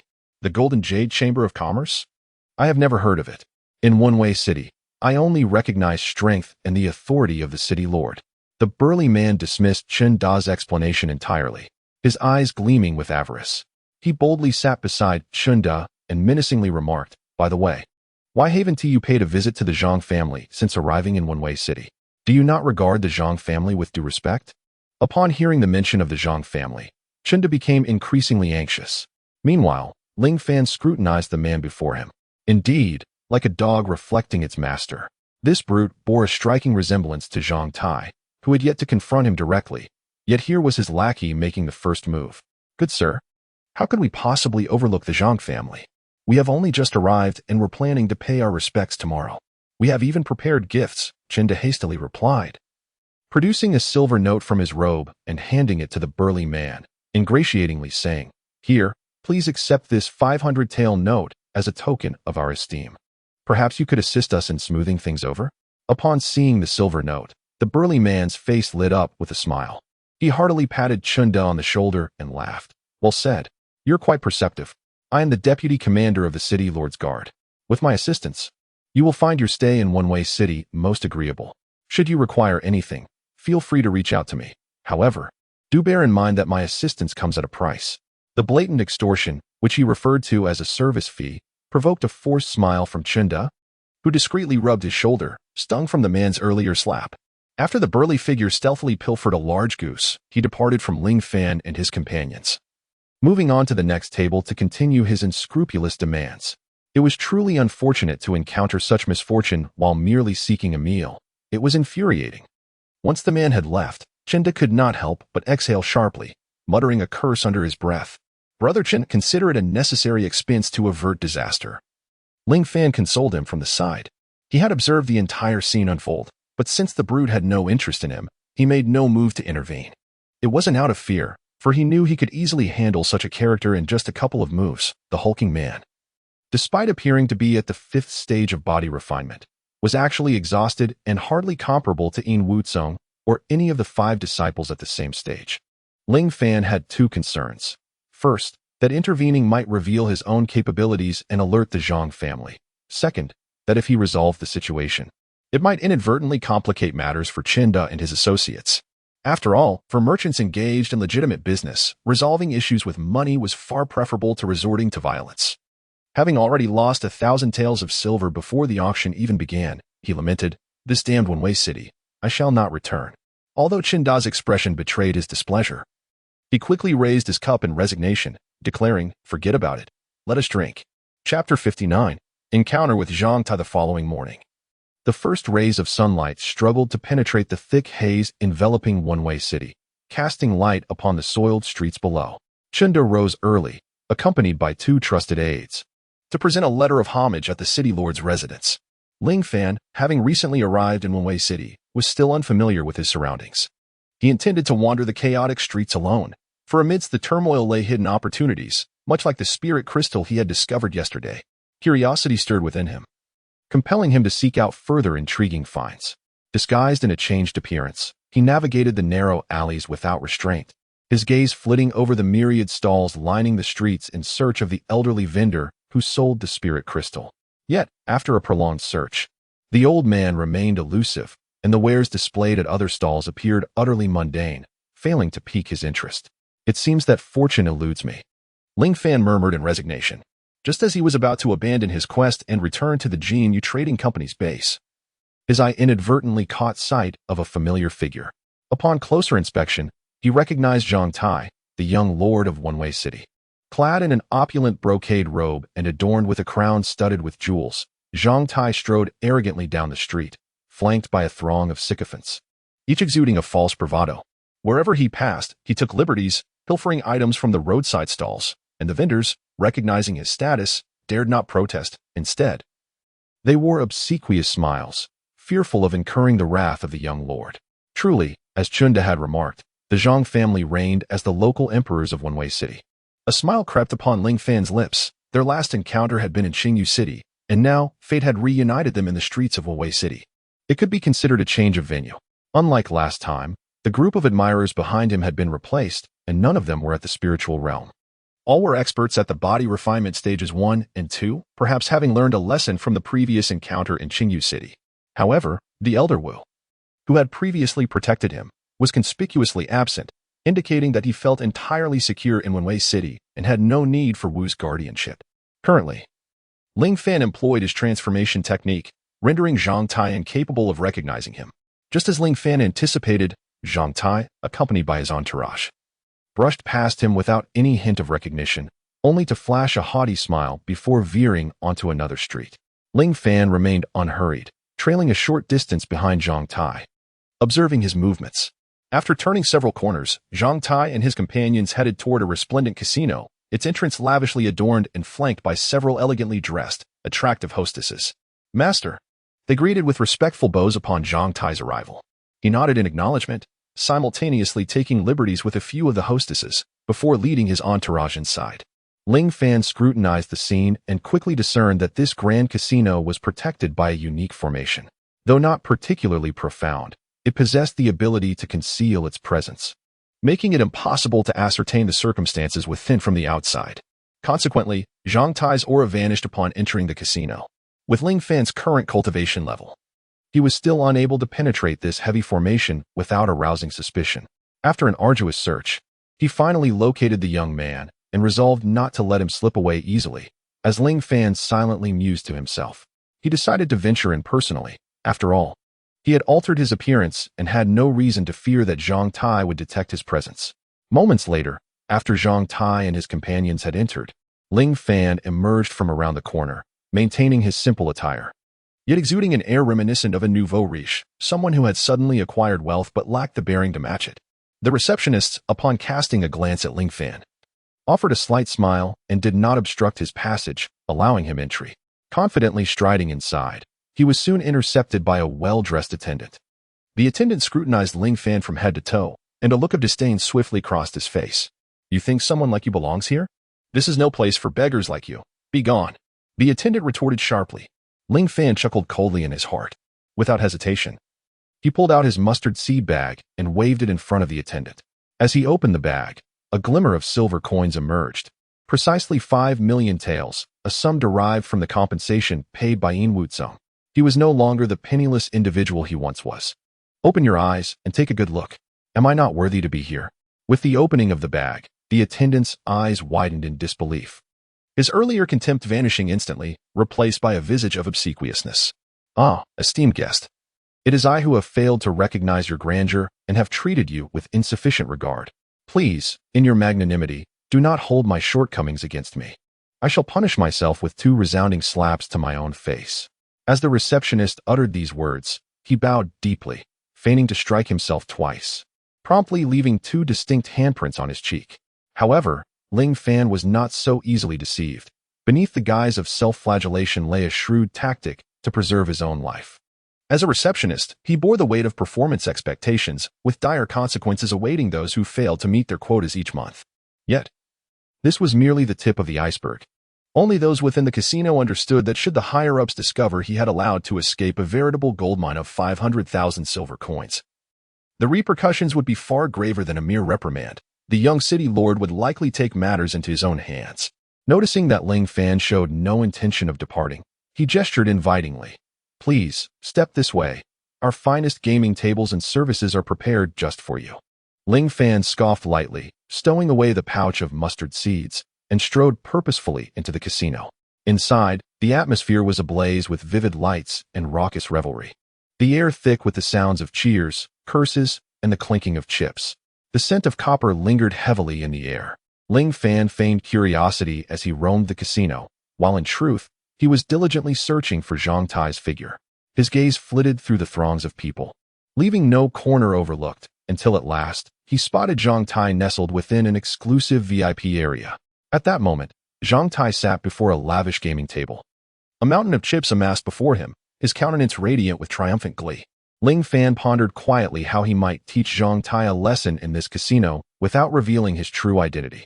He gradually approached the VIP area, searching for an opportunity to act. Just then, Zhang Tai seemed to sense someone watching him. He lifted his head and glanced in Ling Fan's direction. Chapter 60. The gambling game. Ling Fan maintained a calm demeanor, directing his gaze towards the gambling table. Appearing to an outsider as merely an ordinary individual wishing to place a bet, Zhang Tai furrowed his brow, finding the man before him somewhat familiar. Yet he could not recall where he had seen him. He shook his head and returned his focus to his dice game.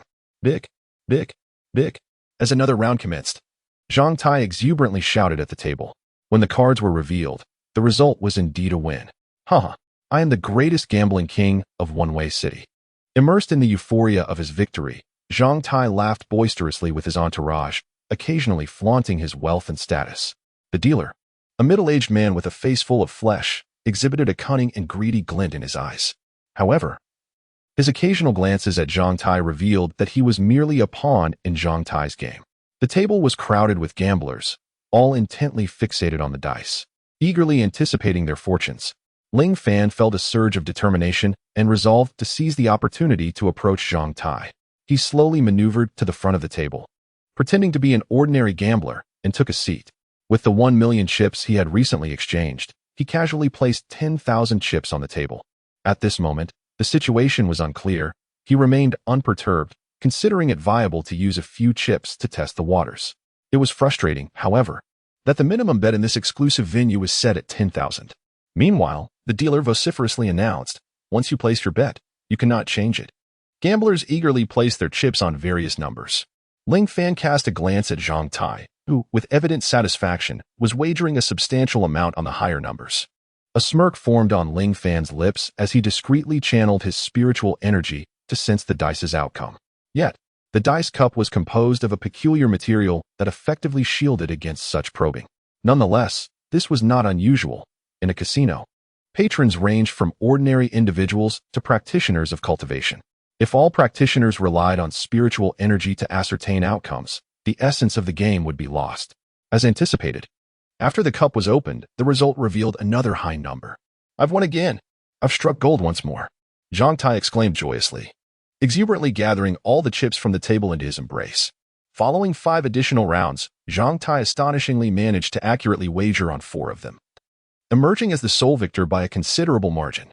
The only round he lost was due to other gamblers, inspired by Zhang Tai's good fortune, choosing to follow his lead.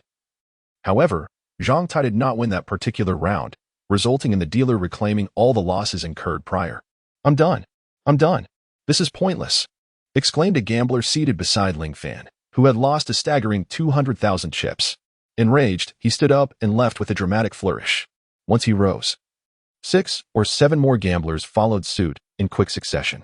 However, Ling Fan astutely observed that the departure of these individuals seemed to be orchestrated by some unseen force. Otherwise, how could these once fervent gamblers, completely engrossed at the gaming table, so easily withdraw? It was evident that this gambling match was meticulously arranged for someone in particular. "Young Master Ba, what say you? Shall we continue?" At that moment, Zhang Tai interjected, his mocking and disdainful gaze fixed upon a young man seated opposite him at the table. This young man, referred to as Young Master Ba, was similarly adorned in lavish attire, embellished with gold and jade, clearly another scion of wealth. In response to Zhang Tai's derision, Young Master Ba's face flushed crimson with indignation as he glared at Zhang Tai, feeling quite thwarted. Yet, upon glancing at the meager pile of chips remaining beneath him, he found himself in a quandary, unable to make a decisive choice. Play. Why not play? Young Master Ba gritted his teeth and ultimately acquiesced. Ling Fan perceived that this entire gambling affair was evidently tailored for Young Master Ba. The individuals and the dealer present earlier were all under Zhang Tai's command. Prior to Zhang Tai's arrival, Young Master Ba had enjoyed considerable success at the tables. However, just as he was reveling in his triumph, Zhang Tai fortuitously appeared at the scene. In less than 10 rounds, Zhang Tai had siphoned off all of Young Master Ba's profits and principal. Such audacity! Upon hearing Young Master Ba's agreement, Zhang Tai's eyes gleamed with delight, and he lavished praise upon him. Yet, with a sneer, he glanced at the scant remaining chips of Young Master Ba, remarking, however, It appears you have but a paltry sum left, young Master Ba. Perhaps it would be wise to retire early and rest. Should your father discover that you have squandered such a fortune, he might just hang you from a tree for a good thrashing." Upon the conclusion of Zhang Tai's remarks, his companions erupted into laughter. In stark contrast, Ba Xiao's face flushed crimson, a visage of indignation as he retorted vehemently, "You need not concern yourself with my affairs. Since I have the audacity to sit here, I harbor no reservations. I shall manage the matter of the chips myself." With that, Ba Xiao summoned a servant to his side, commanding, "Fetch me an additional 500,000 in chips." The servant, however, wore an expression of dismay, offering a wry smile as he replied, "Young master, we have already exchanged all the capital we brought. There are no remaining funds to convert into chips." At that moment, Zhang Tai interjected, "No money? What shall we do then? Perhaps we ought to disperse today?" Ba Xiao, upon hearing these words, felt further insulted. Believing Zhang Tai was mocking him for lingering at the table, he unleashed a torrent of invective upon the servant, berating him for bringing so little. The servant could only smile ruefully. He was merely a domestic aide, lacking the authority to procure funds from the Ba family. The responsibility lay with his young master. Yet now, having lost all his money, Ba Xiao unjustly directed his ire at him. Though he harbored grievances, he dared not voice them. "I see you are not quite satisfied, Ba Xiao. Would you consider borrowing some money from me? After all, we are friends. I can lend you 500,000, charging merely 3% interest, to be repaid within a month. What do you think, Ba Xiao?" Zhang Tai inquired with a smile, though beneath it lay a cunning intent. "Are you truly so benevolent?" Ba Xiao, not the sharpest of minds, surprisingly responded with interest. A loan of 500,000, with an interest rate of 3%, would amount to merely 15,000 in interest over the span of a month. For a scion of a wealthy family, this is quite reasonable. How could it not be? After all, we are friends, and you are a distinguished guest from distant Shanka City. I am indeed capable of lending you this modest sum of 500,000. Zhang Tai continued to weave his web, the earlier mockery vanishing without a trace. One might easily mistake this young man for a benevolent soul. Listening to Zhang Tai's deceitful words, Ling Fan could not help but chuckle inwardly. This young master boss seemed to be yet another son of a wealthy family from another city, coming to Wenwei City in search of thrills. Bearing a resemblance to the former Su Yang's circumstances, and curiously, both possessed a similar level of intellect. Unbeknownst to him, Zhang Tai was ensnaring him in a trap. Chapter 61. The Pig Trap. In the realm of gambling, there exists a scheme known as the Pig Trap, wherein the banker collaborates with a prominent idle player to set the stage. Initially, they fatten the gamblers, only to devour them once the opportune moment arises. Recovering the principal is considered a modest restraint, but lending out gambling funds under the guise of a loan is far more ruthless. Much like a pig raised for a year, only to be slaughtered for the feast. This type of scheme is exceedingly common, appearing in most casinos and constituting a significant portion of their revenue. Ironically, the most prevalent traps are also the easiest for individuals to fall into, stemming from a human flaw known as greed. The moment one steps onto the gambling table, they are driven by a desire for gain, believing victory is assured. Winning breeds a hunger for more, yet the reality is that 10 out of 10 gamblers often lose. When they do lose, they yearn to reclaim their losses, thus becoming ensnared in a relentless cycle. Young Master Ba has evidently already succumbed to this fate. However, he was not a gluttonous pig. Zhang Tai had likely recognized this and thought that a modest loan of 500,000 would suffice. Someone as foolish as Su Yang could easily be swindled out of millions. That would indeed be a true glutton. Very well, I shall borrow. After a moment of hesitation, Ba Xiao surprisingly agreed. Zhang Tai's eyes sparkled with delight as he quickly summoned someone to fetch writing instruments and sign the debt agreement. With a resolute heart, Ba Xiao fixed his signature, and soon after, 50,000 in chips was delivered to him. Armed with new stakes, Ba Xiao eagerly awaited the commencement of the next round of gambling.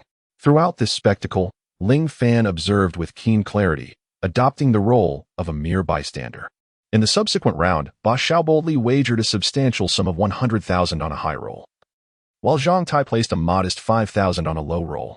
A few idle guests scattered their bets across the table. Ling Fan, on the other hand, placed a mere 1,000 on a rare triple.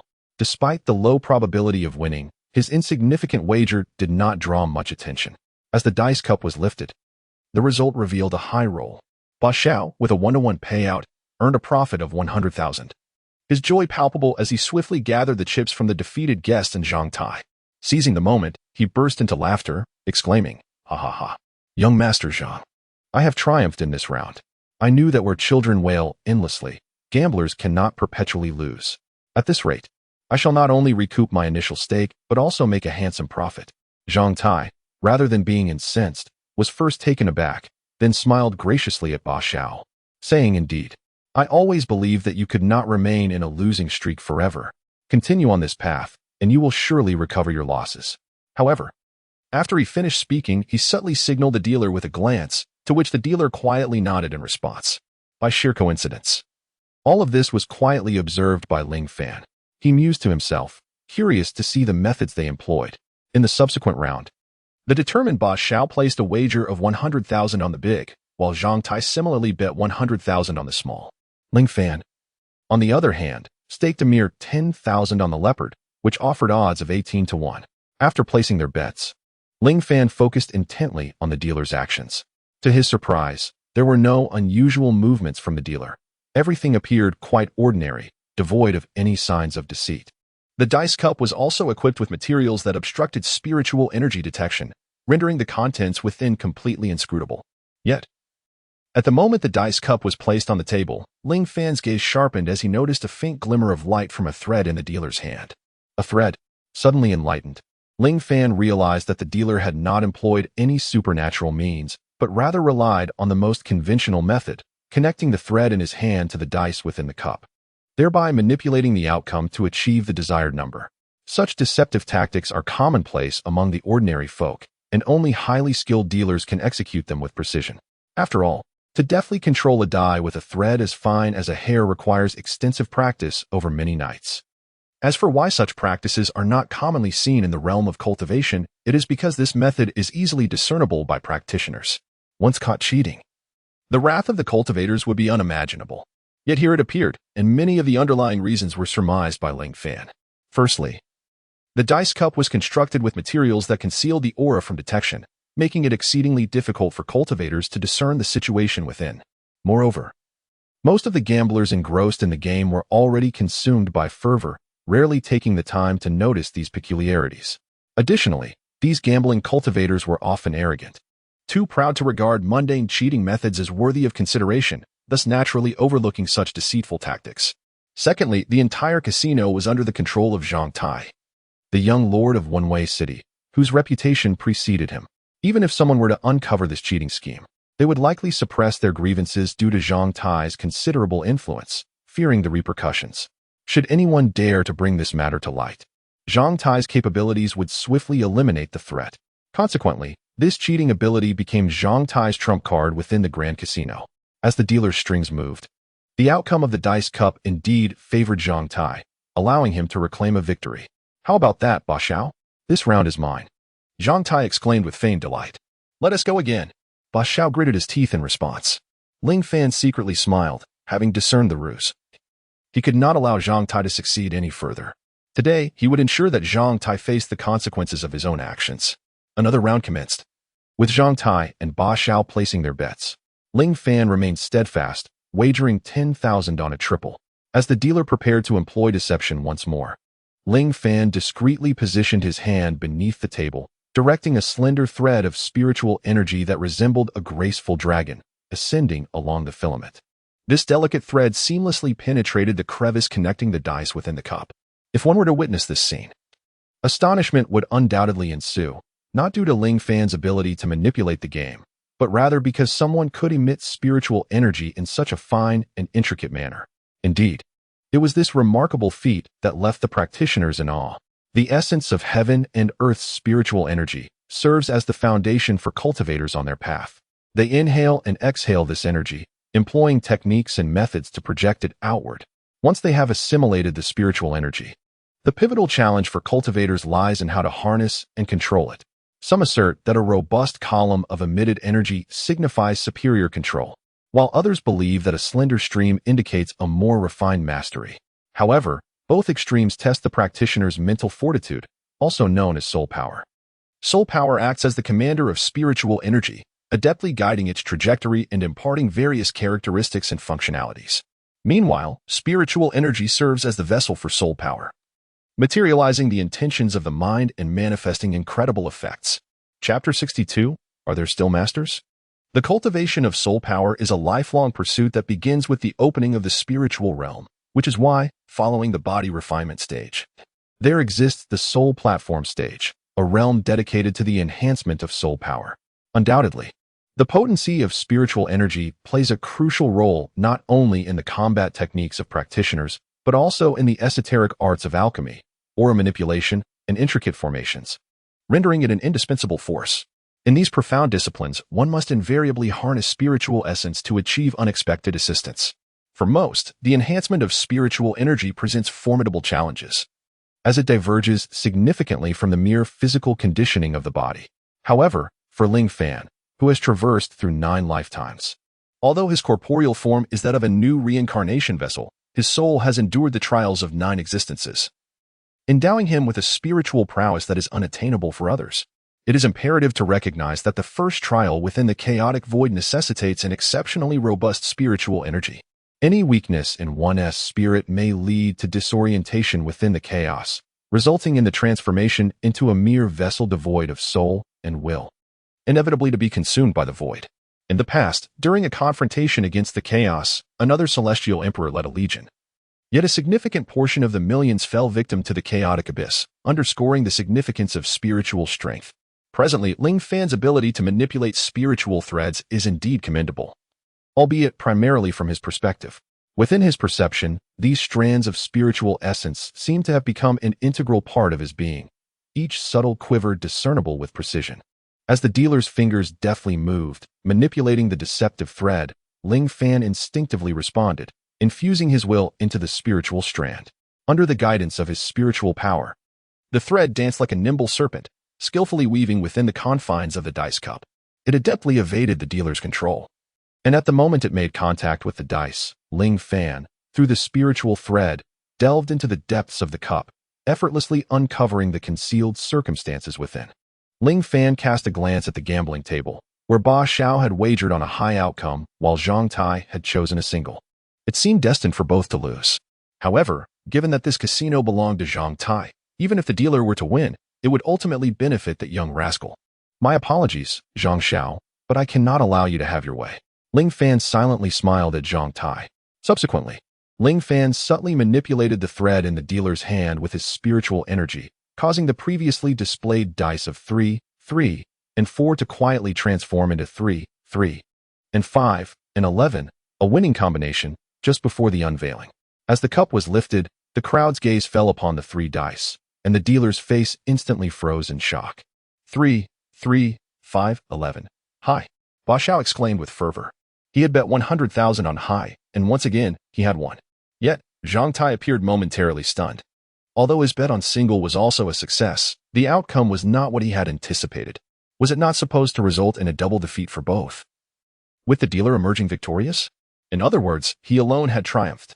He immediately shot a puzzled glance at the dealer, seemingly inquiring whether this was his doing, or if he intended to prolong the game. The dealer, reluctant to admit any oversight, subtly nodded in acknowledgement of Zhang Tai's unasked question. However, a sense of bewilderment lingered within him. His expected outcome had been a tie. How had it transformed into an 11? Could it be that he had erred? Dismissing the single mistake, he resolved to treat it as a momentary lapse of concentration and steadied himself to engage in the next round. 4, 5, 6, single high?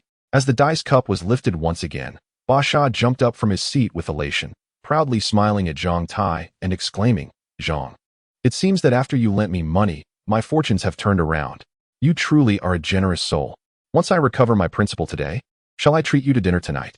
Certainly, Zhang Tai replied with a smile that did not quite reach his eyes, then turned his gaze towards the dealer, a flicker of anger igniting within him, as if questioning the unfolding events.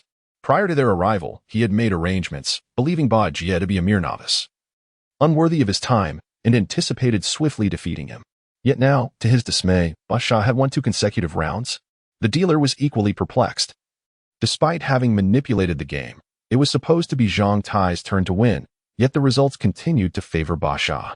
Let us continue, Zhang Tai mused, casting a threatening glance at the dealer. Beads of cold sweat began to form on the dealer's brow.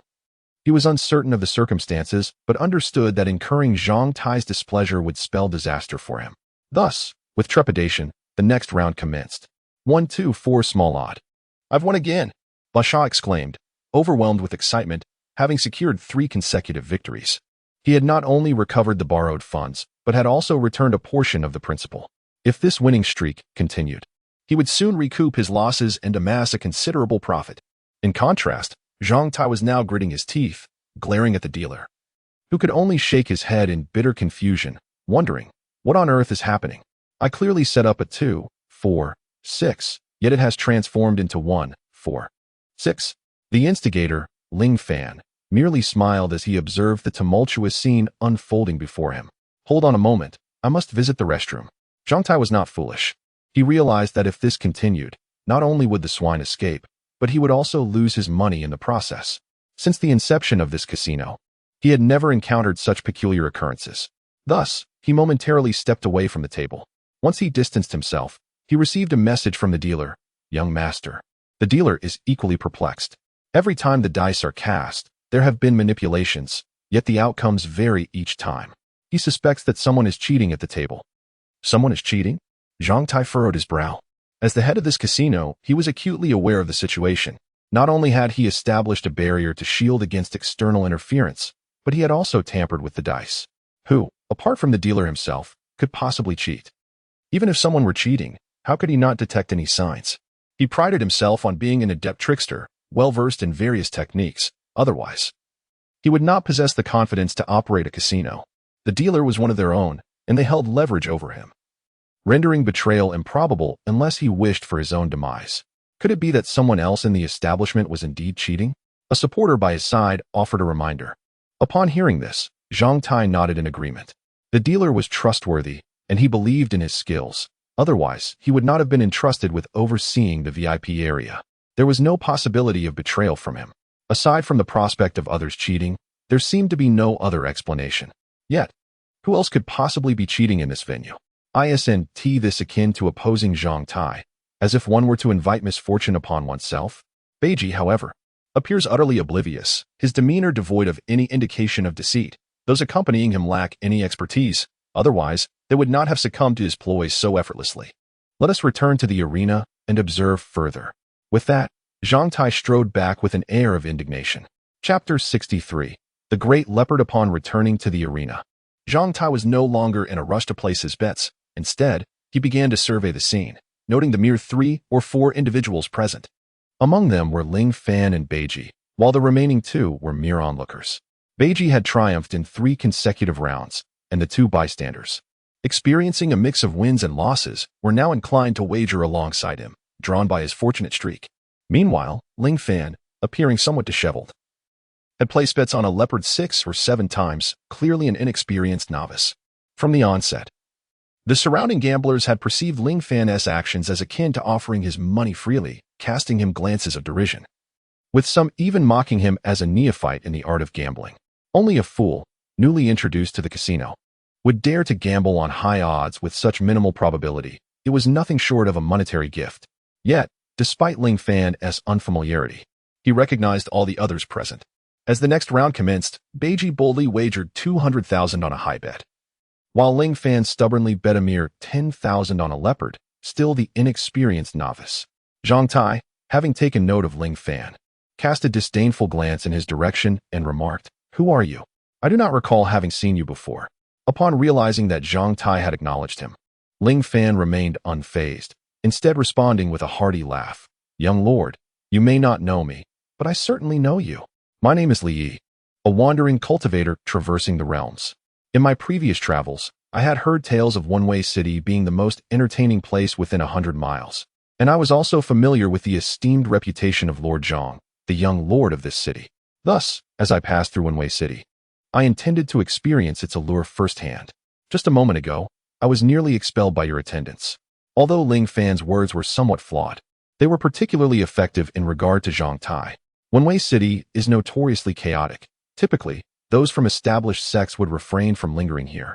Yet wandering cultivators are particularly fond of such places. Therefore, Ling Fan's presence was not surprising. "Is this your first time engaging in such activities? I have observed you losing quite a bit already." Zhang Tai nodded but remained cautious, his gaze piercing like that of a hawk, searching for any telltale signs from Ling Fan. "Indeed, young lord, Ling Fan candidly acknowledged, expressing his frustration. In the past, I lacked both the funds and the courage to partake in such endeavors. Recently, having taken on a job and earned some money, I thought to try my luck here, only to find myself losing a significant portion of it in an instant. Is there any trick to this? Young lord, could you perhaps offer me some guidance? I noticed the leopardess odds were quite high, and I thought to win back my losses, but it seems my luck has been rather poor, as I didn't manage to land a single leopard. Ling Fan's discontent appeared quite genuine. Observing his demeanor, Zhang Tai sneered disdainfully and remarked, "There is no trick to it. It is purely a matter of luck. You might as well bet all on the leopard to win. What makes you think someone like you, a mere penniless wanderer, deserves my guidance? You won't lose your life over it. Brotherly, this matter holds great significance. You cannot solely bet on the leopard. The odds are quite low. Even if you lose everything, it does not guarantee a win. At this moment, I have a keen insight. You might as well bet alongside me, and I assure you, you will reap a bountiful reward." At this juncture, Beiji interjected. Ling Fan, with a simple smile, rubbed his head and replied, "Young Master Ba, I shall refrain from joining you. Since Lord Zhang has declared that betting on the leopard is a lost cause, I shall heed his words." With that, Ling Fan placed another 10,000 on the leopard. Beiji was taken aback. This lad was indeed quite the foolhardy youth.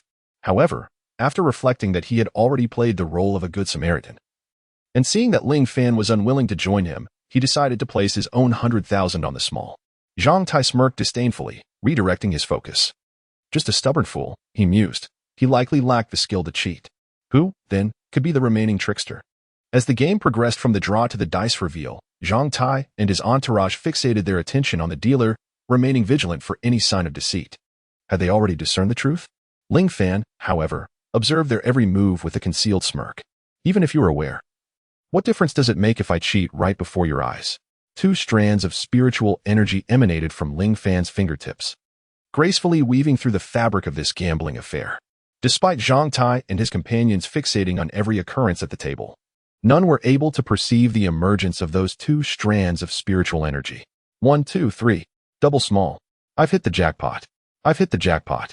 Beiji once again danced with exuberance, his face, previously marred by profound gloom and irritation, now flushed with joy, resembling a completely different individual. I knew my luck would change today. The losses I suffered earlier have all been recovered. Now, I shall triumph by 1,000,000 or 2. However, just as Beiji reveled in his elation, Zhang Tai slammed his palm upon the table, rising abruptly to cast a fierce, penetrating glare at the assembled crowd. Impossible. It is inconceivable that anyone could cheat under his watchful gaze. Yet, the string of 8 consecutive victories compelled him to conclude that foul play was afoot. Someone among them must be culpable. Once more, the onlookers, startled by his fury, were met with Zhang Tai's thunderous demand. He cared not for how much Beiji had won nor for any prospect of savoring his ill-gotten gains. He was solely fixated on uncovering the cheater. Should he identify the culprit, he would not hesitate to drag them forth and render them powerless, and he would consider himself a paragon of virtue. 3 sixes. A pair of aces. As the dice cup was lifted once more, the crowd stood in stunned silence. A 7 on the house. With odds of 56 to 1, wagering 100,000, the winnings amounted to 5,600,000. As the announcement echoed through the casino, an eerie stillness enveloped the atmosphere. The once fervent gamblers were rendered speechless, dropping their chips and abandoning their games. Did I just hear that correctly? A pair of aces? Indeed. Moreover, it was a pair of aces in the VIP section, with astonishing odds of 56 to 1, truly materializing before them. Let us go. Quickly, let us see. Come, come, come. In an instant, the crowd gravitated towards the VIP table, their eyes widening in astonishment upon witnessing 3 genuine 6s resting within the dice cup. Indeed, it was 3 6s. Who was this newcomer at table 7? None of us had ever encountered him before. I had just noticed him. This lad was clearly a novice, boldly placing a hefty wager of 10,000 on a triplet right from the onset. It was evident he was a greenhorn, yet astonishingly, fortune smiled upon him with a grand triplet. With odds of 1 to 36, this fellow was destined to strike it rich. The onlookers were utterly astounded. They were seasoned gamblers, well aware of the casino's notorious reputation. Small bets might yield some winnings, but when it came to substantial stakes, the house invariably triumphed. Chapter 64. The cheater. The rationale was simple. During high-stakes gambling, the house typically played the role of the predator, and to ensnare the largest catch, they employed the most formidable bait, deceit. It was merely the house engaging in trickery. They had witnessed many individuals, brimming with confidence, ascend to this VIP table. Yet the majority who descended bore expressions of utter despair.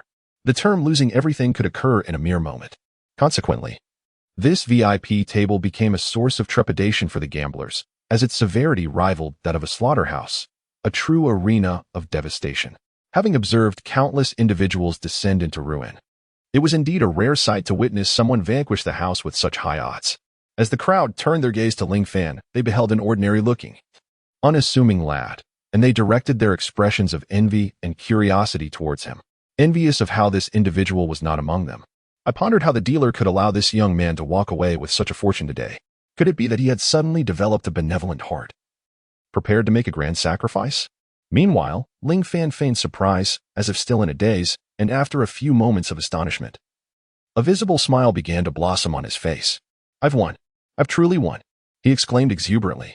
"Brotherly, what fortuitous luck you possess. I cannot believe you have truly drawn a leopard." At this moment, Beiji joined in with his congratulations. He had initially thought Ling Fan was merely a foolish lad, reluctant to follow his lead in betting, naively fixated on wagering on leopards. Little did he know that this time, with a hefty wager of 100,000, Ling Fan had indeed struck a grand leopard, yielding a return that far exceeded 8 times his stake. How enviable! I too did not anticipate such a victory. It is all thanks to the young city lord. Ling Fan then turned his gaze towards Zhang Tai with a smile, saying, "Young city lord, your foresight is truly remarkable. You discern the inevitability of the leopard and urged me to place my bet decisively." Just moments ago, he had lost several thousand and contemplated withdrawing from the game.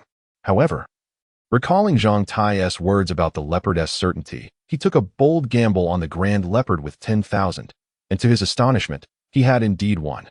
At this juncture, Zhang Tai was seething with rage. The grand leopard, worth 56 times the stake, amounted to 560,000 taels of silver, money that had, astonishingly, flowed out from his own casino. He had always been the one to feast on the spoils, never the one to be devoured. "So it was you, little rascal. Who orchestrated this?" Zhang Tai rose in fury, pointing an accusatory finger at Ling Fan, and bellowed at him. "Oh, young lord, what on earth have I done?" Ling Fan calmly replied to Zhang Tai with a hint of a serene smile. Upon witnessing Ling Fan's demeanor, Zhang Tai instantly comprehended that he had fallen into a trap from the very beginning. For reasons unknown, he suddenly recalled the visage of this individual. It appeared he had glimpsed him upon his arrival, and upon their second encounter, he found him seated here, indicating that this person had come specifically for him. "You have cheated. It must be you who is responsible for this," Zhang Tai accused furiously. "The victories of Beiji are orchestrated by you from behind the scenes. Otherwise, he would have lost everything by now. Your prior bets on the leopard were merely a ploy to prepare for this grand scheme, were they not?" With that, Zhang Tai lunged forward, intent on seizing Ling Fan, only to find himself grasping at thin air as Ling Fan effortlessly retreated. "Young lord, what are you attempting to accomplish?" Ling Fan remarked with a derisive smile, patting the spot where Zhang Tai had attempted to grasp him, as if expressing disdain for him. A gesture that Zhang Tai perceived as a profound insult. "Who on earth are you? Why are you causing chaos in my territory?" Zhang Tai demanded, his teeth clenched in anger. "Young lord, did I not mention my name? I am Li, merely a solitary cultivator who happened to arrive in One-Way City and decided to indulge in a bit of amusement. I initially intended to lose some money to you as a tribute, but to my surprise, fortune smiled upon me, and I won a significant sum. How can you accuse me of cheating with no evidence?" Ling Fan replied nonchalantly. Zhang Tai's face flushed crimson, resembling a ripe tomato, veins bulged on his forehead, and his eyes nearly ignited with fury as he glared menacingly at Ling Fan. His chest heaved violently as he bellowed, "In my casino, no one has ever won consecutively. Yet today, Beiji has inexplicably triumphed 8 times in a row. Furthermore, the big leopard is simply impossible to reveal." The force of his voice seemed poised to lift the very roof of the establishment.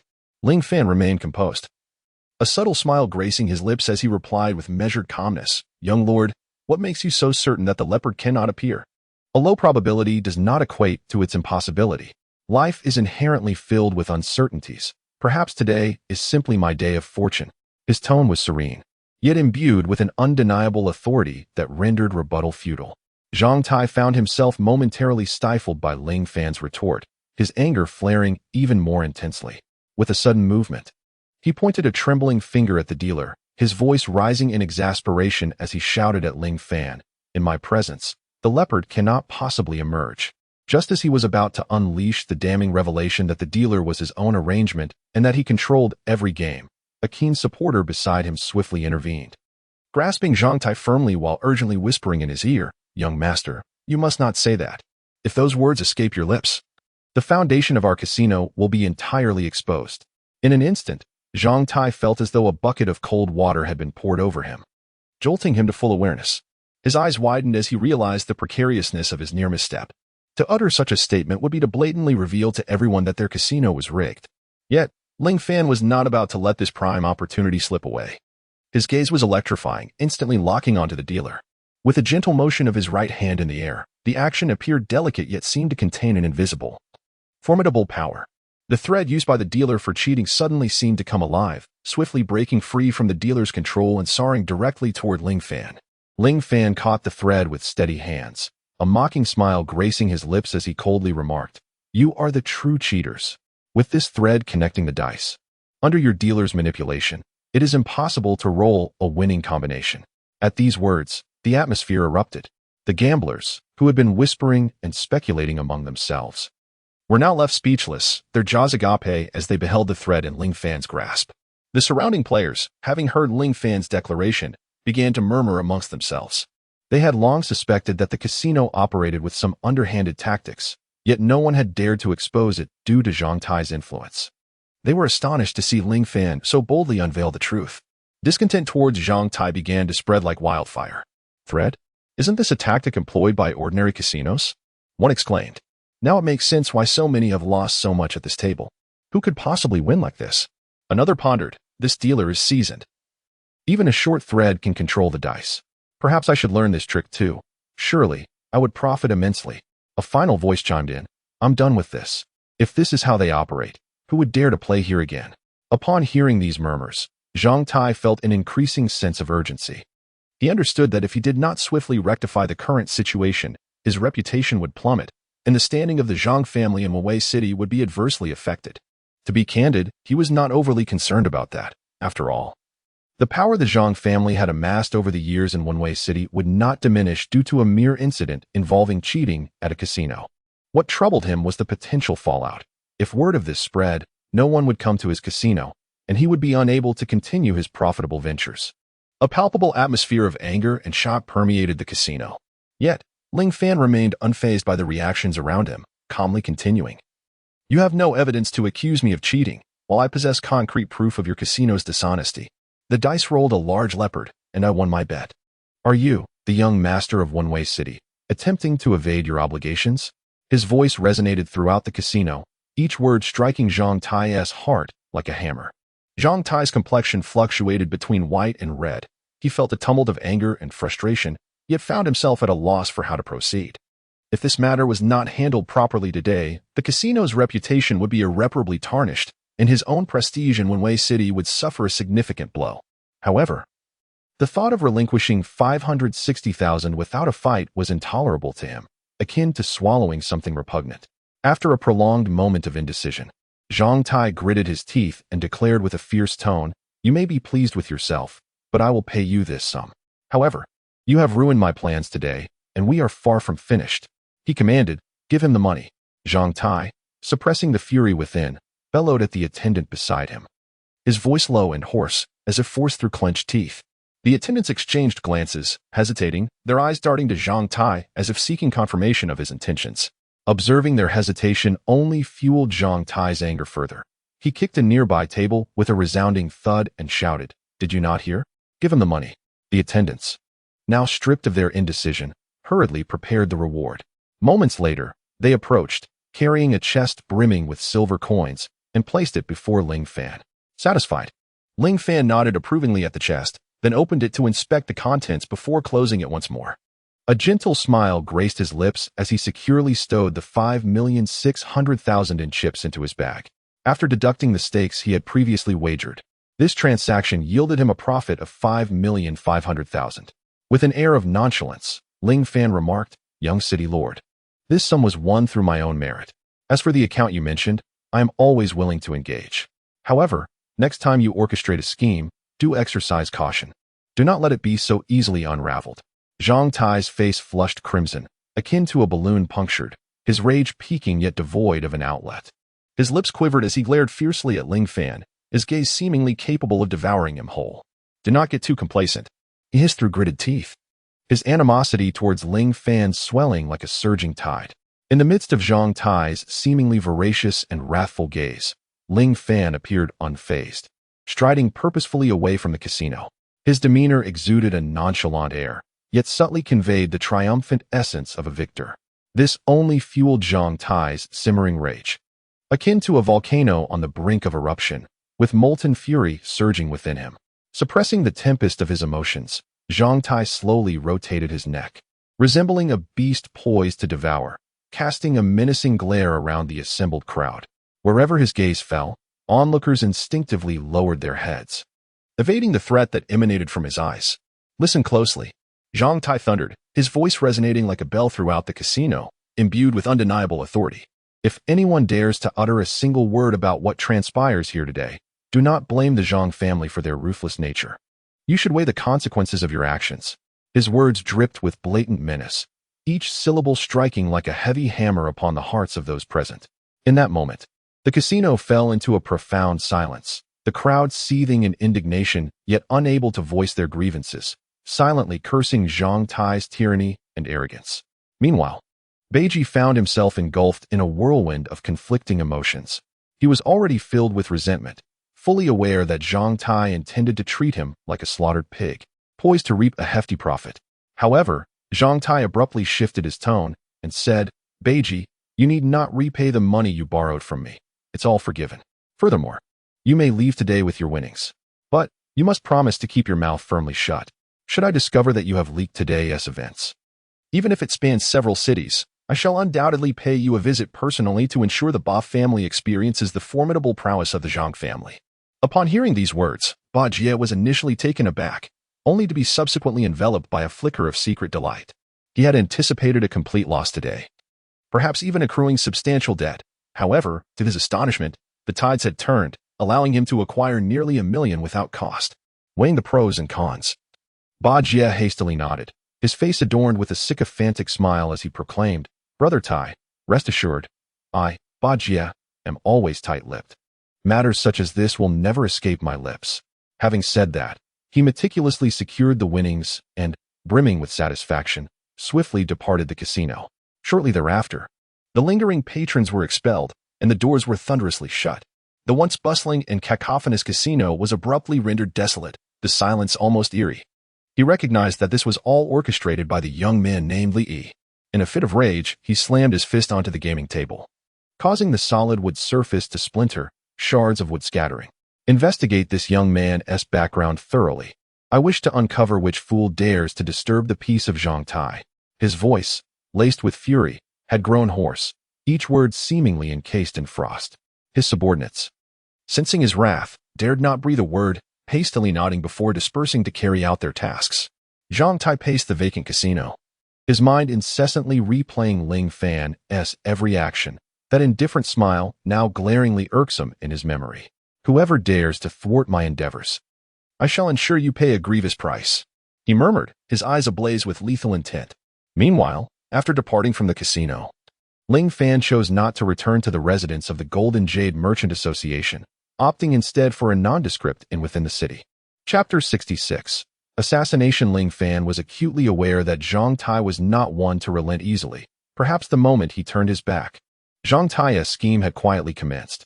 Yet, Ling Fan welcomed this development, feeling an anticipatory thrill as if a grand performance were about to unfold. He refrained from returning to the Golden Jade Merchant Association precisely because he did not wish for this matter to implicate Chinda or the association itself. After all, the grievances between himself and Zhang Tai should not entangle the innocent. At this hour, the night was deep and tranquil, a profound silence enveloping the surroundings. The moonlight cascaded like water, gently illuminating the weathered cobblestone path, while the occasional whisper of a breeze stirred the sparse weeds by the roadside, producing a soft rustling sound. The houses lining the street loomed darkly, resembling silent behemoths, yet within this stillness, Ling Fan's humble abode seemed to harbor an unusual aura. Seated before his bed, Ling Fan's eyes were gently closed, immersed in his cultivation. Nevertheless, a portion of his consciousness remained alert, vigilantly attuned to the slightest sounds around him. Time slipped away imperceptibly. He could not discern how long had passed when a faint sound of wind slicing through the air reached his ears. A flicker of realization ignited within him as he thought, "At last, they have come." He remained undetectable, quietly observing as several shadowy figures flitted like phantoms across the distant eaves, rapidly approaching his dwelling. As Ling Fan observed the unfolding scene, a cold smirk crept into his heart. As expected, this Thai character could not restrain himself. "Perfectly. I shall utilize you minions to test the fruits of my recent cultivation." He lay down on the bed without a sound, adjusting his breathing to feign deep slumber. Before long, a soft creak echoed as the window was gently pushed open. Several figures in black, their faces obscured, entered in a swift and silent manner. They quickly surrounded Ling Fan's bed, scrutinizing him intently. One of them produced a sketchbook from within his cloak, glancing hurriedly by the dim moonlight before whispering with certainty, "Indeed, it is him. We must act without delay." As the words fell, the assailant wielding a blade widened his eyes, glinting with ferocity, and lunged towards Ling Fan's chest with the ferocity of a ravenous wolf. The knife, illuminated by the moonlight, shimmered with a chilling gleam, exuding a murderous intent. Just as the frigid blade was about to make contact with Ling Fan's chest, he suddenly opened his eyes, a flash of cold light igniting within them. In a ghostly manner, he swiftly turned to the side. The sharp edge of the knife grazed his garment, merely tearing a corner of fabric. The attackers, evidently taken aback by Ling Fan's sudden awakening and reaction at such a critical moment, froze momentarily. However, being seasoned assassins, they quickly regained their composure, forming a fan-shaped encirclement around Ling Fan. I did not expect you to possess such audacity," Ling Fan remarked with a hint of cold amusement, his voice resonating distinctly in the stillness of the room. He rose leisurely from the bed, his feet lightly touching the ground, and soon stood firmly, an aura of pressure subtly emanating from him. Ling Fan cast a quick glance and internally assessed the situation, 6 individuals in total. For at the first stage of body refining, 1 at the second, and 1 at the 4th. Zhang Tai certainly holds me in high regard. The leader among the cloaked figures, upon noticing, swung his long blade and barked an order, "Attack. Do not let him escape." The others immediately moved, launching their assault on Ling Fan from various directions. In an instant, the room was filled with flashing blades and a palpable sense of murderous intent. As the blades clashed, the furniture within the room trembled under the force of the gusts. The candlestick on the table swayed precariously, casting distorted shadows on the walls, as if trembling in response to the fierce combat. Ling Fan moved with agility, weaving through the dense net of blades like a dragon in flight. He sidestepped fierce strikes and ducked to evade sweeping attacks with precision, as if he had already anticipated each move of his adversaries. One of the cloaked figures, seizing the moment Ling Fan dodged an attack, leapt into the air, raising his long blade high with tremendous force, aiming for Ling Fan's head. With a sharp glint in his eyes, Ling Fan did not retreat but instead advanced towards the descending blade. He raised his right hand, his arm muscles instantly tensing like a powerful crossbow poised to unleash its might. Just as the long knife was about to strike him, his right hand shot out like lightning, seizing the wrist of the cloaked assailant with a swiftness that rendered the eye unable to follow. Following this, he exerted force on the wrist, twisting it sharply, accompanied by the audible crack of dislocated bones, causing the long knife to clatter to the ground. Seizing the moment, Ling Fan delivered a forceful kick to the assailant's abdomen. The man emitted a muffled groan, his body soaring backward like a kite severed from its string, crashing against the wall before slowly sliding down, consciousness lost. Witnessing this, the remaining assailants intensified their assault. Yet, Ling Fan grew ever more courageous in battle. His moves appeared casual, yet each was lethal. He unleashed a left hook, summoning a gust of wind. Another cloaked figure, unable to evade, was struck in the chest and sent stumbling backward, spewing blood. At this moment, the leader among the cloaked figures felt a pang of anxiety. He had not anticipated that the seemingly ordinary Li possessed such formidable prowess. However, with the mission at hand, he steeled himself to continue the fight. Drawing a dagger from his waist, he bellowed, "Black serpent entwines the dragon." As his words fell, the dagger shimmered with a ghostly azure light, the surrounding air warped by this eerie aura, emitting a faint buzzing sound. He transformed into a streak of black lightning, vanishing into the darkness, leaving behind a barely perceptible afterimage. akin to a venomous serpent lurking in the shadows, awaiting the opportune moment to strike. Seizing the moment when Ling Fan was engaged with his companions, he stealthily maneuvered behind Ling Fan, concealed by the cloak of darkness. Suddenly leaping high, he thrust the dagger directly into Ling Fan's back. Sensing the imminent danger behind him, Ling Fan's lips curled into a subtle smirk of disdain. He did not turn around. Instead, his body sank abruptly, and with a swift motion, his right foot kicked backward. The force of this strike was tremendous and executed with remarkable speed. Landing squarely on the assailant's chest, the attacker, along with his dagger, was sent hurtling through the air, crashing heavily to the ground. Struggling to rise, he was met with excruciating pain in his chest, and he coughed up a mouthful of blood, his dagger clattering to the side. The other cloaked figures, sensing the perilous turn of events, felt a pang of retreat in their hearts. They exchanged glances, then began to slowly withdraw, seeking an opportunity to escape. But Ling Fan would not grant them such an easy reprieve. With a calm yet resolute tone, he declared, "Thinking of leaving? It won't be that simple." With that, he surged forward like a tempest, charging at the cloaked figures. After a flurry of intense combat, only Ling Fan remained standing in the room. Scattered across the floor were the fallen figures of the assailants, some unconscious, others lifeless. Ling Fan dusted off his hands, his expression devoid of emotion as he surveyed the scene. He then summoned his spiritual energy, meticulously erasing the traces of the battle, restoring the room to its original tranquility, as if the fierce skirmish had never transpired. Approaching the window, he gazed out into the serene night, a mysterious smile gracing his lips as he pondered inwardly. "Zhang Tai, I must thank you for repeatedly providing me with such valuable sparring partners. Otherwise, my progression would not have been so swift. In light of this, I shall bestow upon you a grand gift." Chapter 67. The failed assassination and subsequent plunder on the other side, within the Lord's mansion of Away City. The flickering candlelight illuminated the room as brightly as day. Zhang Tai paced restlessly in his chamber, his steps heavy and hurried. The events of the day weighed on his heart like a leaden stone, leaving him perplexed and unable to comprehend. He had no prior acquaintance with that Li Yi. Yet the latter inexplicably targeted him, a circumstance that was utterly baffling. Could it be that an enemy had secretly plotted against him, employing this individual to vex him? However, the Zhang family had wielded power in One-Way City for many years, amassing numerous foes, and even he, the young lord, had garnered a fair share of adversaries, many of whom sought his life. Identifying the individual behind this was akin to searching for a needle in a haystack. Moreover, Li Yi's appearance was unremarkable. In a crowd, he would be easily overlooked, a stark contrast to the ethereal beauty of Ling Fan. It was impossible to draw a connection between the two.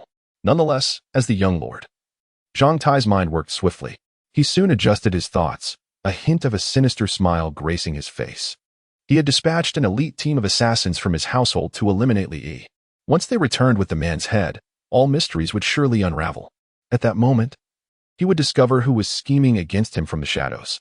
Zhang Tai's pacing intensified, his gaze occasionally darting toward the profound darkness outside, as if he wished to pierce the night and glimpse the triumphant figures of his assassins. Time dragged on in his anxious wait. Each passing minute and second felt like an agonizing eternity. At last, a faint sound emanated from outside the window, prompting Zhang Tai to abruptly halt his stride. His gaze sharpening with the acuity of an eagle, he darted to the window, forcefully pushing it open. There, he beheld a shadow descending from the eaves. Kneeling on one knee, it was one of the assassins he had dispatched. How did it go? Was the mission accomplished? Zhang Tai inquired urgently, his voice betraying an unmistakable tremor. The assassin slowly lifted his head. Under the moonlight, his face was etched with terror and guilt. Trembling, he replied, "Young lord, we have failed. My brothers are all dead."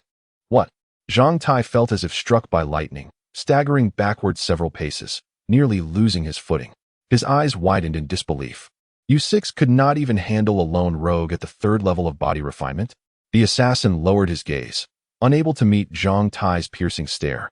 Stammering an explanation, Li Yi's strength far exceeded our expectations.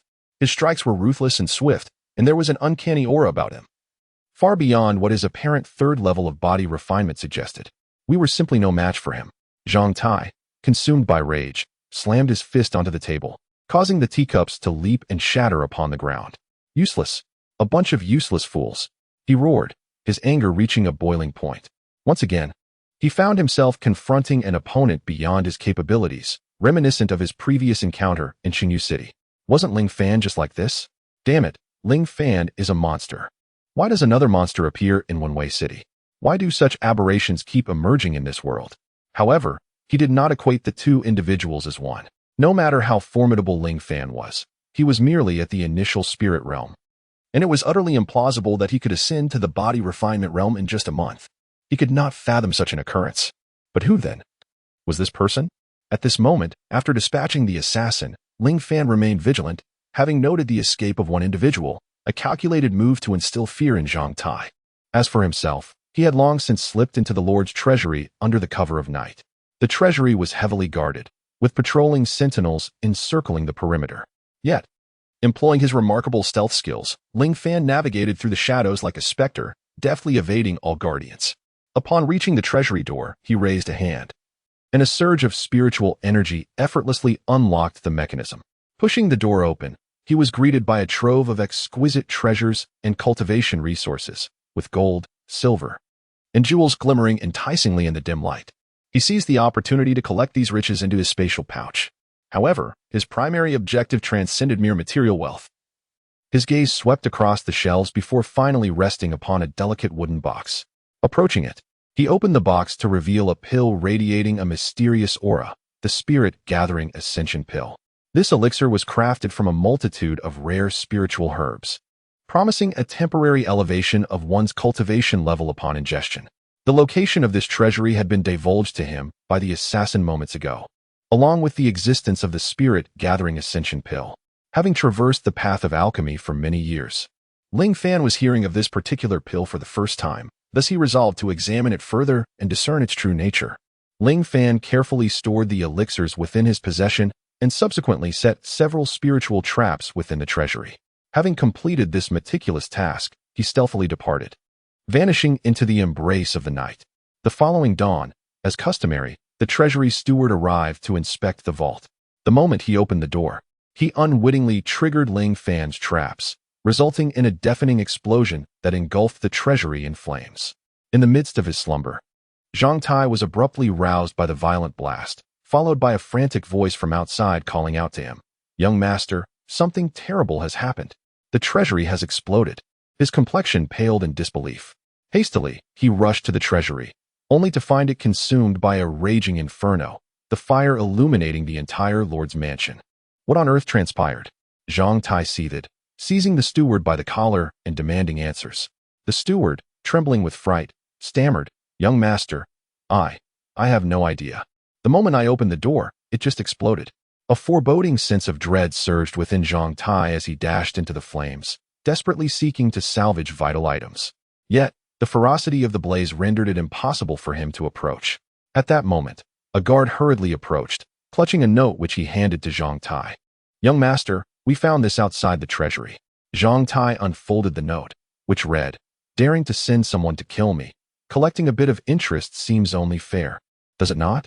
Of course, this also serves as a small lesson. It was simply signed with the character E. Fury coursed through Zhang Tai, causing him to tremble uncontrollably as he tore the note to shreds. "Li Yi, I swear I will have your body torn to pieces." He spoke through gritted teeth. At that moment, Ling Fan was leisurely sipping tea in the inn. The Zhang family indeed acted as the local emperors of Wenwei City, amassing considerable treasures over the years. The wealth contained within this single treasury alone could rival 100 million silver coins. Remarkably, the Zhang family possessed 10 such treasuries, a testament to their opulence. Unfortunately, the assassins were only aware of this visible treasury. The rest remained a mystery to them. Otherwise, they could have thoroughly emptied the Zhang family's coffers. Chapter 68. The fury of Zhang Tsungwei. Seizing the opportunity of a brief respite, Ling Fan immediately set to work studying the Spirit-Gathering Ascension Pill. In the realm of alchemy, whether in the art of pill crafting or the study of medicinal elixirs, Ling Fan was undeniably a prodigy, possessing extraordinary insight. It took him little time to grasp the essence of this Spirit-Gathering Ascension Pill. Is this not merely a mediocre battle pill? Ling Fan mused helplessly. It was rather disheartening that in the realm of the Ega Dao, even such a humble battle pill was bestowed with such an ostentatious name. He had thought it to be a top-tier elixir. The battle pill earned its name due to its ability to enhance the strength of the user in a short span of time. However, The efficacy of this enhancement was not constant. It was intricately linked to the quality of the pill and the cultivator's own level of mastery. The varying qualities of pills and the differing foundational levels of cultivation ultimately led to significantly disparate outcomes and strength enhancement. Observing the pill in his hand, which was touted as a spirit-gathering ascension pill, he realized it was indeed quite limited. It could only allow a body-refining cultivator to surpass 2 minor realms.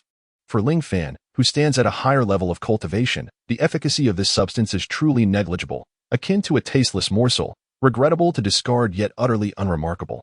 However, as the saying goes, an unintentional act can yield unexpected results. This seemingly ordinary spirit-gathering ascension pill ignited a spark of memory within Ling Fan, illuminating his past. Reflecting upon his illustrious days in the heavenly realm, Ling Fan recalled having crafted countless war-breaking pills with his own hands. Yet, the pills he once refined pale in comparison to the spirit-gathering ascension pill before him, a chasm of difference indeed. The war-breaking pills produced by Ling Fan were undoubtedly top-tier divine products. Once consumed, they enabled practitioners to achieve a significant leap in cultivation, with effects lasting a remarkable half-day. In the realm of elixirs, such quality and efficacy are truly unparalleled, especially when confronted with the treacherous chaos of the void. Where a slight inadequacy in strength could lead to irrevocable ruin, these superior war-breaking pills serve as a pivotal support, capable of turning the tide and securing victory. Their significance is self-evident. Meanwhile, within the Lord's Manor of Wenwei City, a stifling atmosphere loomed like ominous clouds. The Lord of Wenwei City, Zhang Tso-wei, appeared as if drenched in ink, his countenance dark and foreboding, eyes blazing with intensity as he fixated on the vast treasury, now ravaged by flames. Had he not arrived in time, channeling his formidable spiritual force to deliver a thunderous palm strike that dispersed the raging inferno, this treasury would have undoubtedly been consumed entirely by fire. Moments later, the subordinates tasked with assessing the damage emerged from the treasury, their faces ashen, resembling lost souls, fleeing in a state of panic. His legs trembled uncontrollably as he approached Zhang Tso-wei, his voice quivering with a hint of tears. "My lord, something dreadful has occurred. The treasury is completely empty." Upon hearing this, the surrounding crowd was instantly rendered speechless, their faces etched with disbelief. Could it truly be gone? Had it all been consumed by a raging inferno? It is known that the treasury housed treasures worth over 100 million. Zhang Tso-wei clenched his teeth in skepticism, unable to accept the servant's words. His voice emerged as a force through clenched jaws, fierce like a roaring beast. "Absurd. The fire merely scorched the outer layer. I have engaged top-tier formation masters at great expense to meticulously lay down impregnable defenses within the treasury. Even if a fire broke out, it is impossible for everything to be incinerated. Speak honestly, what is the true situation?" The servant, paralyzed with fear, felt as though his heart might leap from his throat as he hurriedly explained, "My lord, it was not the fire that consumed it, but rather, it has been entirely plundered. The treasury is now desolate. There is truly nothing left." Upon hearing this, Zhang Tai's face turned ashen. With a heavy thud, he knelt before his father, Zhang Tso-wei, tears streaming down his face as he lamented. "Father, I have been grievously wronged. Just yesterday, a rogue named Li stormed into my gambling house, not only causing me to lose the Ba family's boorish pig, but also resorting to underhanded tactics to cheat, absconding with a staggering 5 million. Now, the treasury has been both plundered and set ablaze. It is undoubtedly this Li Yi who is orchestrating the mischief behind the scenes. My father must avenge this grievance for his child. What on earth is happening?" Zhang Tso-wei cast a cold glance at his son before demanding an explanation. Zhang Tai, startled by the reprimand, trembled and hurriedly recounted the events of the previous day in their entirety. "Why did you not inform me yesterday?" Zhang Tso-wei's eyes widened in fury, the veins on his forehead bulging ominously. In a fit of rage, he struck Zhang Tai across the face with a resounding slap, the force so severe that it sent Zhang Tai staggering to the ground. "You worthless fool, whose incompetence only exacerbates our troubles." Zhang Tso-wei trembled with indignation. Such a grave incident occurred, and you dared to conceal it. Now look what has transpired. The treasury has been burned and robbed, with losses exceeding 100 million. His heart ached, and his eyes seemed to blaze with fury. Zhang Tai's head rang from the blow, stars dancing before his eyes. Half crouched on the ground, astonishment flickered across his expression, soon replaced by a tide of resentment swelling within him. Yet, in the face of his father, he could only suppress his bitterness. In his heart, he attributed this deep-seated enmity entirely to Li Yi. Reflecting on the events of yesterday, Zhang Tai clenched his teeth. He had believed that with his connections in the underworld, dealing with Li Yi would be an effortless task. Little did he anticipate that the assassins he had dispatched not only failed to take Li Yi's life, but were captured instead, divulging the whereabouts of the Zhang family's treasury. The lone assassin who managed to escape was met with Zhang Tai's most brutal retribution. Now, the assassin is reduced to mere fragments of flesh, carelessly discarded in a dim corner, ignored by all. After a considerable time, Zhang Tsungwei's emotions began to settle somewhat. He gazed at Zhang Tai on the ground and sighed deeply, ultimately refraining from further reprimands. Although the son is often embroiled in trouble, he remains his own flesh and blood. Blood is thicker than water, and one cannot simply turn a blind eye. Previously, Zhang Tai had ventured to Qingyu City, and shortly after his return, the Kanjing sect sent envoys to Wenwei City, claiming that Zhang Tai had bullied the son of the third elder. Zhang Tsungwei was utterly flabbergasted. His son had assaulted the offspring of one of his own power's overseers. This revelation nearly caused his heart to leap out of his chest. To resolve this matter, he had to expend countless smiles and utter many flattering words, exerting immense effort just to persuade the third elder to show mercy and spare Zhang Tai's life. Even so, in a few days, he must personally escort Zhang Tai to the Kanjing sect to offer an apology. Chapter 69. The city in shock reflecting upon these troubling matters. Zhang Tsungwei furrowed his brow in distress. He turned to Zhang Tai and, with a grave expression, inquired, "Who exactly is this Li Yi? Why is he targeting our Zhang family? Is he unaware of the consequences of provoking us?" Zhang Tai, with a look of helplessness, replied with a wry smile, "Father, I truly have no knowledge of his background. He merely claims to be a solitary cultivator named Li Yi. Yet, despite our thorough investigations, we have uncovered not a shred of information about him, not even when he entered the city." Zhang Tai felt a surge of frustration. The sudden emergence of Li Yi presented an enigma from which he could not find an escape. Zhang Tsungwei, upon hearing this, fell into deep contemplation. He mentally traversed through the adversaries of the Zhang family, yet could not fathom who among them possessed the audacity to openly retaliate against the Zhangs. The thought of the losses from the treasury ignited a fresh wave of fury within him. Investigate. Dig 3 feet into the ground if necessary. But we must uncover this Li Yi, Zhang Tsungwei declared vehemently, striking the table with force. Before long, portraits of Li Yi were affixed throughout the city. Fully armed troops scoured each household with meticulous precision, meting out severe punishment to anyone who dared to resist. The city gates were shut, and no one was permitted to leave until the situation was clarified. An atmosphere of tension enveloped the entire city, instilling fear among the populace, who whispered anxiously in the streets and alleys. It soon became evident that a notorious figure named Li Yi had not only plundered the opulent treasury of the Zhang family, but had also set it ablaze, leaving nothing but ashes. By heavens, to rob the Zhang family treasury, what a formidable individual. Such audacity to dare raid the treasury of the local tyrant of Wenwei City. Is that not akin to courting death? What a brave soul. I truly admire him. For years, the Zhang family has amassed a considerable fortune, and rumors suggest that the treasury is worth over 100 million. Does this not imply that this young scoundrel has struck it rich with his audacious heist? Prosperity has indeed been achieved, yet one cannot help but worry whether this young man can enjoy his fortune without jeopardy. Currently, the entirety of Wenwei City is in pursuit of him. Should the Zhang family locate him, would they not rend him asunder?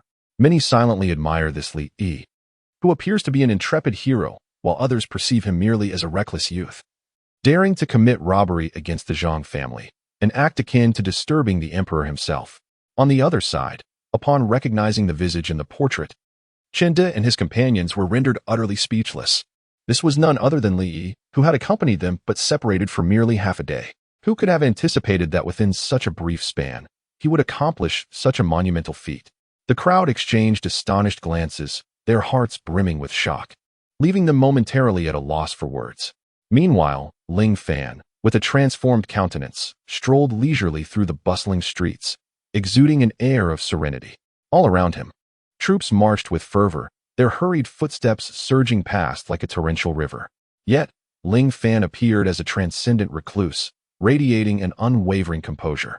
The fervent soldiers were to him naught but ephemeral illusions, failing to disturb his tranquility in the least.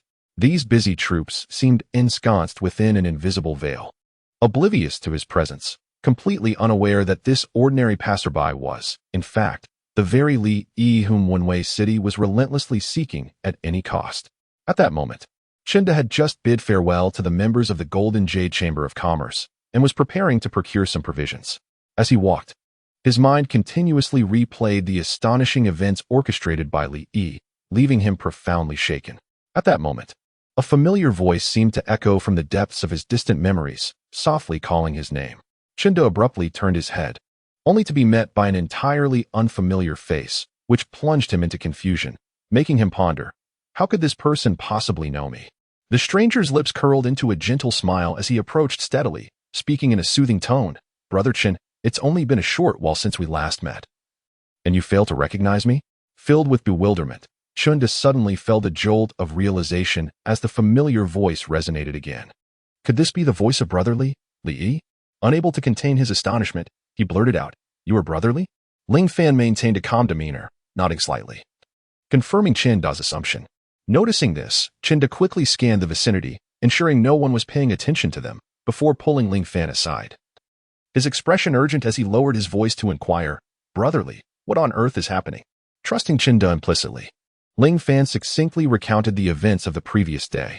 After hearing the account, Chinda stood frozen in disbelief, rendered speechless by the revelation.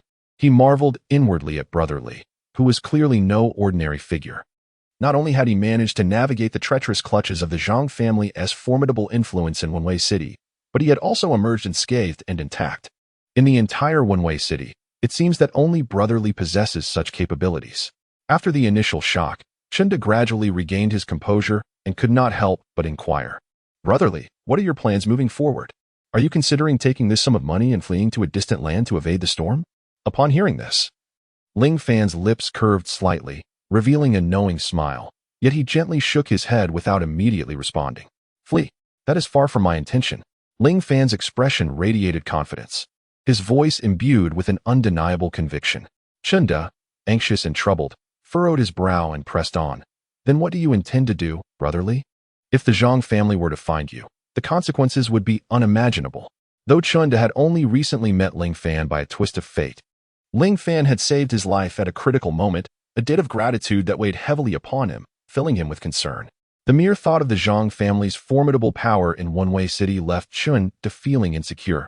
If the Zhang family truly sought Ling Fan, he would be powerless to assist, helplessly watching as his brother was harmed.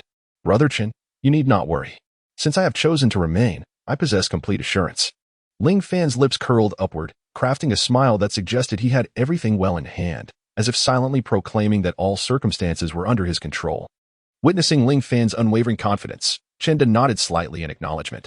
Upon observing Ling Fan's entirely transformed visage, which bore no resemblance to his former self, one could not help but marvel at Brotherly's extraordinary mastery of disguise. It would indeed be a formidable challenge for the Zhang family to recognize him. Had it not been for Li Yi's voluntary revelation of his identity, one would have been utterly incapable of associating this unfamiliar countenance with Ling Fan. At that moment, Ling Fan abruptly shifted the topic and inquired, "Brother Chun, how is the preparation for the auction proceeding?" Chinda promptly replied, "The event is set to commence tomorrow. When I sought out Zhang Souwei yesterday, he mentioned that he would be returning to Kanjing sect in a few days to attend to urgent matters. Consequently, we have advanced the auction, and the several merchant associations invited to participate have already entered the city. Currently, all arrangements are progressing at an accelerated pace. Brother Chin, might it be possible for you to take me along? I am eager to see if there are any items at the auction that might be of use to me." Ling Fan inquired with a hint of anticipation. "Brotherly wishes to attend? However, I fear that due to your recent raid on the Zhang family's treasury, the security at this auction will undoubtedly be exceptionally stringent, making it difficult to gain entry through ordinary means. If you truly wish to participate, how about we do so under the auspices of our againw Merchants Association? Should you require assistance, we would be more than willing to bid on your behalf." Chinda patiently elucidated. "That sounds splendid." A flicker of joy illuminated Ling Fan's eyes as he readily agreed. Just then, a contingent of soldiers approached Ling Fan and Chinda directly. Observing this, Chinda instinctively sought to hastily escort Ling Fan away from this perilous locale. However, Ling Fan spoke softly. "If we recklessly depart at this moment, it will undoubtedly arouse their suspicion. It is wiser to act according to the circumstances." Upon hearing this, Chinda immediately grasped the implication. Indeed, To flee in their presence would be tantamount to confessing guilt, clearly indicating that the two harbored some secret. This thought filled him with trepidation, prompting him to adjust his demeanor and feign a normal conversation with Ling Fan. The troop approached them and, astonishingly, came to a halt. Ling Fan lifted his gaze and was surprised to recognize the leader of the soldiers was none other than Elder Wu, whom he had encountered in Qingyu City. However, he appeared slightly more aged than before. Recalling their past encounter, when Elder Wu had nearly bested him, Ling Fan felt a shiver of fear. Fortunately, the timely intervention of the city lord, Hong Lai, had thwarted Wu. It seemed their previous confrontation had sapped Wu's vitality, rendering him more haggard. "Who are you? What are you doing here?" Lurking suspiciously. Elder Wu dismounted and, leading his soldiers closer, squinted at Ling Fan and Chinda, demanding an explanation. Reporting to Elder Wu, "We are members of the againw Merchants Association, here to procure some provisions. Once our purchases are complete, we intend to return," Chinda replied, his heart racing almost to his throat. Yet, seeing Ling Fan's confident demeanor beside him, he steeled himself and stepped forward, respectfully bowing to Elder Wu. "Do you recognize me?" Elder Wu questioned, his brow furrowed in confusion. Reporting to Elder Wu, "I am the head of the againw Merchants Association," Chinda responded. "Yesterday, I visited the Lord's Manor and was fortunate enough to have met you. Your visage is indelibly etched in my memory," Chinda hastily elucidated. "And him? Is he also affiliated with your Golden Jade Merchant Association?" Elder Wu inquired, gesturing towards Ling Fan. For some inexplicable reason, he felt a vague familiarity with Ling Fan, though the sensation remained rather nebulous. Much like Zhang Tai, he had not associated the individual before him with Ling Fan, and moreover, Ling Fan bore no resemblance to the depiction of Li Yi. Nevertheless, Wu's lingering suspicions had not entirely dissipated. "Ah, he too is a member of our Golden Jade Merchant Association, my brother, by the name of Qin Ling," Chinda replied, inwardly flustered like an ant on a hot stove, yet maintaining a facade of composure as he earnestly addressed Elder Wu's inquiry. Elder Wu scrutinized Ling Fan once more, noting that he exhibited no peculiarities. With a cold snort, he queried, "Are you aware of the theft that transpired in the treasury of the Lord's Manor yesterday?" "Indeed. We are aware," Chinda promptly nodded, then retrieved several thousand-tael, silver notes from his bosom, stating, "We are deeply pained by the loss incurred at the Lord's treasury. It is audacious beyond measure for such rogues to dare to target the Lord. The Golden Jade Merchant Association wholeheartedly supports the Lord's call to action. Should we uncover the whereabouts of the thief, we shall ensure their capture and deliver them to the Lord. Though these silver notes may be but a drop in the bucket, they represent our sincere intent to help mitigate the Lord's losses." Elder Wu accepted the silver notes, idly fiddling with them in his hands, yet his gaze remained fixated on Ling Fan and Chinda. A subtle smile played at the corners of his mouth, manifesting as a faint, almost imperceptible sneer. "Ah, you of the Golden Jade Guild are quite diligent. However, the theft from the city lord's treasury is no trivial matter. The Lord is deeply concerned." As he spoke, Elder Wu suddenly shifted his gaze, fixing it intensely on Ling Fan. "Qin Ling, is it? I observe your demeanor and bearing, and you do not strike me as one accustomed to the confines of a merchant guild. What was your previous endeavor?" Ling Fan's heart tightened, yet his expression remained composed, a gentle smile gracing his lips as he replied unhurriedly, "Elder Wu, you jest. I have followed my brother within the guild since my youth. Although I possess no extraordinary skills, I have become quite adept at procuring goods and engaging with others." Elder Wu circled Ling Fan once more, then suddenly brought his hand down heavily upon Ling Fan's shoulder. "Indeed, I hope you are as you claim. This theft may well have been perpetrated by someone nearby. My contingent will need to scour this vicinity meticulously. Should you uncover anything, you must report it immediately. Of course, Elder Wu. We shall remain vigilant and will inform you at the first sign of any disturbances," Chinda responded earnestly, nodding in agreement. Once Elder Wu and his men gradually receded into the distance, Chinda exhaled deeply, his legs trembling as he nearly collapsed to the ground. "Ling brother, you truly terrified me just now. Thankfully, we managed to navigate through that." "You performed admirably," Ling Fan remarked with a slight smile, patting Chinda's shoulder. "It was your excellent planning that saved us. Otherwise, I would have been at a loss for how to respond to Elder Wu's inquiries and might have exposed myself," Chinda admitted, still shaken. Fortunately, as the two feigned conversation, Ling Fan conveyed all his statements to him, enabling him to respond accurately each time. The act of presenting silver notes to Old Wu was also premeditated by Ling Fan. It was no longer suitable to linger here. It would be prudent for us to procure some items and return, lest they come seeking us. Thus, Chenda and Ling Fan set out together to purchase some goods before heading back to the Golden Jade Chamber's stronghold. However, just around a corner, a figure clad in black stealthily emerged. Humph! Do they think they can deceive the heavens and traverse the seas? It is not so simple. This individual was none other than Old Wu. From the moment he laid eyes on Ling Fan and his companion until their departure, his suspicions regarding Ling Fan had never waned. The palm strike he delivered had subtly left a trace of his own essence on Ling Fan, allowing him to monitor his movements at all times. Boy, it would be wise for you to remain obedient, keeping that some concealed from prying eyes. Once the storm passes, I shall come to seek you out. A sinister smile crept across Old Wu's lips, brimming with calculation. Indeed, he had no intention of surrendering Ling Fan, who had pilfered from the Lord's treasury. Instead, he was determined to keep this secret tightly guarded. One must look after oneself, or face dire consequences. Previously, during the confrontation between Qingyu City and Renhong, Old Wu had sustained injuries to his essence. He had planned to return to Wenwei City to procure some healing remedies from Zhang Tsongwei to restore himself to his peak condition. However, to his surprise, Zhang Tsongwei, upon witnessing his diminished strength, had shown no regard for their past, dismissing him with mere trinkets. Chapter 71. Zhang Tai's predicament once. He had betrayed Renhong and turned to serve Zhang Tsongwei, dedicating many years of his life to him. Even in the absence of notable achievements, he had certainly endured considerable hardships. Zhang Tsongwei possessed an abundance of celestial materials and earthly treasures, with his treasury overflowing with rare and exquisite items. However, Old Wu had never received even the slightest benefit from it. In that moment, Old Wu came to a stark realization of this truth. He had initially planned to wait for a few days until Zhang Tsongwei departed, intending to stealthily infiltrate the treasury and abscond with some treasures.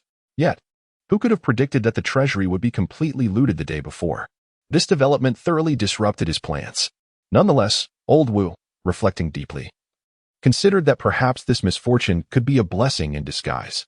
He soon came to believe that this might be a fortuitous opportunity bestowed upon him by fate. Now, all the celestial materials and earthly treasures from the treasury resided with that brazen thief.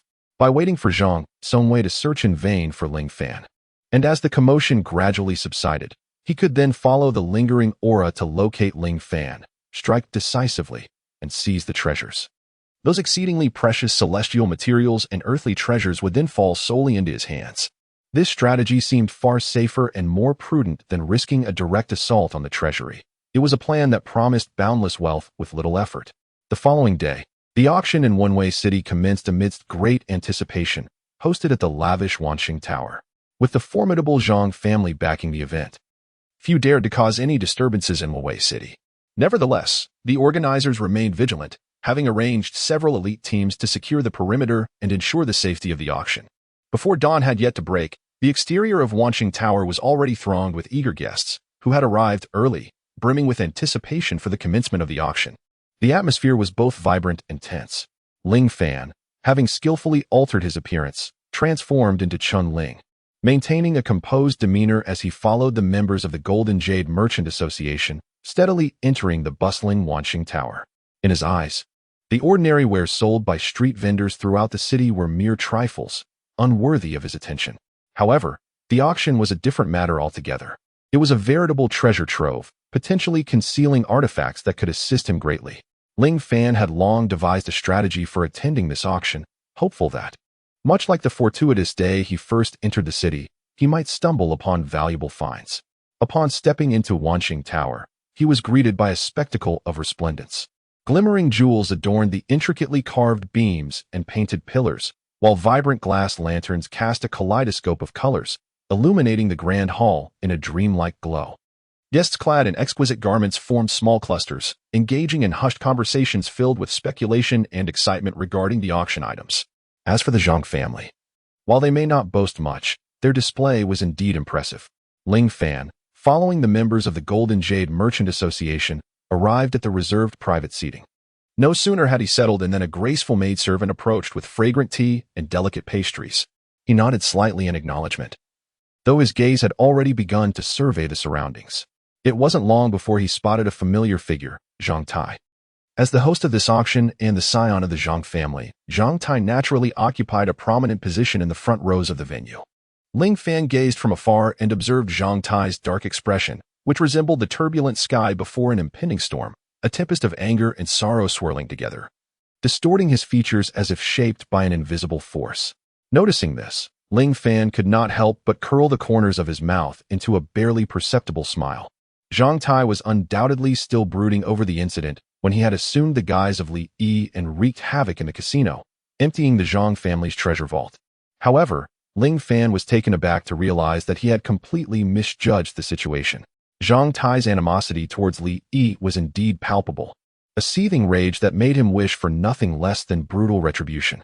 Yet, at this moment, another matter weighed heavily upon his heart, akin to a colossal stone pressing down, rendering him breathless. This matter pertained to the lineage of Su Yang from Qingyu City. The previous day, Zhang Tai had faced a stern reprimand from his father, which had already soured his mood considerably.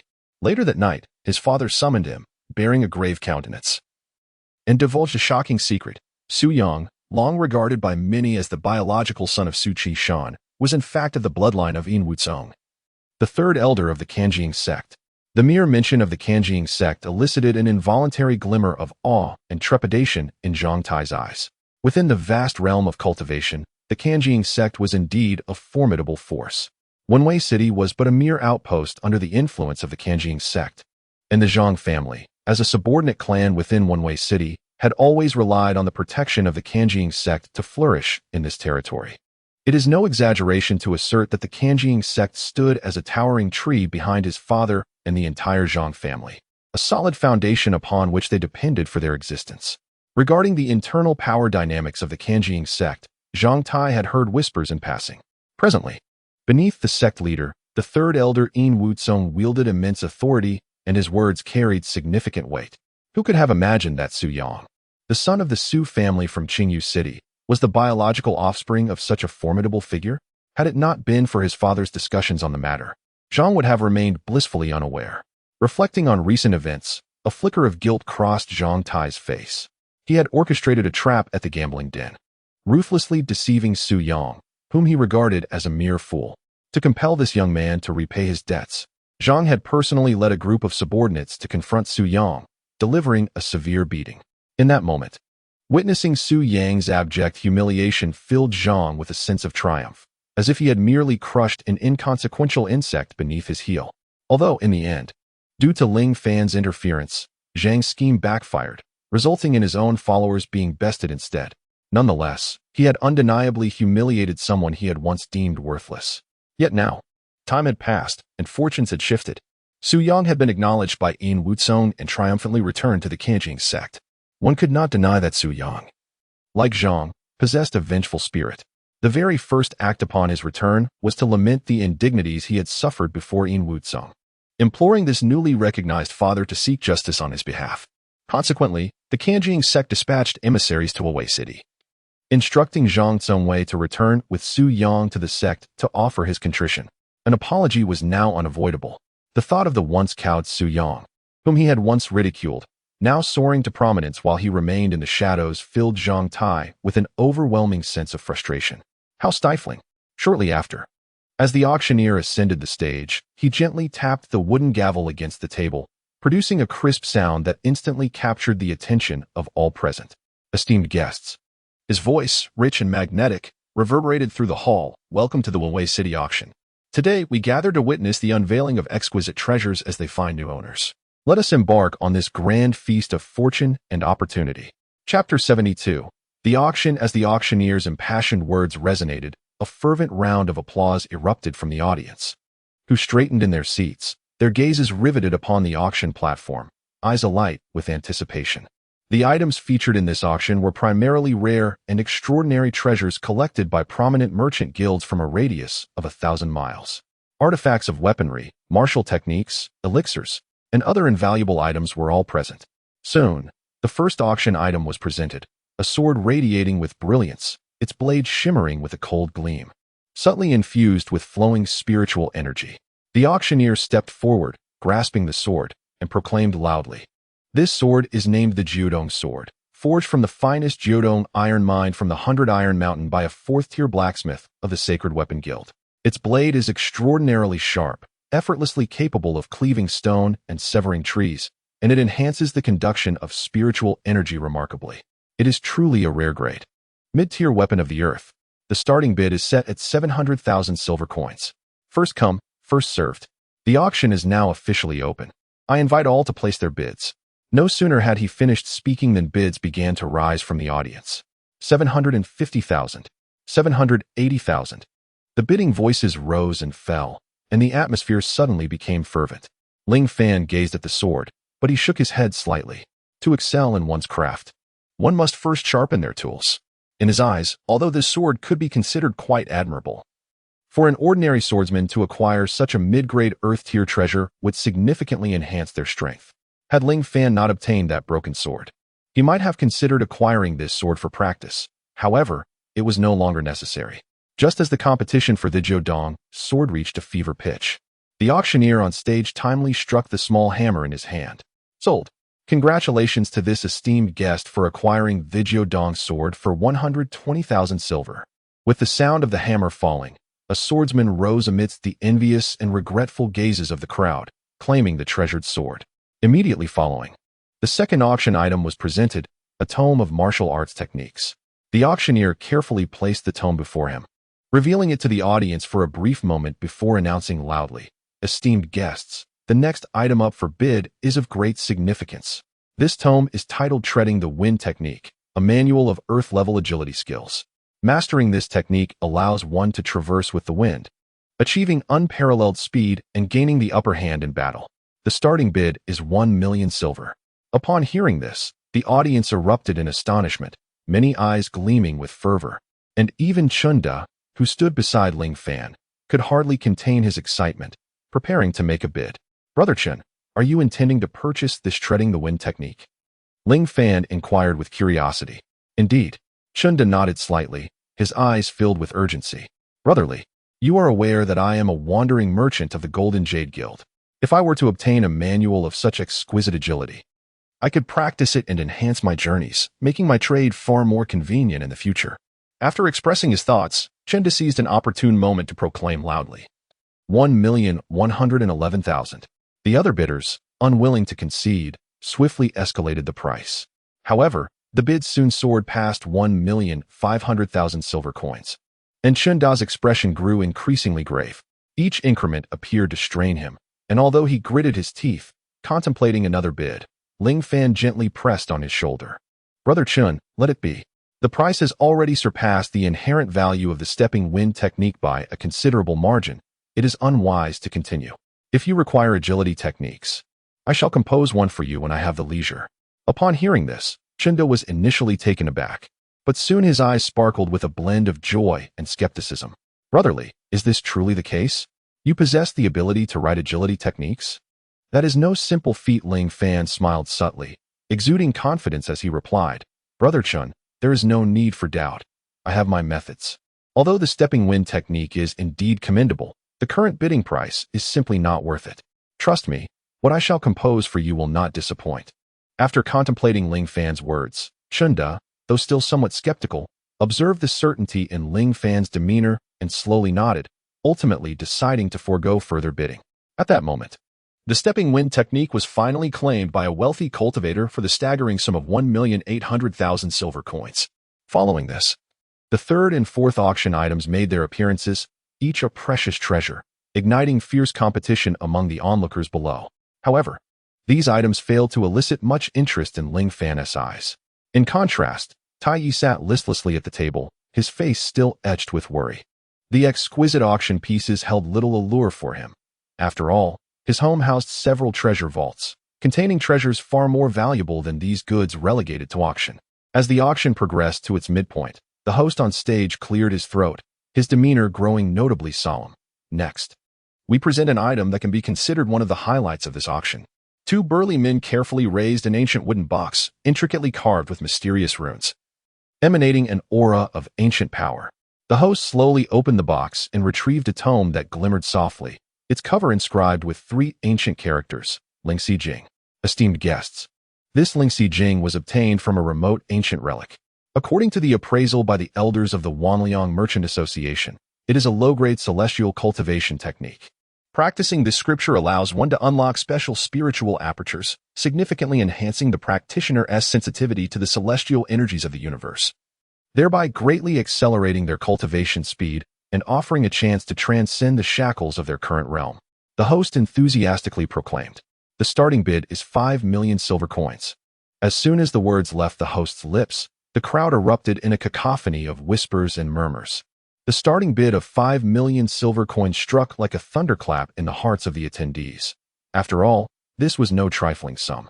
Even among the many wealthy merchants, distinguished guests, and formidable individuals present, the figure elicited a palpable stir. 5 million. That is exorbitantly high. That is indeed a low-grade celestial technique, a rare gem even among the esteemed sects of powerful factions.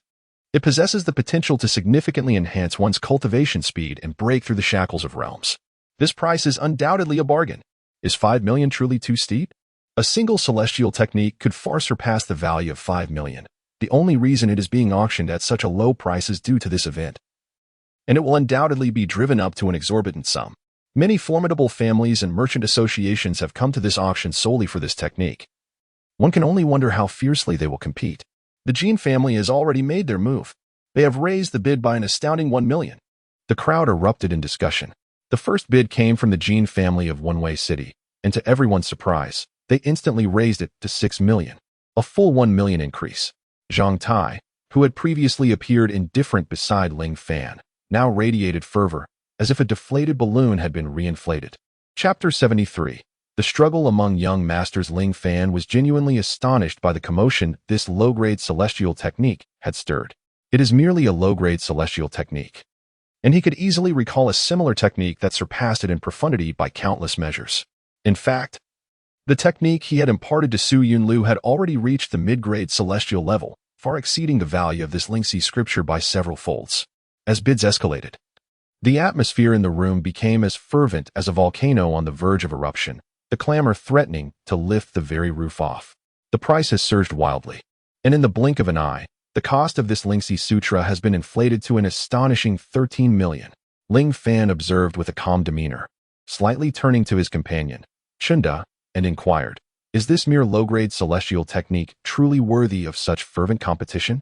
Chunda's eyes shimmered with longing as he sighed deeply, responding slowly, "Brotherly, you may not be aware that in the entire realm of cultivation, strength reigns supreme, and ranks are rigidly structured. Although we ordinary mortals can embark on the path of cultivation, the disparity between us and those protected by sectarian powers is as vast as the heavens and the earth. The majority of resources in the cultivation world are firmly controlled by these sections."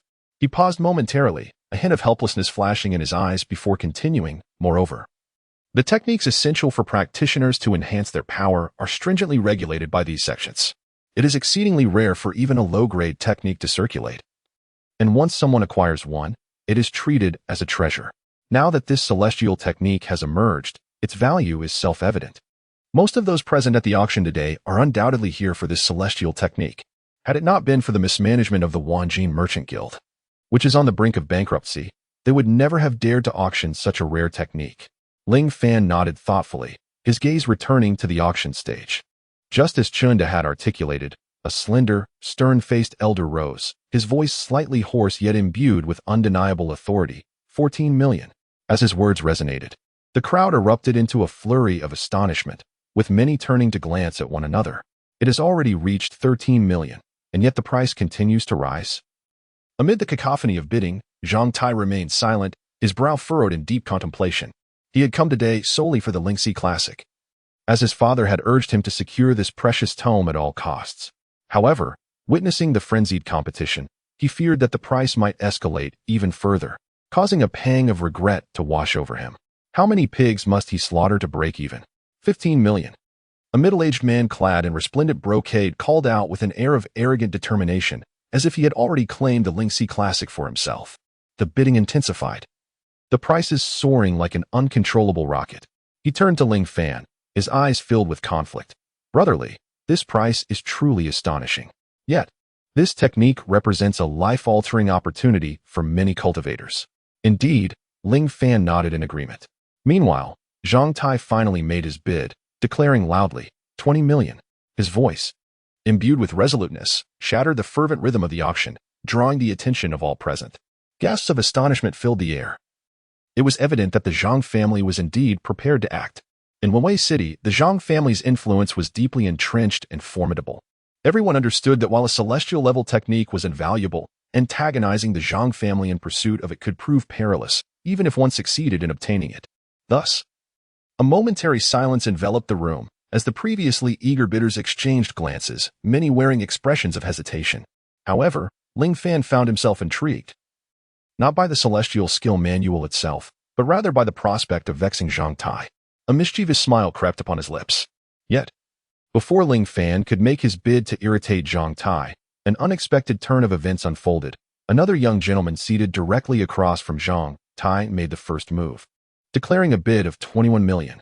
Zhang Tai's eyes widened in fury, his fists clenched tightly, knuckles turning pale from the strain, veins bulging on his forehead, as if he might leap forward to unleash a beating upon Wang's son. Wang's son, do not push your luck. The Lingxi Sutra is something my Zhang family is determined to acquire. What are you meddling in here? His voice, thick with rage, reverberated clearly amidst the cacophony of the auction hall. Wang's son, undeterred by Zhang Tai's ire, only laughed more boisterously, a mocking expression blooming on his fair visage.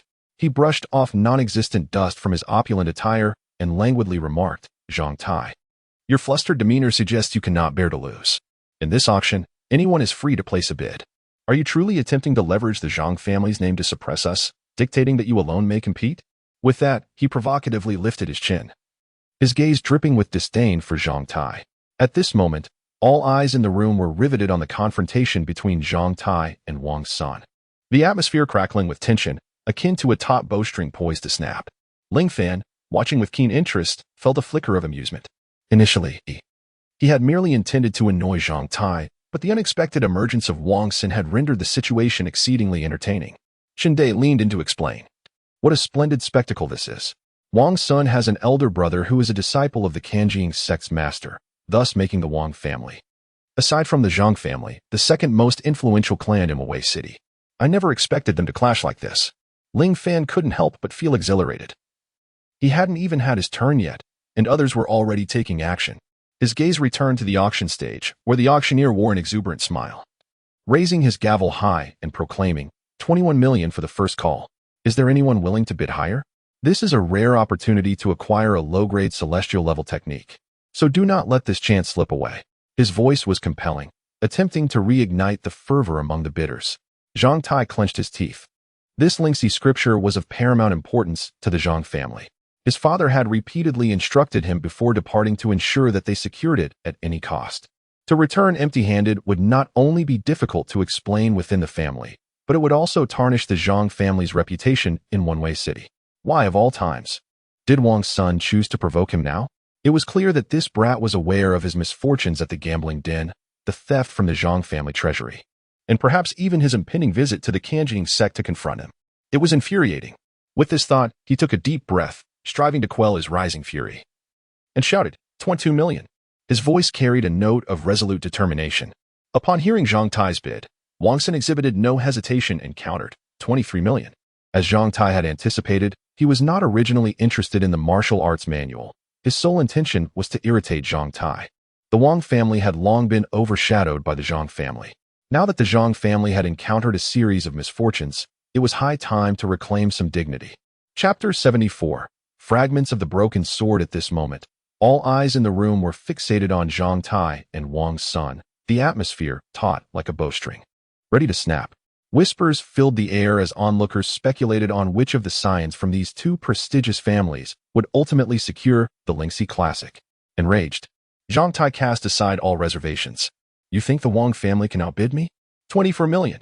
Upon hearing Zhang Tai's bid, a fleeting hesitation crossed Wang Xin's eyes. The amount had already exceeded his initial budget, and any further increase would complicate matters with his family.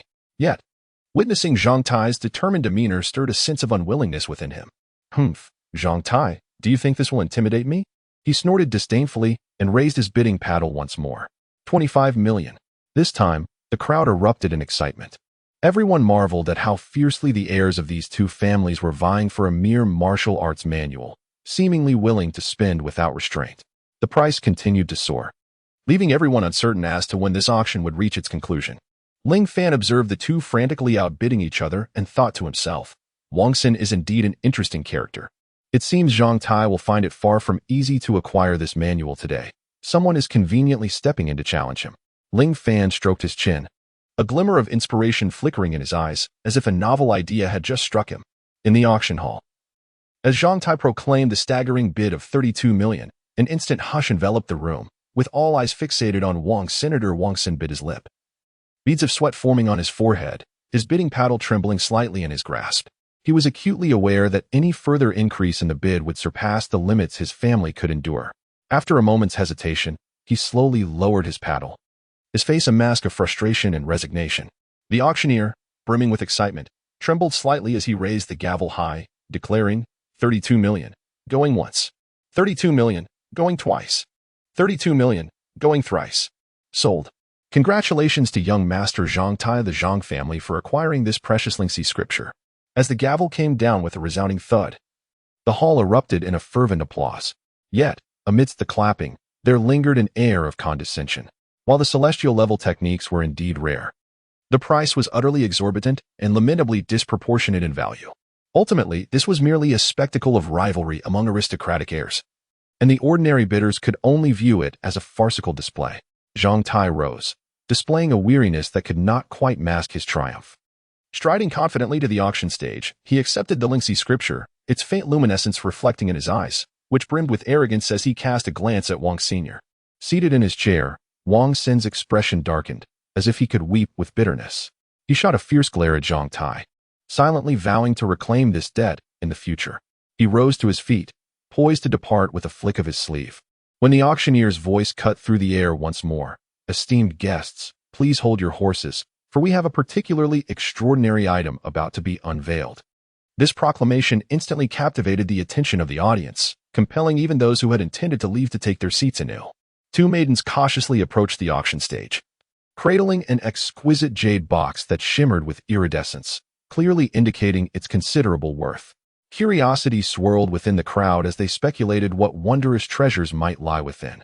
In that moment, all eyes in the auction hall converged upon the diminutive jade box, with necks craning and anticipation palpable in the air.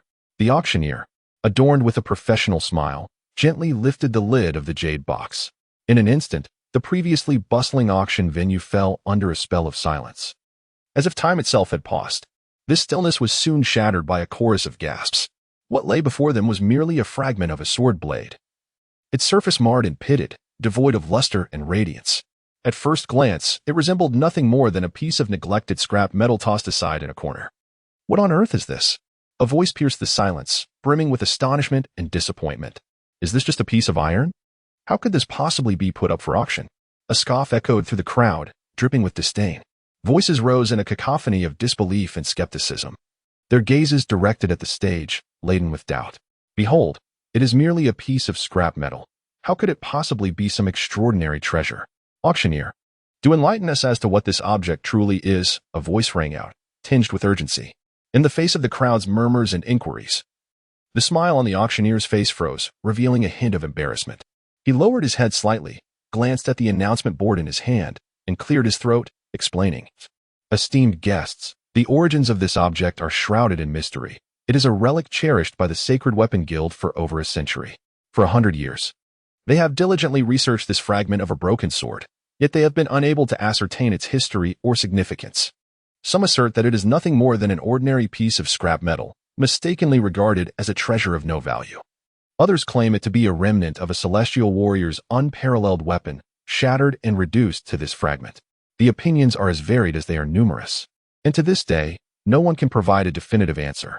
The Sacred Weapon Guild has presented this rumored fragment of an unparalleled weapon to prevent this gem from being lost to the sands of time. I urge you to keep your eyes wide open and not allow such a unique treasure to slip through your fingers. The starting bid is set at 1,000 silver coins.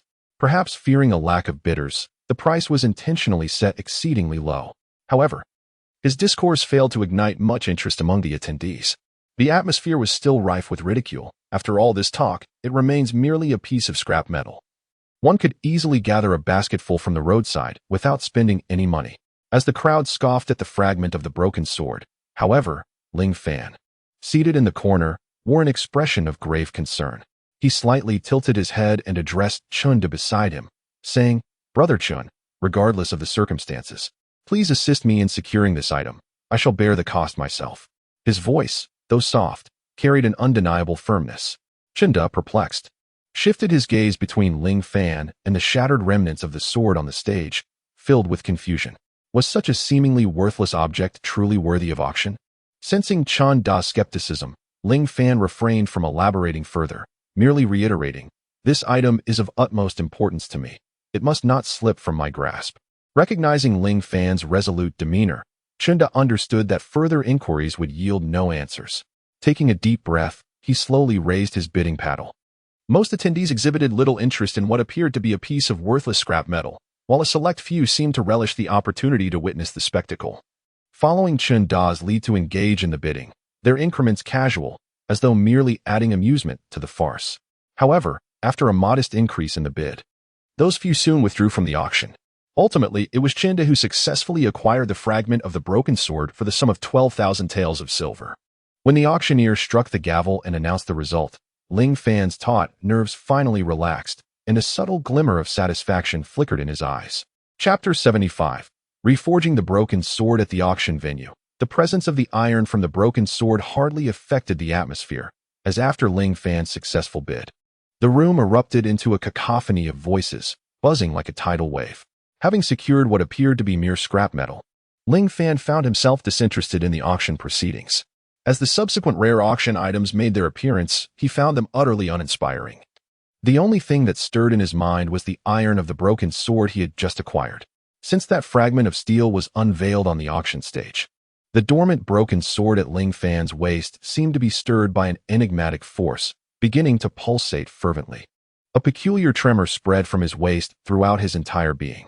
Memories of the deep, shadowy cave flooded his consciousness, recalling the moment he had obtained this broken sword, which had once radiated a mesmerizing and extraordinary light.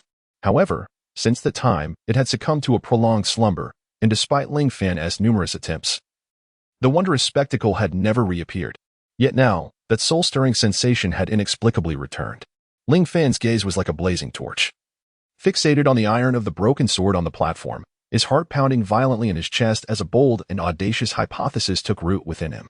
Perhaps this unremarkable piece of iron before him was indeed a long-lost part of the broken sword at his waist. Ling Fan understood that, based solely on the current signs, he could not substantiate this conjecture. Nevertheless, he recognized that the first step to unveiling the secrets hidden within the broken sword was to acquire this iron fragment. From the moment the iron appeared, he had silently resolved to spare no expense in securing it. However, the unfolding events took Ling Fan by surprise. Glancing around at the buyers, who typically flocked to various rare treasures, he noticed they seemed collectively disinterested in this piece of iron, with bids sparse and half-hearted. In an atmosphere bordering on desolation, Ling Fan unexpectedly acquired the broken sword's iron for the sum of 12,000. Subsequently, the auction continued its methodical course. With several items being sold in succession, Ling Fan remained preoccupied, his thoughts entirely consumed by the iron of the broken sword nestled in his arms. At last, as the final item was struck down, signaling the conclusion of the auction, Ling Fan eagerly took the iron and bid farewell to Chunda. Although Ling Fan initially intended to offer Chunda the proceeds from the auction, Chunda adamantly refused, asserting that the debt of life-saving was priceless. Thus, receiving a mere 10 or 20,000 for the auctioned item felt utterly insignificant. Ling Fan did not insist further and, after securing the iron of the broken sword, hurried back to his residence. He employed a small formation to isolate the entire room from the outside world, enveloping the space in tranquility and darkness. With great care, Ling Fan retrieved the iron from his bosom and placed it upon the table, and then slowly drew forth the broken sword from his waist. In the dim light, the broken sword emanated an ancient and mysterious aura. Though its blade was short, it seemed to harbor boundless power. Taking a deep breath, his hands trembling slightly, he drew the iron of the broken sword closer to the broken sword. Just as the two were about to make contact, the broken sword suddenly emitted a deep, resonant hum, akin to the roar of a slumbering beast awakening after millennia. Almost immediately, the iron began to vibrate violently, a formidable attraction emerging between the two artifacts, leaving Ling Fan no time to react. In an instant, the iron swiftly adhered to the broken sword. In that fleeting moment, a blinding light erupted from the broken sword, illuminating the entire room as if it were midday. In the radiant glow, Ling Fan beheld the fusion of the broken sword and the iron of its remnants, where peculiar runes flickered in and out of visibility. These runes seemed to possess a life of their own, ceaselessly swirling and shimmering, exuding an ancient and enigmatic aura. Ling Fan's eyes widened in astonishment as he fixated on the scene before him, his heart racing with a mix of trepidation and exhilaration. His earlier conjectures proved correct. This unremarkable scrap metal was indeed part and parcel of his shattered sword, though the reason for its severance remained a mystery. As the luminescence gradually waned, Ling Fan noticed that the broken sword appeared to have elongated somewhat. The previously fractured segments of the blade now exhibited a new connection, although the evident fissures remained. There was an impression of seamless unity. Even more astonishing was the sensation that coursed through him when he grasped the sword. A formidable force surged through his arm and into his being. He distinctly felt the bond with the sword intensifying, as though it had become an integral part of his corporeal essence. Ling Fan endeavored to channel his internal spiritual energy, which flowed through the sword with remarkable ease. As it traversed the point of fusion in the iron, his energy seemed to receive a certain amplification, rendering it even more potent. A sudden inspiration struck him. He infused the sword with his spiritual energy. Instantly, the blade erupted with a fierce sword aura, which howled as it raced towards the wall of the room, leaving behind a profound scar etched into the surface. With the sword's fusion, its might had been partially restored. Ling Fan murmured to himself, astonished that this seemingly ordinary fragment of sword iron, upon merging with the broken sword, could instigate such a profound transformation, not only lengthening the blade but also significantly augmenting its power. Ling Fan realized that the secrets concealed behind this broken sword were likely far beyond his imagination. Unraveling the mysteries hidden within the sword might be intricately connected to the memories he had lost. To uncover the origins of this iron blade, the Sacred Arms Guild, having cherished it for a century, must possess some knowledge about it. Perhaps starting with them would yield some clues. However, the immediate priority was to deal with an unwelcome guest. After dispelling the formation, Ling Fan approached the window, his gaze like a bolt of lightning, locking onto a shadowy corner on a distant rooftop. He spoke in a low voice, "Old Wu, why are you still awake at this hour? Aren't you afraid of meeting an untimely end?" A chilling laugh echoed, and a figure cloaked in black gradually materialized. The person's face was obscured by a dark cloth, revealing only a pair of eyes that emanated an eerie glow, fixated intently on Ling Fan. "You have quite the discerning eye, young one.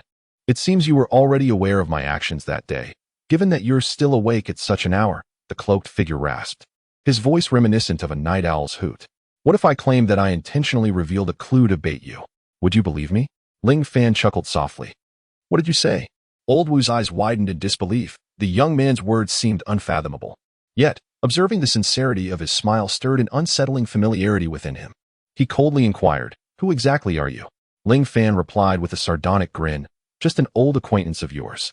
The broken sword was tightly gripped in his hand, its blade quivering slightly, as if responding to its master's fighting spirit. "I care not for your acquaintances. Let me first subdue you." Without further ado, Elder Wu swiftly formed a series of hand seals, from which a dense miasma of ebony vapor emanated, surging towards Ling Fan. Chapter 76. Confrontation with Elder Wu. Within the spectral haze, the harrowing wails of tormented spirits echoed, sending shivers down the spine. Ling Fan channeled his spiritual energy, erecting a bulwark of shimmering light before him to repel the encroaching darkness. Simultaneously, he darted towards the robed figure, his fractured blade cleaving through the gloom. A searing arc of energy aimed at the adversary's throat. With uncanny composure, Elder Wu sidestepped the attack with supernatural agility. He then conjured forth a volley of ebony chains from the swirling fog, each snaking out like sentient serpents, seeking to ensnare Ling Fan. Anticipating the assault, Ling Fan nimbly leapt and somersaulted through the air, evading the chain's grasp. He then infused his fractured blade with spiritual force, causing it to glow with incandescent light.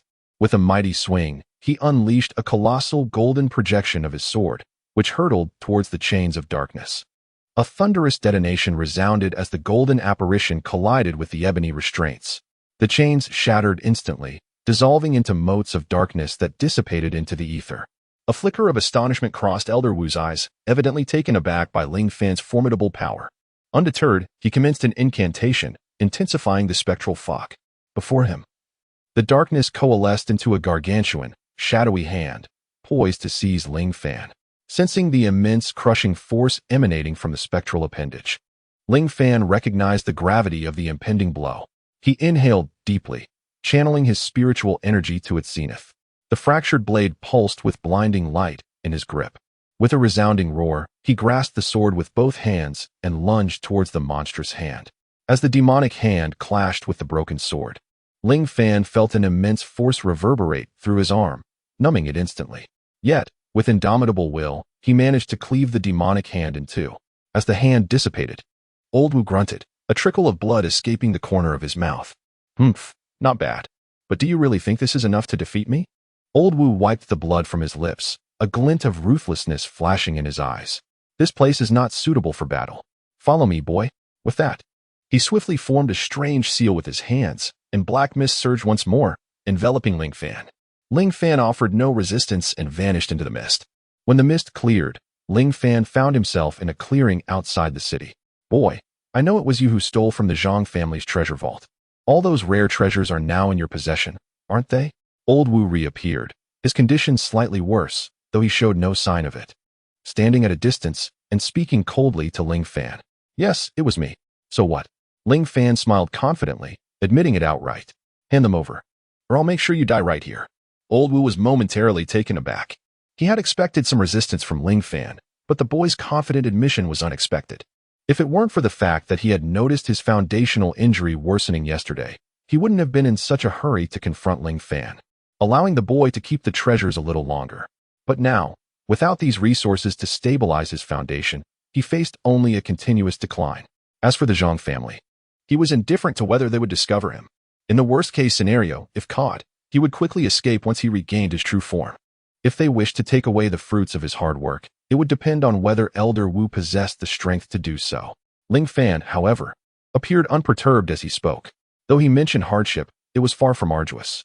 The Zhang family likely never anticipated that someone would dare to brazenly infiltrate their treasury. Thus, they had scarcely fortified their defenses. Aside from a minimal number of guards, Ling Fan easily infiltrated the premises within a few moments. You are overly arrogant. Daring to provoke me, a cultivator at the Soul Platform realm. Elder Wu exclaimed, his fury igniting. What on earth had happened in this world? That even a mere cultivator at the body refinement realm would dare challenge a powerful being at his level? If he was unwilling to surrender, then let him pay with his life. With that, Elder Wu produced a skeletal artifact from his robes. Infusing it with spiritual energy, the phantom of a skull opened its gaping maw and unleashed a deafening roar. A beam of dark energy surged forth from the skull's mouth, hurtling towards Ling Fan. Ling Fan's expression turned grave. He understood the immense power behind this strike and knew he had to muster all his strength. He positioned the broken sword before him, channeling his entire spiritual force to form an indomitable barrier of energy. Boom! The dark energy beam collided with the spiritual barrier, resulting in an earth-shattering explosion that shook the entire room, causing cracks to splinter across the walls. Ling Fan was thrown back by the sheer force, crashing against the wall and spitting out a mouthful of blood. You shall perish, wretched boy. Upon witnessing Ling Fan's injury, Wu Lao seized the opportunity. His figure flickering as he swiftly materialized before Ling Fan, a black dagger appearing in his hand seemingly from nowhere, aimed directly at Ling Fan's heart. In a moment of peril, Ling Fan summoned his strength, forcing the black dagger downward, and with a deft motion, he drew his sword to strike at Wu Lao. In an instant, the broken sword emitted a flash of golden lightning. Wu Lao hastily defended himself. Yet the force of the golden sword shadow compelled him to retreat a considerable distance, barely managing to stabilize himself. In that fleeting moment, disbelief etched itself upon Wu Lao's face as he glanced down to see the artifact before his chest shattered into pieces. He murmured in astonishment, "How can this be? How can someone at the body refinement stage possess such strength?"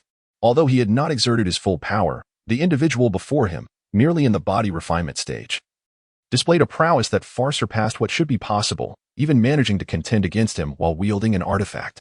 Such a scene was unprecedented in his lifetime. Ling Fan's expression remained stern, his gaze piercing as he fixed his eyes upon his adversary. He spoke in a low, resolute tone.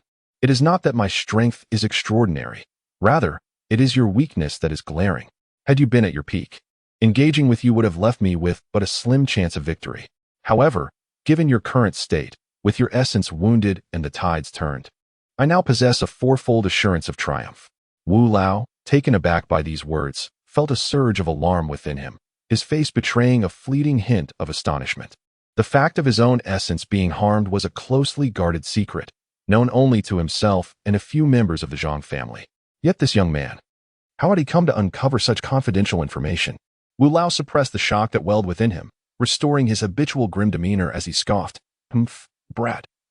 From where did you glean this knowledge?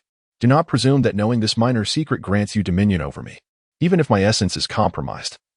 Eliminating you would not pose a challenge." Old Wu gritted his teeth, striving to overwhelm Ling Fan with his imposing presence. "In my humble opinion, Old Wu, it would be wise for you to withdraw now.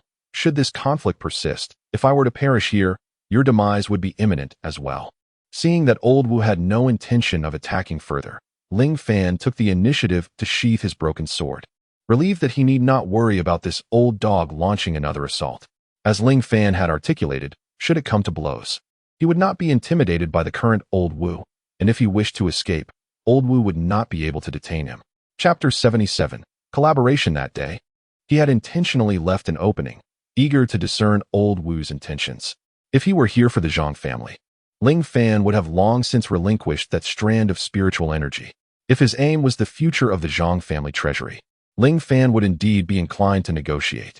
It now appeared that Old Wu was not entirely devoted to the Zhang family, rendering him a potential ally. Old Wu's gaze flickered uncertainly as he weighed his options internally. Ling Fan was correct. His current condition was far from optimal, and should this battle continue, even if he emerged victorious, it would come at a dire cost. Noticing Old Wu's hesitation, Ling Fan remained composed, resting the broken sword on the ground to support himself. "Old Wu, we both understand that engaging in a fight to the bitter end would serve neither of us well. Why not consider a transaction instead?" "A transaction? What makes you think you are in a position to negotiate with me?" Old Wu scoffed disdainfully. "I possess the heavenly materials and earthly treasures you desire. That is my qualification." Ling Fan gazed steadfastly into Old Wu's eyes, his determination unwavering. "I can offer you a portion to help stabilize your essence, on the condition that you cease to trouble me from this point onward and provide me some protection regarding the Zhang family." Old Wu's heart stirred. The celestial treasures in Ling Fan's possession were undeniably alluring, significantly enhancing his hopes of restoring his essence. Yet, he was wary, suspecting it might be a ruse. "Do you take me for a child of 3, easily deceived by mere words?" Old Wu's gaze flickered, his tone laced with skepticism and probing. "Oh, but do you know who I am?" In response, Ling Fan executed a singular hand sign, swiftly tracing the air before him. In an instant, his visage appeared to be sculpted by an unseen hand, morphing in a myriad of forms. In the blink of an eye, he shed his disguise, reverting to a countenance as radiant as jade, exuding an ethereal elegance akin to his celestial being. Old Wu's eyes widened in astonishment, his expression transforming into one of sheer horror. This man, was he not the son-in-law of the Su family whom he had encountered in Xingyu City? He was affiliated with Renhong. Abruptly regaining his composure, Old Wu's aura surged, igniting his fighting spirit anew. "You dare to toy with me, boy? Since you are of Renhong's faction, why do you appear here? Surely you have come to seek revenge against me." Observing the unfolding drama, Ling Fan could not help but let out a light chuckle, speaking with an air of calm. "Old Wu, do not be alarmed. While I indeed seek vengeance, rest assured, you are not my target this time. Moreover, as I mentioned earlier, there remains potential for us to collaborate." Ling Fan strolled leisurely, his pace unhurried as he recounted. "When I first met with Elder Wu, I sensed your skepticism towards me. However, you did not immediately disclose my whereabouts to the Zhang family, which indicates that your loyalty to them is not absolute. Thus, I cleverly turned the situation to my advantage, intentionally allowing you to mark me with a trace of spiritual energy with the aim of drawing you out." Upon hearing Ling Fan's words, Elder Wu's expression fluctuated, his eyes filled with suspicion. He retorted coldly, "You have indeed plotted well, but why should I place my trust in you? Who knows what your true intentions are?" Ling Fan gently shook his head, a subtle smile gracing his lips as he replied, "Elder Wu, we are both intelligent individuals. so there is no need for us to engage in such fruitless discourse. The Zhang family holds significant power, although you possess a certain status within their ranks. When push comes to shove, how much will they sacrifice for your sake? You should understand this well. They might have sent you to Qingyu City to confront the esteemed Ren, injuring your very essence, yet it is unlikely they would offer you any substantial recompense. Elder Wu's gaze narrowed slightly. Ling Fan's words struck a chord within him. Over the years in the Zhang family, he appeared to bask in glory, yet, in truth, he was bound by numerous constraints, often at the mercy of others. To speak candidly, he was no different from a mere dog in the service of the Zhang family. Ling Fan continued, "You are aware that I harbor animosity towards the Zhang family. However, I also recognize that you are not my mortal enemy. There is no need for us to engage in a life and death struggle. The treasures of heaven and earth in my possession are mere external objects to me. However, to you, they are the keys to restoring your essence. As long as you acquiesce to my conditions, I can immediately present a portion to you." A flicker of greed flashed in old Wu's eyes, quickly suppressed by his will. He fixed his gaze upon Ling Fan and inquired, "Even if I agree to collaborate with you, can you assure me that the Zhang family will not suspect me?" Ling Fan chuckled softly, replying, "Rest assured, I possess the means to prevent any suspicion from arising within the Zhang family. All you need to do is convey certain messages on my behalf and provide some cover." He continued, "My relationship with Elder Ruin is not one of complete subservience. I have my own plans, and this collaboration is also for my own agenda." Old Wu fell into a prolonged silence, weighing the pros and cons in his mind. Ling Fan's proposal undeniably presented a tremendous temptation, yet he harbored concerns regarding potential deception. At that moment, Ling Fan abruptly raised his hand, revealing a pill radiating a gentle glow, which floated gracefully into his palm before drifting toward Old Wu. "This pill signifies my sincerity. It possesses the capacity to nourish your essence. Accept it first, and then you may decide." Instinctively, Old Wu reached out to catch the pill, his eyes widening in astonishment as he sensed the formidable potency contained within. "What kind of pill is this?" he inquired curiously. "Fear not. Simply know that it will not bring you harm," Ling Fan replied, offering no further elaboration. "Whether you choose to consume it or not is entirely your decision. If you refuse, then await your demise." "Very well, I agree to collaborate with you. However, should you dare to deceive me, I will, even at the cost of my very essence, ensure that we meet our demise together." Old Wu clenched his teeth, ultimately resolute in his decision. Ling Fan displayed a satisfied smile and assured, "Rest assured, I am a man of my word. Since we are collaborating, it shall be mutually beneficial. From this moment forth, we are allies." Old Wu carefully stored the elixir, his gaze still tinged with a hint of wariness, and remarked, "I hope you do not let me down. Now, what specific plans do you have?" Ling Fan narrowed his eyes slightly, a glimmer of cold light flashing within, and replied, "My plan is quite straightforward. The Zhang family must pay a price. You will need to provide me with some conveniences within their ranks to facilitate my forthcoming actions. Is it true that the Zhang family intends to return to Kanjing's sect in a few days?" Old Wu nodded. Having chosen to collaborate with Ling Fan, there was no need for him to be evasive. Such information was easily obtainable. "After they depart, please find me a tranquil location for my cultivation, assisting me in guarding my practice. You need not do much. Simply suppress any anomalies that may arise during my training." The reason Ling Fan had refrained from cultivating in recent times stemmed from this very issue. He was unable to comprehend the overwhelming manifestations during his practice in this world, and he lacked the means to control them. The insight he gained when Situ Lanyue provided him protection inspired him to seek someone to suppress these anomalies. And Old Wu was undoubtedly a suitable choice. Chapter 78. The Zhang family's suspicions. Old Wu did not hesitate to agree. Guarding one's practice was not a significant matter. As the hour grew late, I decided it was time to retire for the evening. Old Wu, you should return soon as well. After reaching an agreement with Old Wu, Ling Fan showed no inclination to linger and prepared to take his leave. Before departing, he could not resist inquiring, "Do you understand why Senior Ren was able to defeat you that day? Isn't it natural that he would best me?" Old Wu responded, reflecting for a few moments before falling silent. Then, a crucial thought struck him. His injuries to his true essence had healed. "Yes, I treated him," Ling Fan replied with a smile. "You?" Old Wu was momentarily taken aback. How could a mere youth in the body refinement stage possibly heal Ren Hong's injuries to his true essence? To be honest, Old Wu found it hard to believe. Yet, He grasped the implication of Ling Fan's statement. If he could mend true essence injuries, it suggested that he could also heal injuries to the source, which were far more severe.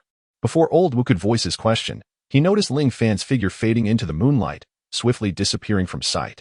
With no other option, Old Wu departed as well. Upon returning to the courtyard arranged for him by the Zhang family, Old Wu consumed the elixir Ling Fan had given him. As anticipated, the seemingly inconspicuous pill indeed contained the potency to restore injuries to his source. Old Wu spent the entire night absorbing its medicinal properties to aid his recovery. Perseverance bore fruit. He managed to regain some of his strength. However, by the following morning, before he could fully absorb the last remnants of the elixir's power, a servant from the Zhang family arrived to summon Old Wu to the council hall for a meeting. Upon receiving this news, Old Wu felt a sudden tightness in his heart and pondered to himself. Could it be that the Zhang family has discovered Ling Fan's whereabouts? If so, has yesterday's incident also come to light? Is he fleeing or convening for discussion? Old Wu found himself ensnared in a dilemma. After much contemplation, he gritted his teeth and chose to trust that the peculiar actions of that young man, Ling Fan, had eluded the Zhang family's notice. Thus, he suppressed the unease swelling within him, adjusted his robes, and endeavored to present a facade of calmness as he strode toward the Zhang family's council hall. Along the way, his heartbeat quickened uncontrollably, and his mind incessantly conjured various potential scenarios and strategies for response. Upon entering the council hall, he beheld several core figures of the Zhang family seated around a long table, their expressions grave. A sense of foreboding washed over Old Wu, and he silently mused that the matter at hand was likely serious. Old Wu, you have arrived, began Zhang Tsongwei, the patriarch of the Zhang family, his gaze sharp and penetrating, as though capable of discerning every thought within Old Wu's mind. Patriarch, may I inquire the purpose of summoning me today? Old Wu endeavored to keep his voice steady, bowing slightly as he posed the question. Zhang Tianxiong furrowed his brow, refraining from an immediate reply, instead gesturing for Old Wu to take a seat. Once Old Wu was settled, Zhang Tianxiong spoke slowly. Old Wu, recently our Zhang family's treasury has been plundered. I have tasked you with investigating this matter, and I summoned you today to inquire about any progress you might have made. Old Wu's heart jolted at the revelation, yet he maintained an outward demeanor of composure, responding, Patriarch, the theft of the treasury is a disgrace to our Zhang family, and I share in the profound sorrow it brings. However, this matter is exceedingly clandestine, to evade the vigilance of the Zhang family's guards. It must surely be the work of a formidable expert. I have been discreetly observing in recent days, yet regrettably, I have not uncovered any clues. Old Wu, do you truly possess no leads? Suddenly, Zhang Dianwei, an elder of the Zhang family, let out a cold snort. His gaze fixed sharply upon Old Wu. As far as I am aware, Old Wu departed in the dead of night yesterday. Could there possibly be no connection? Old Wu inwardly cursed his misfortune. It appeared that the Zhang family had dispatched individuals to monitor him, and he had remained oblivious to their schemes. Nevertheless, Old Wu feigned composure and replied, Elder Zhang, from where does this assertion arise? I merely experienced a sudden ailment and sought a tranquil location to recuperate. Hence my temporary absence. Zhang Dianwei's gaze was as piercing as an eagle's, scrutinizing every nuance of Old Wu's expression. Recuperation? Old Wu certainly knows how to choose his moments. Zhang Dianwei's voice dripped with skepticism. Old Wu felt a surge of indignation, yet his countenance remained impassive. Elder Zhang, are you casting aspersions upon my character? I have devoted many years to the Zhang family, demonstrating unwavering loyalty and risking my life for their sake. How could you so slander my integrity? Were it not for my recent journey with the young master to Qingyu City, where I valiantly safeguarded him from Rinhong, I would not have incurred this grievous injury. Old Wu was both astonished and enraged, a hint of displeasure flickering across his face. This affliction manifests unpredictably and regrettably. It chose last night to strike. It was a circumstance beyond my control. Should this delay the investigation into the theft of the treasury, I am prepared to accept any punishment. Upon concluding his words, Elder Wu slightly lowered his head, feigning an expression of accepting punishment. While secretly observing the reactions of those present, Zhang Tsongwei narrowed his eyes contemplatively and, after a moment of reflection, spoke. Elder Wu, it is not our intention to slander you. However, the matter of the treasure's theft pertains profoundly to the reputation and foundation of the Zhang family. It is of utmost significance, and thus we must approach it with caution. You have been a guest of our family for many years and are expected to exert your utmost effort. Now that we possess no leads, We must accelerate the investigation. Here is what we shall do. Elder Wu, you may return for now, and we shall deliberate further on this matter. However, should you harbor any secrets, rest assured that once discovered, there will be no leniency. In a couple of days, Tai and I will return to the clan, and it is likely that our absence will extend for some time. If upon our return there is no progress made, do not blame the Zhang family for adhering to its protocols. Elder Wu secretly breathed a sigh of relief, promptly rising to express his gratitude. Thank you, head of the family, for your discernment. I assure you, I have no intentions of concealment and shall wholeheartedly assist the Zhang family in this investigation.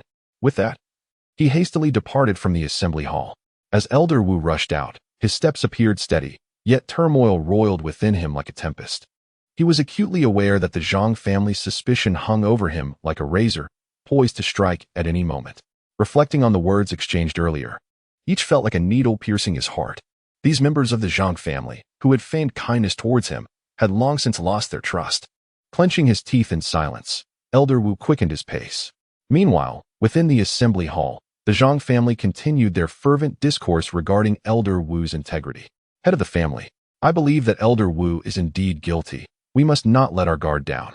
This old dog is ultimately not one of our Zhang family, surely harboring ulterior motives.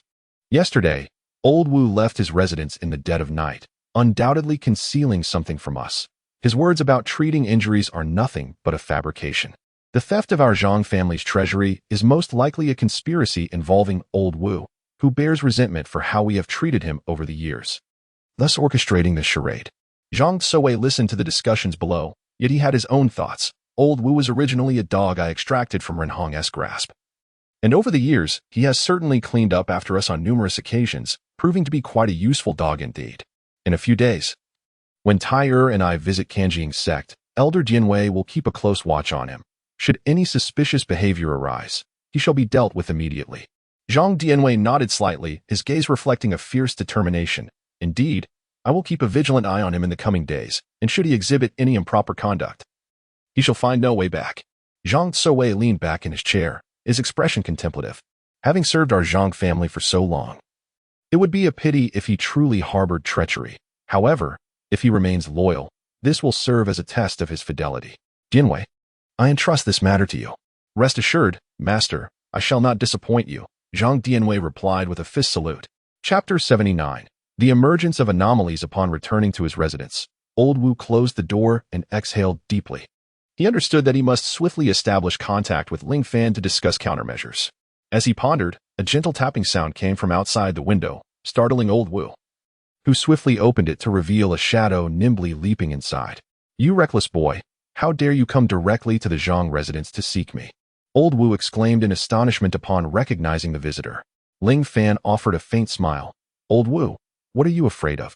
I have ventured into the lion's den without fear, yet you appear so anxious. What is the matter? Is it permissible for you to seek me, but not for me to seek you? Old Wu furrowed his brow and elaborated on the circumstances within the council chamber to Ling Fan. After listening intently, Ling Fan maintained a calm demeanor and, after a moment of contemplation, proposed, Old Wu, although the situation is dire, it is not devoid of hope. Since the Zhang family suspects your involvement in the theft of the treasury, we shall turn their suspicions to our advantage. Turn their suspicions to our advantage? Old Wu questioned, puzzled. Indeed, Ling Fan affirmed with a nod. You can discreetly disseminate a rumor, claiming that you have uncovered crucial leads regarding the stolen treasury, but require time to verify them. This way, we can temporarily placate the Zhang family while buying ourselves some time. A flicker of hesitation crossed Old Wu's eyes. Will this really work? What if the Zhang family sees through it? Ling Fan reassuringly patted Old Wu's shoulder, exuding confidence. Rest assured, Old Wu, I have arranged contingencies. As long as we adhere to our plan, we shall surely turn this peril into safety. Moreover, the Zhang family will not act against you in the short term, as they still need your assistance in locating the stolen treasures. Old Wu gritted his teeth and nodded. Very well, at this point, we have no other choice. What further plans do you have in mind? A glimmer of cold light flashed in Ling Fan's eyes. Once the head of the Zhang family and Zhang Tai depart for the Kanjing sect, it will be the opportune moment for us to act. Old Wu, please seek out a concealed training ground for me. I must hasten to enhance my strength. Simultaneously, continue to navigate within the Zhang family, gathering intelligence to prepare for our subsequent actions. Old Wu took a deep breath and replied, "Very well. I shall make the necessary arrangements swiftly. Young Master Ling, I hope you will not let me down, for I have staked my old bones on you." Ling Fan smiled slightly, assuring him, "Rest easy, Old Wu. I shall not betray your trust. Once our endeavor succeeds, I will certainly assist you in restoring your essence and freeing you from the Zhang family's constraints." 2 days later, Zhang Tsungwei and Zhang Tai prepared to set off for the Kanjing sect. Before their departure, Zhang Tsungwei reiterated to Zhang Dianwei, "Dianwei, do not underestimate Old Wu. If anything unusual arises, deal with it directly without consulting me." Zhang Dianwei nodded, assuring, "Rest assured, Master, I have arranged for surveillance. I will keep a close watch on Old Wu's every move." Satisfied, Zhang Tsungwei nodded and departed the Zhang family with Zhang Tai. Old Wu gazed at the receding figures of Zhang Tsungwei and Zhang Tai, silently contemplating his plan with Ling Fan. He understood that each step was perilous, and any misstep could lead to irretrievable consequences for him. Upon returning to his residence, Old Wu immediately set about arranging the training ground required by Ling Fan. In the shadow of the lamp, he chose a location within the Zhang family's premises. Through years of cultivating connections and employing various strategies within the Zhang family, he managed to reopen a long-abandoned secret chamber hidden away in a secluded corner of the Zhang estate. The chamber was surrounded by intricate barriers, rendering it inaccessible to ordinary individuals. It was indeed an ideal sanctuary for cultivation. However, he could not fathom why Ling Fan would seek such a place for his practice. For the body refinement realm seldom harbored unforeseen dangers. With countless practitioners at that level throughout the city, was Ling Fan truly exceptional? Nevertheless, he had no choice but to acquiesce to Ling Fan's intentions. "Let us proceed. This shall suffice," he remarked. Once Elder Wu had made all necessary preparations and received word that Ling Fan had skillfully evaded any prying eyes, he surveyed the arena Elder Wu had arranged for him and found it satisfactory. Upon entering the secret chamber, Ling Fan did not forget to hand over the remaining 2 elixirs to Elder Wu. One was a source restoration pill, which could restore his primal energy, and the other was a spirit-gathering ascension pill, to be used should any dangers arise during his cultivation. With that, Ling Fan settled himself in the center of the arena, assuming a lotus position to commence his practice.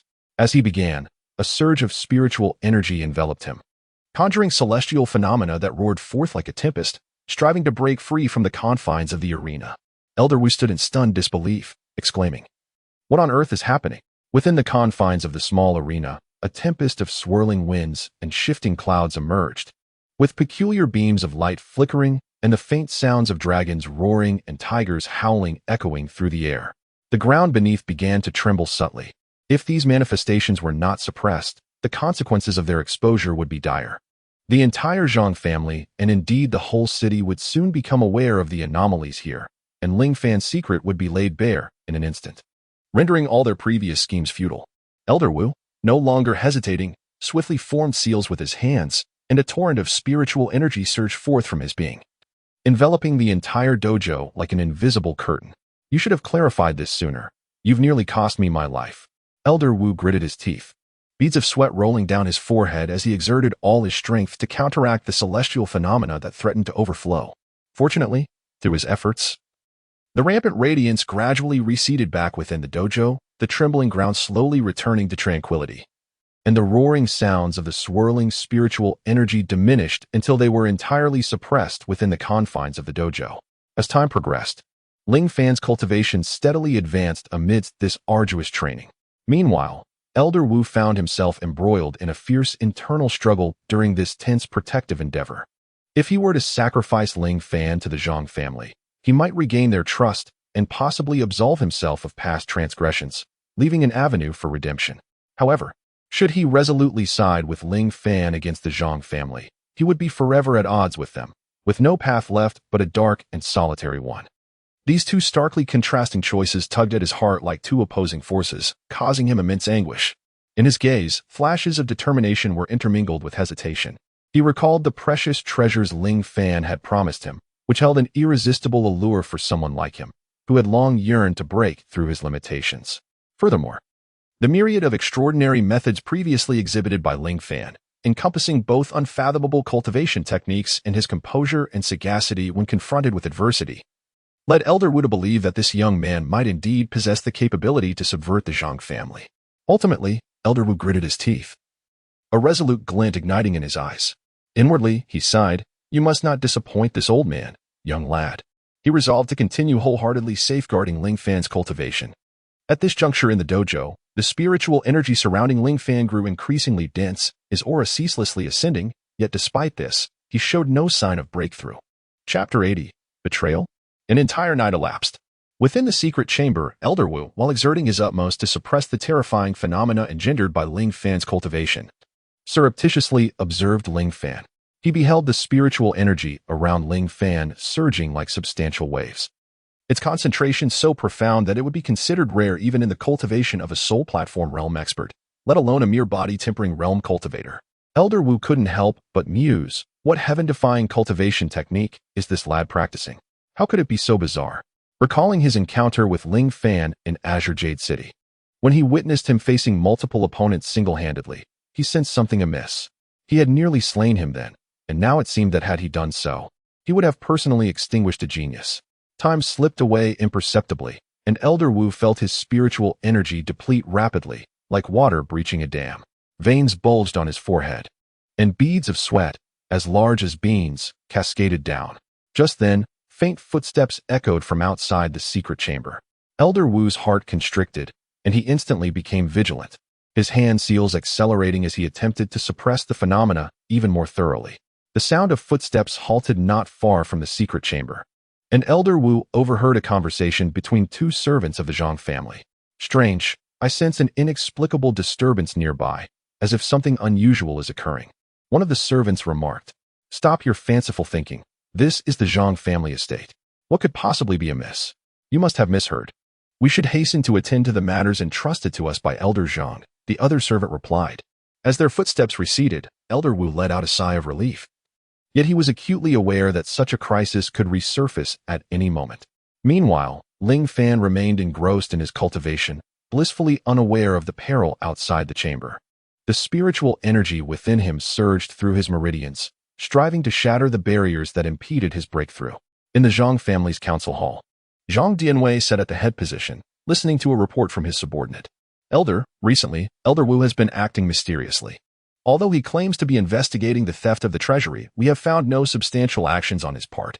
We discovered that he has reopened a cultivation chamber, stating he needs to recuperate from his injuries. He should not be disturbed unless there is a pressing matter, a lean Zhang family guard reported. Zhang Dianwei furrowed his brow, a glint of ruthlessness flashing in his eyes. "Continue to monitor him closely. That old man is certainly up to something. The theft of the treasury is of utmost importance, and if he is indeed involved, I will ensure he meets a fate worse than death." "Understood, Elder," the guard acknowledged, but just as he was about to depart, Zhang Dianwei called him back. "What did you say he did? He reopened a cultivation chamber?" "Indeed," the guard confirmed. Upon hearing the unsettling news, Zhang Dianwei rose abruptly, commanding his subordinate, "Go. Take me there. That old dog must be up to something." Back in the secret chamber, Old Wu was nearing his limits. His spiritual energy almost depleted, while Ling Fan showed no signs of concluding his cultivation. The sound of hurried and disordered footsteps echoed outside the chamber, indicating the presence of more than one person. A flicker of vigilance crossed Old Wu's eyes, but the footsteps abruptly ceased at the door, followed by a forceful knocking. "Old Wu, are you inside? Elder Zhang wishes to speak with you." Startled, Old Wu feigned calmness as he replied, "Understood. I will be with you shortly." He turned to Ling Fan, who was still fervently advancing in his cultivation, and murmured, "You've caused quite a mess here. How long will you keep this up?" With a determined grit of his teeth, Old Wu managed to channel a sliver of spiritual energy to protect Ling Fan for a while longer. He then stepped out of the secret chamber into the courtyard. As he emerged, he was met by Zhang Dianwei, who stood with a group of guards, his gaze sharp as an eagle's, piercing into Old Wu as if seeking to unveil his very soul.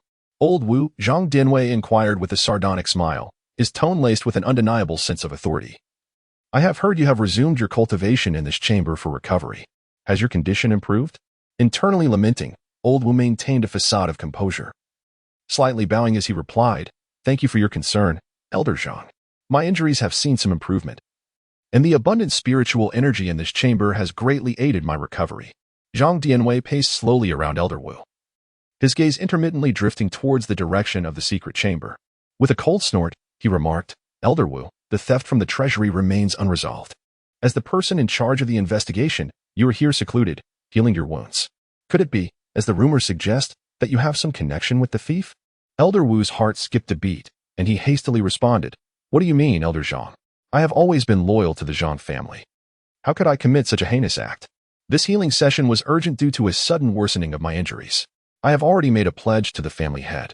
If the investigation is delayed because of this, I am willing to bear all consequences." I hope so." Zhang Dianwei stopped in his tracks, his gaze icy. "Since Elder Wu's condition has improved, accompany me to the council hall to detail the progress of the investigation. If you cannot provide a satisfactory explanation, do not blame me for being unsympathetic." Elder Wu calculated silently in his heart. Ling Fan was still cultivating in the secret chamber, and he must not allow Zhang Dianwei and the others to inspect it. Steadying his nerves, he said, "Elder Zhang, the investigation is complex and cannot be explained in a few words. Moreover, I have just finished healing and my spiritual power has not yet fully recovered. Perhaps allow me a moment to rest before we discuss in detail at the council hall." A flicker of suspicion passed through Zhang Dianwei's eyes. He glanced at the secret chamber, then back at Elder Wu, hesitating for a moment. Just then, a faint ripple of spiritual energy emanated from within the chamber. Brief but unmistakably caught by Zhang Dianwei's keen senses. "Elder Wu, what secrets are hidden in this chamber? Why is there a fluctuation of spiritual energy?" Zhang Dianwei's expression darkened as he sternly inquired, simultaneously gesturing for his guards to swiftly draw their weapons and encircle Old Wu. A wave of dread washed over Old Wu. Realizing that the situation might spiral out of control, he forced himself to maintain composure, stating, "Elder Zhang, you have misunderstood. This fluctuation of spiritual energy must be residual energy from my healing process, nothing more." At this juncture, you still attempt to quibble. Zhang Dianwei bellowed. "Bring forth the search. If there is indeed some underhanded trickery at play, this old wretch shall pay the price."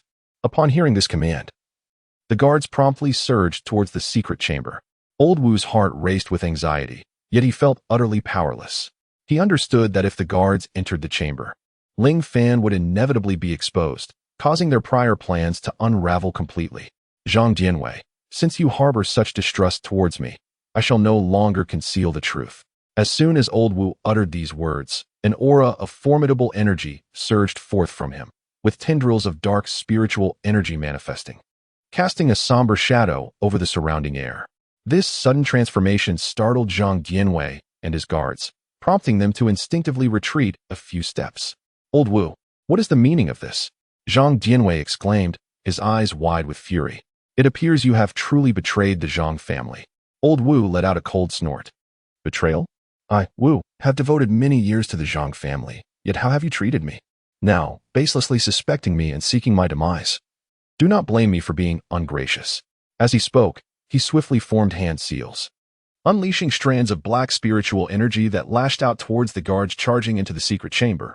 Chapter 81. Battle. The guards found themselves ensnared by the eerie black threads of spiritual energy, instantly emitting agonized cries as their bodies were subjected to an invisible force, contorting and deforming grotesquely.